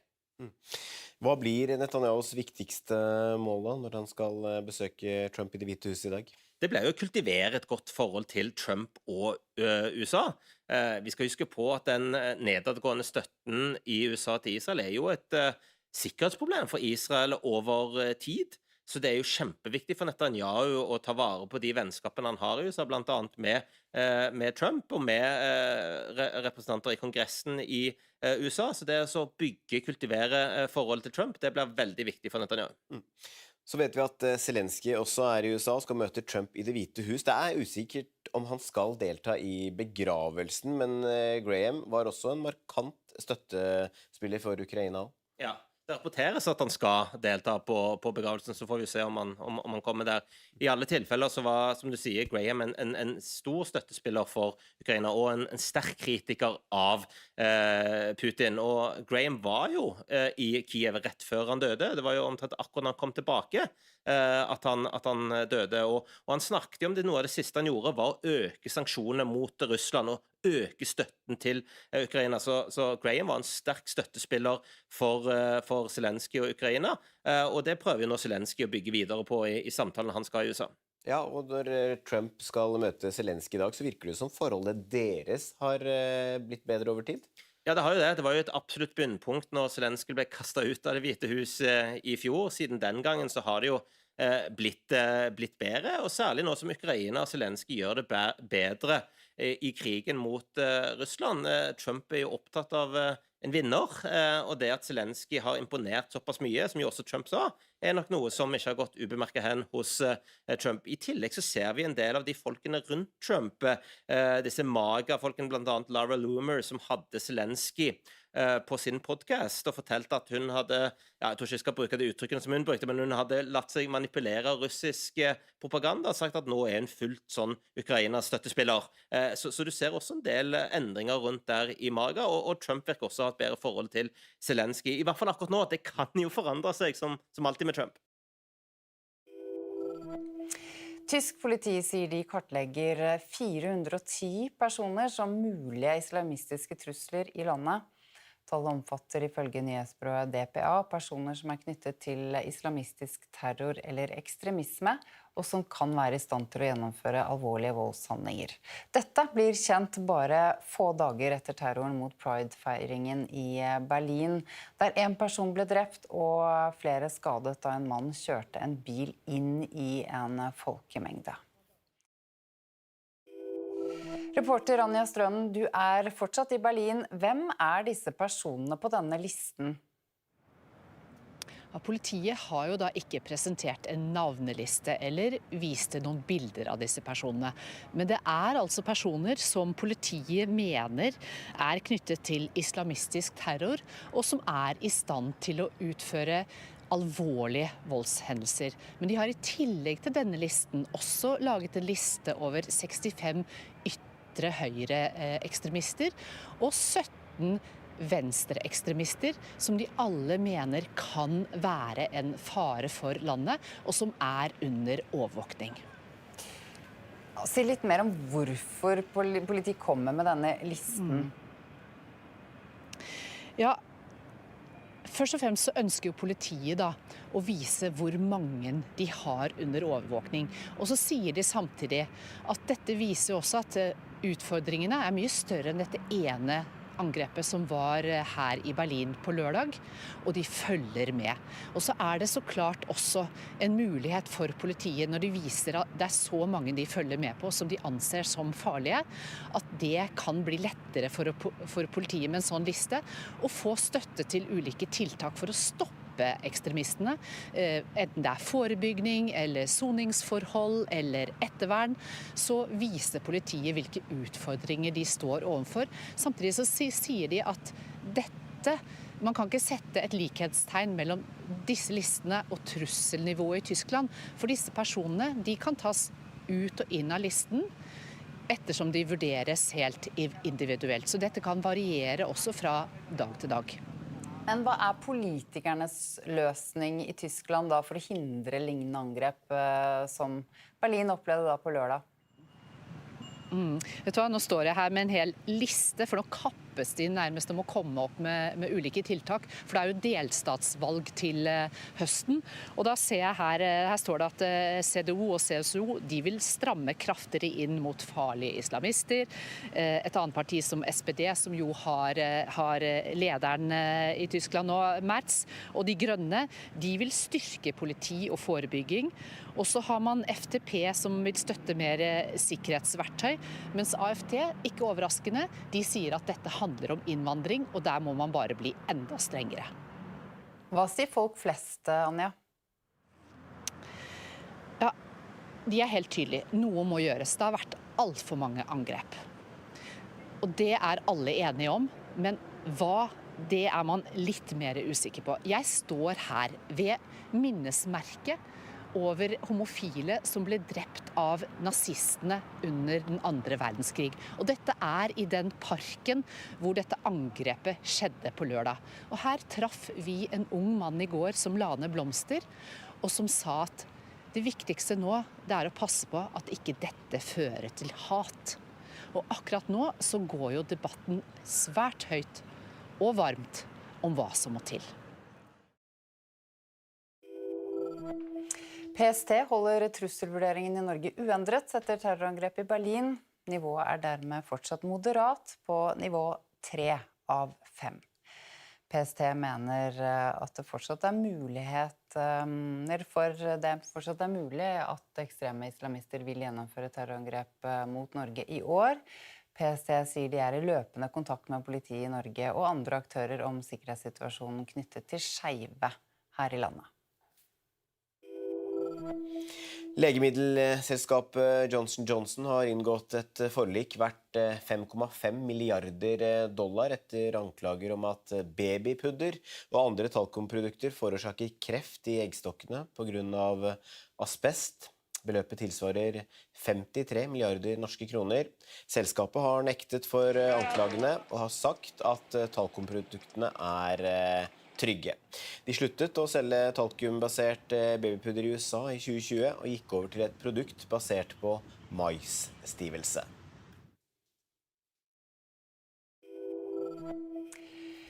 Zinedine Zidane blir trener for Frankrikes fotballherrer. Han dermed klar for sin første trenerjobb siden han sluttet som Real Madrid-trener for 5 år siden, i 2021. 54-åringen sier han lenge har drømt om dette. Zidane får jobben 20 år etter at han spilte sin siste landskamp for Frankrike. Han erstatter Didier Deschamps, som etter VM i år ga seg som Frankrike-trener etter 14 år i rollen. Sportskommentator Jan Petter Saltvedt, mange har ventet på dette? Ja, fordi Deschamps tidlig han ble ikke sparket som mange trenere har blitt etter middelmådig VM-innsats. Frankrike kom seg til en semifinale. Likevel var det en skuffelse. Han hadde sagt fra i god tid om at han ga seg etter VM nå. Derfor har det franske fotballforbundet hatt tid til å sondere, og den sonderingen var veldig enkel. Legenden Zinedine Zidane var førstevalget. Han har sittet og ventet på denne jobben som Deschamps har hatt i 14 år. Alle mener dette den beste løsningen for begge parter. Zidane uttrykte jo også på pressekonferansen i dag at han var dypt rørt over å få dette ærefulle oppdraget. For den som da ikke har Zinedine Zidane helt friskt i minne, hvilken status har han i Frankrike? Han tidenes fotballikon i Frankrike, i veldig hard kamp med både Platini og nevnte Deschamps og Kylian Mbappé. Men Zidane har en aura som står over alle andre, ikke minst fordi han på mange måter på egen hånd førte Frankrike til deres første VM-titel på hjemmebane i 1998. Han var lysende. Han ble et symbol på det nye Frankrike som trådte fram også i landslagssammenheng gjennom dette laget, som tok deres første VM-titel. Han var en begavelse på banen. Så avsluttet han karrieren også på ikonisk vis. Hans aller siste kamp var som fransk landslagsspiller VM-finalen i 2006 i Tyskland mot Italia, hvor han på legendarisk vis med negativ fortegn skallet ned italienske Marco Materazzi og gikk av banen i en kamp Frankrike tapte etter straffesparkkonkurranse. Men myten Zidane har vært der, så har han vært spiller i Real Madrid, og så har han vært trener i Real Madrid i 2 omganger, hvor han førte dem til mesterligatittelen, ikke 1 gang, men 3 ganger på rad, som den første. Ga han seg bare etter å ha vunnet spanske ligatitelen, så ga han seg i 2021, sa at nå bare setter jeg meg godt tilbake og venter, har hatt masse tilbud, det har vært masse spekulasjoner, nå kommer akkurat den jobben han og Frankrike drømte om at han skulle ha. VM-feberen kanskje over, men de aller ivrigste møtte igjen opp på Torshov Sport i Oslo i håp om å skaffe seg en landslagsdrakt i dag. Butikken fikk inn et nytt parti, og de som ikke fikk sikret seg en drakt under VM kunne i dag få med seg et lite stykke norsk VM-historie fra butikken. Jeg hadde lyst på Norge-drakt, så jeg fikk ikke fått det før, fordi det var utsolgt. Så med en gang pappa hørte at det var tilbake i salg, så kom vi hit med en gang. Du har ikke en drakt fra før? Nei. Så må du springe inn og kjøpe deg før det blir tomt. Ja, jeg må det. Yeah, one holiday for my wife and one no name for me. After the World Cup, but it's pretty special. So we wanted to keep this in our memories. We're actually from Brazil, so it's double special because unfortunately we lost it. But we know how nice it is for in 10 years' time, 20 years' time, to look back and be able to see we were there, we were cheering for Norway as well, and that's pretty cool.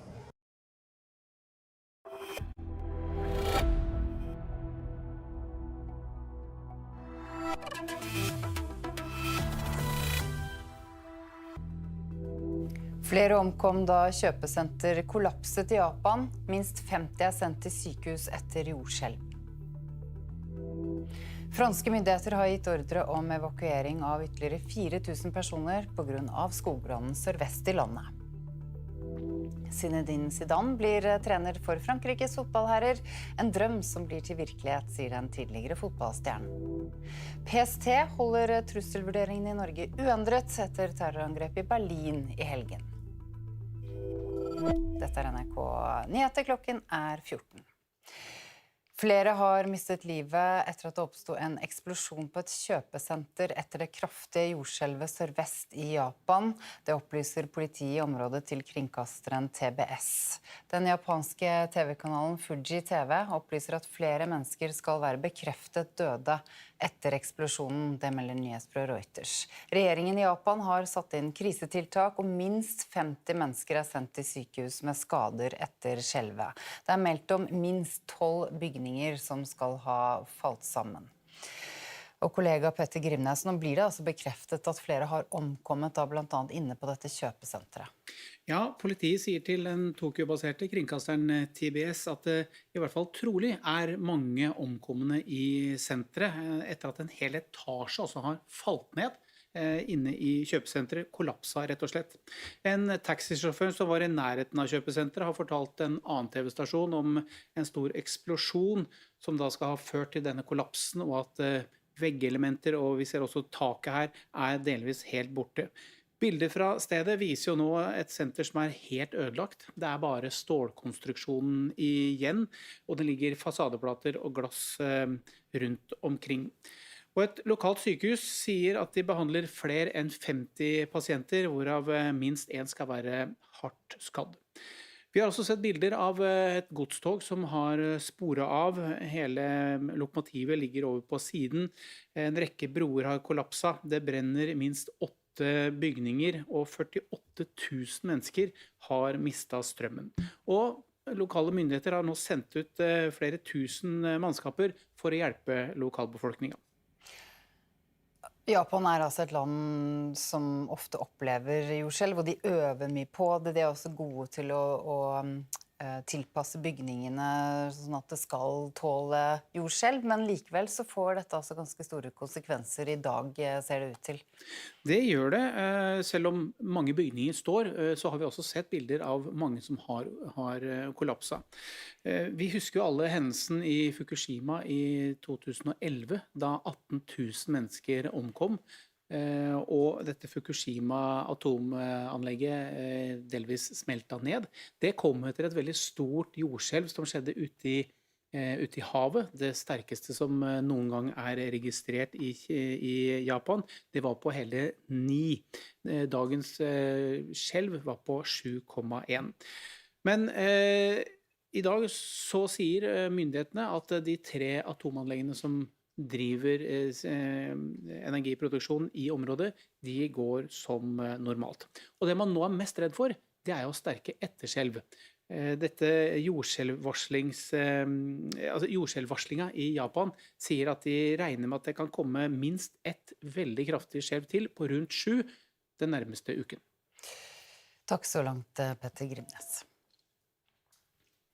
PST holder trusselvurderingen i Norge uendret etter terrorangrepet i Berlin. Nivået er dermed fortsatt moderat på nivå 3 av 5.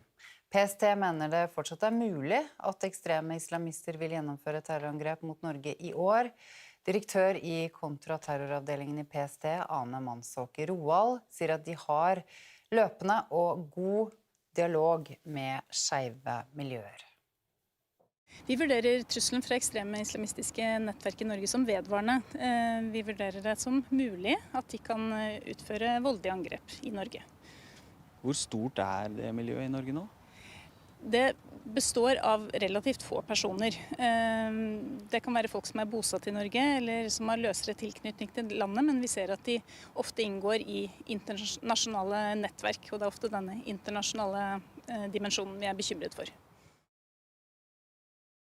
Bø i Sommarland stenger flere attraksjoner på ubestemt tid. Det gjelder Sommarlandelva og surfebølgen Flowrider på grunn av en stor rift i underlaget i surfebølgen. Skaden er såpass omfattende at vi dessverre må holde begge attraksjoner stengt på ubestemt tid, skriver Bø Sommarland i et innlegg på sin Facebook-side. Så sport. Roberto Mancini nærmer seg jobben som italiensk landslagssjef i fotball, det melder flere medier nå. Det har vært noen kaotiske dager i Italias fotballforbund, og flere navn har blitt nevnt i jakten på ny trener. Blant annet skal Andrea Pirlo ha vært nær en avtale, men han har bekreftet at han ikke lenger er aktuell. Mancini, som nå nærmer seg jobben også, var Italias landslagssjef fra 2018 til 2023.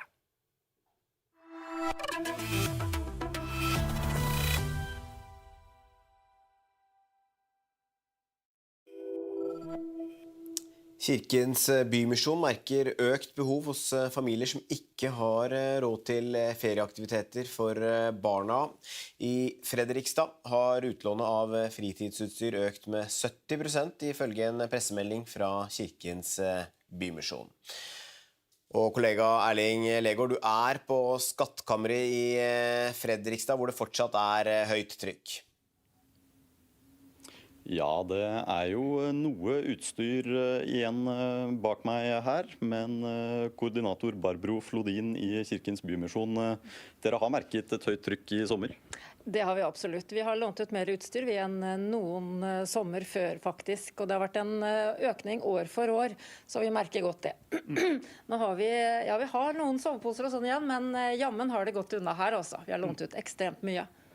Hva er det folk låner om sommeren nå? Ja, det går veldig mye turutstyr, og redningsvester og supprett. Det er jo kanskje det mest populære. Men det vi ser, det er jo at folk velger en billig og nesten gratis ferie ved å låne telt og turutstyr her. For det er ikke alle som har råd til noe annet, så da velger de det. Og de som låner dette turutstyret, hvem er det? Vet du hva, det tror jeg nesten er hvermannsen, kan vi si per i dag. Lite stigma med å låne hos oss, det har nok også endret seg. Men vi ser også at dyrtid og alt påvirker, høye renter og alt. Så flere er nok avhengig av rett og slett å komme hit og låne utstyr. Og hvis man låner utstyr her, men kanskje ikke har vært så mye ute i skogen før, får man noe veiledning? Ja, vi får en del spørsmål om hvor man kan dra og hvordan man skal forholde seg og så videre. Så prøver vi å gi råd som best vi kan i forhold til hva slags utstyr de trenger og hva de kan ha med som kan være hyggelig å ha med på tur. Vi kan jo ta en liten titt rundt her og se hva annet er det dere tilbyr. Ja, altså nå har vi i forhold til tur så har vi jo disse flotte tursekkene, alt fra dagssekker til de store sekkene man kan være på tur og gå i fjellet med en uke.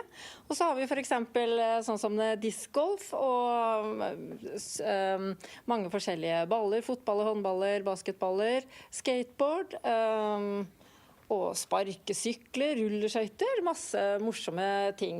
Og så må jeg nesten nevne hengekøyer, for det har blitt en veldig trend de siste årene. Veldig mange låner hengekøyer og er ute og henger på strender og rundt forbi. Og så har vi jo en del lekeutstyr, som slakline, boccia og så videre. Det er også veldig populært. Og hvor lenge er det man kan låne utstyr fra dere? Vanlig lånetid er 1 uke, og det er jo stort sett det vi forholder oss til. Og så strekker vi strikken noen ganger hvis det er en familie som kanskje har fått mulighet til å dra et sted og være litt borte et par uker. Så prøver vi å imøtekomme som best vi kan. Her er det er jo mye utstyr og mye som går inn og ut. Hvordan er det dere får tak i alt dette? Nei, altså vi søker jo mye de lokale stiftelsene om midler, gjensidige stiftelse, sparebankstiftelsen og så videre, men også andre lokale aktører som vi faktisk ikke hadde klart oss uten. Både de lokale aktørene og våre frivillige og bidragsytere. Det er vi helt avhengig av. Så på den måten så får vi midler til å kjøpe inn mye helt nytt og fint utstyr. Og veldig mange som kommer hit og låner reagerer jo faktisk på hvor mye bra utstyr vi har, og hvor nytt og fint det er. Så må jeg nesten nevne sykler også, da. Nå har vi faktisk noen inne. Det er ikke alltid vi har, for det går vi tomme for, akkurat som supprett. Veldig mange som gjerne vil låne sykler på sommeren, og ikke minst når skolen arrangerer turer og sånn da. Så skal de redde meg. Mann over bord! Jeg har på meg støvler nå, og det er nesten opp til knærne. Og for de som ikke kjenner lukten her vi står, så er det da en ganske tydelig skumlukt. Vil du komme hit og svare på et spørsmål? Oi! Opp med hendene, opp med hendene. Og jeg må ha vest, ja. Det skulle bare mangle. Dette er NRK Nyheter, direkte når det skjer, og med de viktigste sakene hver dag.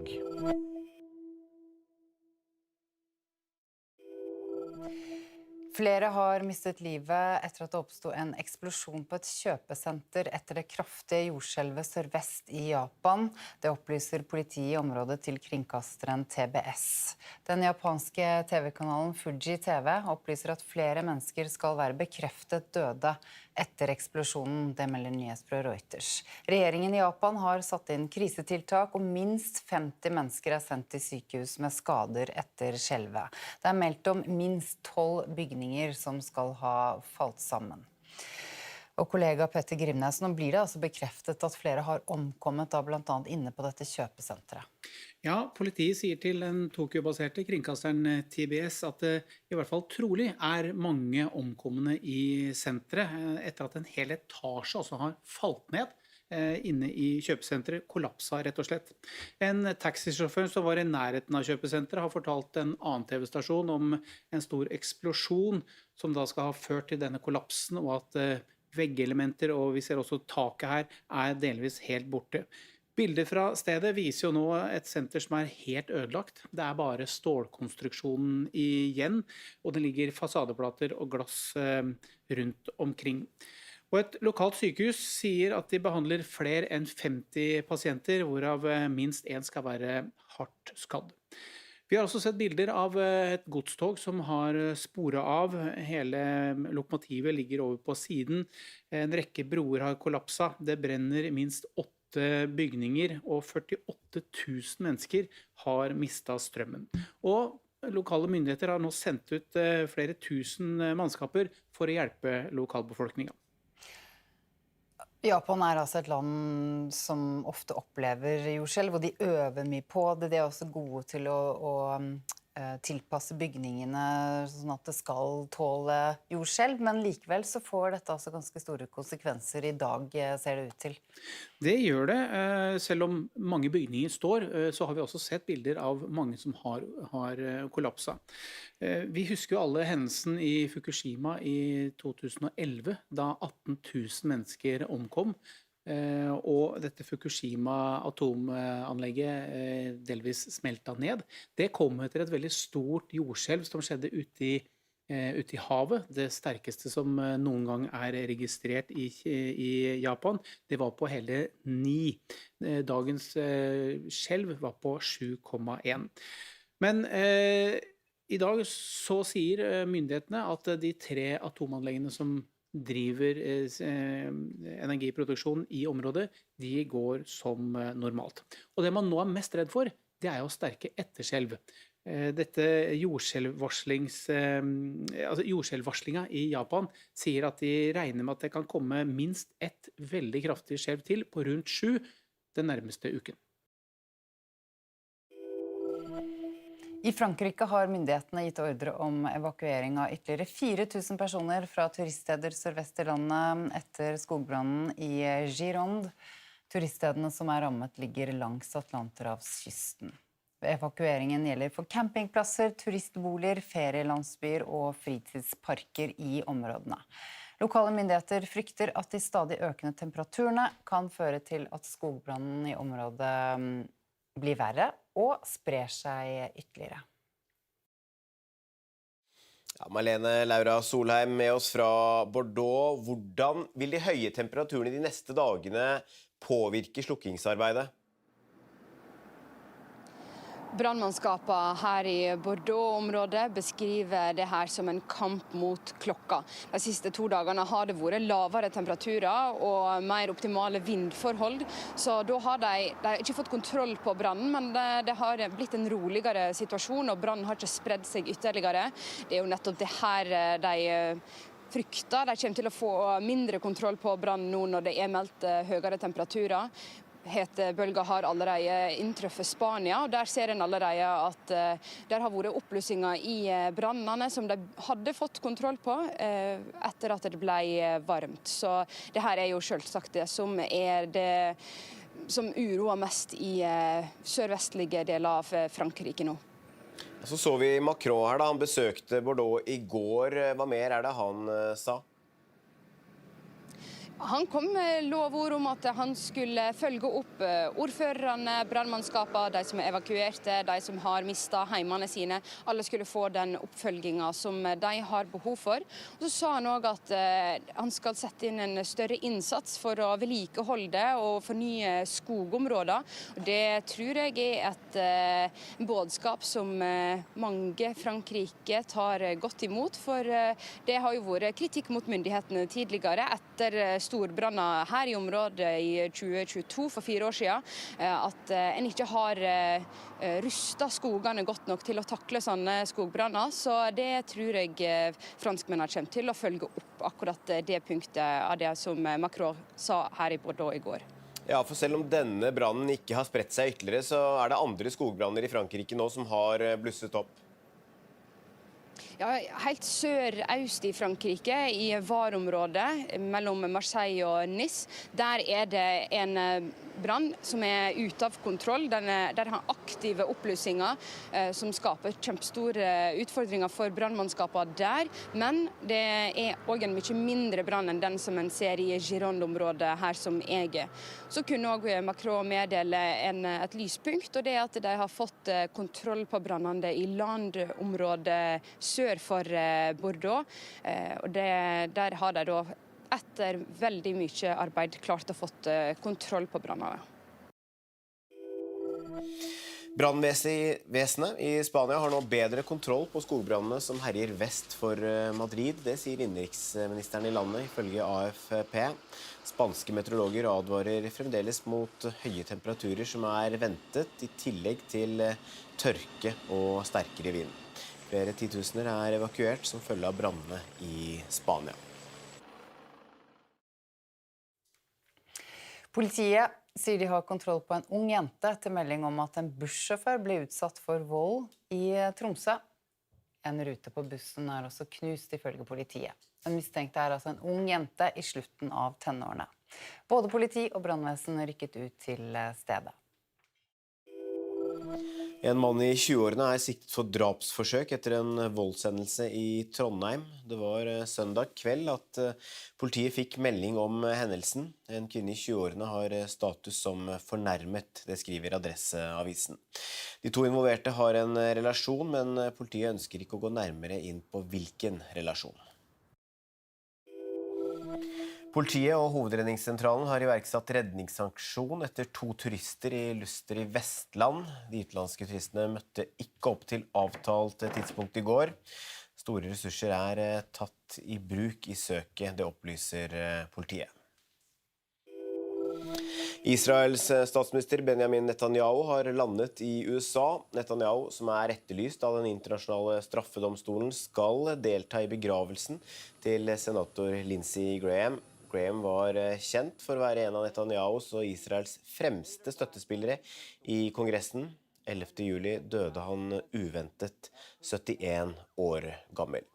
Netanyahu skal også besøke president Donald Trump i Det hvite hus, men ikke alle er begeistret for at Netanyahu kommer til USA. I mean, for starters, Benjamin Netanyahu is a war criminal. He doesn't belong in our country. The only place he belongs is locked up with the ICC. There's a criminal warrant out for it, and then I don't want my tax dollars going to defend someone like that. Our heart goes out to every single one of the people in Palestine. We send our love, we send our prayers, and we're doing everything we can out on the streets, and we're just praying. Ja da, her ser vi bilder av Netanyahu ned flytrappa, hvor han får en velkomst. Med oss i studio, rådgiver i Civita, Eirik Løkke. Både Netanyahu og Zelensky i USA i dag. Netanyahu i USA for å ta farvel med sin støttespiller Lindsey Graham. Fortell litt om han først. Hvem var Lindsey Graham? Lindsey Graham var en republikansk politiker som var i Washington DC i mange år, satt mange år i senatet. Han var en mer, hva skal man kalle, en sånn neokonservativ, går ofte under uttrykket hauk i utenrikspolitikken, men han forandret seg helt med Donald Trump. Han var ikke den eneste i det republikanske partiet som gjorde det. Først var han en sterk kritiker av Trump, men så tilpasset han seg veldig Trump. Men hele tiden så var han en hauk i utenrikspolitiske spørsmål. Han var venn av Ukraina, kritisk til Russland og venn av Israel. Men forholdet til Trump, altså Netanyahu og Trump, har vært litt anstrengt den siste tiden. Ja, det har det. Fordi det pågår jo en krig i Midtøsten. Det starter jo med at USA og Israel angrep Iran sammen. Så har jo USA kommet fram til en avtale med Iran, og her har jo Trump vært litt sint på Netanyahu, fordi Netanyahu og Israel har slått til mot Hezbollah i Libanon, som har komplisert forholdet til Iran. Og det rapporteres jo om at Trump jevne mellom har skjelt ut Netanyahu for dette, så det et litt komplisert forhold mellom de. Har støtten til Israel blitt mer omstridt i USA? Ja, særlig det demokratiske partiet. Der har jo en del av disse primærvalgene hvor det demokratiske partiet skal finne ut hvilke kandidater de skal ha til mellomvalget i november, nærmest drevet kampanje mot Israel og Netanyahu. Borgermesteren eller ordføreren i New York, Mamdani, har jo sagt at han skal gjøre alt han kan for å arrestere Netanyahu hvis han i New York. Det kan nok bli veldig vanskelig, men det sier noe om synspunktene i det demokratiske partiet. Men selv i det republikanske partiet så støtten til Israel nedover, særlig blant unge. Hva blir Netanyahus viktigste mål da, når han skal besøke Trump i Det hvite huset i dag? Det ble jo å kultivere et godt forhold til Trump og USA. Vi skal huske på at den nedadgående støtten i USA til Israel jo et sikkerhetsproblem for Israel over tid. Så det jo kjempeviktig for Netanyahu å ta vare på de vennskapene han har i USA, blant annet med Trump og med representanter i Kongressen i USA. Så det å kultivere forholdet til Trump, det blir veldig viktig for Netanyahu. Så vet vi at Zelensky også i USA og skal møte Trump i Det hvite hus. Det usikkert om han skal delta i begravelsen, men Graham var også en markant støttespiller for Ukraina. Ja. Det rapporteres at han skal delta på begravelsen, så får vi se om han kommer der. I alle tilfeller så var, som du sier, Graham en stor støttespiller for Ukraina, og en sterk kritiker av Putin. Og Graham var jo i Kiev rett før han døde. Det var jo omtrent akkurat når han kom tilbake at han døde. Og han snakket jo om noe av det siste han gjorde, var å øke sanksjonene mot Russland og øke støtten til Ukraina. Så Graham var en sterk støttespiller for Zelensky og Ukraina, og det prøver jo nå Zelensky å bygge videre på i samtalen han skal i USA. Ja, og når Trump skal møte Zelensky i dag, så virker det som forholdet deres har blitt bedre over tid? Ja, det har jo det. Det var jo et absolutt bunnpunkt når Zelensky ble kastet ut av Det hvite hus i fjor. Siden den gangen så har det jo blitt bedre, og særlig nå som Ukraina og Zelensky gjør det bedre i krigen mot Russland.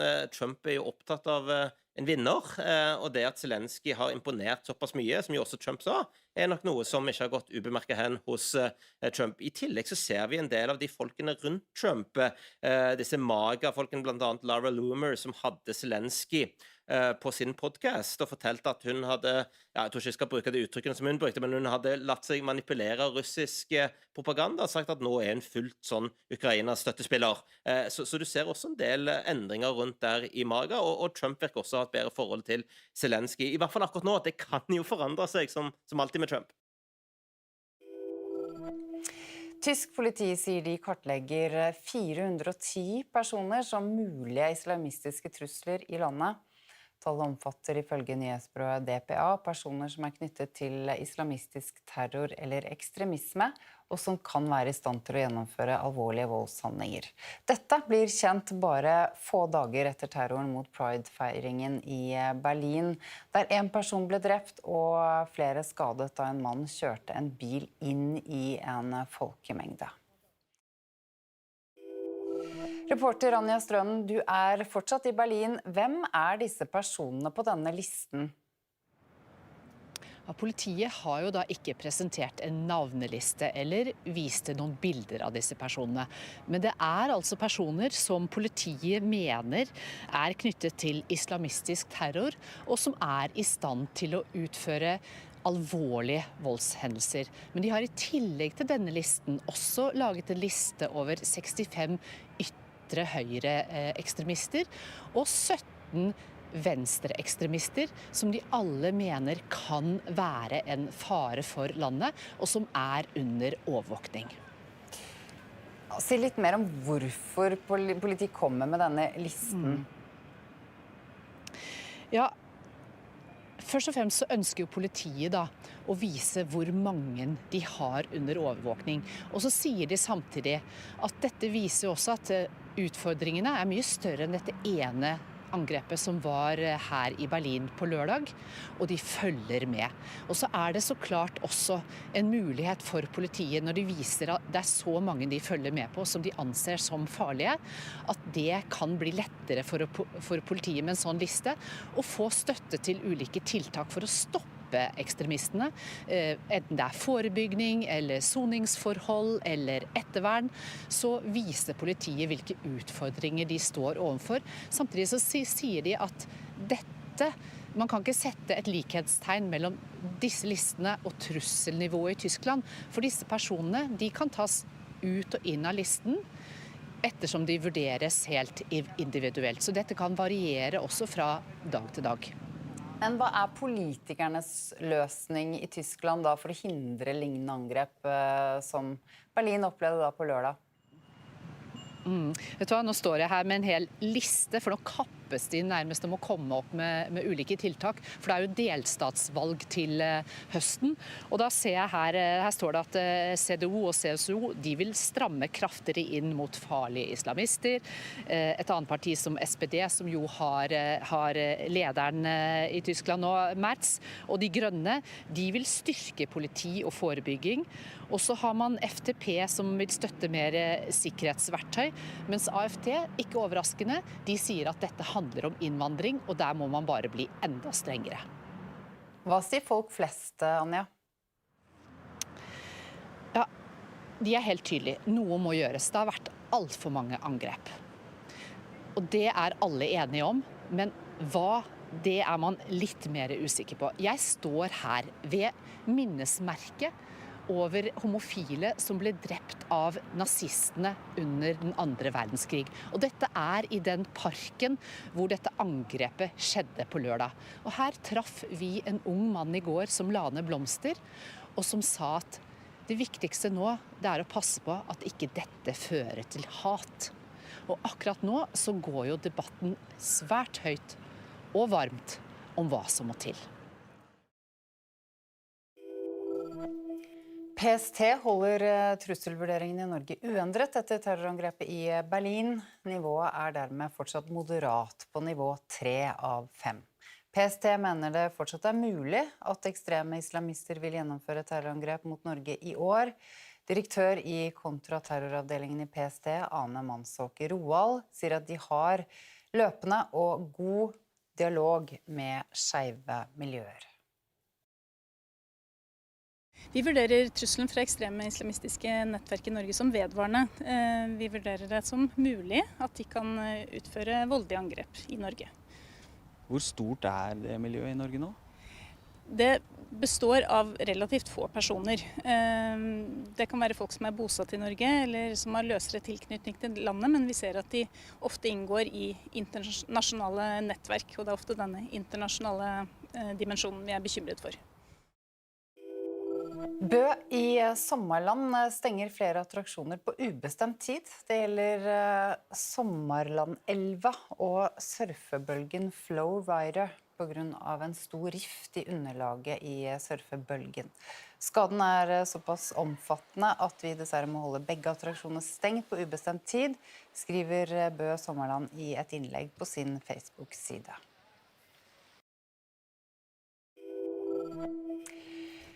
Zinedine Zidane blir trener for Frankrikes fotballherrer. Han dermed klar for sin første trenerjobb siden han sluttet som Real Madrid-trener for 5 år siden, i 2021. 54-åringen sier han lenge har drømt om dette. Zidane får jobben 20 år etter at han spilte sin siste landskamp for Frankrike. Han erstatter Didier Deschamps, som etter VM i år ga seg som Frankrike-trener etter 14 år i rollen. Sportskommentator Jan Petter Saltvedt, mange har ventet på dette? Ja, fordi Deschamps tidlig, han ble ikke sparket som mange trenere har blitt etter middelmådig VM-innsats. Frankrike kom seg til en semifinale. Likevel var det en skuffelse. Han hadde sagt fra i god tid om at han ga seg etter VM nå. Derfor har det franske fotballforbundet hatt tid til å sondere, og den sonderingen var veldig enkel. Legenden Zinedine Zidane var førstevalget. Han har sittet og ventet på denne jobben som Deschamps har hatt i 14 år. Alle mener dette den beste løsningen for begge parter. Zidane uttrykte jo også på pressekonferansen i dag at han var dypt rørt over å få dette ærefulle oppdraget.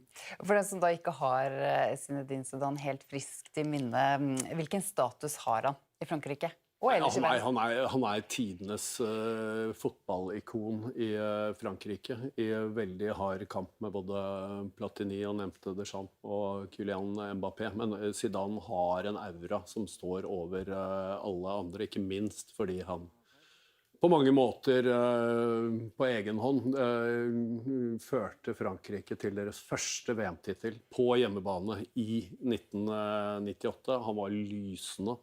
Han ble et symbol på det nye Frankrike som trådte fram også i landslagssammenheng gjennom dette laget, som tok deres første VM-titel. Han var en begavelse på banen. Så avsluttet han karrieren også på ikonisk vis. Hans aller siste kamp var som fransk landslagsspiller VM-finalen i 2006 i Tyskland mot Italia, hvor han på legendarisk vis med negativ fortegn skallet ned italienske Marco Materazzi og gikk av banen i en kamp Frankrike tapte etter straffesparkkonkurranse. Men myten Zidane har vært der, så har han vært spiller i Real Madrid, og så har han vært trener i Real Madrid i 2 omganger, hvor han førte dem til mesterligatittelen, ikke 1 gang, men 3 ganger på rad, som den første.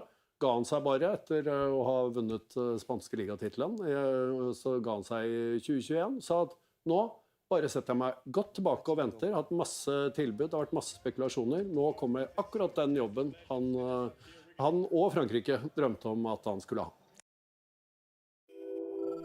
Roberto Mancini nærmer seg jobben som italiensk landslagssjef i fotball, det melder flere medier nå. Det har vært noen kaotiske dager i Italias fotballforbund, og flere navn har blitt nevnt i jakten på ny trener. Blant annet skal Andrea Pirlo ha vært nær en avtale, men han har bekreftet at han ikke lenger aktuell. Mancini, som nå nærmer seg jobben også, var Italias landslagssjef fra 2018 til 2023. VM-feberen kanskje over, men de aller ivrigste møtte igjen opp på Torshov Sport i Oslo i håp om å skaffe seg en landslagsdrakt i dag. Butikken fikk inn et nytt parti, og de som ikke fikk sikret seg en drakt under VM kunne i dag få med seg et lite stykke norsk VM-historie fra butikken. Jeg hadde lyst på Norge-drakt, så jeg fikk ikke fått det før fordi det var utsolgt. Så med en gang pappa hørte at det var tilbake i salg, så kom vi hit med en gang. Du har ikke en drakt fra før? Nei. Du må jo springe inn og kjappe deg før det blir tomt. Ja, jeg må det. Yeah, one holiday for my wife and one no name for me. After the World Cup, but it's pretty special. So we wanted to keep this in our memories. We're actually from Brazil, so it's double special because unfortunately we lost it. But we know how nice it is for in 10 years' time, 20 years' time to look back and be able to see we were there, we were cheering for Norway as well, and that's pretty cool. Flere omkom da kjøpesenter kollapset i Japan. Minst 50 er sendt til sykehus etter jordskjelv. Franske myndigheter har gitt ordre om evakuering av ytterligere 4000 personer på grunn av skogbrannen sørvest i landet. Zinedine Zidane blir trener for Frankrikes fotballherrer. En drøm som blir til virkelighet, sier den tidligere fotballstjernen. PST holder trusselvurderingen i Norge uendret etter terrorangrep i Berlin i helgen. Kirkens bymisjon merker økt behov hos familier som ikke har råd til ferieaktiviteter for barna. I Fredrikstad har utlånet av fritidsutstyr økt med 70% ifølge en pressemelding fra Kirkens bymisjon. Og kollega Erling Legård, du er på skattkammeret i Fredrikstad, hvor det fortsatt er høyt trykk. Ja, det er jo noe utstyr igjen bak meg her, men koordinator Barbro Flodin i Kirkens bymisjon, dere har merket et høyt trykk i sommer? Det har vi absolutt. Vi har lånt ut mer utstyr enn noen sommer før faktisk, og det har vært en økning år for år, så vi merker godt det. Nå har vi har noen soveposer og sånn igjen, men jammen har det gått unna her også. Vi har lånt ut ekstremt mye. Hva er det folk låner om sommeren nå? Ja, det går veldig mye turutstyr, og redningsvester og supprett. Det er jo kanskje det mest populære. Men det vi ser, det er jo at folk velger en billig og nesten gratis ferie ved å låne telt og turutstyr her. For det er ikke alle som har råd til noe annet, så da velger de det. Og de som låner dette turutstyret, hvem er det? Vet du hva, det tror jeg nesten er hvermannsen, kan vi si per i dag. Lite stigma med å låne hos oss, det har nok også endret seg, men vi ser også at dyrtid og alt påvirker, høye renter og alt, så flere er nok avhengig av rett og slett å komme hit og låne utstyr. Og hvis man låner utstyr her, men kanskje ikke har vært så mye ute i skogen før, får man noe veiledning? Ja, vi får en del spørsmål om hvor man kan dra og hvordan man skal forholde seg og så videre. Så prøver vi å gi råd som best vi kan i forhold til hva slags utstyr de trenger og hva de kan ha med, som kan være hyggelig å ha med på tur. Vi kan jo ta en liten titt rundt her og se hva annet er det dere tilbyr. Ja, altså nå har vi i forhold til tur, så har vi jo disse flotte tursekkene, alt fra dagssekker til de store sekkene man kan være på tur og gå i fjellet med en uke. Og så har vi for eksempel sånn som discgolf og mange forskjellige baller, fotballer, håndballer, basketballer, skateboard, og sparkesykler, rulleskøyter, masse morsomme ting. Og så må jeg nesten nevne hengekøyer, for det har blitt en veldig trend de siste årene. Veldig mange låner hengekøyer og er ute og henger på strender og rundt forbi. Og så har vi jo en del lekeutstyr, som slakline, boccia og så videre. Det er også veldig populært. Og hvor lenge er det man kan låne utstyr fra dere? Vanlig lånetid er 1 uke, og det er jo stort sett det vi forholder oss til. Og så strekker vi strikken noen ganger hvis det er en familie som kanskje har fått mulighet til å dra et sted og være litt borte et par uker. Så prøver vi å imøtekomme som best vi kan. Her er det er jo mye utstyr og mye som går inn og ut. Hvordan er det dere får tak i alt dette? Nei, altså vi søker jo mye de lokale stiftelsene om midler, gjensidige stiftelser, sparebankstiftelsen og så videre, men også andre lokale aktører som vi faktisk ikke hadde klart oss uten. Både de lokale aktørene og våre frivillige og bidragsytere. Det er vi helt avhengig av. Så på den måten så får vi midler til å kjøpe inn mye helt nytt og fint utstyr. Og veldig mange som kommer hit og låner reagerer jo faktisk på hvor mye bra utstyr vi har, og hvor nytt og fint det er. Så må jeg nesten nevne sykler også da. Nå har vi faktisk noen inne. Det er ikke alltid vi har, for det går vi tomme for, akkurat som supprett. Veldig mange som gjerne vil låne sykler på sommeren, og ikke minst når skolen arrangerer turer og sånn da.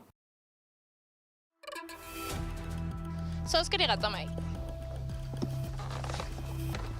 Jeg har på meg støvler nå, og det er nesten opp til knærne. Og for de som ikke kjenner lukten her vi står, så er det da en ganske tydelig skummelukt. Vil du komme hit og svare på et spørsmål? Oi! Opp med hendene, opp med hendene. Og jeg må ha vest, ja. Det skulle bare mangle. Dette er NRK Nyheter, direkte når det skjer, og med de viktigste sakene hver dag.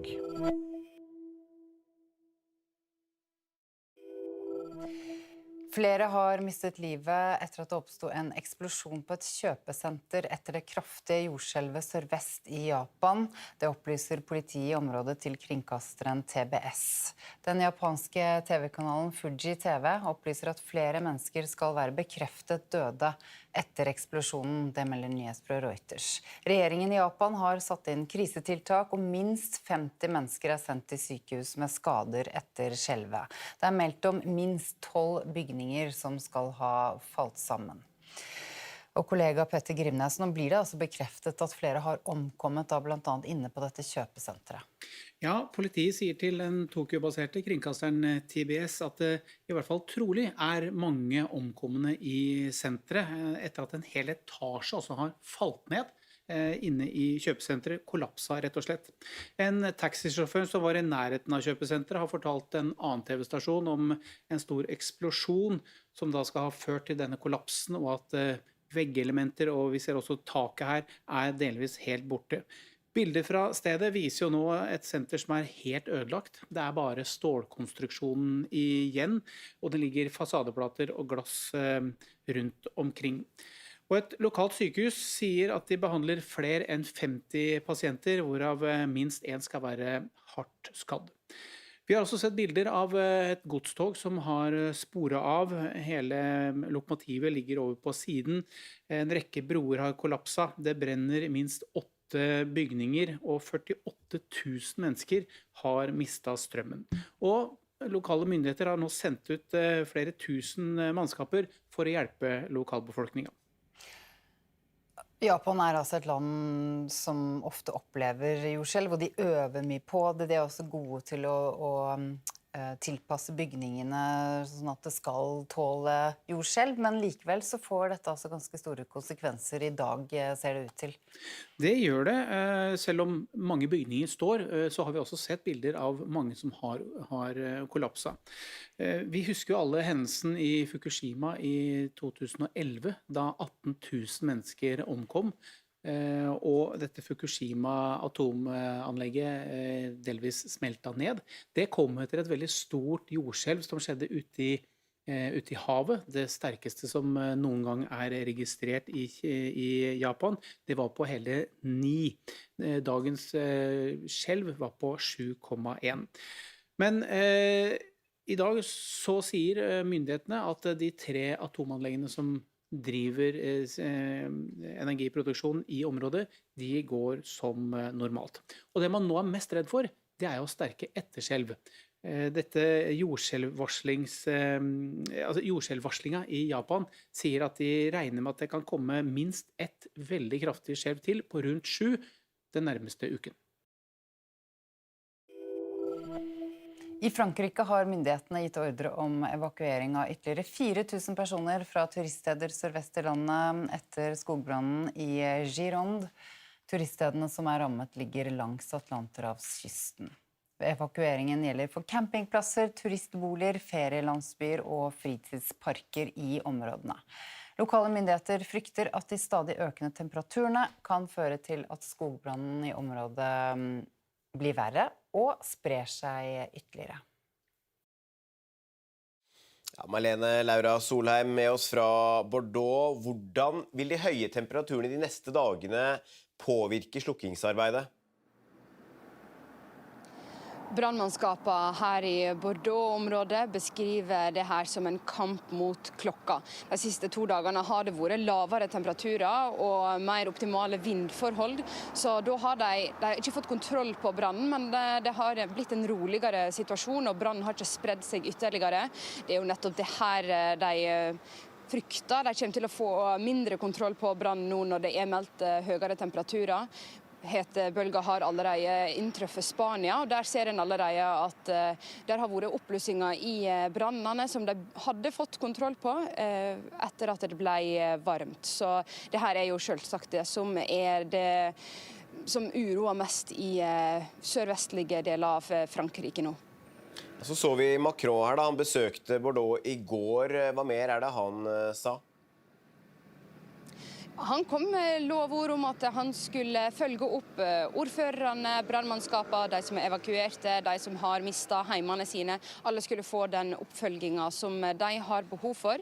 Og så sa han også at han skal sette inn en større innsats for å vedlikeholde og fornye skogområder. Og det tror jeg er et budskap som mange Frankrike tar godt imot, for det har jo vært kritikk mot myndighetene tidligere etter storbranner her i området i 2022, for 4 år siden, at en ikke har rustet skogene godt nok til å takle sånne skogbranner. Så det tror jeg franskmennene kommer til å følge opp akkurat det punktet av det som Macron sa her i Bordeaux i går.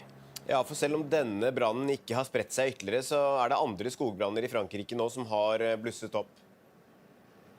Ja, helt sør-øst i Frankrike, i Var-området mellom Marseille og Nice, der er det en brann som er ute av kontroll. Der har aktive oppblussinger som skaper kjempestore utfordringer for brannmannskapene der. Men det er også en mye mindre brann enn den som en ser i Gironde-området her som jeg er. Så kunne også Macron meddele et lyspunkt, og det er at de har fått kontroll på brannene i landområdet sør for Bordeaux. Og der har de da etter veldig mye arbeid klart å fått kontroll på brannene.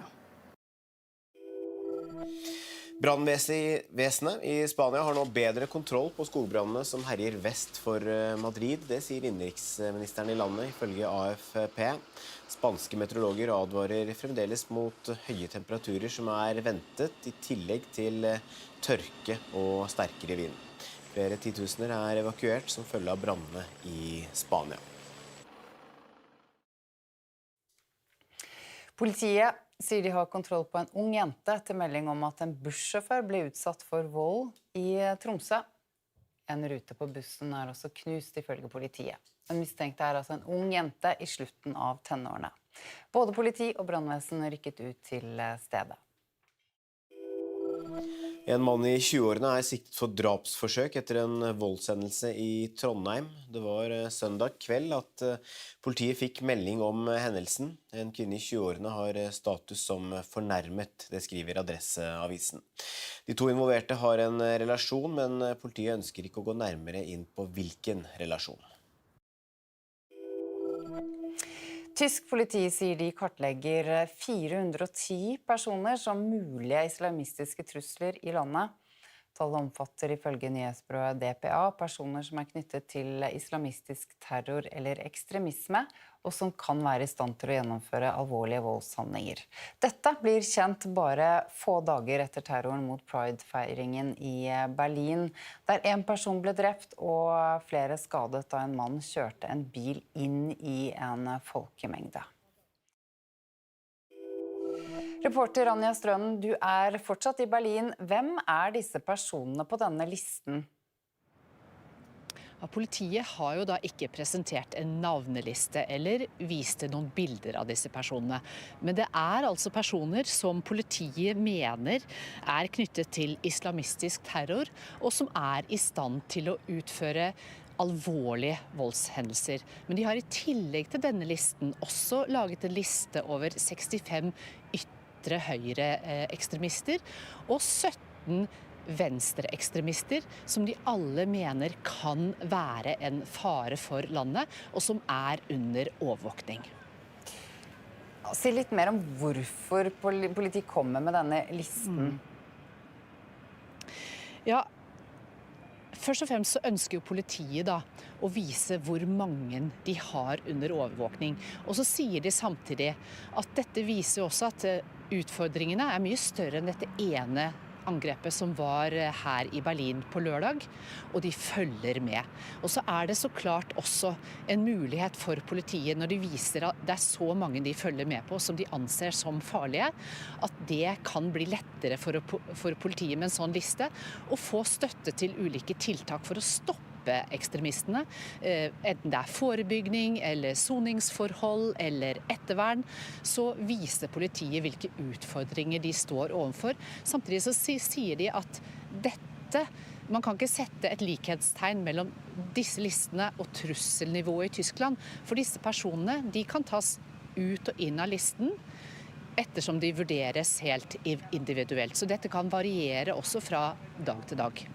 Men hva er politikernes løsning i Tyskland da for å hindre lignende angrep som Berlin opplevde da på lørdag? Vet du hva, nå står jeg her med en hel liste, for nå kappes de nærmest om å komme opp med ulike tiltak, for det er jo delstatsvalg til høsten. Og da ser jeg her står det at CDU og CSU, de vil stramme kraftigere inn mot farlige islamister. Et annet parti som SPD, som jo har lederen i Tyskland nå, Merz, og de grønne, de vil styrke politi og forebygging. Og så har man FDP som vil støtte mer sikkerhetsverktøy, mens AFD, ikke overraskende, de sier at dette handler om innvandring, og der må man bare bli enda strengere. Hva sier folk flest, Anja? Ja, de er helt tydelige. Noe må gjøres. Det har vært alt for mange angrep.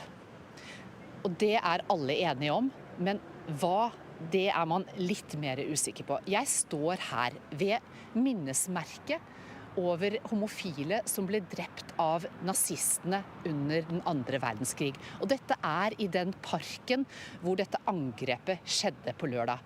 Og her traff vi en ung mann i går som la ned blomster, og som sa at det viktigste nå det er å passe på at ikke dette fører til hat.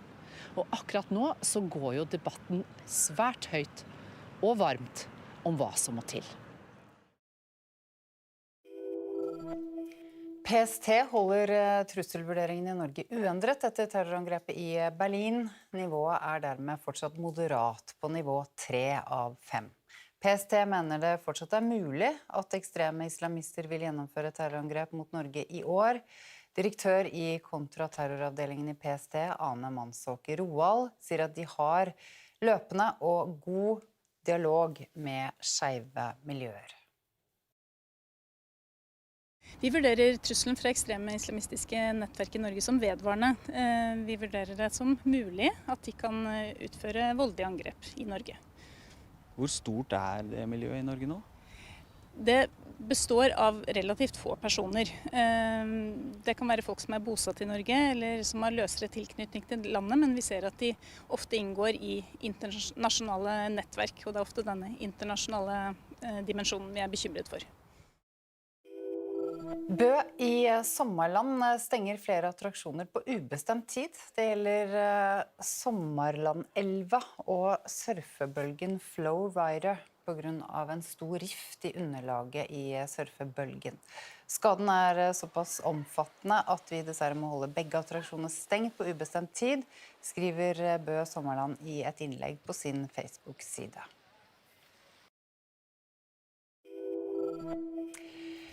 Zinedine Zidane blir trener for Frankrikes fotballherrer. Han er dermed klar for sin første trenerjobb siden han sluttet som Real Madrid-trener for 5 år siden, i 2021. 54-åringen sier han lenge har drømt om dette. Zidane får jobben 20 år etter at han spilte sin siste landskamp for Frankrike. Han erstatter Didier Deschamps, som etter VM i år ga seg som Frankrike-trener etter 14 år i rollen. Sportskommentator Jan Petter Saltvedt, mange har ventet på dette? Ja, fordi Deschamps tidlig, han ble ikke sparket som mange trenere har blitt etter middelmådig VM-innsats. Frankrike kom seg til en semifinale. Likevel var det en skuffelse. Han hadde sagt fra i god tid om at han ga seg etter VM nå. Derfor har det franske fotballforbundet hatt tid til å sondere, og den sonderingen var veldig enkel. Legenden Zinedine Zidane var førstevalget. Han har sittet og ventet på denne jobben som Deschamps har hatt i 14 år. Alle mener dette den beste løsningen for begge parter. Zidane uttrykte jo også på pressekonferansen i dag at han var dypt rørt over å få dette ærefulle oppdraget. For den som da ikke har Zinedine Zidane helt friskt i minne, hvilken status har han i Frankrike?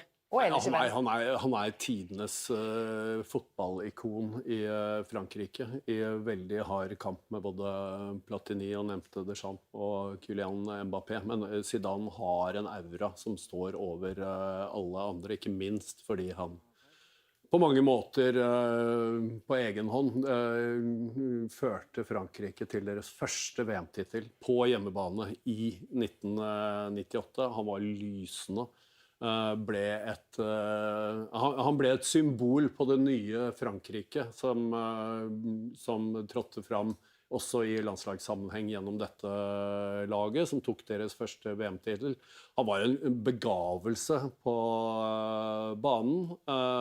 Så avsluttet han karrieren også på ikonisk vis. Hans aller siste kamp var som fransk landslagsspiller VM-finalen i 2006 i Tyskland mot Italia, hvor han på legendarisk vis med negativ fortegn skallet ned italienske Marco Materazzi og gikk av banen i en kamp Frankrike tapte etter straffesparkkonkurranse. Men myten Zidane har vært der, så har han vært spiller i Real Madrid, og så har han vært trener i Real Madrid i 2 omganger, hvor han førte dem til mesterligatittelen, ikke 1 gang, men 3 ganger på rad, som den første.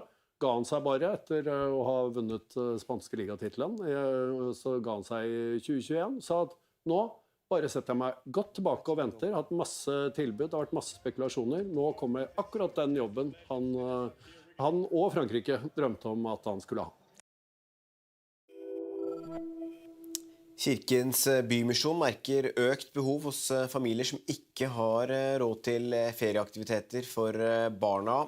I Fredrikstad har utlånet av fritidsutstyr økt med 70% ifølge en pressemelding fra Kirkens Bymisjon.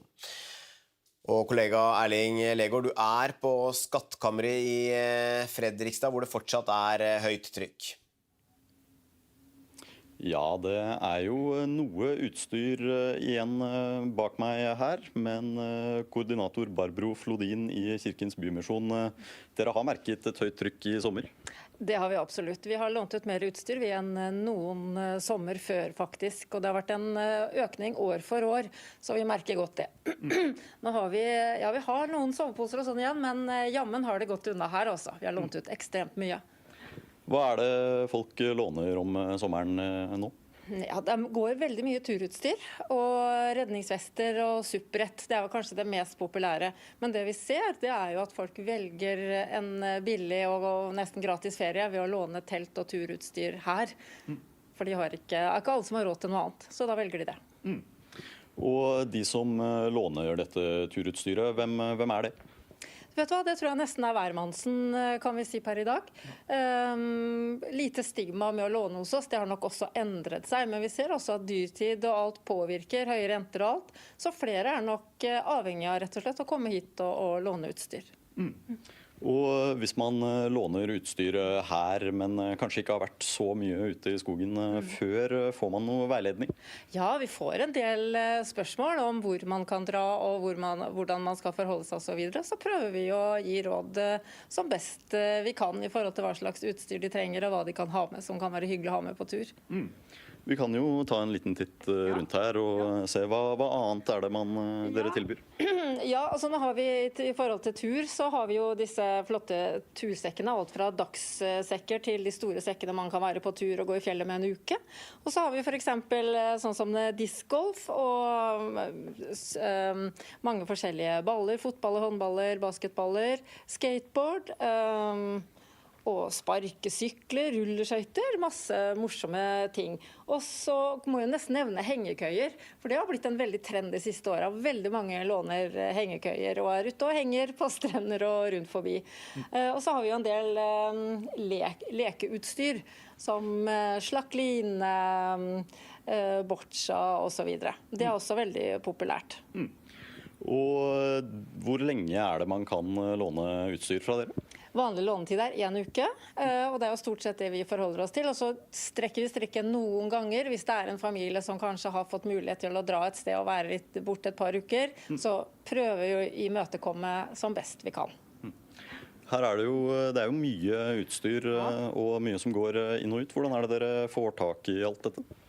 Nei, altså vi søker jo mye de lokale stiftelsene om midler, gjensidige stiftelse, sparebankstiftelsen og så videre, men også andre lokale aktører som vi faktisk ikke hadde klart oss uten. Både de lokale aktørene og våre frivillige og bidragsytere. Det er vi helt avhengig av.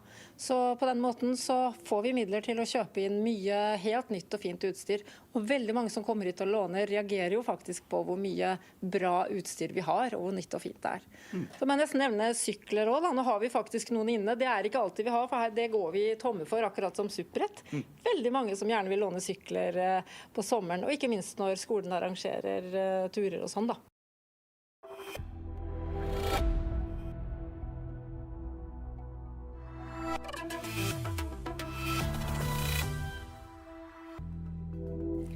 Flere har omkommet og mange skal være sperret inne i sammenrast kjøpesenter i Japan. Minst 50 er sendt til sykehus etter stort jordskjelv. Franske myndigheter har gitt ordre om evakuering av ytterligere 4000 personer på grunn av skogbrannen sørvest i landet. Zinedine Zidane blir trener for Frankrikes fotballherrer. En drøm som blir til virkelighet, sier den tidligere fotballstjernen. PST holder trusselvurderingen i Norge uendret etter terrorangrep i Berlin i helgen. Her er NRK Nyheter, klokken er 15. Brannvesenet opplyser at de 3 første kummene de åpnet etter storbrannen i Krokstadelva var tomme. Det melder VG. Brannvesenet har også tidligere sagt at de hadde utfordringer med vanntrykket. 116 boliger brant ned til grunnen for 11 dager siden. Likene av 5 spedbarn er funnet hos et par i en bolig i Vaucluse i det sørlige Frankrike, melder Le Figaro og nyhetsbyrået AFP. Politiet fant likene gjemt i pappesker. Boligen skal tilhøre et par som bor i kommunen Orange. Kvinnen fødte et friskt barn på mandag, og det var fødselen som førte til omstendigheter som fikk etterforskerne til å undersøke familiens hjem. I Frankrike har myndighetene gitt ordre om evakuering av ytterligere 4000 personer fra turiststeder sørvest i landet på grunn av skogbrannen i Gironde. Turiststedene som er rammet ligger langs Atlanterhavskysten. Evakueringen gjelder for campingplasser, turistboliger, ferielandsbyer og fritidsparker i områdene. Reporter Marlene Laura Solheim og fotograf Jørn Tveter følger slukkearbeidet tett. Nå står vi bare noen kilometer fra et av de områdene som brenner aller kraftigst her rett sør-vest for Bordeaux, i Gironde-området i Frankrike. Her driver de og fyller opp vanntanker. Her er bønder, her er andre lokale som har det utstyret som trengs for å fylle tankene. De har traktor og lastebiler for å transportere vann inn til området som det er. I enden av veien her så ser vi røyk. Det er klart at det er en aktiv brann og vind i området. Bare for noen minutter siden var det svart røyk, nå er det en lysere røyk. Vinden har jo snudd til å bli en vind fra øst, så i Bordeaux sentrum ser det faktisk ut som en vanlig dag med blå himmel. Men her ser det jo tydelig at det er fortsatt aktive branner som herjer i området. Her er mange brannbiler som kjører i full fart med sirene, blålys. Her er et høyt tempo sving her. Så har de hvite dunkene der. Nå vet ikke jeg akkurat med den spesifikt, men det der er den type dunker som også vingårdene donerer til brannmannskaper som skal være med å sløkke brannene. Så det er ingen tvil om at det er full utrykking. Bare her så kommer det en brannbil, en av veldig mange som har kjørt forbi området her mens vi har stått her bare i noen få minutter. Så selv om himmelen er blå i Bordeaux, er det ingen tvil om at brannen fortsatt er veldig aktiv her i området. Arbeidstilsynet har avdekket alvorlige sikkerhetsmangler ved Pilehagen bokollektiv på Karmøy etter dobbeltdrapet der i mars. Nå har kommunen fått 5 pålegg som blant annet handler om alarmsystemet og opplæring. Det melder Haugesunds Avis. Kommunedirektør Vibeke Vikse Johnsen opplyser at de allerede har innført nye sikkerhetstiltak. Kommunen har frist til 30. oktober med å rette opp disse forholdene.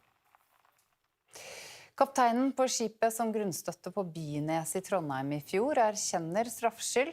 Det melder TV 2. Både kapteinen og styrmannen er tiltalt for brudd på skipssikkerhetsloven. Kapteinen var ikke på vakt da skipet grunnstøtte, men sov på lugaren. Saken vil gå som en tilståelsessak, opplyser Elden advokatfirma. Skuespiller Per Christian Ellefsen er klar for en 4. Elling-film. Innspillingen av den siste boken i Ingvar Ambjørnsens folkekjære Elling-serie skal spilles inn i Drammen, skriver Drammens Tidende. Den første Elling-filmen kom i 2001 og ble nominert til Oscar som beste fremmedspråklige film året etter. Den fikk følge av Mors Elling i 2003 og Elsk meg i morgen i 2005. Og da har vi kommet frem til været. En grå dag i vest, regnbyger til og fra, men det blir færre byger utover dagen på Vestlandet. Ser vi nordover, der er det jo riktig så fint med mye sol, men det kommer regnbyger også mot deler av Troms og Finnmark. I Nordland er det jo byger i de sørlige områdene, kommer etter hvert også til Lofoten og Vesterålen. Og disse bygene kan nok gjøre en del ut av seg siste del av dagen i dag og første del av morgendagen i nord, hvor det kan komme en del nedbør på kort tid. Men lavtrykket trekker gradvis unna, det vil nok bli for mange lettere utover dagen, særlig i Nordland. Selv om det er noen byger igjen, så blir det lettere der utover morgendagen. Og sola, den titter nok frem innimellom. Det blir lavere temperatur enn hva det har vært i dag, hvor det har fått over 25 grader stedvis i Finnmark. På Spitsbergen stort sett oppholdsvær. I Trøndelag og i Møre og Romsdal her får vi for det meste skyet vær, og det vil gå noen regnbyger, økende utover dagen. Men der det blir mest nedbør i morgen, det er deler av Vestland. Her vil det være regn og regnbyger. Utover dagen så drar seg til og kan nok bli over 50 mm i løpet av 12 timer.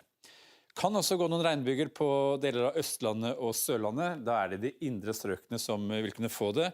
Og det kan også være en del nedbør i disse siste del av dagen. Men langs kysten er det ventet lite nedbør. Blåser det fra sør-vest med frisk bris langs kysten. Og temperaturen kan nok gå litt ned i forhold til i dag, men rundt 25 grader de varmeste stedene også i morgen på deler av det østafilske.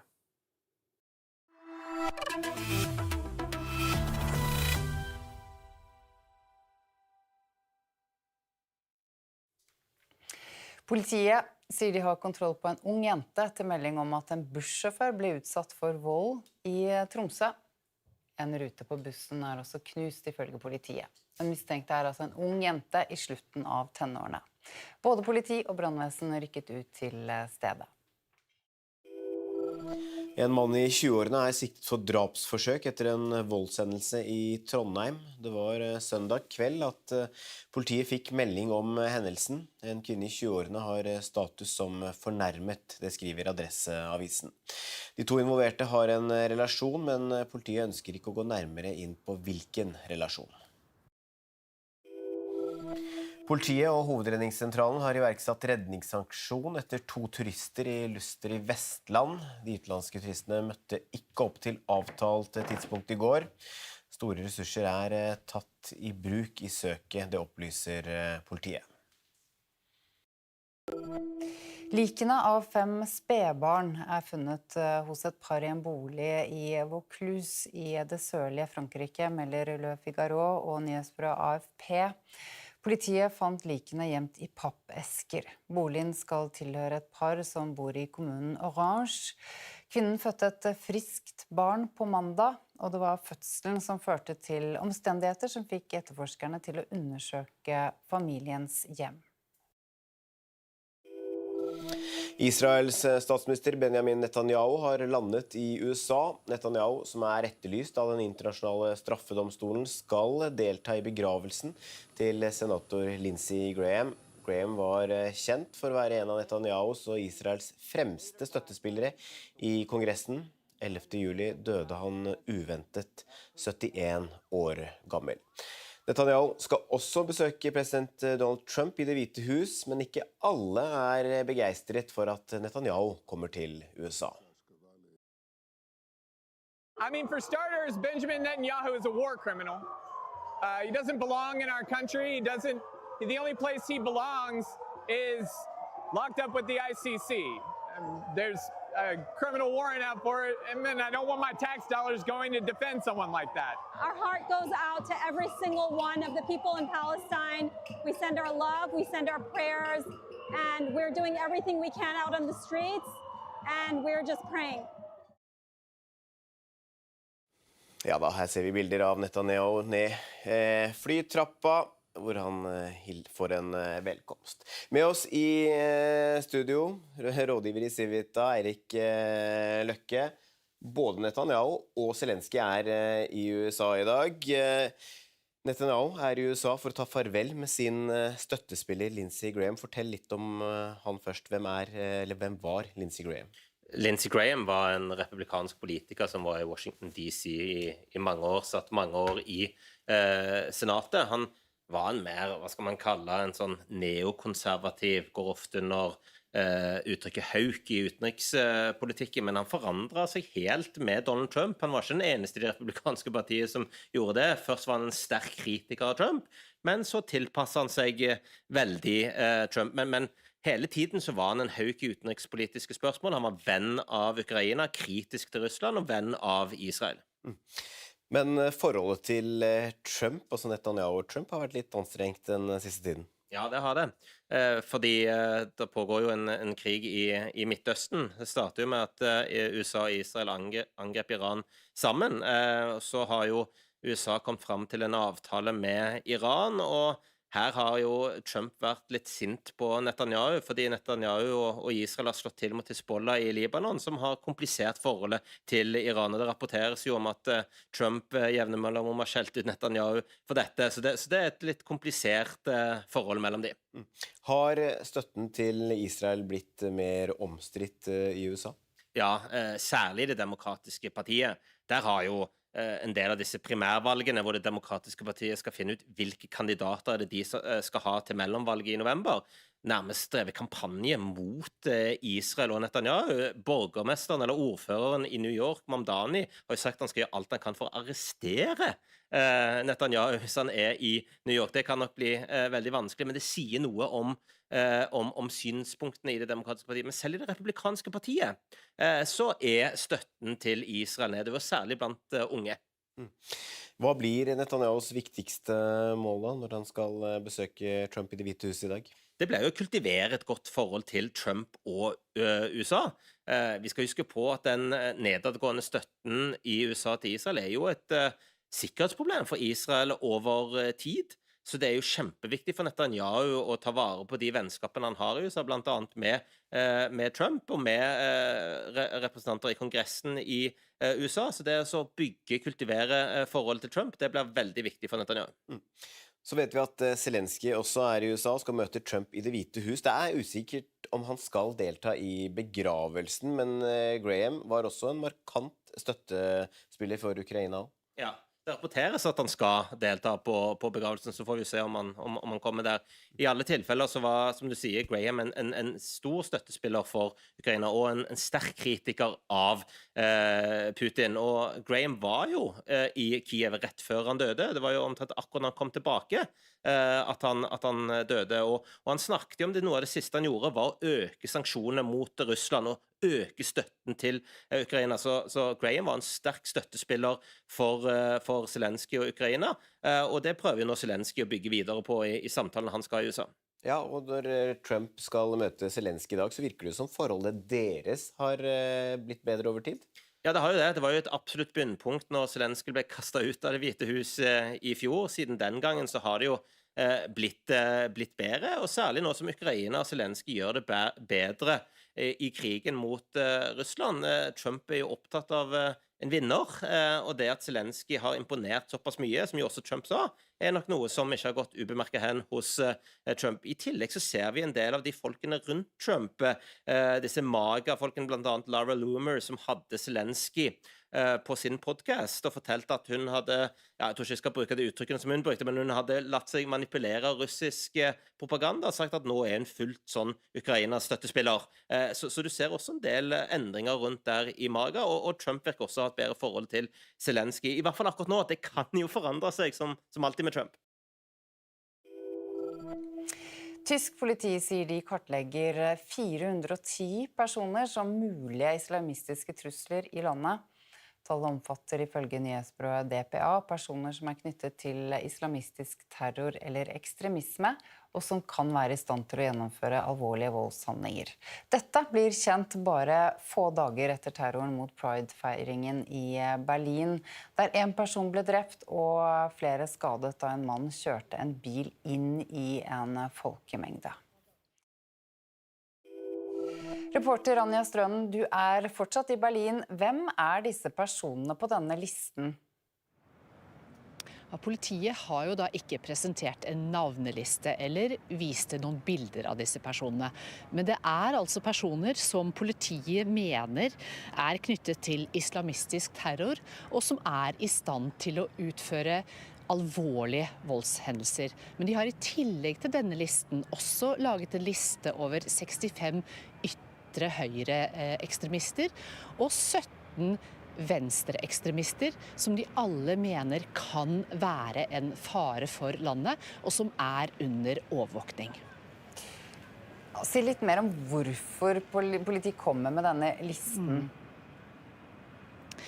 Ja, først og fremst så ønsker jo politiet da å vise hvor mange de har under overvåkning. Og så sier de samtidig at dette viser også at utfordringene er mye større enn dette ene angrepet som var her i Berlin på lørdag, og de følger med. Og så er det så klart også en mulighet for politiet når de viser at det er så mange de følger med på som de anser som farlige, at det kan bli lettere for politiet med en sånn liste å få støtte til ulike tiltak for å stoppe ekstremistene, enten det er forebygging eller soningsforhold eller ettervern, så viser politiet hvilke utfordringer de står overfor. Samtidig så sier de at man kan ikke sette et likhetstegn mellom disse listene og trusselnivået i Tyskland, for disse personene de kan tas ut og inn av listen ettersom de vurderes helt individuelt. Så dette kan variere også fra dag til dag. Men hva er politikernes løsning i Tyskland da for å hindre lignende angrep som Berlin opplevde da på lørdag? Vet du hva, nå står jeg her med en hel liste, for nå kappes de nærmest om å komme opp med ulike tiltak, for det er jo delstatsvalg til høsten. Og da ser jeg her står det at CDU og CSU, de vil stramme kraftigere inn mot farlige islamister. Et annet parti som SPD, som jo har lederen i Tyskland nå, Merz, og de grønne, de vil styrke politi og forebygging. Og så har man FDP som vil støtte mer sikkerhetsverktøy, mens AFD, ikke overraskende, de sier at dette handler om innvandring, og der må man bare bli enda strengere. Hva sier folk flest, Anja? Ja, de er helt tydelige. Noe må gjøres. Det har vært alt for mange angrep. Og det er alle enige om, men det er man litt mer usikker på. Jeg står her ved minnesmerket over homofile som ble drept av nazistene under den andre verdenskrig. Og dette er i den parken hvor dette angrepet skjedde på lørdag. Og her traff vi en ung mann i går som la ned blomster, og som sa at det viktigste nå, det er å passe på at ikke dette fører til hat. Og akkurat nå så går jo debatten svært høyt og varmt om hva som må til. PST holder trusselvurderingen i Norge uendret etter terrorangrepet i Berlin. Nivået dermed fortsatt moderat på nivå 3 av 5.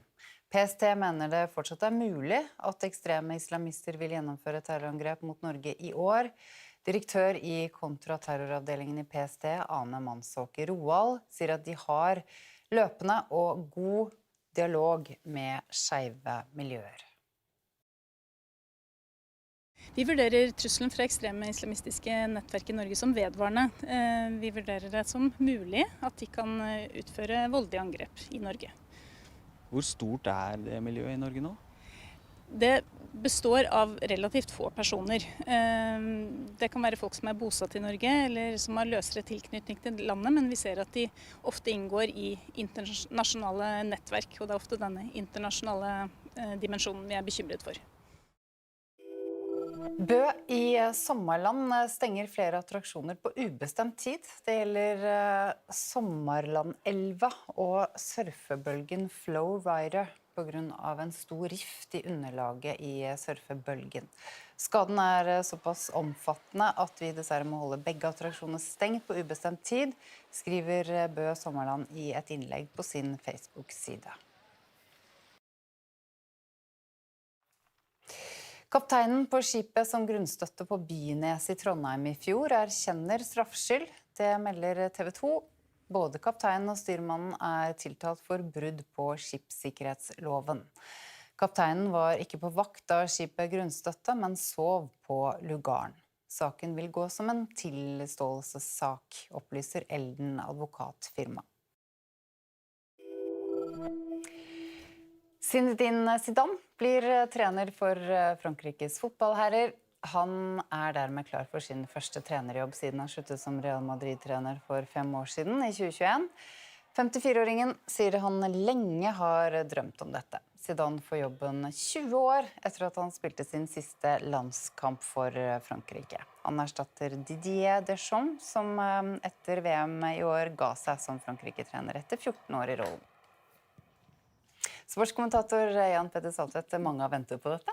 Ja, fordi Deschamps tidlig, han ble ikke sparket som mange trenere har blitt etter middelmådig VM-innsats. Frankrike kom seg til en semifinale. Likevel var det en skuffelse. Han hadde sagt fra i god tid om at han ga seg etter VM nå. Derfor har det franske fotballforbundet hatt tid til å sondere, og den sonderingen var veldig enkel.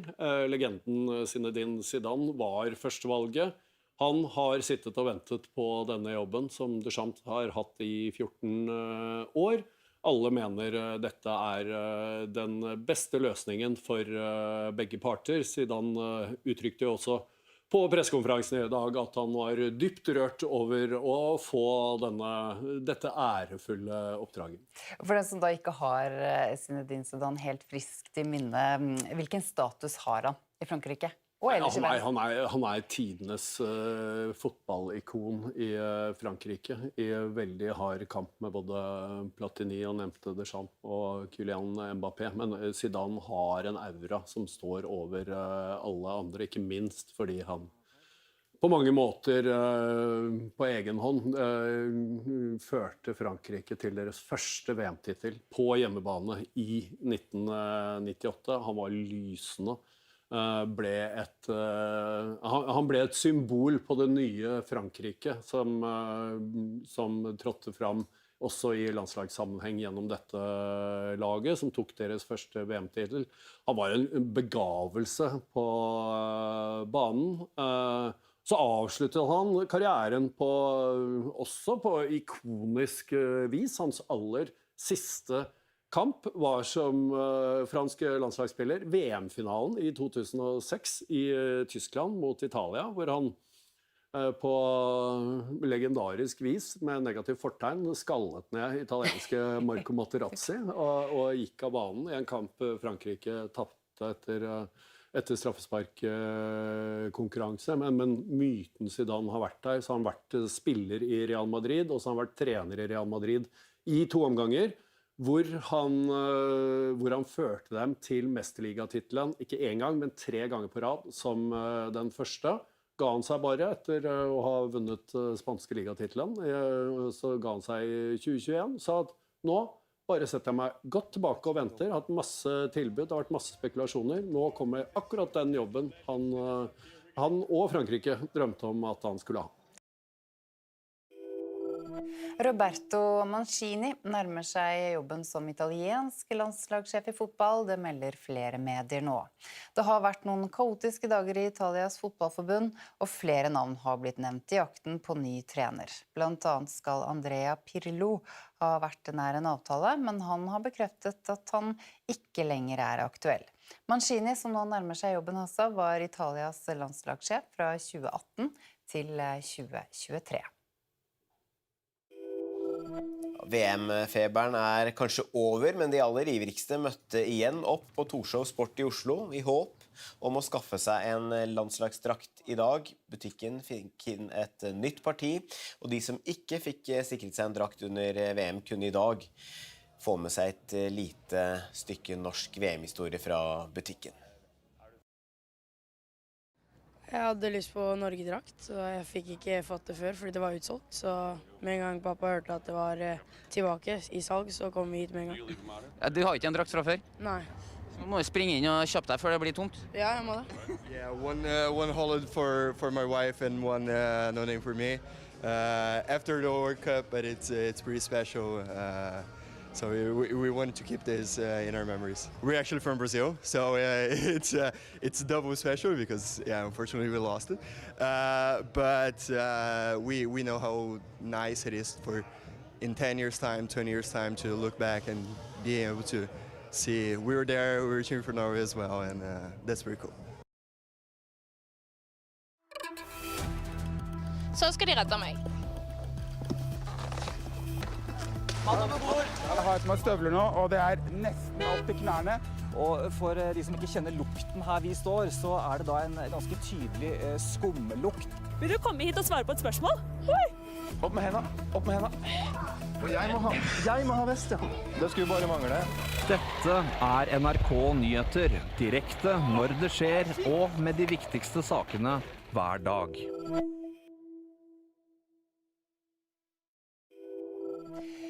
Flere har mistet livet etter at det oppstod en eksplosjon på et kjøpesenter etter det kraftige jordskjelvet sørvest i Japan. Det opplyser politiet i området til kringkasteren TBS.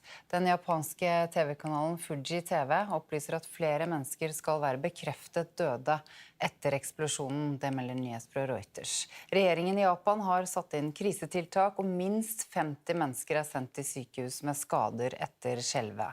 Det er meldt om minst 12 bygninger som skal ha falt sammen.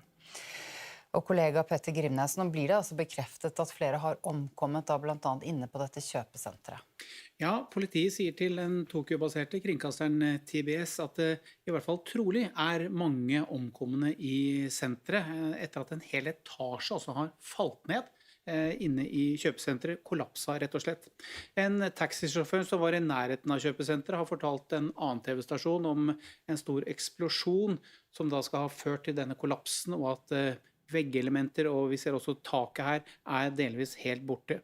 Bilder fra stedet viser jo nå et senter som er helt ødelagt. Det er bare stålkonstruksjonen igjen, og det ligger fasadeplater og glass rundt omkring.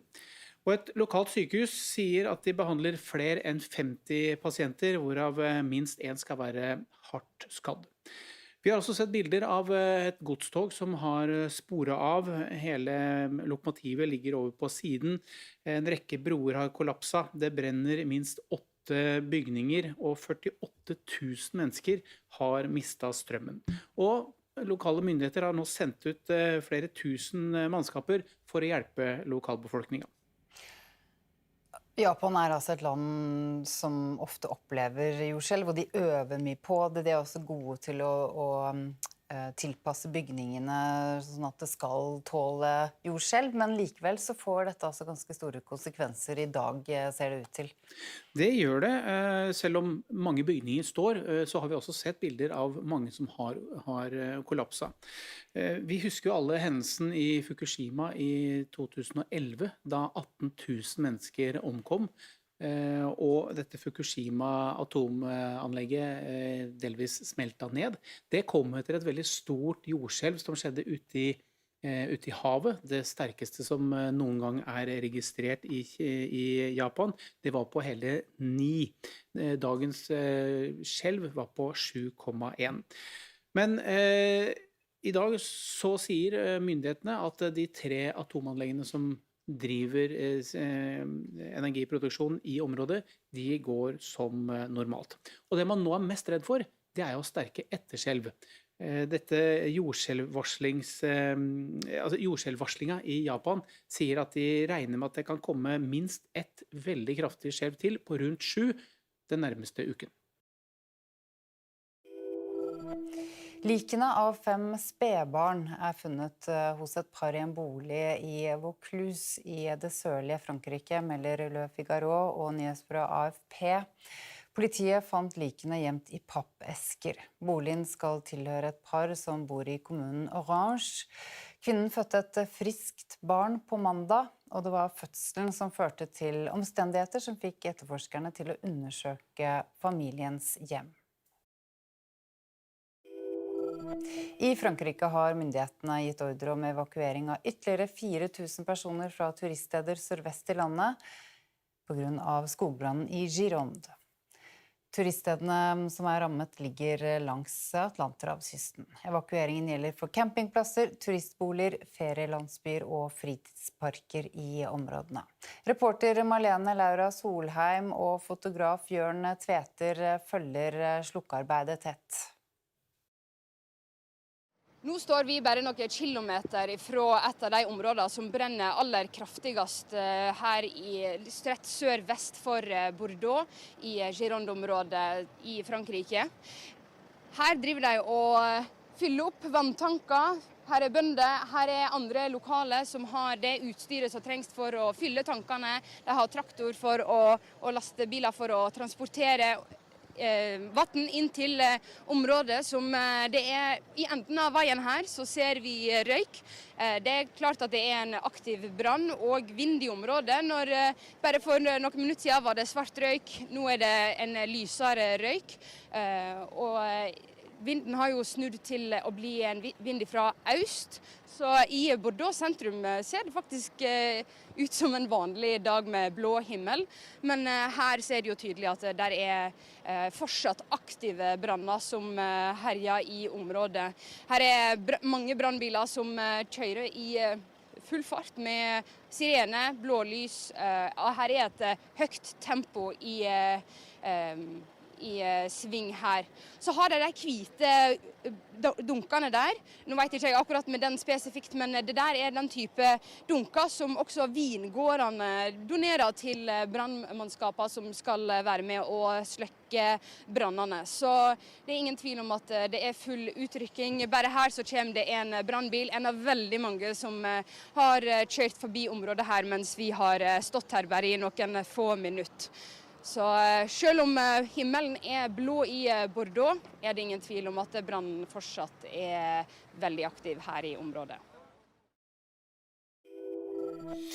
Brannvesenet i Spania har nå bedre kontroll på skogbrannene som herjer vest for Madrid. Det sier innenriksministeren i landet, ifølge AFP. Spanske meteorologer advarer fremdeles mot høye temperaturer som ventet, i tillegg til tørke og sterkere vind.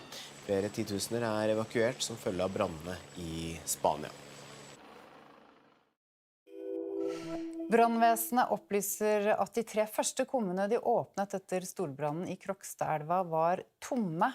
Det melder VG. Brannvesenet har også tidligere sagt at de hadde utfordringer med vanntrykket. 116 boliger brant ned til grunnen for 11 dager siden. Politiet sier de har kontroll på en ung jente etter melding om at en bussjåfør ble utsatt for vold i Tromsø. En rute på bussen er også knust ifølge politiet. Den mistenkte er altså en ung jente i slutten av tenårene. Både politi og brannvesen rykket ut til stedet.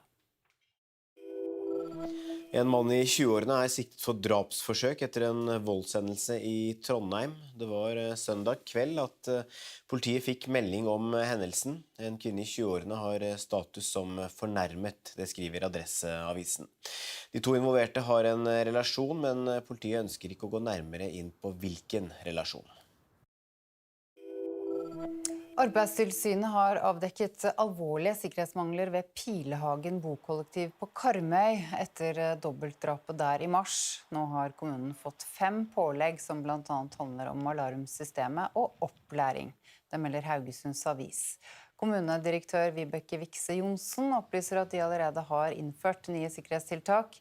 Kommunen har frist til 30. oktober med å rette opp disse forholdene. Politiet og Hovedredningssentralen har iverksatt redningsaksjon etter 2 turister i Luster i Vestland. De utenlandske turistene møtte ikke opp til avtalt tidspunkt i går. Store ressurser er tatt i bruk i søket, det opplyser politiet. Israels statsminister Benjamin Netanyahu har landet i USA. Netanyahu, som er etterlyst av den internasjonale straffedomstolen, skal delta i begravelsen til senator Lindsey Graham. Graham var kjent for å være en av Netanyahus og Israels fremste støttespillere i Kongressen. 11. juli døde han uventet 71 år gammel. Netanyahu skal også besøke president Donald Trump i Det hvite hus, men ikke alle er begeistret for at Netanyahu kommer til USA. I mean, for starters, Benjamin Netanyahu is a war criminal.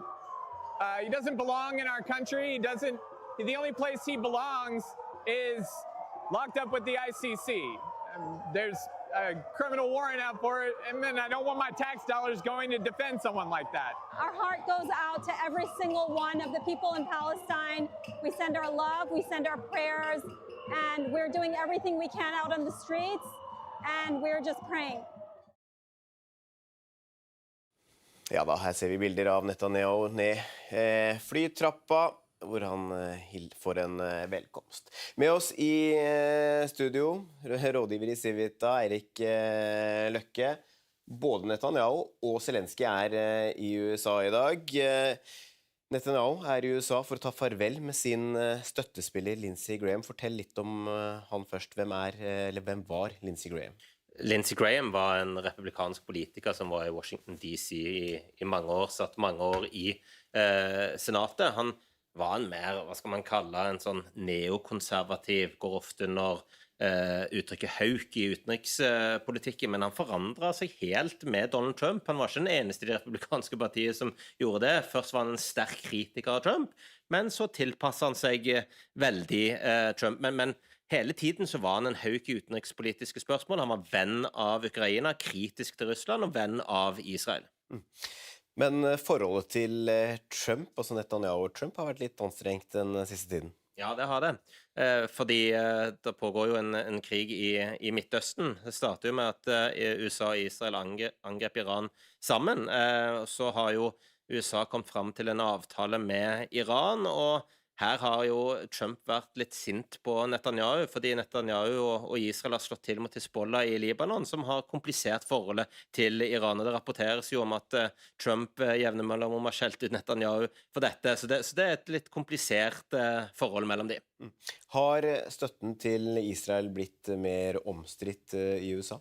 Ja, særlig det demokratiske partiet. Der har jo en del av disse primærvalgene hvor det demokratiske partiet skal finne ut hvilke kandidater er det de skal ha til mellomvalget i november, nærmest drevet kampanje mot Israel og Netanyahu. Borgermesteren eller ordføreren i New York, Mamdani, har jo sagt at han skal gjøre alt han kan for å arrestere Netanyahu hvis han er i New York. Det kan nok bli veldig vanskelig, men det sier noe om synspunktene i det demokratiske partiet. Men selv i det republikanske partiet så er støtten til Israel nedover, særlig blant unge. Hva blir Netanyahus viktigste mål da, når han skal besøke Trump i Det hvite hus i dag? det ble jo å kultivere et godt forhold til Trump og USA. Vi skal huske på at den nedadgående støtten i USA til Israel jo et sikkerhetsproblem for Israel over tid. Så det jo kjempeviktig for Netanyahu å ta vare på de vennskapene han har i USA, blant annet med Trump og med representanter i kongressen i USA. Så det å kultivere forholdet til Trump, det blir veldig viktig for Netanyahu. Så vet vi at Zelensky også i USA og skal møte Trump i Det hvite hus. Det usikkert om han skal delta i begravelsen, men Graham var også en markant støttespiller for Ukraina. Ja. Det rapporteres at han skal delta på begravelsen, så får vi se om han kommer der. I alle tilfeller så var, som du sier, Graham en stor støttespiller for Ukraina, og en sterk kritiker av Putin. Og Graham var jo i Kiev rett før han døde. Det var jo omtrent akkurat når han kom tilbake at han døde. Og han snakket jo om det, noe av det siste han gjorde var å øke sanksjonene mot Russland og øke støtten til Ukraina. Så Graham var en sterk støttespiller for Zelensky og Ukraina, og det prøver jo nå Zelensky å bygge videre på i samtalen han skal i USA. Ja, og når Trump skal møte Zelensky i dag, så virker det som forholdet deres har blitt bedre over tid? Ja, det har jo det. Det var jo et absolutt bunnpunkt når Zelensky ble kastet ut av Det hvite hus i fjor. Siden den gangen så har det jo blitt bedre, og særlig nå som Ukraina og Zelensky gjør det bedre i krigen mot Russland.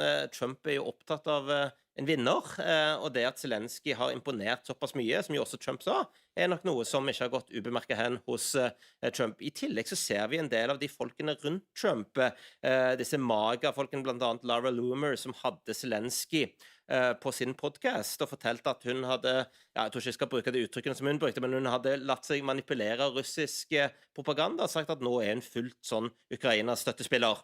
Så du ser også en del endringer rundt der i MAGA, og Trump virker også ha et bedre forhold til Zelensky. I hvert fall akkurat nå, at det kan jo forandre seg som alltid med Trump. Tysk politi sier de kartlegger 410 personer som mulige islamistiske trusler i landet. Tallet omfatter ifølge nyhetsbyrået DPA personer som knyttet til islamistisk terror eller ekstremisme, og som kan være i stand til å gjennomføre alvorlige voldshandlinger. Dette blir kjent bare få dager etter terroren mot Pride-feiringen i Berlin, der en person ble drept og flere skadet da en mann kjørte en bil inn i en folkemengde. Reporter Anja Strønen, du fortsatt i Berlin. Hvem disse personene på denne listen? Ja, politiet har jo da ikke presentert en navneliste eller vist noen bilder av disse personene. Men det altså personer som politiet mener knyttet til islamistisk terror, og som i stand til å utføre alvorlige voldshendelser. Men de har i tillegg til denne listen også laget en liste over 65 ytre høyreekstremister og 17 venstreekstremister som de alle mener kan være en fare for landet, og som under overvåkning. Si litt mer om hvorfor politiet kommer med denne listen. Ja, først og fremst så ønsker jo politiet da å vise hvor mange de har under overvåkning. Og så sier de samtidig at dette viser også at utfordringene mye større enn dette ene angrepet som var her i Berlin på lørdag, og de følger med.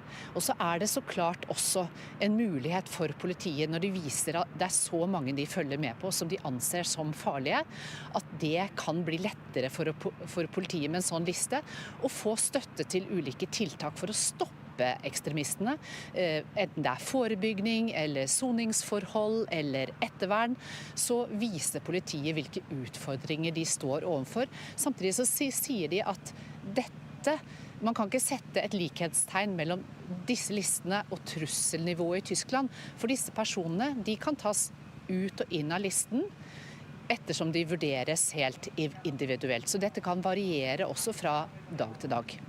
Men hva politikernes løsning i Tyskland da for å hindre lignende angrep som Berlin opplevde da på lørdag? Vet du hva, nå står jeg her med en hel liste, for nå kapper jobbes de nærmest om å komme opp med ulike tiltak, for det er jo delstatsvalg til høsten. Og da ser jeg her står det at CDU og CSU de vil stramme kraftigere inn mot farlige islamister. Et annet parti som SPD, som jo har lederen i Tyskland nå, Merz, og De Grønne, de vil styrke politi og forebygging. Og så har man FDP som vil støtte mer sikkerhetsverktøy, mens AFD, ikke overraskende, de sier at dette handler om innvandring, og der må man bare bli enda strengere. Hva sier folk flest, Anja? Ja, de er helt tydelige. Noe må gjøres. Det har vært alt for mange angrep. Og det er alle enige om, men hva? Det er man litt mer usikker på. Jeg står her ved minnesmerket over homofile som ble drept av nazistene under den andre verdenskrig. Og dette er i den parken hvor dette angrepet skjedde på lørdag. Og her traff vi en ung mann i går som la ned blomster, og som sa at det viktigste nå det er å passe på at ikke dette fører til hat. Og akkurat nå så går jo debatten svært høyt og varmt om hva som må til. PST holder trusselvurderingen i Norge uendret etter terrorangrepet i Berlin. Nivået er dermed fortsatt moderat på nivå 3 av 5. PST mener det fortsatt er mulig at ekstreme islamister vil gjennomføre terrorangrep mot Norge i år. Direktør i kontraterroravdelingen i PST, Ane Mansåker Roald, sier at de har løpende og god dialog med skeive miljøer. Vi vurderer trusselen fra ekstreme islamistiske nettverk i Norge som vedvarende. Vi vurderer det som mulig at de kan utføre voldelige angrep i Norge. Hvor stort er det miljøet i Norge nå? Det består av relativt få personer. Det kan være folk som er bosatt i Norge, eller som har løsere tilknytning til landet, men vi ser at de ofte inngår i internasjonale nettverk, og det er ofte denne internasjonale dimensjonen vi er bekymret for. Bø i Sommarland stenger flere attraksjoner på ubestemt tid. Det gjelder Sommarlandelva og surfebølgen Flow Rider på grunn av en stor rift i underlaget i surfebølgen. Skaden er såpass omfattende at vi dessverre må holde begge attraksjonene stengt på ubestemt tid, skriver Bø Sommarland i et innlegg på sin Facebook-side. Kapteinen på skipet som grunnstøtte på Bynes i Trondheim i fjor erkjenner straffskyld. Det melder TV 2. Både kapteinen og styrmannen er tiltalt for brudd på skipssikkerhetsloven. Kapteinen var ikke på vakt da skipet grunnstøtte, men sov på lugaren. Saken vil gå som en tilståelsessak, opplyser Elden advokatfirma. Zinedine Zidane blir trener for Frankrikes fotballherrer. Han er dermed klar for sin første trenerjobb siden han sluttet som Real Madrid-trener for 5 år siden, i 2021. 54-åringen sier han lenge har drømt om dette. Zidane får jobben 20 år etter at han spilte sin siste landskamp for Frankrike. Han erstatter Didier Deschamps, som etter VM i år ga seg som Frankrike-trener etter 14 år i rollen. Sportskommentator Jan Petter Saltvedt, mange har ventet på dette? Ja, fordi Deschamps tidlig, han ble ikke sparket som mange trenere har blitt etter middelmådig VM-innsats. Frankrike kom seg til en semifinale. Likevel var det en skuffelse. Han hadde sagt fra i god tid om at han ga seg etter VM nå. Derfor har det franske fotballforbundet hatt tid til å sondere, og den sonderingen var veldig enkel. Legenden Zinedine Zidane var førstevalget. Han har sittet og ventet på denne jobben som Deschamps har hatt i 14 år. Alle mener at han var dypt rørt over å få dette ærefulle oppdraget. For den som da ikke har Zinedine Zidane helt friskt i minne, hvilken status har han i Frankrike? Han er tidenes fotballikon i Frankrike, i veldig hard kamp med både Platini og nevnte Deschamps og Kylian Mbappé. Men Zidane har en aura som står over alle andre, ikke minst fordi han på mange måter på egen hånd førte Frankrike til deres første VM-titel på hjemmebane i 1998. Han var lysende. Han ble et symbol på det nye Frankrike som trådte fram også i landslagssammenheng gjennom dette laget, som tok deres første VM-titel. Han var en begavelse på banen. Så avsluttet han karrieren også på ikonisk vis. Hans aller siste kamp var som fransk landslagsspiller VM-finalen i 2006 i Tyskland mot Italia, hvor han på legendarisk vis med negativ fortegn skallet ned italienske Marco Materazzi og gikk av banen i en kamp Frankrike tapte etter straffesparkkonkurranse, men myten Zidane har vært der, så har han vært spiller i Real Madrid, og så har han vært trener i Real Madrid i 2 omganger, hvor han førte dem til mesterligatitelen, ikke 1 gang, men 3 ganger på rad, som den første. Ga han seg bare etter å ha vunnet spanske ligatitelen, så ga han seg i 2021, sa at nå bare setter jeg meg godt tilbake og venter. Jeg har hatt masse tilbud, det har vært masse spekulasjoner. Nå kommer akkurat den jobben han og Frankrike drømte om at han skulle ha. Roberto Mancini nærmer seg jobben som italiensk landslagssjef i fotball, det melder flere medier nå. Det har vært noen kaotiske dager i Italias fotballforbund, og flere navn har blitt nevnt i jakten på ny trener. Blant annet skal Andrea Pirlo ha vært nær en avtale, men han har bekreftet at han ikke lenger er aktuell. Mancini, som nå nærmer seg jobben også, var Italias landslagssjef fra 2018 til 2023. VM-feberen er kanskje over, men de aller ivrigste møtte igjen opp på Torshov Sport i Oslo i håp om å skaffe seg en landslagsdrakt i dag. Butikken fikk inn et nytt parti, og de som ikke fikk sikret seg en drakt under VM kunne i dag få med seg et lite stykke norsk VM-historie fra butikken. Jeg hadde lyst på Norge-drakt, og jeg fikk ikke fått det før fordi det var utsolgt. Så med en gang pappa hørte at det var tilbake i salg, så kom vi hit med en gang. Ja, du har ikke en drakt fra før? Nei. Så må du springe inn og kjappe deg før det blir tomt. Ja, jeg må det. Yeah, one holiday for my wife and one no name for me. After the World Cup, but it's pretty special. So we wanted to keep this in our memories. We're actually from Brazil, so it's double special because unfortunately we lost it.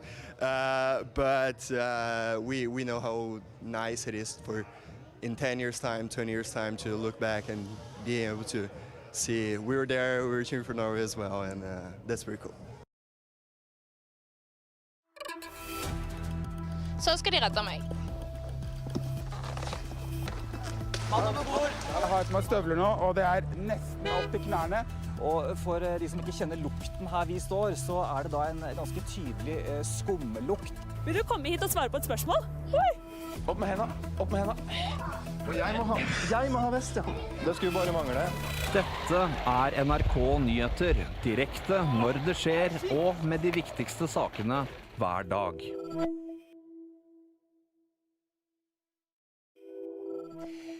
Flere har mistet livet etter at det oppstod en eksplosjon på et kjøpesenter etter det kraftige jordskjelvet sørvest i Japan. Det opplyser politiet i området til kringkasteren TBS. Den japanske TV-kanalen Fuji TV opplyser at flere mennesker skal være bekreftet døde etter eksplosjonen, det melder nyhetsbyrået Reuters. Regjeringen i Japan har satt inn krisetiltak, og minst 50 mennesker er sendt til sykehus med skader etter skjelvet. Det er meldt om minst 12 bygninger som skal ha falt sammen. Og kollega Petter Grimnes, nå blir det altså bekreftet at flere har omkommet, da blant annet inne på dette kjøpesenteret. Ja, politiet sier til den Tokyo-baserte kringkasteren TBS at det i hvert fall trolig er mange omkomne i senteret, etter at en hel etasje også har falt ned inne i kjøpesenteret, kollapsa rett og slett. En taxisjåfør som var i nærheten av kjøpesenteret har fortalt en annen TV-stasjon om en stor eksplosjon som da skal ha ført til denne kollapsen, og at veggelementer, og vi ser også taket her, er delvis helt borte. Bilder fra stedet viser jo nå et senter som helt ødelagt. Det bare stålkonstruksjonen igjen, og det ligger fasadeplater og glass rundt omkring. Og et lokalt sykehus sier at de behandler flere enn 50 pasienter, hvorav minst en skal være hardt skadd. Vi har også sett bilder av et godstog som har sporet av. Hele lokomotivet ligger over på siden. En rekke broer har kollapset. Det brenner minst 8 bygninger, og 48 000 mennesker har mistet strømmen.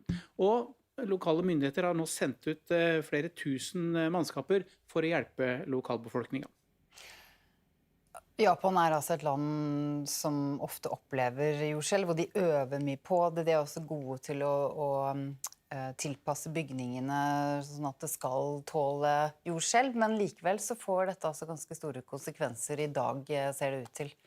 Det gjør det. Selv om mange bygninger står, så har vi også sett bilder av mange som har kollapset. Vi husker jo alle hendelsen i Fukushima i 2011, da 18 000 mennesker omkom. Og dette Fukushima-atomanlegget delvis smeltet ned. Det kom etter et veldig stort jordskjelv som skjedde ute i havet. Det sterkeste som noen gang registrert i Japan. Det var på hele 9. Dagens skjelv var på 7,1. Men i dag så sier myndighetene at de 3 atomanleggene som driver energiproduksjon i området, de går som normalt. Og det man nå mest redd for, det jo sterke etterskjelv. Dette jordskjelvvarslinga i Japan sier at de regner med at det kan komme minst et veldig kraftig skjelv til på rundt 7 den nærmeste uken. Likene av 5 spedbarn funnet hos et par i en bolig i Vaucluse i det sørlige Frankrike, melder Le Figaro og nyhetsbyrået AFP. Politiet fant likene gjemt i pappesker. Boligen skal tilhøre et par som bor i kommunen Orange. Kvinnen fødte et friskt barn på mandag, og det var fødselen som førte til omstendigheter som fikk etterforskerne til å undersøke familiens hjem. I Frankrike har myndighetene gitt ordre om evakuering av ytterligere 4 000 personer fra turiststeder sørvest i landet på grunn av skogbrannen i Gironde. Turiststedene som rammet ligger langs Atlanterhavskysten. Evakueringen gjelder for campingplasser, turistboliger, ferielandsbyer og fritidsparker i områdene. Reporter Marlene Laura Solheim og fotograf Jørn Tveter følger slukkearbeidet tett. Nå står vi bare noen kilometer fra et av de områdene som brenner aller kraftigst her rett sør-vest for Bordeaux, i Gironde-området i Frankrike. Her driver de og fyller opp vanntanker. Her bønder, her andre lokale som har det utstyret som trengs for å fylle tankene. De har traktor og lastebiler for å transportere vann inn til området som det i enden av veien her, så ser vi røyk. Det klart at det en aktiv brann og vind i området. Bare for noen minutter siden var det svart røyk, nå det en lysere røyk.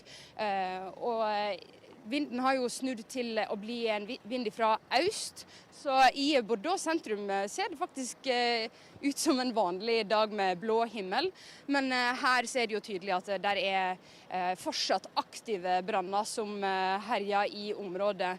Her mange brannbiler som kjører i full fart med sirene, blålys. Her et høyt tempo i sving her. Så har de hvite dunkene der. Nå vet ikke jeg akkurat med den spesifikt, men det der den type dunker som også vingårdene donerer til brannmannskaper som skal være med å slukke brannene. Så det ingen tvil om at det full utrykking. Bare her så kommer det en brannbil, en av veldig mange som har kjørt forbi området her mens vi har stått her bare i noen få minutter. Så selv om himmelen blå i Bordeaux, det ingen tvil om at brannen fortsatt veldig aktiv her i området. Brannvesenet i Spania har nå bedre kontroll på skogbrannene som herjer vest for Madrid. Det sier innenriksministeren i landet, ifølge AFP. Spanske meteorologer advarer fremdeles mot høye temperaturer som er ventet, i tillegg til tørke og sterkere vind. Flere titusener er evakuert som følge av brannene i Spania. Brannvesenet opplyser at de 3 første kummene de åpnet etter storbrannen i Krokstadelva var tomme. Det melder VG. Brannvesenet har også tidligere sagt at de hadde utfordringer med vanntrykket. 116 boliger brant ned til grunnen for 11 dager siden. Politiet sier de har kontroll på en ung jente etter melding om at en bussjåfør ble utsatt for vold i Tromsø. En rute på bussen er også knust ifølge politiet. Den mistenkte er altså en ung jente i slutten av tenårene. Både politi og brannvesen rykket ut til stedet. En mann i 20-årene er siktet for drapsforsøk etter en voldshendelse i Trondheim. Det var søndag kveld at politiet fikk melding om hendelsen. En kvinne i 20-årene har status som fornærmet, det skriver Adresseavisen. De 2 involverte har en relasjon, men politiet ønsker ikke å gå nærmere inn på hvilken relasjon. Arbeidstilsynet har avdekket alvorlige sikkerhetsmangler ved Pilehagen bokollektiv på Karmøy etter dobbeltdrapet der i mars. Nå har kommunen fått 5 pålegg som blant annet handler om alarmsystemet og opplæring. Det melder Haugesunds Avis. Kommunedirektør Vibeke Vikse Johnsen opplyser at de allerede har innført nye sikkerhetstiltak. Kommunen har frist til 30. oktober med å rette opp disse forholdene. Politiet og Hovedredningssentralen har iverksatt redningsaksjon etter 2 turister i Luster i Vestland. De utenlandske turistene møtte ikke opp til avtalt tidspunkt i går. Store ressurser er tatt i bruk i søket, det opplyser politiet. Bø i Sommarland stenger flere attraksjoner på ubestemt tid. Det gjelder Sommarlandelva og surfebølgen Flowrider på grunn av en stor rift i underlaget i surfebølgen. Skaden er såpass omfattende at vi dessverre må holde begge attraksjoner stengt på ubestemt tid, skriver Bø Sommarland i et innlegg på sin Facebook-side.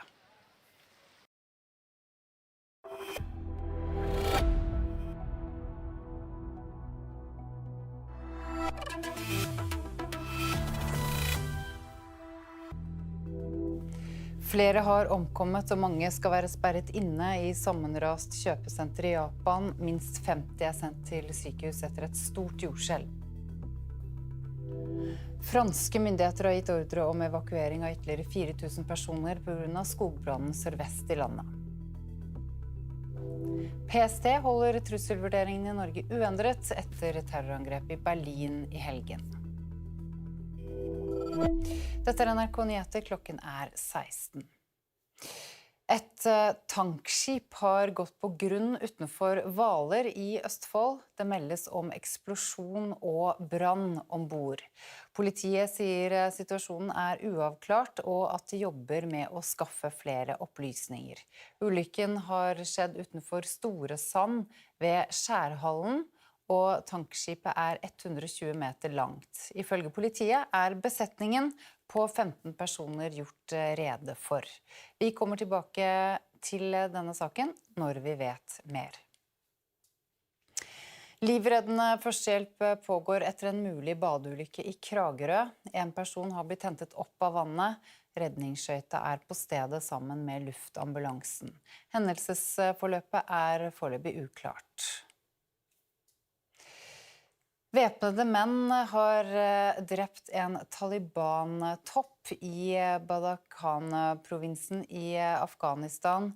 Zabihullah Amiri var informasjons- og kulturdirektør i provinsen og ble drept utenfor provinshovedstaden Faizabad. Ifølge lokale myndigheter ble han skutt og drept av 2 menn. Den ene av angriperne ble drept av sikkerhetsstyrker, mens den andre er pågrepet. Motivet for attentatet og gjerningsmennenes identitet er ikke kjent.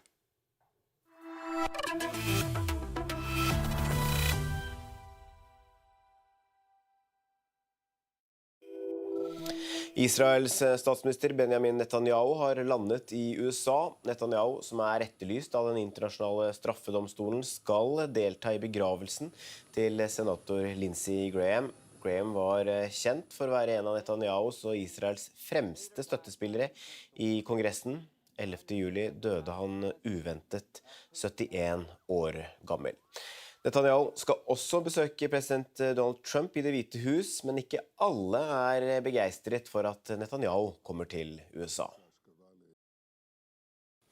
Ja da, her ser vi bilder av Netanyahu ned flytrappa, hvor han får en velkomst. Med oss i studio, rådgiver i Civita, Eirik Løkke. Både Netanyahu og Zelensky i USA i dag. Netanyahu i USA for å ta farvel med sin støttespiller Lindsey Graham. Fortell litt om han først. Hvem var Lindsey Graham? Lindsey Graham var en republikansk politiker som var i Washington DC i mange år, satt mange år i senatet. Han var en mer, hva skal man kalle, en sånn neokonservativ, går ofte under uttrykket hauk i utenrikspolitikken, men han forandret seg helt med Donald Trump. Han var ikke den eneste i det republikanske partiet som gjorde det. Først var han en sterk kritiker av Trump, men så tilpasset han seg veldig Trump. Men hele tiden så var han en hauk i utenrikspolitiske spørsmål. Han var venn av Ukraina, kritisk til Russland og venn av Israel. Men forholdet til Trump, altså Netanyahu og Trump, har vært litt anstrengt den siste tiden. Ja, det har det. Fordi det pågår jo en krig i Midtøsten. Det startet jo med at USA og Israel angrep Iran sammen. Så har jo USA kommet frem til en avtale med Iran, og her har jo Trump vært litt sint på Netanyahu, fordi Netanyahu og Israel har slått til mot Hezbollah i Libanon, som har komplisert forholdet til Iran. Og det rapporteres jo om at Trump jevner mellom har skjelt ut Netanyahu for dette, så det er et litt komplisert forhold mellom de. Har støtten til Israel blitt mer omstridt i USA? Ja, særlig Det demokratiske partiet. Der har jo en del av disse primærvalgene hvor Det demokratiske partiet skal finne ut hvilke kandidater de skal ha til mellomvalget i november, nærmest drevet kampanje mot Israel og Netanyahu. Borgermesteren eller ordføreren i New York, Mamdani, har jo sagt at han skal gjøre alt han kan for å arrestere Netanyahu hvis han i New York. Det kan nok bli veldig vanskelig, men det sier noe om synspunktene i Det demokratiske partiet. Men selv i Det republikanske partiet så støtten til Israel nedover, særlig blant unge. Hva blir Netanyahus viktigste mål da, når han skal besøke Trump i Det hvite hus i dag? Det ble jo å kultivere et godt forhold til Trump og USA. Vi skal huske på at den nedadgående støtten i USA til Israel jo et sikkerhetsproblem for Israel over tid. Så det jo kjempeviktig for Netanyahu å ta vare på de vennskapene han har i USA, blant annet med Trump og med representanter i Kongressen i USA. Så det å kultivere forholdet til Trump, det blir veldig viktig for Netanyahu. Så vet vi at Zelensky også i USA og skal møte Trump i Det hvite hus. Det usikkert om han skal delta i begravelsen, men Graham var også en markant støttespiller for Ukraina. Ja. Det rapporteres at han skal delta på begravelsen, så får vi se om han kommer der. I alle tilfeller så var, som du sier, Graham en stor støttespiller for Ukraina og en sterk kritiker av Putin. Og Graham var jo i Kiev rett før han døde. Det var jo omtrent akkurat når han kom tilbake at han døde. Og han snakket om det, noe av det siste han gjorde var å øke sanksjonene mot Russland og øke støtten til Ukraina. Så Graham var en sterk støttespiller for Zelensky og Ukraina, og det prøver jo nå Zelensky å bygge videre på i samtalen han skal i USA. Ja, og når Trump skal møte Zelensky i dag, så virker det som forholdet deres har blitt bedre over tid?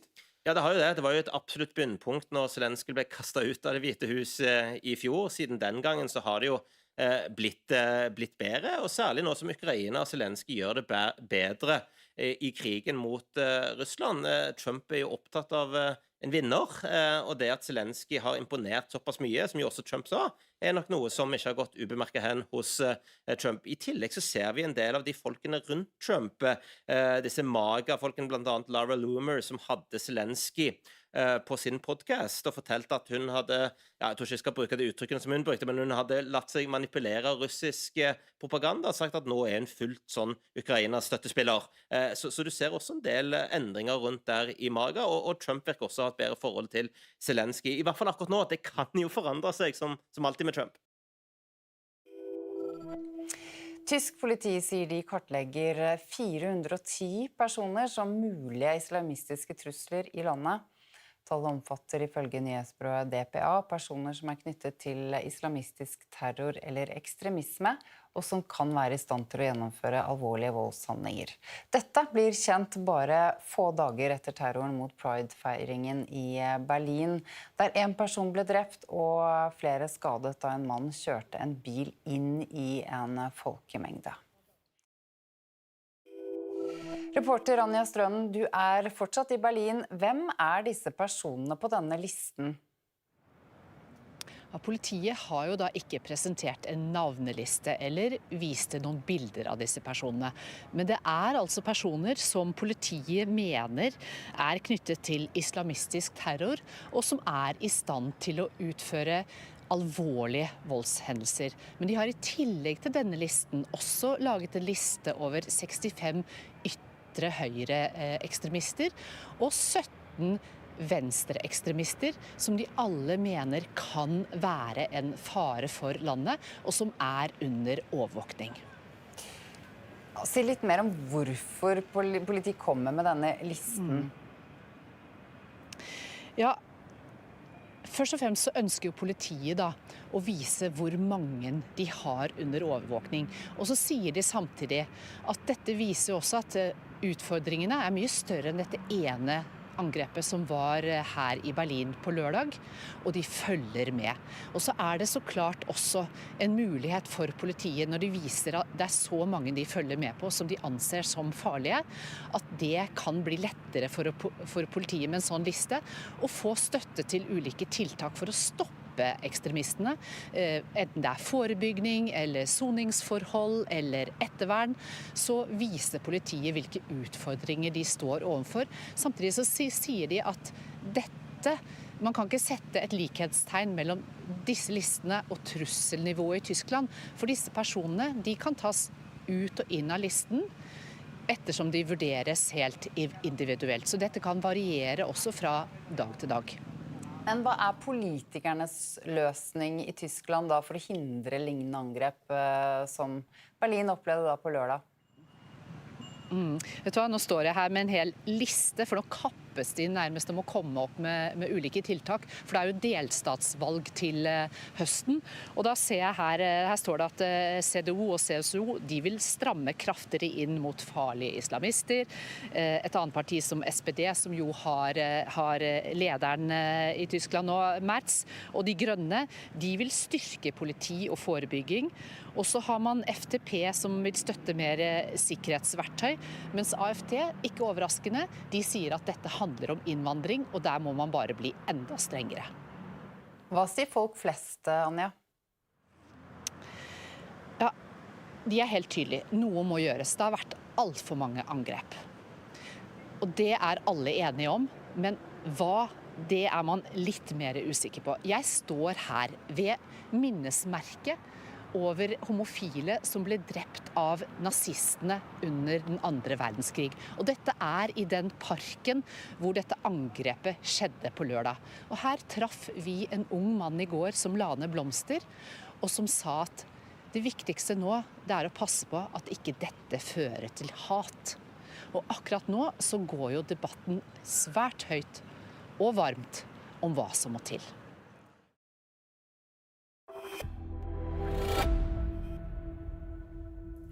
Et tankskip har gått på grunn utenfor Hvaler i Østfold. Det meldes om eksplosjon og brann ombord. Alle som var på denne båten skal være gjort rede for. Ulykken har skjedd utenfor Storesand ved Skjærehallen. Kollega Ole Kristian Alsaker, hva vet vi? Vi fikk første melding om dette klokken 15:43. Det vi vet at et tankskip har gått på et skjær Det blitt meldt om en eksplosjon og brann ombord. Politiet sier at besetningen på 15 de gjort til rede for. Dette har skjedd i Hvaler, altså nærmere bestemt Skjærshalden ved Storesand. Dette jo et naturskjønt område, veldig populært feriemål for mange. Vi vet altså ennå ikke noe om omfanget av denne ulykken.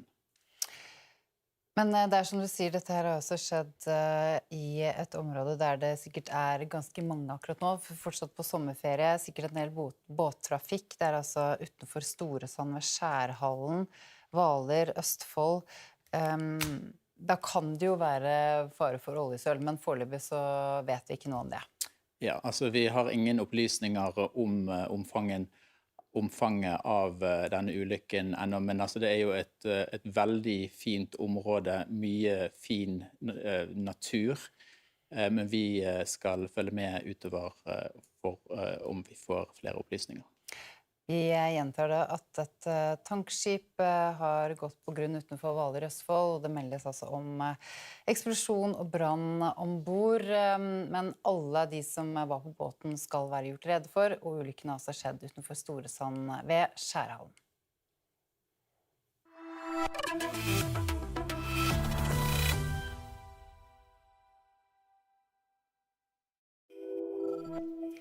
PST holder trusselvurderingen i Norge uendret etter terrorangrepet i Berlin.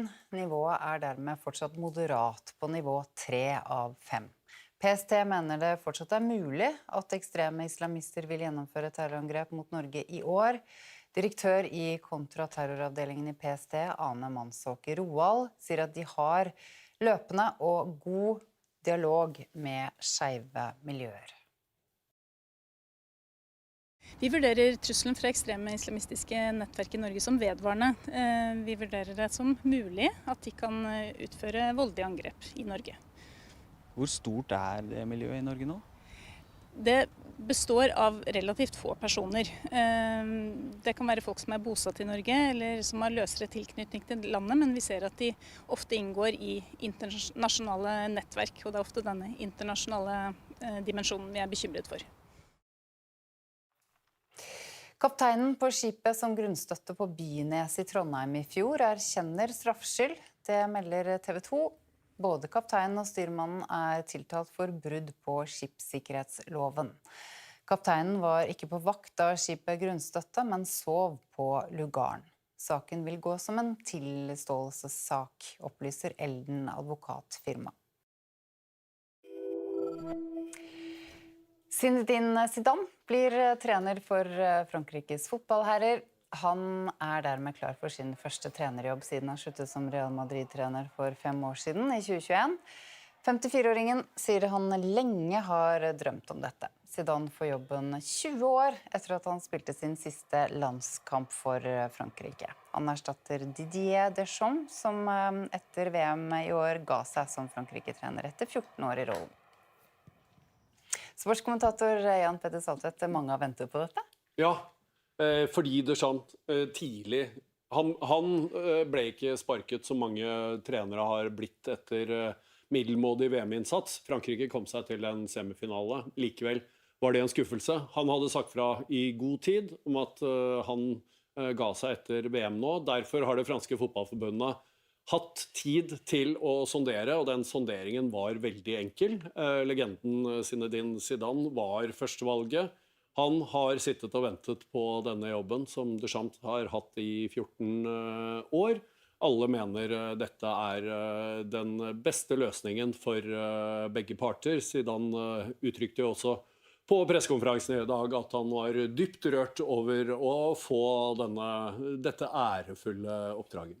For den som da ikke har Zinedine Zidane helt friskt i minne, hvilken status har han i Frankrike? Han tidenes fotballikon i Frankrike, i veldig hard kamp med både Platini og nevnte Deschamps og Kylian Mbappé. Men Zidane har en aura som står over alle andre, ikke minst fordi han på mange måter på egen hånd førte Frankrike til deres første VM-titel på hjemmebane i 1998. Han var lysende.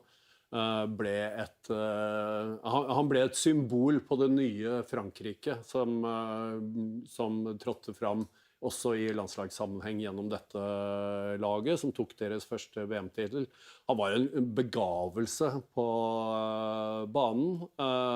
Så avsluttet han karrieren også på ikonisk vis. Hans aller siste kamp var som fransk landslagsspiller. VM-finalen i 2006 i Tyskland mot Italia, hvor han på legendarisk vis med negativ fortegn skallet ned italienske Marco Materazzi og gikk av banen i en kamp Frankrike tappte etter straffesparkkonkurranse. Men myten Zidane har vært der, så har han vært spiller i Real Madrid, og så har han vært trener i Real Madrid i 2 omganger, hvor han førte dem til mesterligatitelen, ikke 1 gang, men 3 ganger på rad, som den første.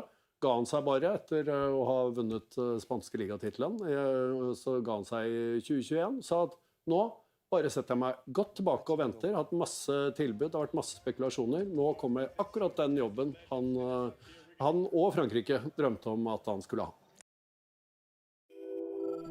Roberto Mancini nærmer seg jobben som italiensk landslagssjef i fotball, det melder flere medier nå. Det har vært noen kaotiske dager i Italias fotballforbund, og flere navn har blitt nevnt i jakten på ny trener. Blant annet skal Andrea Pirlo ha vært nær en avtale, men han har bekreftet at han ikke lenger er aktuell. Mancini, som nå nærmer seg jobben også, var Italias landslagssjef fra 2018 til 2023. VM-feberen er kanskje over, men de aller ivrigste møtte igjen opp på Torshov Sport i Oslo i håp om å skaffe seg en landslagsdrakt i dag. Butikken fikk inn et nytt parti, og de som ikke fikk sikret seg en drakt under VM kunne i dag få med seg et lite stykke norsk VM-historie fra butikken. Jeg hadde lyst på Norge-drakt, så jeg fikk ikke fått det før, fordi det var utsolgt. Så med en gang pappa hørte at det var tilbake i salg, så kom vi hit med en gang. Du har ikke en drakt fra før? Nei. Så må du springe inn og kjøpe deg før det blir tomt. Ja, jeg må det. Yeah, one holiday for my wife and one no name for me. After the World Cup, but it's pretty special.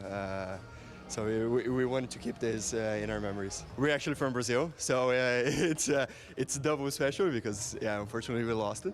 But we know how nice it is for in 10 years time, 20 years time to look back and be able to see we were there, we were cheering for Norway as well, and that's pretty cool. Så skal de redde meg. Jeg har på meg støvler nå, og det er nesten opp til knærne. Og for de som ikke kjenner lukten her vi står, så er det da en ganske tydelig skumlukt. Vil du komme hit og svare på et spørsmål? Oi! Opp med hendene, opp med hendene. Og jeg må ha vest, ja. Det skulle bare mangle. Dette er NRK Nyheter, direkte når det skjer, og med de viktigste sakene hver dag.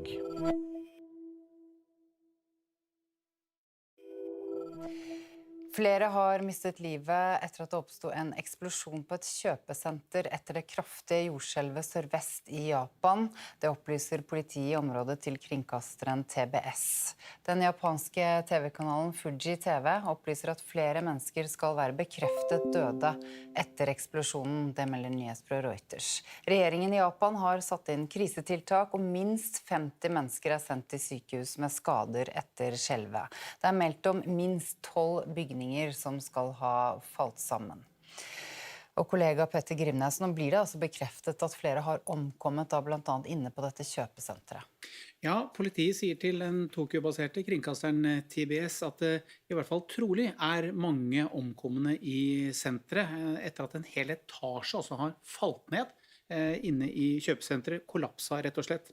En taxisjåfør som var i nærheten av kjøpesenteret har fortalt en annen TV-stasjon om en stor eksplosjon som da skal ha ført til denne kollapsen, og at veggelementer, og vi ser også taket her, er delvis helt borte. Bilder fra stedet viser jo nå et senter som helt ødelagt. Det bare stålkonstruksjonen igjen, og det ligger fasadeplater og glass rundt omkring. Og et lokalt sykehus sier at de behandler flere enn 50 pasienter, hvorav minst en skal være hardt skadd. Vi har også sett bilder av et godstog som har sporet av. Hele lokomotivet ligger over på siden. En rekke broer har kollapset. Det brenner minst 8 bygninger, og 48 000 mennesker har mistet strømmen. Og lokale myndigheter har nå sendt ut flere tusen mannskaper for å hjelpe lokalbefolkningen. Japan altså et land som ofte opplever jordskjelv, og de øver mye på det. De også gode til å tilpasse bygningene sånn at det skal tåle jordskjelv, men likevel så får dette altså ganske store konsekvenser i dag, ser det ut til. Det gjør det. Selv om mange bygninger står, så har vi også sett bilder av mange som har kollapset. Vi husker jo alle hendelsen i Fukushima i 2011, da 18 000 mennesker omkom. Og dette Fukushima-atomanlegget delvis smelta ned. Det kom etter et veldig stort jordskjelv som skjedde ute i havet. Det sterkeste som noen gang registrert i Japan. Det var på hele 9. Dagens skjelv var på 7,1. Men i dag så sier myndighetene at de 3 atomanleggene som driver energiproduksjon i området, de går som normalt. Og det man nå mest redd for, det jo sterke etterskjelv. Dette jordskjelvvarslinga i Japan sier at de regner med at det kan komme minst et veldig kraftig skjelv til på rundt 7 den nærmeste uken. Likene av 5 spedbarn funnet hos et par i en bolig i Vaucluse i det sørlige Frankrike, melder Le Figaro og nyhetsbyrået AFP. Politiet fant likene gjemt i pappesker. Boligen skal tilhøre et par som bor i kommunen Orange. Kvinnen fødte et friskt barn på mandag, og det var fødselen som førte til omstendigheter som fikk etterforskerne til å undersøke familiens hjem. I Frankrike har myndighetene gitt ordre om evakuering av ytterligere 4 000 personer fra turiststeder sørvest i landet på grunn av skogbrannen i Gironde. Turiststedene som rammet ligger langs Atlanterhavskysten. Evakueringen gjelder for campingplasser, turistboliger, ferielandsbyer og fritidsparker i områdene. Reporter Marlene Laura Solheim og fotograf Jørn Tveter følger slukkearbeidet tett. Nå står vi bare noen kilometer fra et av de områdene som brenner aller kraftigst her rett sør-vest for Bordeaux, i Gironde-området i Frankrike. Her driver de og fyller opp vanntanker.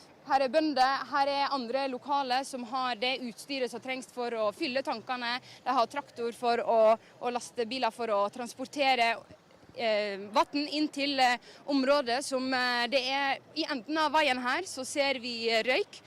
Det klart at det en aktiv brann og vind i området. Bare for noen minutter siden var det svart røyk, nå det en lysere røyk. Og vinden har jo snudd til å bli en vind fra øst, så i Bordeaux sentrum ser det faktisk ut som en vanlig dag med blå himmel. Men her ser det jo tydelig at det fortsatt aktive branner som herjer i området. Her mange brannbiler som kjører i full fart med sirene, blålys. Her et høyt tempo i sving her. Så har de hvite dunkene der. Nå vet ikke jeg akkurat med den spesifikt, men det der den type dunker som også vingårdene donerer til brannmannskaper som skal være med å slukke brannene. Så det ingen tvil om at det full utrykking. Bare her så kommer det en brannbil, en av veldig mange som har kjørt forbi området her mens vi har stått her bare i noen få minutter. Så selv om himmelen blå i Bordeaux, det ingen tvil om at brannen fortsatt veldig aktiv her i området. Brannvesenet i Spania har nå bedre kontroll på skogbrannene som herjer vest for Madrid. Det sier innenriksministeren i landet, ifølge AFP. Spanske meteorologer advarer fremdeles mot høye temperaturer som er ventet, i tillegg til tørke og sterkere vind. Flere titusener er evakuert som følge av brannene i Spania. Brannvesenet opplyser at de 3 første kummene de åpnet etter storbrannen i Krokstadelva var tomme. Det melder VG. Brannvesenet har også tidligere sagt at de hadde utfordringer med vanntrykket. 116 boliger brant ned til grunnen for 11 dager siden. Politiet sier de har kontroll på en ung jente etter melding om at en bussjåfør ble utsatt for vold i Tromsø. En rute på bussen er også knust ifølge politiet. Den mistenkte er altså en ung jente i slutten av tenårene. Både politi og brannvesen rykket ut til stedet. En mann i 20-årene er siktet for drapsforsøk etter en voldshendelse i Trondheim. Det var søndag kveld at politiet fikk melding om hendelsen. En kvinne i 20-årene har status som fornærmet, det skriver Adresseavisen. De 2 involverte har en relasjon, men politiet ønsker ikke å gå nærmere inn på hvilken relasjon. Politiet og Hovedredningssentralen har iverksatt redningsaksjon etter 2 turister i Luster i Vestland. De utenlandske turistene møtte ikke opp til avtalt tidspunkt i går. Store ressurser er tatt i bruk i søket, det opplyser politiet. Bø i Sommarland stenger flere attraksjoner på ubestemt tid. Det gjelder Sommarlandelva og surfebølgen Flowrider på grunn av en stor rift i underlaget i surfebølgen. Skaden er såpass omfattende at vi dessverre må holde begge attraksjonene stengt på ubestemt tid, skriver Bø Sommarland i et innlegg på